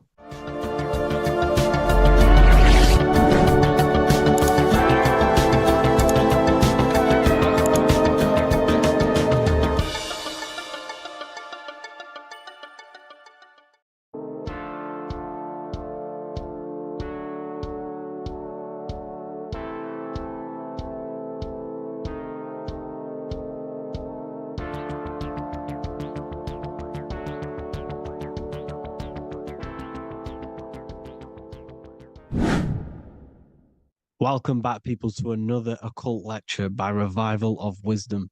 Today we're going to be talking about magic and how it's being used on us for the New World Order. Magic has the word mag within it, which is magnetism. Magnetism is the force. Magic is influencing forces, natural or supernatural forces, and using it for a certain agenda to gain something out of it. Now, magic is not what everyone's being thought. It's not some sort of fantasy thing. It's actually very common, and we all do it, whether you believe it or not. Magic is all to do with the mind. As I said, always say in my lectures, your mind is what creates matter. Your mind is what creates your external world. So it's all about manipulating and planting seeds within the mind, because your mind is a garden, and thoughts and words are seeds which are being planted in that garden. Your life, your physical life, the people you have in your life, your friends, your car you own, the job you have, is all a reflection of the thoughts that you've been thinking in the past. You are where you are in life because of the thoughts that you've been thinking. Therefore, your life is a direct reflection and manifestation of your mind, the Garden of Eden. Okay? The mind is what they are targeting. What you see, say, and hear has a direct effect on your mind. Me talking to you is influencing you. The words I'm saying is planting seeds within your mind. Now it's up to you to consciously act on these thoughts or these words, or to maintain these words. As above, so below. As within, so without. What's inside of me is outside of me. What comes into the storehouse comes out of the storehouse. You have the left, you have the right, you have the up, and you have the down. As above, so below. Whatever is in your mind will be expressed in some sort of way, consciously or subconsciously, spiritually or physically. The mind is what manifests everything. And this is what we need to understand. We need to understand is that the mind is not physical. All things spiritual manifest physical. All things seen come from the unseen. The words you're thinking, that everything you have is coming from the unseen. The actions that you do come from the unseen mind. Another expression for as above, so below is you are the universe itself. You are a universe, a mini universe. But just because you are mini does not mean you are the whole thing. If I take a little piece of infinite, let's say there's an infinite light source. Let's say I take a little chunk of that infinite light source. that little chunk I took is still infinite because it's been taken from infinite. You are the universe. Your awareness, your mind is the universe. It's information. You are the universe experiencing itself. This is why we say we are all God. As above, so below. What is in me is outside of me. The sun, the physical manifestation of the sun is your soul. The 12 constellations are manifested in the physical body. The 5 elements are manifested in the physical body. They're manifested in the 5 fingers you have. As above, so below.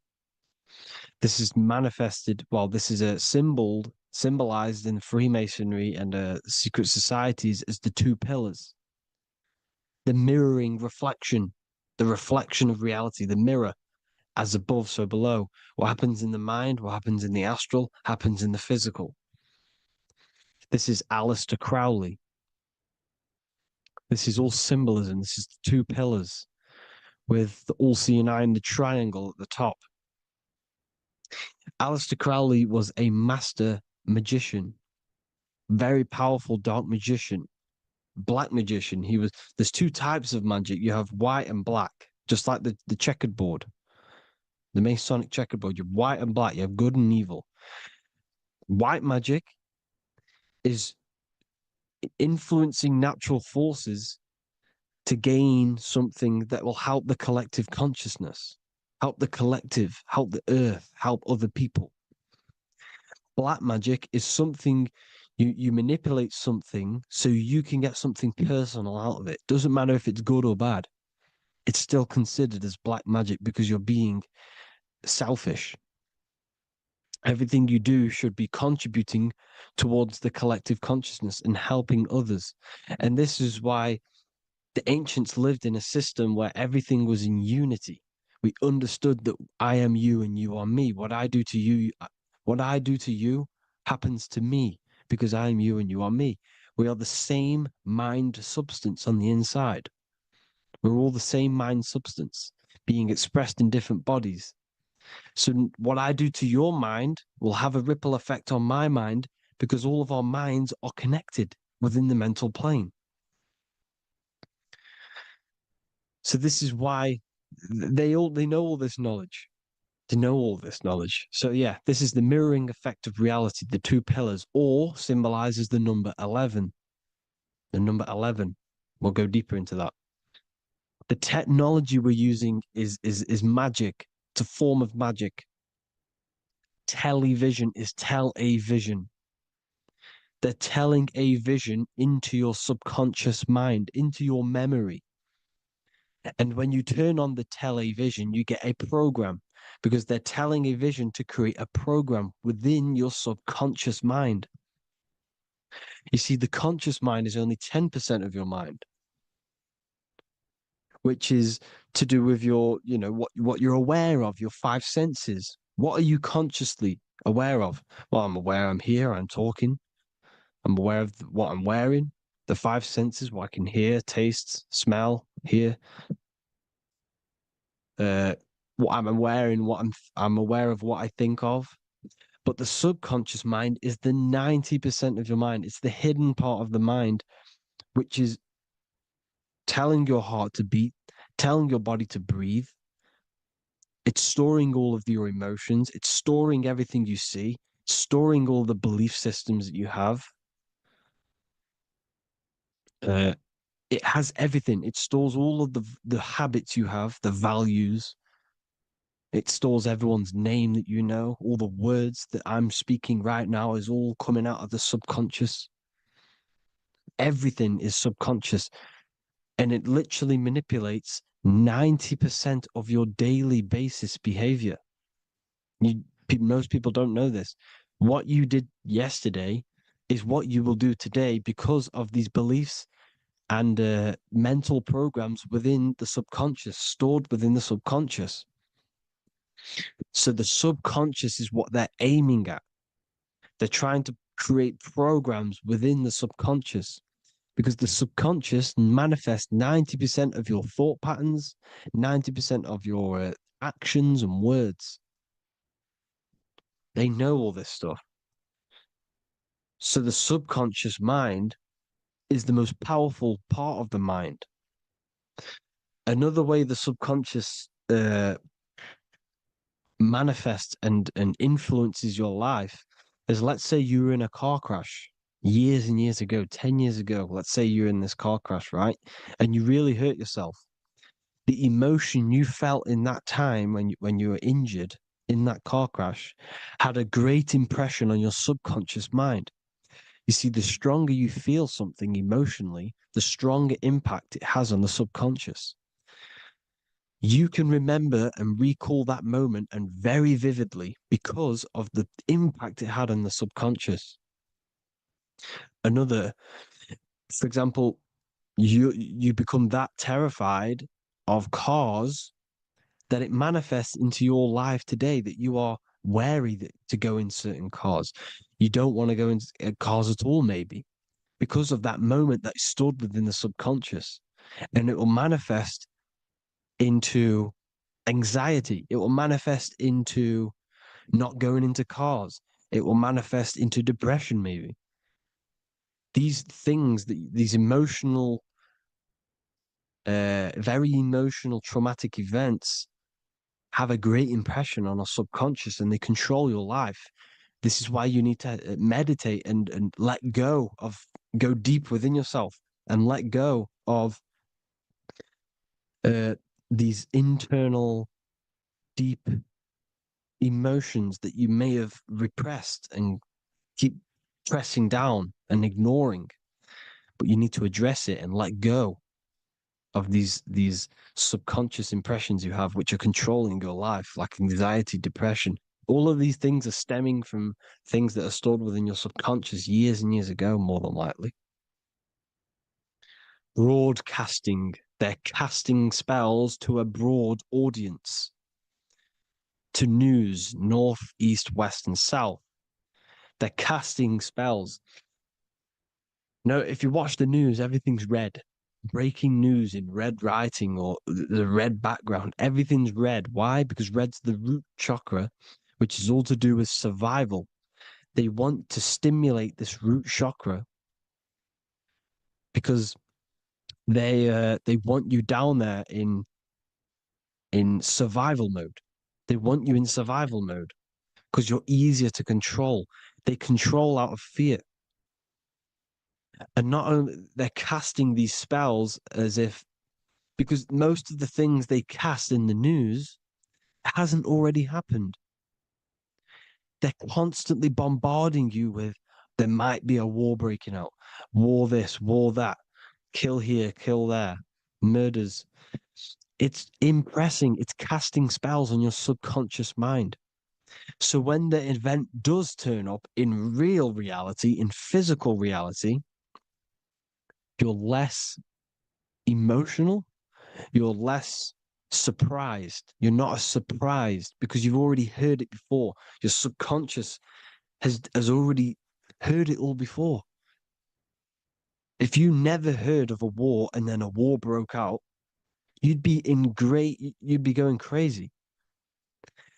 So they subtly program your subconscious mind through the words, because the words they say is impressing your mind.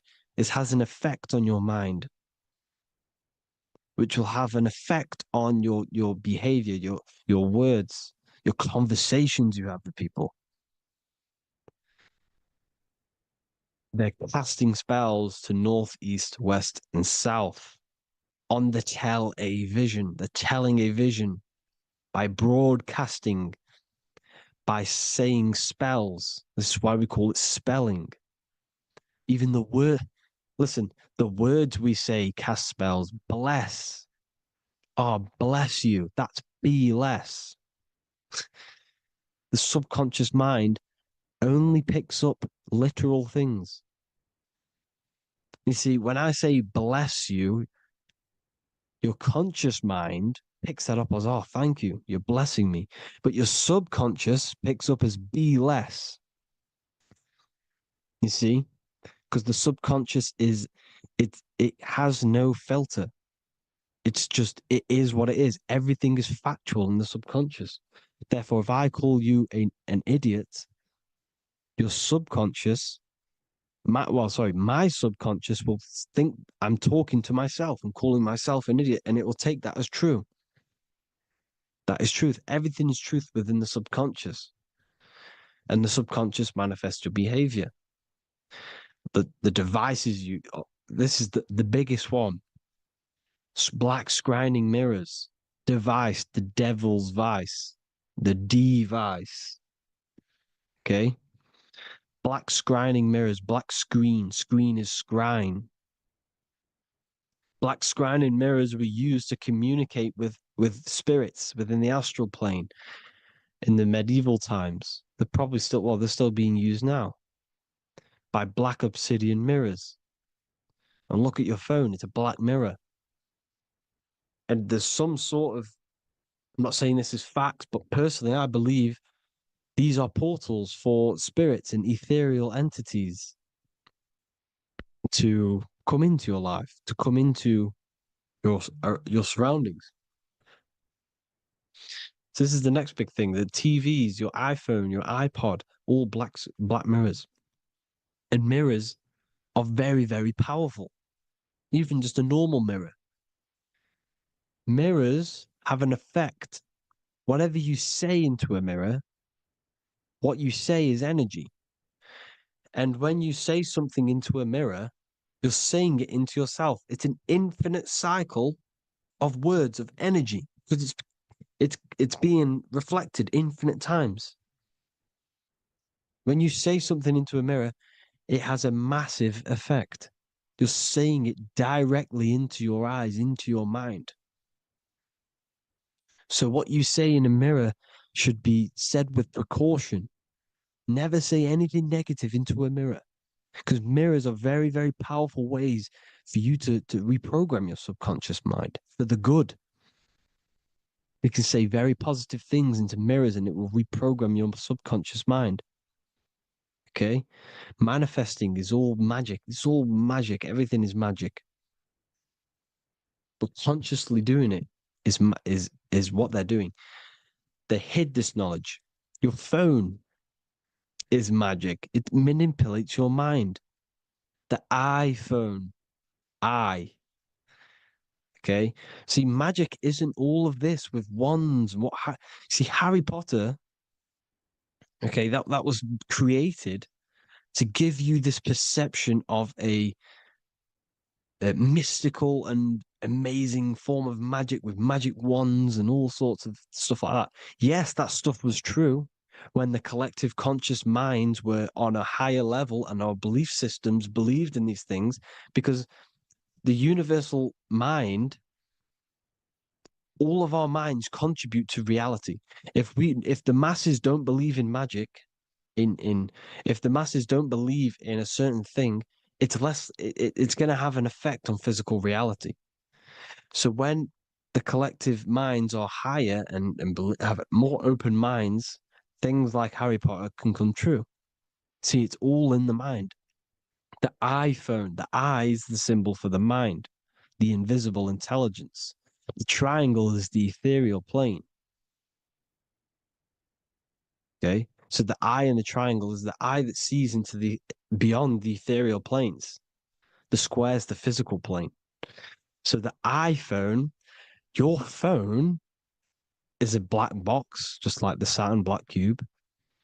It's a black mirror. It's taking photos of you every 2 seconds, and it's your mind. Your mind is in that phone. Everything you like, everything you text, everything you type in Google, everything you say to someone, every conversation is all recorded on the phone. Therefore, it is a direct reflection of your mind. Your mind is imprinted into your phone because your mind, everything you think in your mind, you're manifesting into typing, saying, taking pictures into the phone, and it's collecting it and storing it. And what they're doing, and this is for all forms of magic, it's manipulating the mind. It's all manipulating the mind. Reels, Instagram, TikTok, this is all dopamine. It's all controlling the mind. Every like you get, every follow you get, every share that you get is dopamine within your brain. They're literally targeting your brain and mind. It's all manipulating, because what they're pushing through the phones, through the media, through the news, through the televisions is visions and programs. You are the one manifesting the New World Order. They're not manifesting the New World Order. They're giving you the information so you can manifest the New World Order. Everything they say is contributing to your mind. For example, digital money and all the information they put out for you to see is contributing to your enslavement. Your mind is manifesting the New World Order. They know this. They don't manifest it. There's billions of us. We could easily run over them physically. But on a mental level, these people have the knowledge and they hide it from us, and they let us manifest reality because we are the collective. They give us the information which manifests their agenda. It's all magic through the phones, the media, the television. So your phone is a manifestation of your mind. It's a record of your mind. Hollywood, holly tree, holy tree. They used to make wands out of holy trees, because it was the most holiest wood, the best for casting and transmitting energy. So they used holly trees to cast spells. That's what Hollywood is. And in Hollywood, they have the red tear, the blood drop next to the Hollywood sign, because it's all satanic. They're all black magicians. They use Hollywood to cast the spells through the music, through the films. You see, music is a form of magic. All of this is magic. Everything they do is a form of magic because they want an agenda behind it. But it's not black magic. They're letting us create our prison. This is what you have to see. Yes, they're evil, but they're not doing anything evil, or else they would face the karma.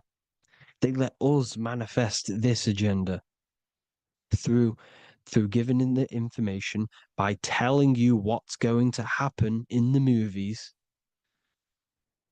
Everything that happens in a movie, it's all there on purpose to program your subconscious, to plant a seed within your garden, your subconscious, your mind. Because when the mind is already seen something, when it comes up and turns up in physical reality, you will be less shocked and you won't rebel. So they lure you slowly. They make you aware of these things over time. They make you gradually think it's okay. Like the technology, we never used to use these phones. How did we become so addicted and reliant on them? Well, because first they gave you a little flick phone. Well, no, sorry, they gave you a phone in your house. And then once you got used to that, they say, oh, here's the newest version of a little flick phone. You started texting your friends. Everyone was loving it in high school. They could now meet up without saying, let's meet on the weekend at this point at this time, like your parents probably did. Or maybe some of you watching this, you probably had to tell your friend to meet on the weekend at a certain time because you had no way of communicating. So everyone got these phones and got addicted to them. Then they slowly got addicted to the new iPod with the touch screen. Now they invented touch screen. Then everyone got addicted to touch screens. Then because all of this is producing dopamine in the brain, which creates you to become mentally addicted to things and physically addicted, chemically addicted. Because dopamine's a chemical. Your subconscious becomes a program within your subconscious, and your body becomes chemically addicted to these phones. And these phones are the enslavement of humanity, technology. Without this, we wouldn't be in this mess without technology. Because they're creating a hive mind. We're creating a hive mind. So back on track anyways, they program you. Look at the films, 9/11, 9/11, all produced by Hollywood. Here's the 11, like I said at the beginning, the two pillars which reflect reality. What happens in the mind happens in the physical. What happens in the astral happens in the physical. Okay, what happens in the physical happens in the mind. It's the two pillars, the mirrors. 9/11. 9 plus 1 plus 1 is 11. Flight 11 was hijacked. New York is the 11th state. New York adds up to 111. This is not a coincidence. It's all a form of magic. It's a ritual, energy harvesting ritual, because your mind produces energy. Your mental attention produces energy. And they're feeding off this energy in the astral plane, these demons. Music is the most powerful. Personally, I think the music is one of the most powerful forms of magic they're using. Okay? Music is hypnosis. It puts your brain in a hypnotic state. It influences your electromagnetic field through vibrational energy. It reprograms your subconscious mind. Why do you think you remember the lyrics? You see, your subconscious stores all of the memories. Remember, the subconscious manifests 90% of your behavior. So therefore, the music you're listening to is manifesting your behavior. You wondered why some people wonder why they have drug addictions and they can't get out of violence and they can't get out of all this negative mind space. It's because the music they're listening to is creating a negative mind space. The words you listen to have plant seeds within your mind. So the reason you remember the lyrics is because that song created a program within your subconscious. Yes, that is what happens. You can use magic to reprogram your mind, but you can use music to reprogram your mind because it's all forms of magic. It's using natural mental energy forces to manipulate the physical reality. You manipulate your mind, you manipulate reality, physical reality. Okay? So the music, another very, very big one.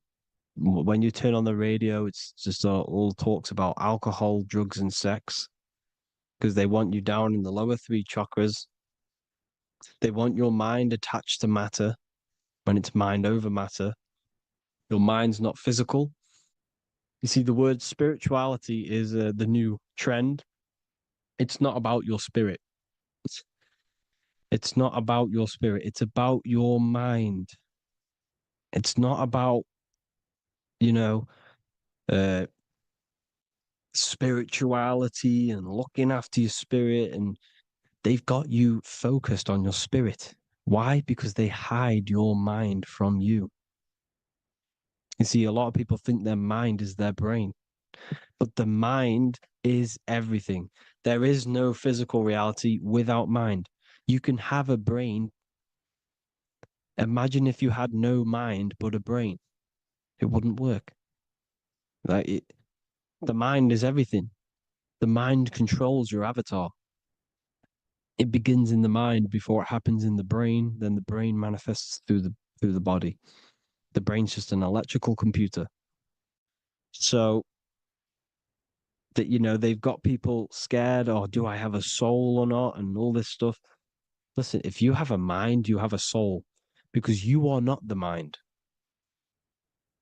This is why everything is sort of an illusion, because beyond the mind is your soul. But what is the soul without a mind? You can't have a soul without the mind. But if the mind didn't exist, the soul doesn't exist. You are the person listening to your mind. I shouldn't say person because You're not the body. You're the entity behind the mind. But if you didn't have that mind, you couldn't understand what you even were. You would just be an observer who couldn't think. So yes, we all have a soul. If you have a mind, you have a soul. Everything is mind. Everything has mind. Mind creates everything. God is mind. And then manipulating your mind through TV, your phone, every little thing, the school, it's all about the mind, people. Control your mind, you control your reality. Just the last thing, here you go. Aleister Crowley, the dark magician, Kanye West doing the exact same thing because they're implementing magic in the music. Here's the Beatles with Aleister Crowley in the background. Bet you never noticed that. Aleister Crowley was influencing music and placing magic within the music to influence the subconscious. This is what Baal worship was. This is why they kill children. They sacrifice these children. Why?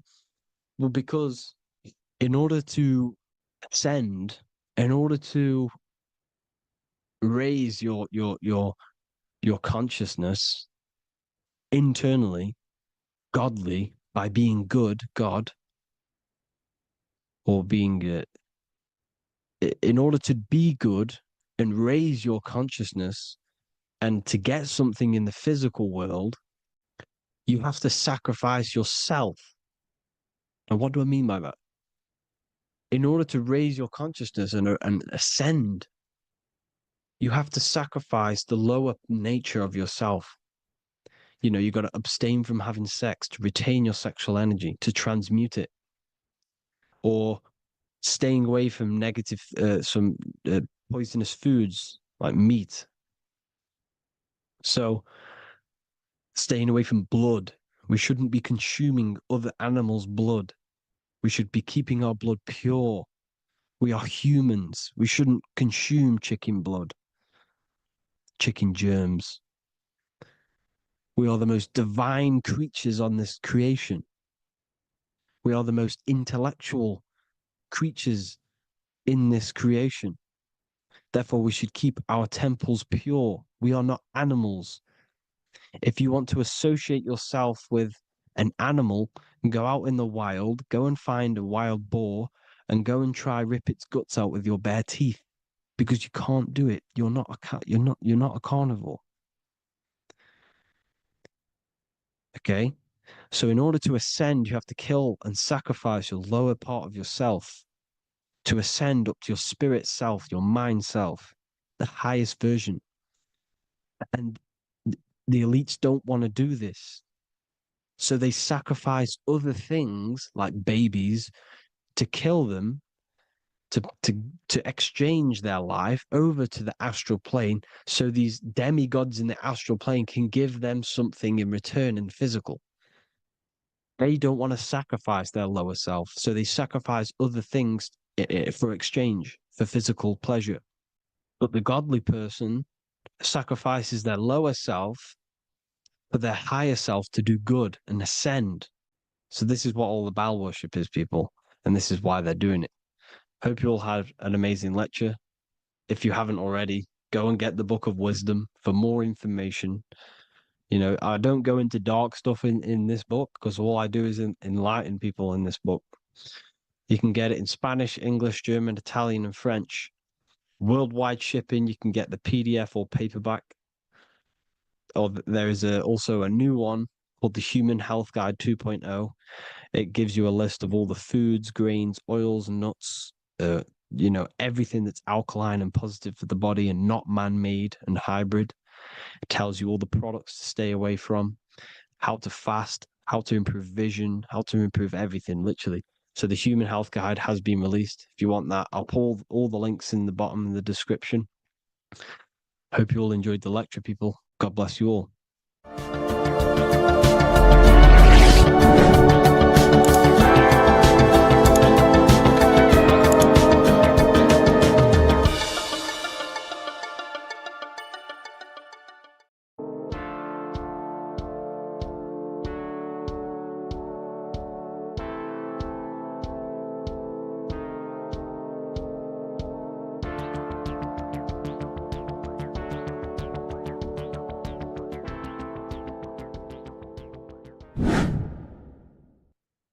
left and right hemisphere, and what are they doing? How does it contribute towards your perception in this world? And this is what we're going to be talking about in today's video. We're going to be breaking down the two hemispheres of the brain and how they function in your life. So first, we have the left hemisphere.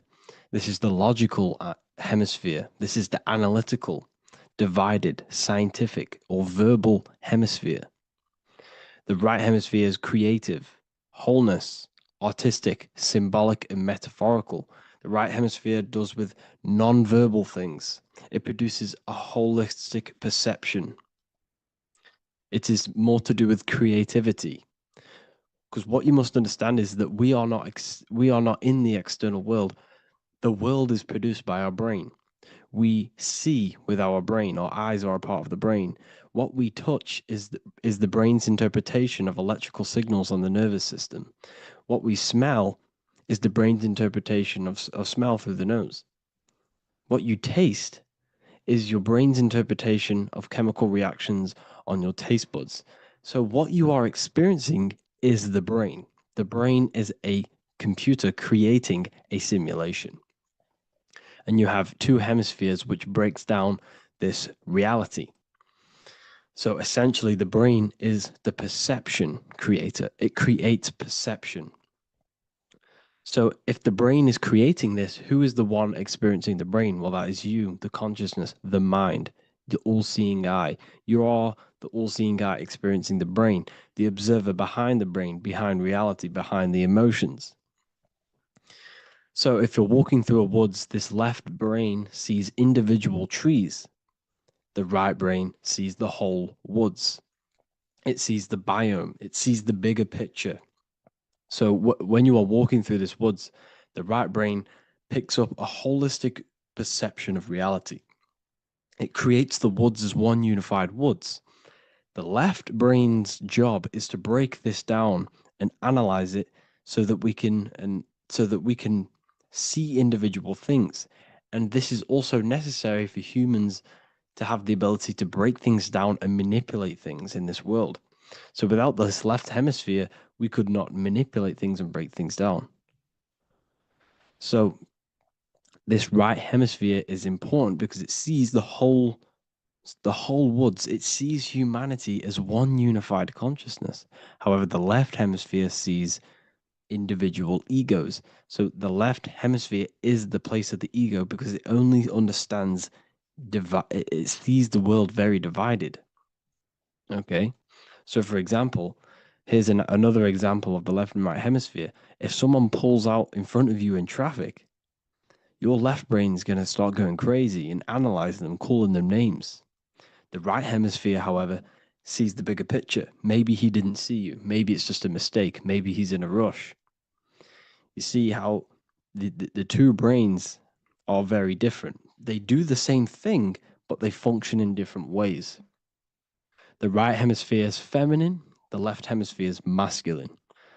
So, like I said, this person pulls out in front of you, you start to think with the left. If you start to perceive that in the left brain, you're going to start analyzing them, you're going to start going crazy and calling them names because you're analyzing it. You're not seeing the bigger picture behind it. You're not seeing it from his perspective. So there is a crossover. So the left hemisphere of the brain controls the right side of the body, the right ear, the right eye. Everything to do with the right side of the body is connected to the left hemisphere, and the right hemisphere controls everything on the left side of the body, including your eyes, your arms, your legs. So everything is crossed over, and even your visual field is crossed over. So this is your visual field, as you can see here, and even the left side of your visual field goes to the right brain. There's a crossover. No one really knows. There's not really a reason for this. However, this is how the human body is designed. As we all know, the human body is the most advanced piece of technology on the face of the earth. They cannot replicate the human body.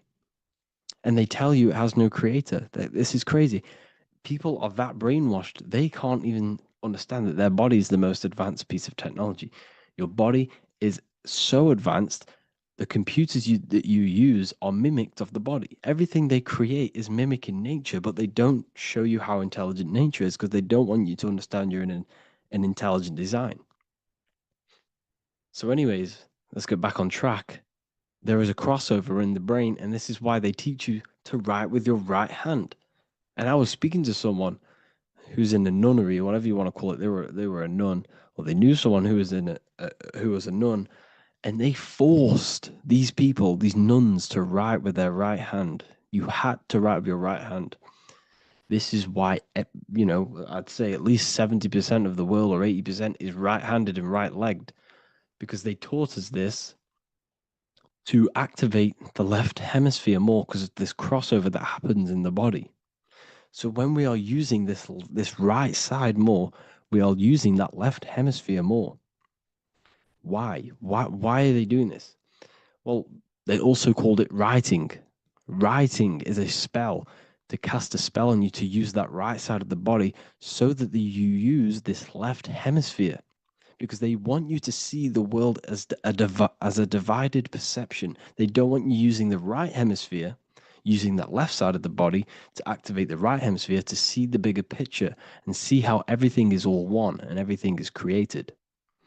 This left hemisphere domination keeps you from seeing the connections between everything, because that left hemisphere analyzes, it breaks things down. So when we are left hemisphere dominated by using the right side of the body, we are essentially seeing everything as divided. And this is why so many people will not understand my work, because my work connects dots and connects fields of knowledge, and makes you see the bigger picture. So people who are left hemisphere dominated will see my work and think this guy's crazy. But everything, it's all about activating that right hemisphere. So they call it writing because every word you say is molding your mind in some sort of way. The things you see is molding your mind. Everything you take in through the five senses is molding your mind. And language is a massive spell, especially the English language. They call it writing so that you use that right side. It's a spell because your subconscious mind picks up everything you say. And 90% of your daily basis behavior and thought patterns is produced by these subconscious programs within the subconscious mind. Essentially, your conscious mind is only the 10% of you. The conscious mind is just what you're aware of, you know, what you're wearing, how you're feeling, what you're thinking. That's your conscious mind. The subconscious mind is controlling every system in your body. It's telling your heart to beat without you being conscious of it. So essentially, this is what they're programming. They're programming this system in the back of the mind, which is controlling everything through the words. And this is what spells are, because it's all about creating perception in the subconscious. So they want you to use that right side more. I truly believe the ancients, they were balanced. They used the left and the right side of the body. They didn't have a stronger side because they understood this science of the body and how the body works. So this is actually called phonetics. It's not etymology. Etymology is the study of root words. Phonetics is the study of how words sound similar. The way words are spoken. So phonetics, phone, is why we call them a phone, because you speak into a phone. So this is write and writing, to use that right side to activate the left hemisphere more. So your hands are a manifestation of your brain. The left hand is the right brain, the right hand is the left brain. And as a child, we were always taught that when you place your hands together like this is the size of your brain, which is true because your hands are a part of your brain. They're an extension of your brain. Every part of your body other than your brain is an extension of the brain. Everything's working and feeding back information to the brain because you're experiencing the brain. So another trick that you can do, or another exercise, is looking in the mirror and closing one eye at a time. If you close your right eye, if you take your top off, for example, you'll analyze your body if you close your right eye, because you're using that left hemisphere. Sorry, other way around. If you look at yourself through your right eye, you'll use that left hemisphere, which will analyze yourself. You'll see individual body parts. If you close the right eye and use the left eye, you'll see your body as a whole. You won't really analyze it. This is how you can analyze yourself using these two hemispheres. So this whole system is created to keep you thinking logically and to restrict you from creating and restrict you from understanding symbolism, allegories, metaphors, and teamwork. They want you stuck in a logical way of thinking and a logical way of seeing the world. This is why when you go to school, you are told exactly what to do. You're told to think this way and no other way. You're told to do orders, do this. It's a very left-brained system, because if we all started to open up this right hemisphere, we'd all see, wow, everything is all one, everything's all connected. And this is what my work is doing. I'm showing you everything is one. The physical world is an illusion of duality, but everything comes from the one source, the one mind. The universe is a giant mind. I am mind, you express mind. We all possess mind. Behind the physical body is the same mind consciousness. And we are all expressions and fractals of this infinite consciousness called mind. And this is what they don't want us to figure out, is that we are all just one consciousness expressed. It's an infinite consciousness. It's even in the squirrel, it's in the dog. All of these different animals, they're just different bodies, but behind the bodies is the same consciousness, which is mind. That's what the pineal gland is. The pineal gland is not the mind, and it's not the third eye. The third eye is your mind. If you have a closed third eye, it just means you have a closed mind. If you have an open third eye, it just means your mind has expanded from beyond physical things through astral projection and mystical experiences. This is how you gain an open third eye. It's just an open mind. A mind that has astral travel, that has explored the realities within the mind. So everything they do is to keep us in a divided state. Divide and conquer, right? That's their motto. All to keep you thinking how everything is divided. Everything they've done is division. Postcodes, countries, everything is divided. Like football teams and all this stuff. It's also a natural process when you grow up, because as you grow up, your brain is constantly analyzing the world. So this is sort of a natural process of how you become more left hemisphere dominated, because your brain is always analyzing. And unless something awakens you, you can awaken that right hemisphere where you can start to see the bigger picture. Even the music, all tuned to 440 hertz, shuts down the right hemisphere of the brain. 440 hertz, Spotify, Apple Music, the radio. Every time you turn on the radio, it's tuned to 440 hertz. This was specifically tuned. It never used to be tuned to this. It was in the 1950s. It was changed. The standard music tuning was changed to 440 hertz because it shuts down that right hemisphere of the brain. They don't want you thinking, seeing the world in this way and perceiving things as one. And I'm going to show you. It tells you this in the Bible. Cast the net onto the right-hand side of the boat and you will find the fish. What was Jesus saying? This is, you see, people read the Bible and they don't understand it. If the Bible is not talking about you, then it has no meaning. The Bible, everything you read in the Bible is about you and how it can better your life. It occurs to you. So if Jesus says, cast the net onto the right-hand side of the boat, this is an allegory. The boat is your body. Cast the net. It's the awareness, the perception onto the right hemisphere of the brain, and you will find the fish. What's fish? What do fish do? They swim deep in the ocean. It represents the knowledge. Deep knowledge. Cast the net onto the right-hand side of the boat and you will find fish. You will find the wisdom. You'll gain understanding when you cast that your awareness into that right hemisphere.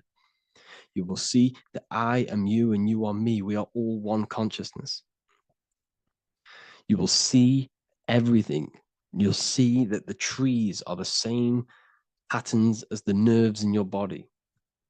You'll see everything is connected. Everything is a fractal of the one infinite consciousness. And how many fish did they catch? 153. That adds up to 9. This is now numerology. The Bible's filled with numerology. adds up to 9. What's 9? Human consciousness. It represents consciousness. You're in the womb for 9 months. Feminine, feminine. It's all about consciousness. And in Revelation 14, and I looked, and behold, the Lamb standing on Mount Zion, that's the spines, the mountain, with him 144,000. 144 adds up to 9. It represents consciousness on top of the spine. You see? And he had his name the name of his father written on the forehead. What's the father? The higher mind, the higher consciousness within you. Where is that? In the forehead, the pineal gland. The pineal gland is the radio receiver for the higher consciousness. Because every body part of the body has consciousness. Your heart has consciousness. Your gut has consciousness. You are thinking with these different consciousnesses. You think with the gut. You think with your penis. You are thinking with all these consciousness. And it's about raising your consciousness to the higher consciousness, which is the father, the mind, in the head. Don't think with the lower parts of the body, because that is your animal nature. Think with the higher parts of the body. It's all representing consciousness. How to activate the right hemisphere of the brain? Well, it's all to do with non-verbal things. So music will activate the right hemisphere. Make sure it's tuned to the right frequency, though. 432 hertz, 528 hertz. Any frequency that adds up to 3, 6, or 9 is good for you. Meditation, turning off the thoughts, and you raise yourself to the higher brain. Symbolism. Symbolism is all right hemisphered. Reading between lines, metaphors, determining the Bible. It's all right hemisphered. Seeing the bigger picture. It's reading between the lines. So tithing in the Bible. These people in the churches are giving 10% of their money to the church. It's nothing but a scam. What these people have done is they have externalized the Bible. They have taken the Bible and literalized it so that they can make a business out of it. So what they're doing is 1/10 of the produce of what it says in the Bible, 1/10 of the produce of the land, whether grain or fruit, is the Lord's and is holy. So what's that saying? The 10th of, it's basically saying give the 10% to the Lord, to God. What does that mean? Well, what's the land and the fruit? This represents physical things, the physical things that you have. The 10th of the physical things that you have. What's that? That's your ego. All the physical things that you have is all to do with your ego. That's the lower self. The ego, what is the ego? It's the mind's perception of the physical self. You had no ego when you were a child. Okay, when you were a child, you had no ego. As you grew older, you created the ego. But the ego is the full self. It's the echo. Ego, echo. It's the echo of the full self. So it's saying give the ego over. Take away the animal self. In that left hemisphere, that's all to do with the left hemisphere. That left hemisphere sees the ego. It sees individuality. It's divided. So it's saying give that 10%. Give that 10% of you over to the right hemisphere. The 90%. The 90% of you is in that right hemisphere. The higher self. Now, I'm not saying the left hemisphere is bad. Okay, I'm not saying that at all. But it sees it sees things divided. It's like I said, the left, the hands are manifestations of the brain. So when these Christians are praying, they're putting their hands together. What are they doing? They're syncing the brain hemisphere is what you're doing, because everything's an extension of your brain. So if you put your hands together, you're putting the two hemispheres together. And what's happening when you place the hands together? All the electricity in the body is now running in a circuit. So once you connect these two hands, the electrical energy is now running in a circuit. And energy can move around the body quicker and more efficiently. So when you pray, when these people are praying, they don't realize that they're engaging in ancient forms of meditation, of balancing the two hemispheres. So now we're talking about balancing the hemispheres, not the right hemisphere. This is what Israel is. Look at the symbol for Israel, the up triangle and the downward triangle. What's that? The up triangle represents male. The downward triangle represents female. Okay? This is talking about the brains. Israel is Ra. Isis, which is female, the Egyptian god. Ra, El. El means God. Electricity. That's the force of the physical world. It's the force that runs this world, electricity. It's the force of God. El, consciousness. It means God. Is, Ra, El. Isis, Ra, and El. It's the two hemispheres of the brain, the holy land of Israel. It's the holy land, it's the brain. Once these two hemispheres are synced, this is how you unlock your consciousness. This is the easiest way of astral projecting. Hemisphering, I forgot the word for it. Hemisphere syncretization, something like that. It's about syncing the hemispheres. This is how you unlock your consciousness. Once the brain is running as one electrical system, this is how you balance the two masculine and male opposing energies. Once these opposing energies are no longer in war with each other, the brain, they come together to work as one. You unlock your consciousness. You are born again. What happens when a male and female have sex? It creates a new child. It becomes one. You are born again. Once the two hemispheres of the brain, you are born again. You can then have an out-of-body experiences. So this is why the symbol of the Holy Land, Israel, is the up and down triangle back combined together, because it represents unification of the male and female, unification of the hemispheres. You're born again. You unlock consciousness. And you can get this for free. It's called the Gateway Tapes on my website. Basically, it's a audio track from the government, and they did this in the Gateway Experience. It's a CIA document, and what they do is there are different forms of meditations you go through. I think there's about 5 waves of meditations you do, half an hour each one, and it will teach you. It will sync your hemisphere, because what does it do? They understood that playing one frequency into one ear and another frequency into the other, they understood that the right ear is connected to the left hemisphere, the left ear is connected to the right hemisphere. So when you play 2 different frequencies into both ears, what happens? The brain picks this up, the 2 hemispheres of the brain picks this up, and it syncs it. It syncs these 2 hemispheres, these 2 frequencies together. So now the brain is working as one to sync this frequency. So this is how you can sync your hemispheres, through listening to these frequencies. Okay, you can get them for free and do the meditations yourself. This will definitely help you. This is an easy way to astral project. So it's all about syncing the hemisphere and seeing reality from a unified perception. We should all aim to get out of that left hemisphere. I'm not saying don't use it, but we should now start to see. We should now start to read between the lines of the Bible, read between the lines of the symbolism they're showing. Study symbolism, study allegories and myths. What are they trying to tell us through these allegories? And, this is how we start seeing things in a better way. Once we understand that we are all microcosms of an infinite consciousness, we can all come to one, because love is the unifying force of this infinite consciousness. We are all divided. We are all disconnected from our hearts. Once we all connect with our hearts and see that everything is one, we can all start to love and come together as one, because love is the unifying force of consciousness. So if you haven't already seen, I now have launched the Ethereal University. I will be doing lectures like this one, but even better, deeper, and even releasing knowledge that I can't talk about online, as they are censored. I'll be doing lectures every single week. I'll be doing live calls every single week.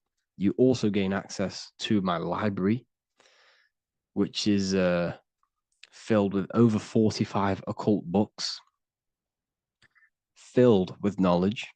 Okay, I'll show you now. Plus, you get my book, The Book of Wisdom, PDF form, and the Human Health Guide, PDF form.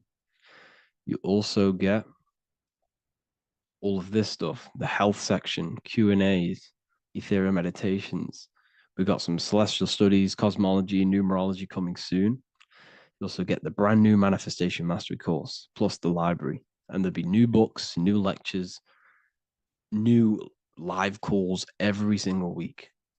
Or you can get the Book of Wisdom, use the code WISDOM in all capital letters to gain 40% off.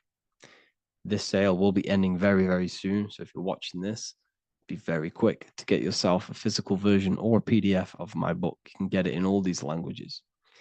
Hope you enjoyed this video, people. I'll see you inside the Ethereal University, the real university. Have an amazing day.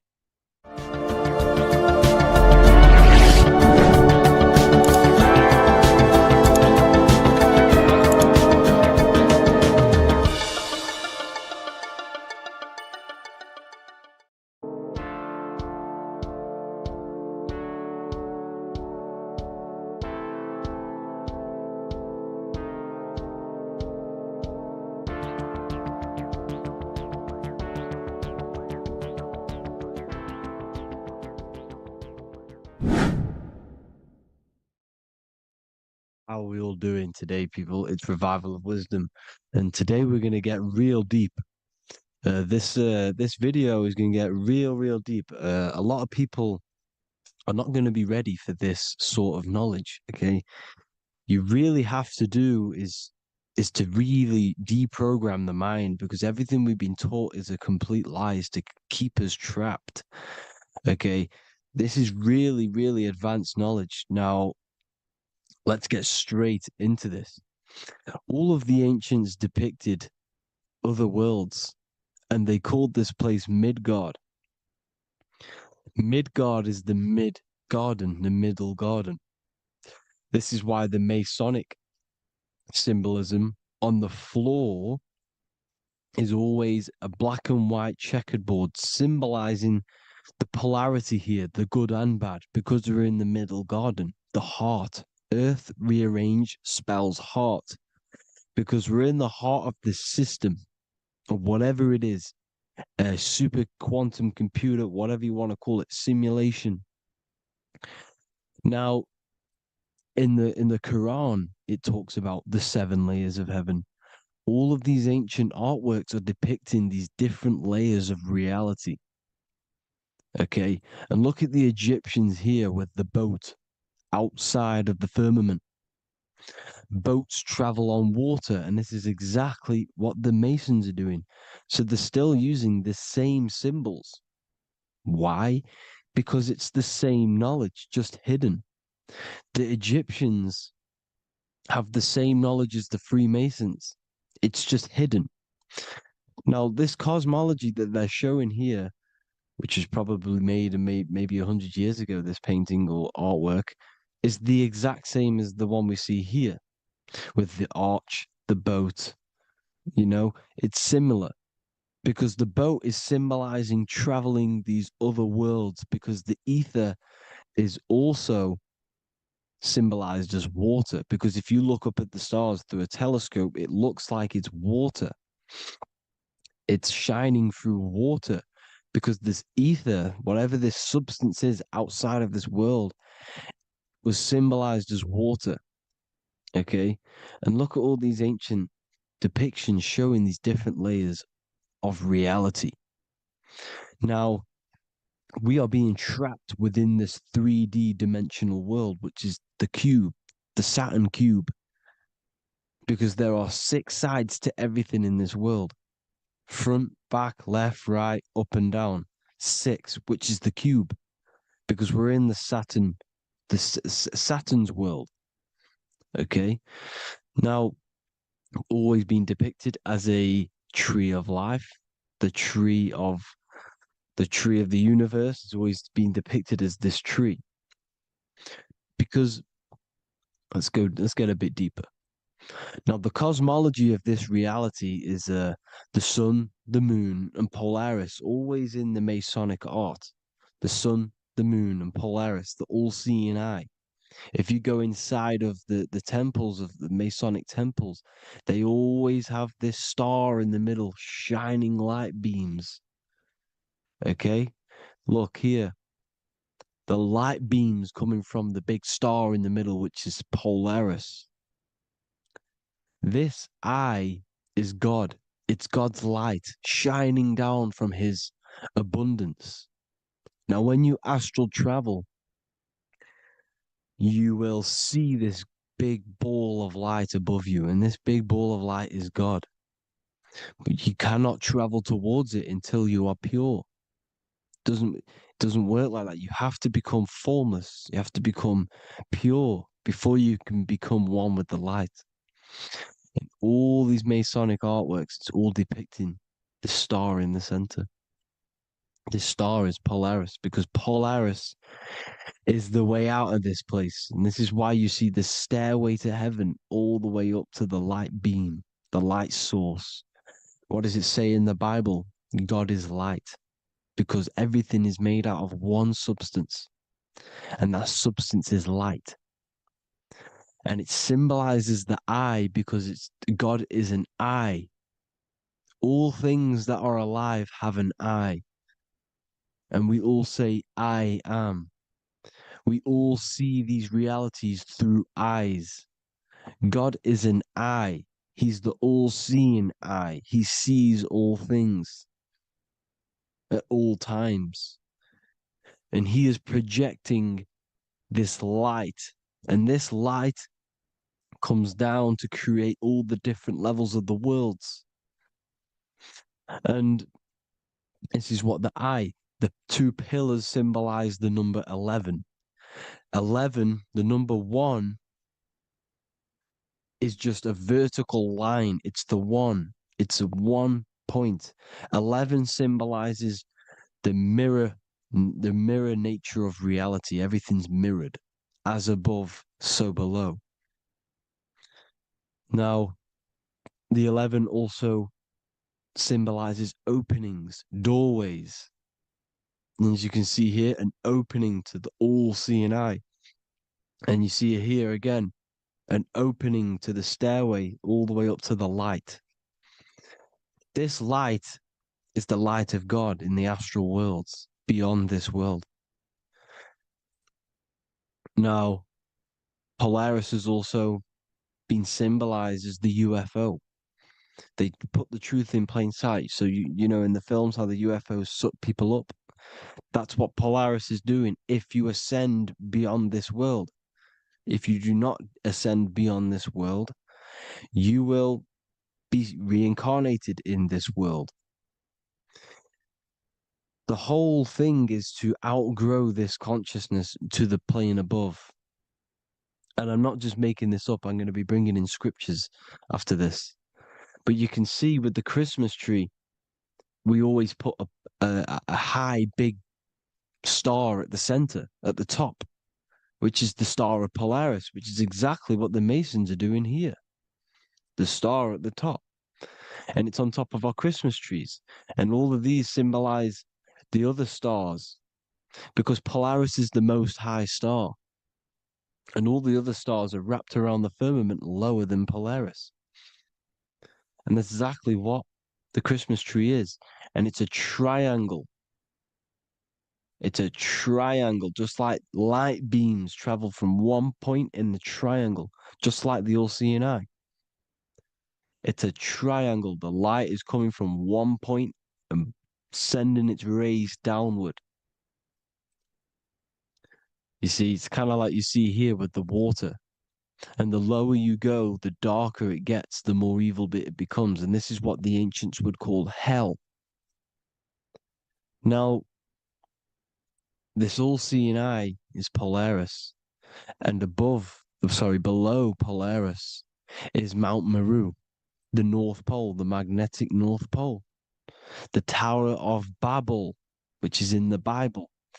The etymology of the word Babel, Ba meaning spirit, which gives the ability to move the soul through the worlds, that's the ancient Egyptian description of the word Ba, meaning of the word Ba.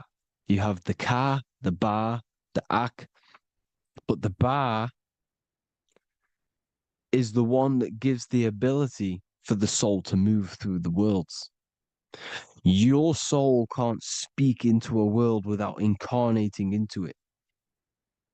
Now, the Tower of Babel symbolizes Mount Meru because it's the word Ba is the spirit which gives the ability for the soul to move through the worlds. The Tower of Babel is the magnetic North Pole, Mount Meru, which gives the ability to move through these different worlds. And you can see the ancient Tibetans always showing this depiction of these different worlds coming from the center. Because we have to ascend our consciousness. It's not about how good you are to reach heaven. It's about how you expand your consciousness, you expand your mind. So they teach now that you have to be good in order to reach to heaven. It's about expanding the mind, expanding your consciousness to these different planes, these different realms. So that's what it's about. And Jesus was known as the fisher of man. Now, Jesus is a massive part of this. He was known as the fisher of man because he was fishing. He could have been fishing. He could have been one of these deities that had come down from these different higher realities and pull people up. So they would so they called Jesus the fisher of man. And he says unto them, follow me and I will make you fishers of men. So these deities that we see in the past, like Buddha, Krishna, Hermes, Thoth, Jesus, could all be these entities who were coming down to pick up the minds that were worthy enough to see the higher planes of reality. And this is why they called him the fisher of man. Now, when Jesus walks on water, there is a parable with Paul. And he says, but Jesus immediately said unto them, take courage, it is I, don't be afraid. He's talking about astral travel here. He's talking about leaving the body. Because when you leave the body in astral travel to see these alternative realities, you can't be afraid because fear is a bondage, which is what the Emerald Tablets talks about. Lord, if it's you, Peter replied, tell me to come to you on the water. The water. Come, he said. And Peter got down from the boat, walked on the water, and came towards Jesus. But when he saw the wind, he was afraid and began to sink. When you become afraid in astral travel, you sink back into your body. Lord, save me. So this is talking about Jesus pulling people up into different realities. And you can see the fish is the symbol of Jesus, is another symbol of Jesus, a fish. Because fish symbolize deep occult knowledge, because fish travel the depths of the ocean. And they symbolize us because we are fish underneath the ethers. And Jesus was pulling people up. You see, so the Bible is a people today believe the Bible is a book telling you how to reach to heaven, how to become godly and reach heaven. But you've got to become the Jesus Christ to see these alternative realities. Now look at the Emerald Tablets is a massive part, and it speaks so much about these different realities. Look what it says here. This is in Emerald Tablet 3. Then in my heart grew a great longing to conquer the pathway that led to the stars, which is exactly what the Masons depict in all of their art. Look, the ladder to the stars. And then he goes on to say, years after years, I sought after wisdom, seeking new knowledge, following the way, until at last my soul, in great travail, broke from its bondage and bounded away, broke from the bondage of the body. Free was I from the bondage of earth men. Free from the body, I flashed through the night, the stars. The stars are a massive part in the astral world. Each star is a different reality. And the true astrology is the star that you came from. You came through a star to reach this, to reach here. There is a reason why you are here. There's a reason why you have the personality traits, because your soul came from a specific star. This is why we call them stargates, because they are gates in and out of this reality. And Polaris is the way out to the higher worlds. Now look, far into space, my soul traveled freely into the infinite circles of light. Beyond knowledge were some planets and great gigantic beyond dreams of men. Then he goes to say, lift up your flame from out of the darkness, fly from the night and ye shall be free. Lift up your flame. Your flame is your soul, because it has to be lifted up out of the darkness. This is the darkness, this world, this body is the darkness. Because it's a bondage. You need to break free. You need to learn how to astral travel, people. You have to learn this. If you want to get out of this world, you have to learn how to astral travel and see the other realities. Traveled I through space-time, knowing my soul at last was set free, knowing that now I must pursue wisdom until at last I pass to a plane hidden from knowledge, known not to wisdom, extension beyond all that we know. So he's talking about he went to a place where we cannot even comprehend here, a place that is not even known to Earthmen. He's telling you he's ascended out of this world to the planes that are beyond. And it says here in the Emerald Tablets, man is in process of changing to forms that are not of this world. Grows he in time to the formless, a plane on the cycle above. Know ye must be one, ye must become formless before ye are one with the light. The light, the same light that I was talking about, the Masonic light, with the triangle, God, the one source. Ye must become formless before ye are with the light. Formless, you have to leave the body. You have to leave the body. You have to gain the ability to leave this body and travel to these other worlds. Now, it says here, not as man am I, for free have I become of dimensions and planes. In each I take on a new body. In each I change my form. Know I now that the formless is all there is of form. You see, all things created come from the things that, all things that you see come from the things that you cannot see. All of us have the same spark of consciousness, the same I am.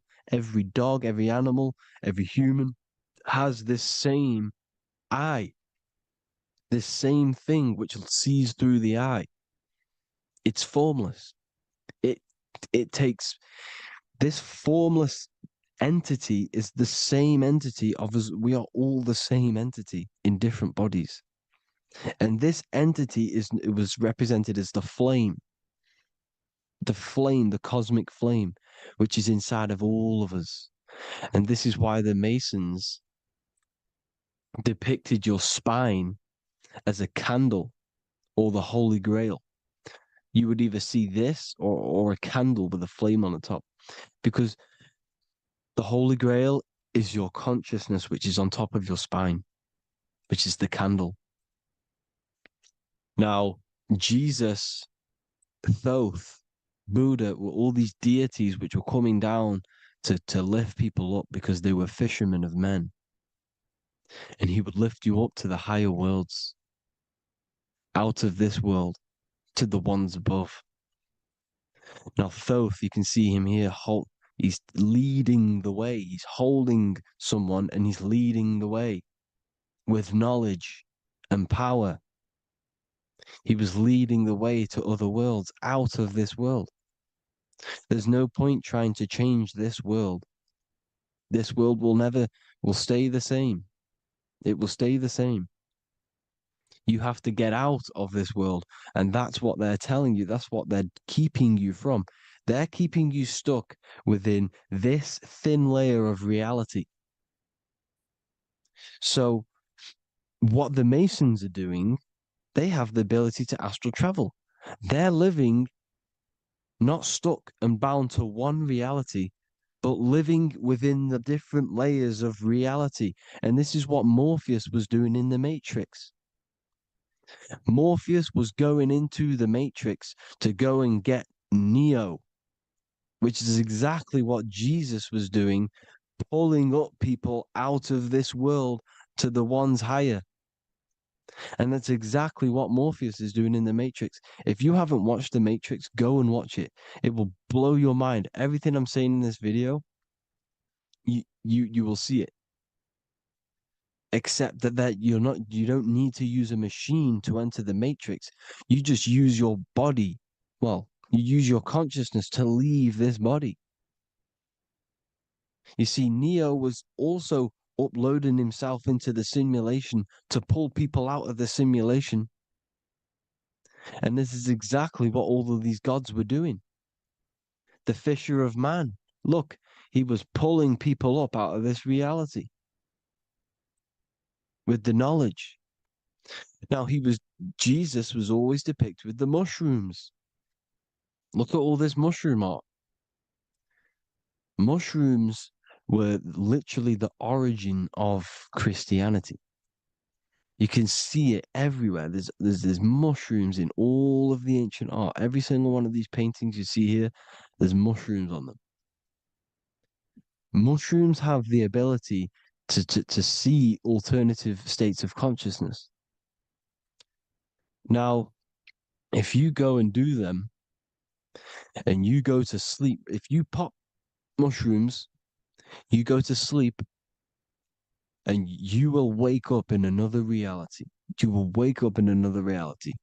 Don't try it if you don't want to do it. But if you've got the heart to do it, do it. Eat them and go to sleep.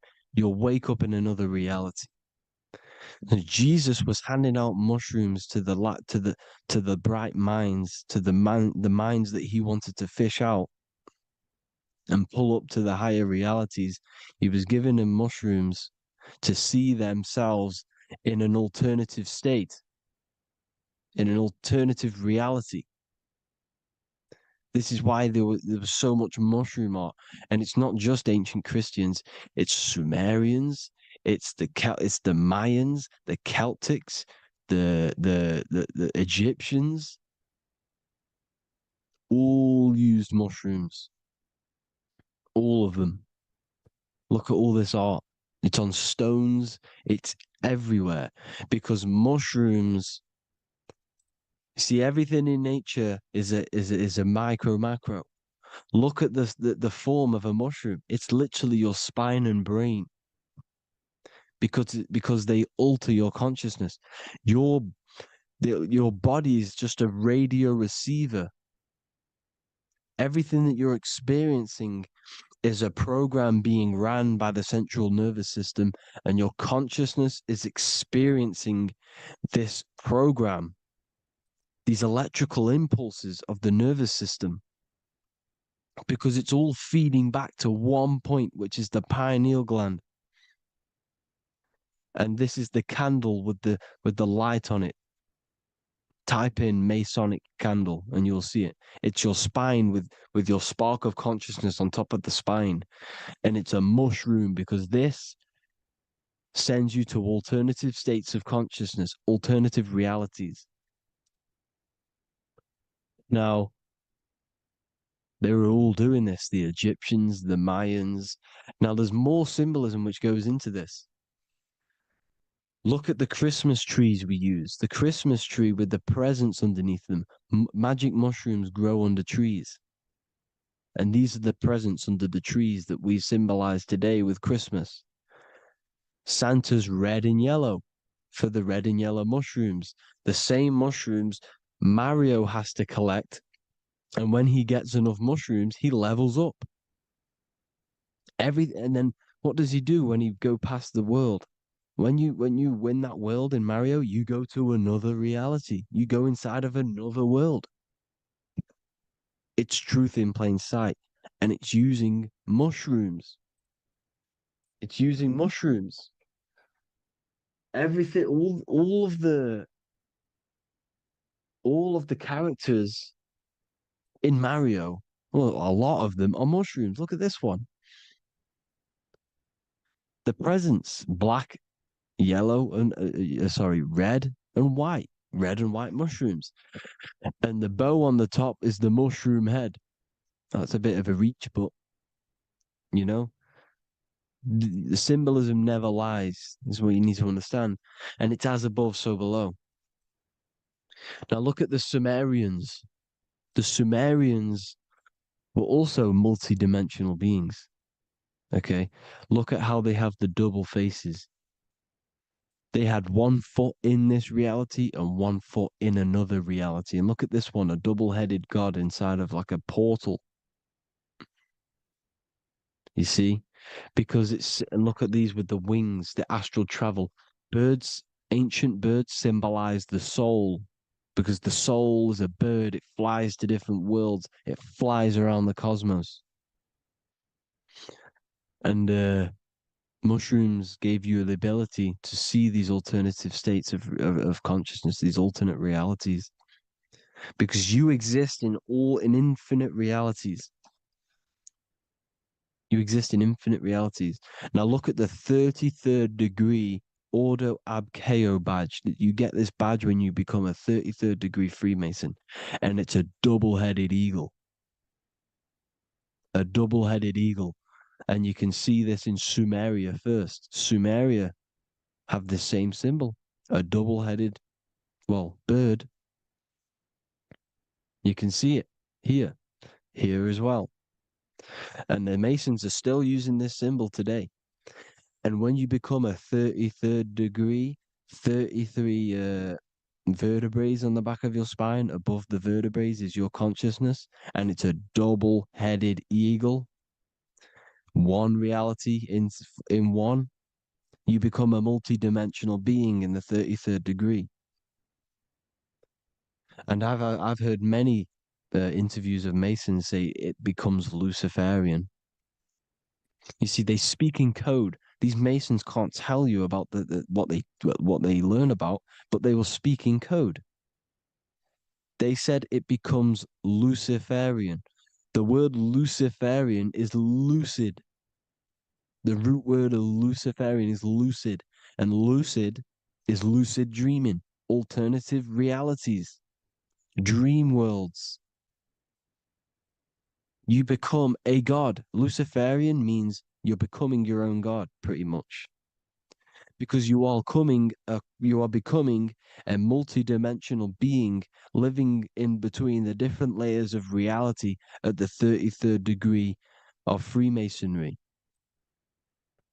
And look at the double-headed eagle, because the birds symbolize the soul. And they reach high, they fly high, just like the soul wants to fly high to the light, to become one with the light, like the Emerald Tablet says. Now look at Janus. Janus was another god, and he's known as the god of doorways. Janus always depicted with a double head. Janus is why we say janitor or January. And January is entering a new year. Janus is known as the god of doorways with keys, always got a key, because keys open doors. That's why the janitor holds all the keys. And Janus always has double heads, because he had 1 foot in this reality, 1 foot in another. He was a multi-dimensional being, a Luciferian, living between the different layers of reality, instead of being stuck in one like we are. Well, a lot of people. And that's the whole point. You see, all of this stuff is about like changing the world and stuff like that. This world will probably never ever change. It's probably been like this forever. Well, forever, for a long time. But it's about moving out of this reality to the higher states. And the Masons always depict the ladder to the luminaries, the stars, with a key, the same key of Janus. The Vatican is a key, and it's in charge of all the religions. Why is it a key? Because they're holding back the key. They're keeping you stuck within this reality, keeping you stuck as identifying yourself with the body, identifying yourself with this world. You are not in the world is within you. This is a program being ran by your central nervous system, and your consciousness is experiencing this reality. Now, this is going to be a mind-blowing video for some people. You have to have an open mind. You have to let go of all the programs. I'm repeating what the ancients are talking about and the ancient symbolism. Look at Janus with the double-headed god. He was just another god coming down, giving keys to people who had the worthy mind to be pulled up out of this reality, to be pulled up to heaven, just like Jesus was teaching how to reach heaven. But really, it's an encoded scripture. But anyways, hope you all gained some insight on this video. Have an amazing day. Please like, share, comment. All the links are in the bio for the PDF, for the Manifestation Mastery course, and all the other amazing stuff. And if you want to support the channel, I'd greatly appreciate if you became a Patreon member. Hope you'll have an amazing day, people. God bless.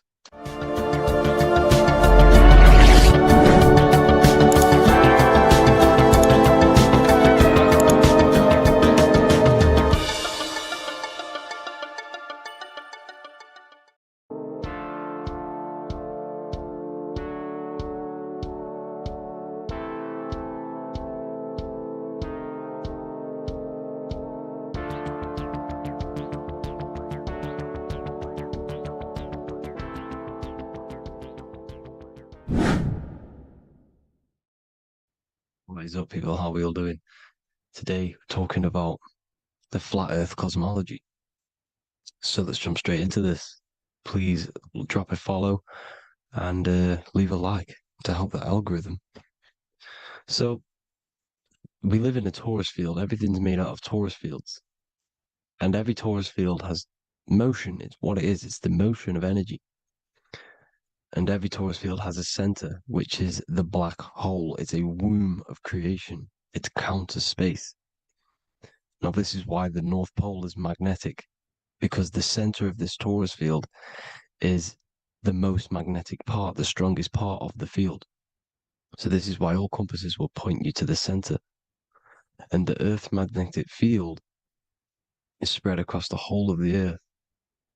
And it's spinning, as you can see here. It's like a tornado at the center. And this tornado is the force which is spinning the sun and the moon around us. You got the sun, the moon, Polaris, just like in the Masonic cosmos here. The sun, the moon, Polaris, the all-seeing eye.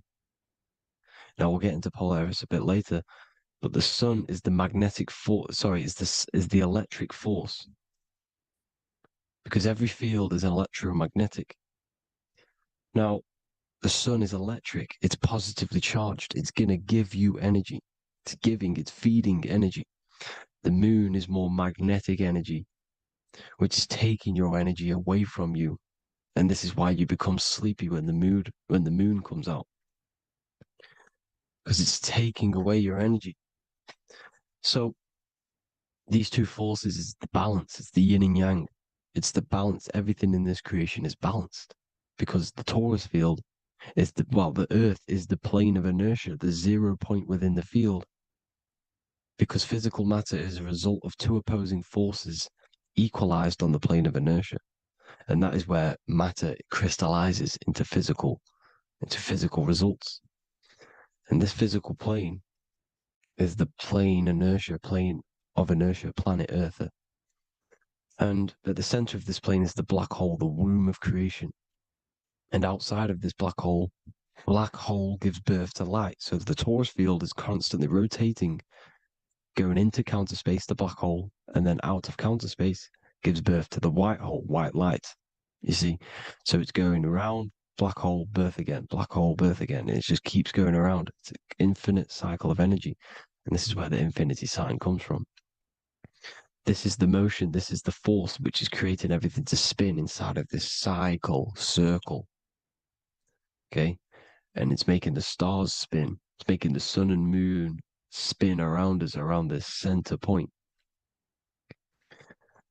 Now here you see Horus and Set. Horus and Set putting their feet inside of this dome. This is the royal arch, the arch of the dome above us. It's like you see in the Masonic cosmos, the royal arch of Freemasonry. This is the dome above us, the firmament that the Bible talks about. You see, they're putting their feet in because Set symbolizes the moon and Horus is the sun. Horizon, Horus. Horus is rising, the sun. So they're both putting their feet around this center magnetic pole, which is the pole, North Pole. And above the North Pole, you have Polaris, the pole of electromagnetic energy. You see? And this is how we get the sun and the seasons. Because the sun, for us, when it becomes summer, it's on the Tropic of Cancer. Then it spirals outwards, going out and out and out, then goes to the Tropic of Capricorn. That's winter for us. Then it comes back in and creates summer again. So it's constantly spiraling around this center magnetic North Pole. You see? So this roof above our heads is the firmament. And this is what they've taken off of us. They haven't physically taken it, but mentally they have taken this away from you. It's a female energy. And this is what the Egyptians called Nut, the sky god Nut. And this is the womb. We are inside God's creation, God's womb. And the woman's womb, when she has a baby, is a microcosm of this. Because everything inside of this creation is micro, macro. It's a reflection of the bigger things, as above, so below.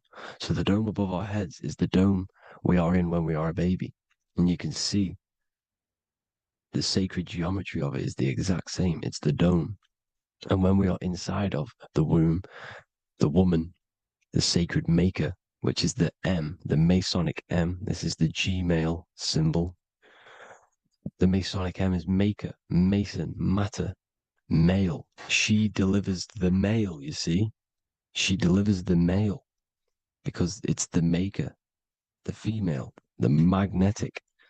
The woman is magnetic in nature. The male is electric in nature. So when we are in this womb, the female, we are being fed by the center umbilical cord, by the center of the mother's stomach. We're connected to the center of the woman's stomach, just like we are when we are in the earth. The center is where the aurora borealis is being emitted from, the electromagnetic aurora borealis, the northern lights. This is our spiritual umbilical cord, connecting us to counter space, connecting us to the realms beyond this world. Because at the center of every Taurus field is counter space. And at the center of the earth is our spiritual umbilical cord. And this is the earth's belly button, as you see. As above, so below. We had a physical umbilical cord. We have a spiritual umbilical cord. And this gets cut when we die. When we're cut away from the physical reality. You see, here's the ancient Egyptian tablet showing this female. You can see the hair, it's a female above us because the female energy is nurturing, helping, looking after. And that's exactly what the dome is. It's protecting us. It's the Ark of the Covenant, the Ark covering us. You see?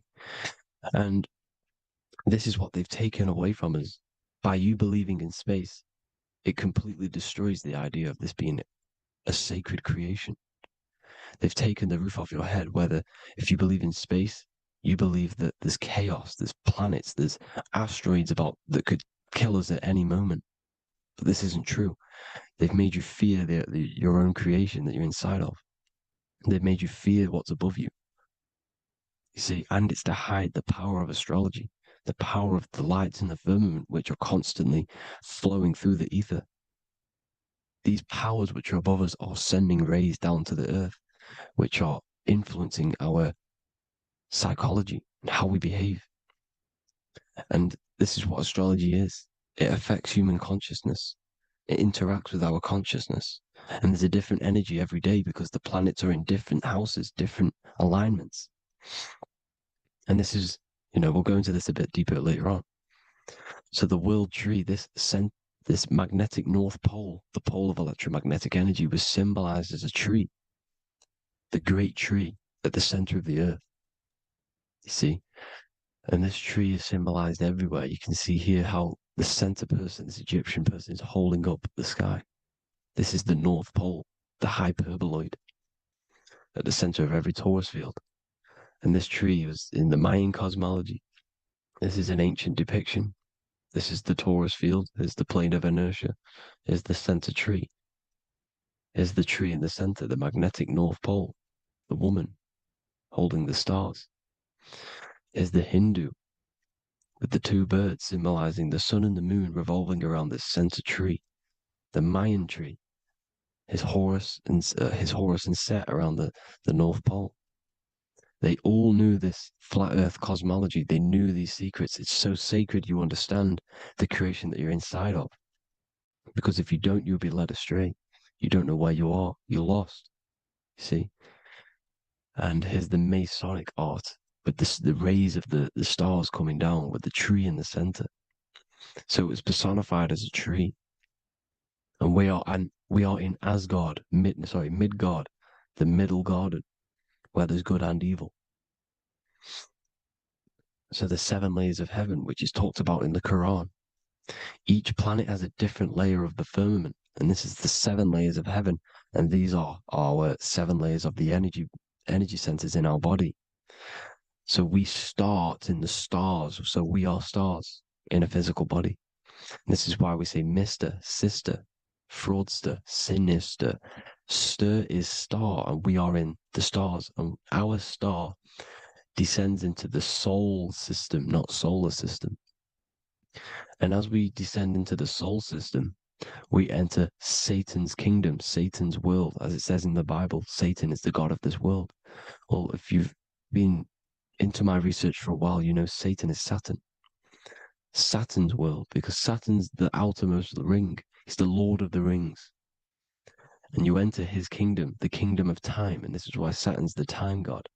As soon as you go past the rings of Saturn, you're now in the soul system. You're now in time. You're now bound by space and time.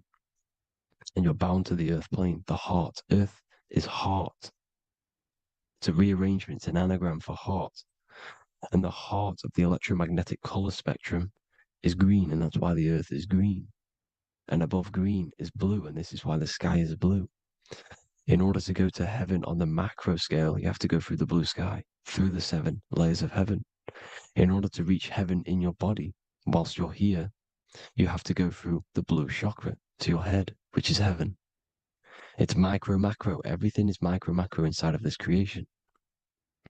It's an ancient. I think this is a French image, piece of art from the ancient French, with obviously the 7 layers of heaven, which they all depict. And notice how it's like a dome. We'll go into this dome symbolization, the Royal Arch of Masonry, which is next. But these 7 layers of heaven give us the 7 metals, the 7 days of the week, the 7 diatonic tones, the 7 chakras, the 7 everything. It's God's favorite number. And this is why the Masons use the G inside of the compass, because the G is the 7th letter, and God starts with G. You see? So it's 7. God is 7. Here's another depiction of the heart, the soul system, the 7 layers of heaven. La fermete. You see, la firmament, with the stars on the outermost layer. Here are the 7 planets: Jupiter, Mars, la Sophie, the sun, la Luna, the moon. So Saturn. So we are in the heart of this soul system. In order to ascend, we need to ascend up our chakra system, reach 144,000 hertz, God consciousness, the God man. You have to unfold God man, master of the mind, mastery of the mind. So, what are the stars? The stars make everything unique. The stars are constantly rotating around the center, magnetic North Pole, the tornado at the center, which is stirring everything. It's stirring the ether. The center is the ether, and the four elements are born out of this ether. There's five elements: ether, spirit, water, air, and earth. The ether gives birth to the four other physical elements, which the whole of creation are made out of. About them four elements. Four is the number of stability. You know, a chair, a table has four legs. It stables things. It's a foundation, and these four elements are the foundation of this creation. You see, and this magnetic North Pole is stirring this, and the four vibrational states of the ether are the four elements. Now let me get back to the stars. I just wanted to give you that. The stars are being stirred around this center point, center. It's stirring everything, and they're always in different alignments. Every millisecond, they're moving in different placements of the stars. And the planets are called the seven wanderers because they're not fixed. The stars are fixed, but the planets are called the seven wanderers, the seven layers of heaven, because they move faster and slower than each other. Each planet is slower and faster, has a different rate of speed it's moving. So these alignments are mixing in with the energies of the different 12 constellations. And this is why you have a unique characteristic. You have a unique look, a unique energy, a unique personality. This is because when you were born and you took your first breath, that energy which was in the ether, because the ether is all around you, and energy travels through the ether. The energy that the stars were casting down and the energy that the planets was mixing in with the 12 constellations was in the ether. So when you came out of the womb and your first breath, because breath is spirit, okay? So that first breath you took, that is the energy that is imprinted within your DNA, your soul. And you reflect that energy, you emit that energy. That's the energy that is with you forever until you die. Till this physical body dies off. And that's what the stars are. The stars are giving a unique energy, characteristic, personality to every living thing. Every dog, every cat, every animal has a unique personality because it was born at a different time and place in the sky. Okay? The stars are your destiny. Now, the stars are constantly changing as well. If you look at stars through a telescope, they're constantly changing and forming different forms. You can see here, it looks like water. It looks like light through water because it's the ether above us, a sea of ether. And this light is being emitted through it, and it's just constantly changing, giving different energies, each star. So this is why this is what the Zodiac is. It's the expression of energy. It's the expression of the stars. And each constellation has many different personality, different energies, different traits. Each planet has different traits, depending where your planets are, depending what energies you hold. No two person have the same energy. There's no one. It could be similar, but no one's the exact same. It's because of the stars. The stars are never in the exact same split place. The planets are always in different houses. So here's some Royal Arch symbolism. Here's the Royal Arch of Masonry, as it says here. The sun and the moon, the constellations. Here's Cancer, the seven planets, the seven stars. Here's the Royal Arch. This is the firmament. Here's the duality. Black and white, duality, good and evil, rest and motion. Dielectricity, magnetism. See? So this is what the Royal Arch is. It's symbolizing the cosmic dome above us. The womb we're in. We're inside God's womb. And here's George Washington, the Freemason, inside of the Royal Arch. You see? With the G, the Masonic G, God, 7. Here you see another depiction of George Washington with the stars in the dome above his head, his Polaris, the sky vault, Polaris. We'll get into that later. Go inside of all of your ancient churches, you will see the dome. Go to the Vatican, you'll see the dome. All of your ancient churches have this dome because it's the dome above your head. The ancients knew this. This was known. We did not live in space. It was known back then. They all knew. This is Crown Court, which is one of the most important courts in the UK. You can see it's clearly so much Masonic symbolism. You've got the 4 pillars of Masonry. The Royal Arch is like an arrow pointing upwards to Polaris. His Disney World is under a dome. In his Polaris, the sky vault. You see? And also 666 in the symbol. Here's more 7 layers of heaven. Here's an ancient depiction. The firmament. Here's the astral plane outside of the firmament. The Royal Arch. You see? It's everywhere. Here's Polaris, the 8-pointed star. Polaris is in between the sun and the moon. It's at the center of the Taurus field. And Polaris corresponds with the pineal gland as well because it's the all-seeing eye. See? So, is Polaris, the 8-pointed star, which is at the very top. It's the very center. It's on top of the North Pole. And it's an 8-pointed star that's always symbolized as an 8-pointed star. Here you see the Vatican. The Vatican is a giant key with an 8-pointed star. See, it's a key. Here's the dome. Here's the Space Delta, the USA Space Delta logos. Here you see the Egyptian god looking from the center of the North Pole, looking upward to an 8-pointed star, Polaris. An arrow pointing up to Polaris. Here's another, the bear holding a key with an arrow up to Polaris. 7 holds the key to Polaris. Here's an eagle holding a key above the North Pole to Polaris. Polaris, and here's another one.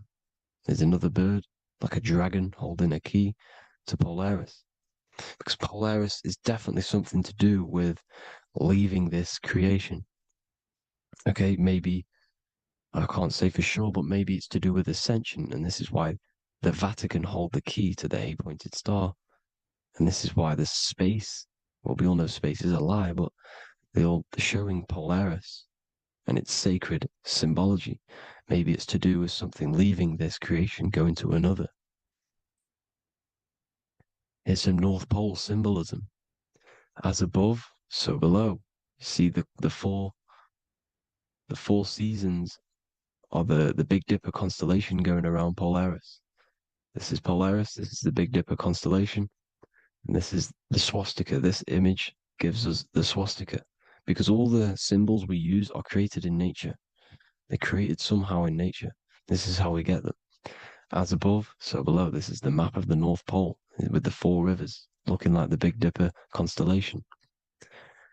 It's the Masonic, there's the ancient cosmology with the 4, you see the 4 islands, Mayan cosmology, 4 islands. This is the alchemical symbol for Earth, 4 sections. The windows, because the center of the North Pole is a window to another dimension. The 4 lucky 4-leaf clover, which is supposed to be lucky. It's just, it's truth in plain sight. And here's Hitler looking at 2 flat Earth maps. So this swastika has been used for thousands of years, thousands and thousands of years. And it's symbolic for the most sacred land on this plane, the North Pole. Shambhala. Do some research on Shambhala, people. It's a it's a Hindu mythology about the sacred lands at the center of the earth. And it's known to be full of enlightened beings. And it's all symbolized at the center. You can see their paintings of Shambhala. It's all at the center, the North Pole. And it's known to be the most godly place ever, because it takes you to a portal to the higher places. And maybe this is something to do with Polaris, connecting you to this sacred land at the very center. But anyways, people, thank you all for tapping in. Hope you all learned something. Have an amazing day. Please follow, subscribe, like, all the links in the description for the courses, the PDF. Please have an amazing day. God bless.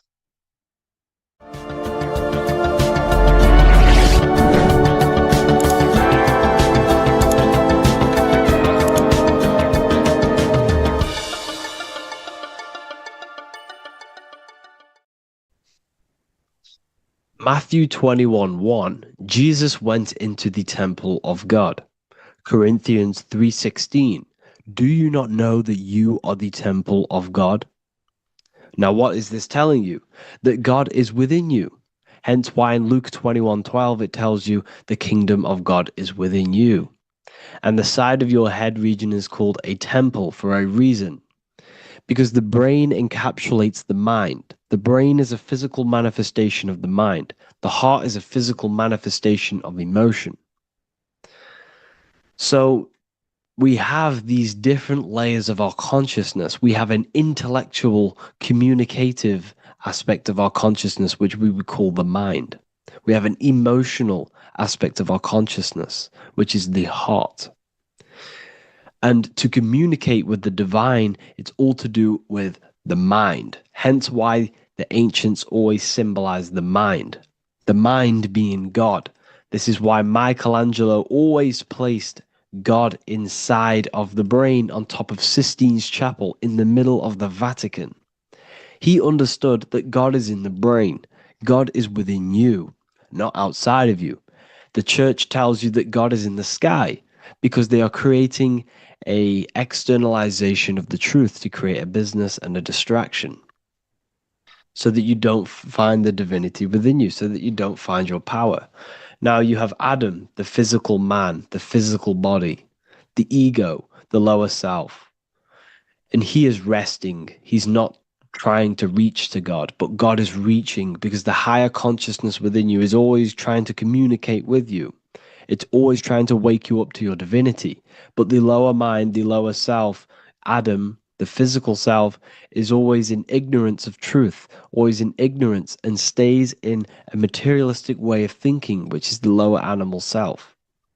And this is what we call a sleep or an NPC. This is the lower mind of man. But all you have to do is to move your finger to touch God. You have to look within yourself, within the brain, meditate, and you can find God. This is why in the Bible we see many references to the human body and anatomy to truly connect with God.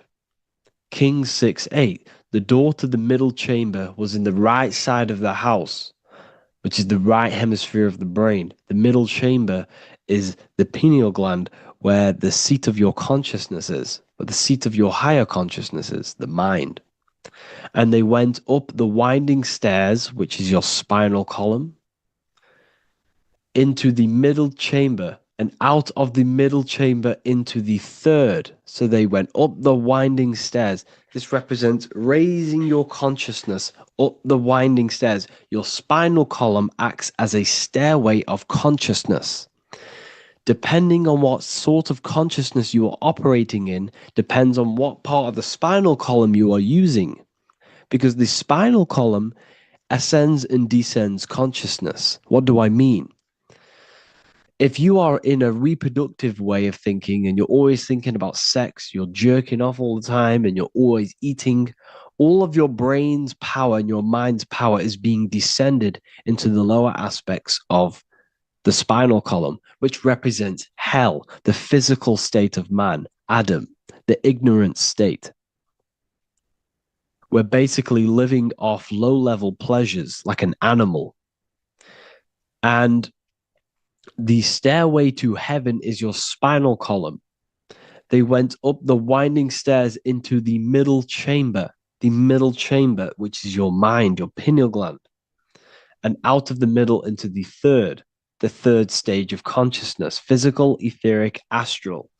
When you meditate and you start to raise your consciousness during meditation, you enter the astral plane when you turn off thought. But this is the middle chamber inside of the brain. Here we see another painting inside of Sistine's chapel of God inside of the brain. This is the brainstem. This is the brain. This is the frontal lobe. This is the back lobe. This is the back lobe. This is the cerebellum. Here's the reptilian brainstem. Here's the claustrum. This is what we are seeing here. Anatomy. Here is another one in Sistine's chapel in the middle of the Vatican. This is depicting the brainstem. God's neck looks exactly like the brainstem. Here we see a real brain compared to God's neck, because the neck is just below the brainstem. And this is what they are symbolizing, because they knew that God is within you. God is a part of the human body. God is inside of the body, because the body is a vessel for consciousness, for universal consciousness. Inside of you, inside of me, is the same spark of consciousness. And this same consciousness is spread out into every living essence, because everything comes from the one source, the one God, the one consciousness. Matthew 6:22-23. The light of the body is the eye. If therefore thine eye be single, thy whole body shall be full of light. Practicing the single eye. What is this? This is meditation. This is entering within yourself. So the Bible's telling you to practice the single eye. But if thine eye be evil, thy whole body shall be full of darkness. What does this mean?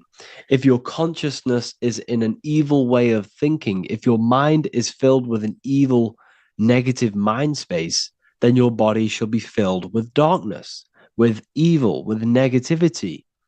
Because negative thoughts destruct the body. Positive thoughts heal and regenerate the body. So he tells you to be, the light of the body is the eye, your consciousness, the inner eye of consciousness, the eye that lets you see. And what do I mean? You look with your two physical eyes, but you see with the inner eye. What you see is perception. You look with the two eyes, and what you see is perception. You are seeing, you are understanding, and that's what consciousness, the mind, gives you. Consciousness, or the mind, is the force that allows you to be a human being, that allows you to understand things and interact with things and make decisions. It's an infinite intelligence. See, the mind is not the brain. This is a big confusion with people. Hence why the eye on top of the pyramid is separate from the bottom half of the pyramid, because the consciousness is separate from the body, the eye, the all-seeing eye. It represents the observer, the eye that sees into this body, into this world, into this. You are the perceiver. You are the invisible spirit within the body. Theologians 4:17. After that, we are still alive, and our left will be caught up together with them in the clouds to meet the Lord in the air. You don't meet the Lord in the physical air. Okay? This symbolism of the ancient Christian artwork is showing you this is symbolic. These things never happened. There's no man in the sky. Moses didn't go on a mountain to meet with God. The air represents the mind. This is why you say you're an airhead when someone's very stupid. Earth is your body. Water is your emotions. Fire is your spirit. Air is your mind, the invisible mind. So Anton Mengs, an ancient Christian art worker, is showing you anatomy of God in the clouds. But this is the anatomy of the human body. Raising yourself to the mind and turning the mind inwards on itself during meditation. And that's how you meet the Lord in the air. You meet the Lord in an elevated state of consciousness.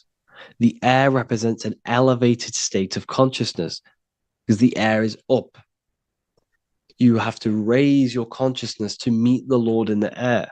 This is why Moses went on a mountain to meet with God.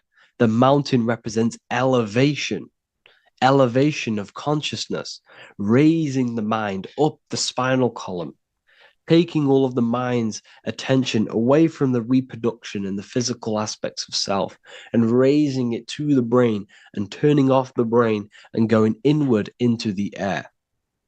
It's talking about raising consciousness. It's allegorical. It's a spiritual, metaphorical text. The side of your head's called a temple because inside that where that temple is, right in the middle of where you call the temple, is the inner chamber, the open room, the holies of holies in the Bible, or the land flowing with milk and honey, or Mount Zion. There's so many different names for the brain, or the upper room where Jesus meets his 12 disciples, the 12 cranial nerves in your brain. This is the temple of God. Your body is a temple of consciousness. It encapsulates the consciousness. It encapsulates the mind and soul. John 10:30, Jesus states, I and the Father are one.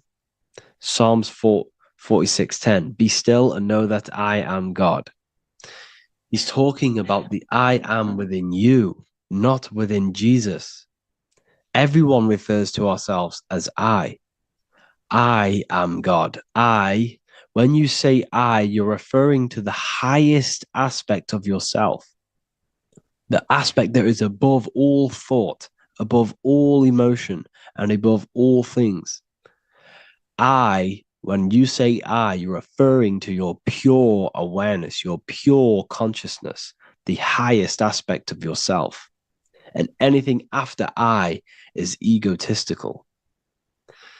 I is God. The letter I is the Roman numerals for one, because there is one God, one consciousness. The letter I is one line, just like the number one. Matthew 6:3-4, take no thought. Therefore, take no thought. Take no thought. He says this 5 times because you must turn off the 5 senses and take no thought to connect with God. Be still. This is telling you to meditate and know that I am God. The I am within you. I and the Father are one. I and God are one. You, who you think you are, is a completely wrong. The body is matter. Your name isn't you. Your job isn't you. Your reputation, your trauma, your memories, your friends, family, worries, bills, interests, dislikes, goals, passions. Anything to do with the thinking mind is not you. Who you think you are is a part of your thinking aspect of consciousness. But once you remove thought, you are no longer your name. You are no longer your body. You're no longer your reputation. You are the I. You are pure awareness, pure consciousness. Pure consciousness. And this pure consciousness has latched on to this name, this job, the body, and your traumas. Your pure consciousness has attached itself to this character who you're playing in the physical world. And this is essentially who you think you are, but you are not. You are the I, you are the self, you are pure awareness. So in order for you to detach from these things, you must learn how to detach from your name, your job, your reputation. And you do this through meditation by turning off the thinking mind. Turning off the thinking mind allows other aspects of your consciousness to open up. What do I mean? Your whole life you've been thinking, and all of these thoughts has attached you to this physical body. You haven't allowed your consciousness to open up. And you can only do this by taking no thought. That's why Jesus tells you, take no thought. When you turn off the thinking mind, other aspects of your consciousness starts to open up. Other aspects of your being can open up. And this is how you astral project. This is how you do all these mystical things and things to do with consciousness. It's taking no thought. Imagination, emotions, thought, and memory are all to do with consciousness. These things are not physical. You can't touch thought. You can't touch emotions. You can't touch these things because they are not a physical thing. So you must turn off these things for other aspects of your consciousness to open up. Okay? So essentially, the Bible is a metaphorical, astrological, numerological, metaphysical, spiritual, encoded text that talks about human anatomy, spirituality, and the true nature of the human experience. Everything they would teach you in school is to make you think that you are this body. Everything they teach you in church is the externalization of the true teachings of Jesus. Jesus was telling you to meditate. Jesus was telling you to practice the single eye. Jesus was telling you to look within yourself and find God. He wasn't telling you to pray to him. Mark 16:19, he was taken up to heaven and sat at the right hand of God, the right hemisphere of your brain. John 21:6, cast the net onto the right-hand side of the boat and ye shall find fish. Fish is understanding. The boat is your body, your brain. Cast your awareness into the right side of your brain and you will find understanding, because the right side of your brain is all to do with the creative aspect and the intuition and the spiritual sides of your consciousness. This is why God is here. This is why Michelangelo depicted God in the right hemisphere of your brain, because this is all human anatomy. And I speak about all of this in the brand new Book of Wisdom, Volume 2, which is now available. The start of the revolution has begun. This book is truly going to change the way people see the world. It's got so many more topics than the last one. It's truly a revolution. It's written in so much detail. It's very practical. I cannot wait to share this one with you. I just want to say thank you for the opportunity for me to create this book, because without you, I couldn't have created this. And I just love sharing my work with you. And I thank every single one of you for the support, the watch, like the views and the likes, everything, especially the people who have joined the university and stuff like that. And for people who have joined the university, you do get a free Book of Wisdom paperback if you just go to the general chat and follow the description, follow what the instructions that I gave you in the chat, and you'll be able to order a free Book of Wisdom if you are inside of the university. Plus, you get all of my other books, 2 books, and over 45 occult books on occult and esoteric things. You get lectures, live calls, a community, a manifestation mastery course, and a whole library and reoccurring updates every month, every week. So yeah, I hope you all enjoyed this video. Thank you all. Please leave a comment to help the algorithm, and leave a comment on what videos I should make. And yeah, I'll get to uploading on the YouTube a lot more now. The second book is now released. I have a lot more time on my hands. No longer using my energy to create the book. I'm now going to redirect this mental energy into the YouTube. So there will be a lot more content coming. So I need some content ideas. So feel free to comment some ideas, some YouTube videos that I can create. Thank you all, people. Have an amazing day. In this video, we're going to be talking about the evolution of consciousness. You are born human. However, you possess consciousness, which is the awareness behind your being, the awareness behind your thoughts, the experiencer behind your 5 senses, the experiencer, the observer behind your thought, emotions, and senses. You are an eye, an invisible consciousness looking through a lens, which is your body. Your body produces this physical world that you experience. Your brain produces this world. Your brain and body is a technological computer. However, you are an infinite, ever-expanding consciousness behind this physical body. And there is an evolution of consciousness, a cosmic journey of expansion. And this is why we see so much pyramid symbolism in the occult and esoteric world, and especially within Freemasonry. Because the pyramid represents climbing, an evolution, a raising state of consciousness, a journey. Steps symbolize a journey upwards. This is the raising and the evolution of consciousness, our inner world, the transmutation of our inner selves, of our souls and consciousness and our minds. So when we see this pyramid, we're seeing a evolution, a way up to source consciousness.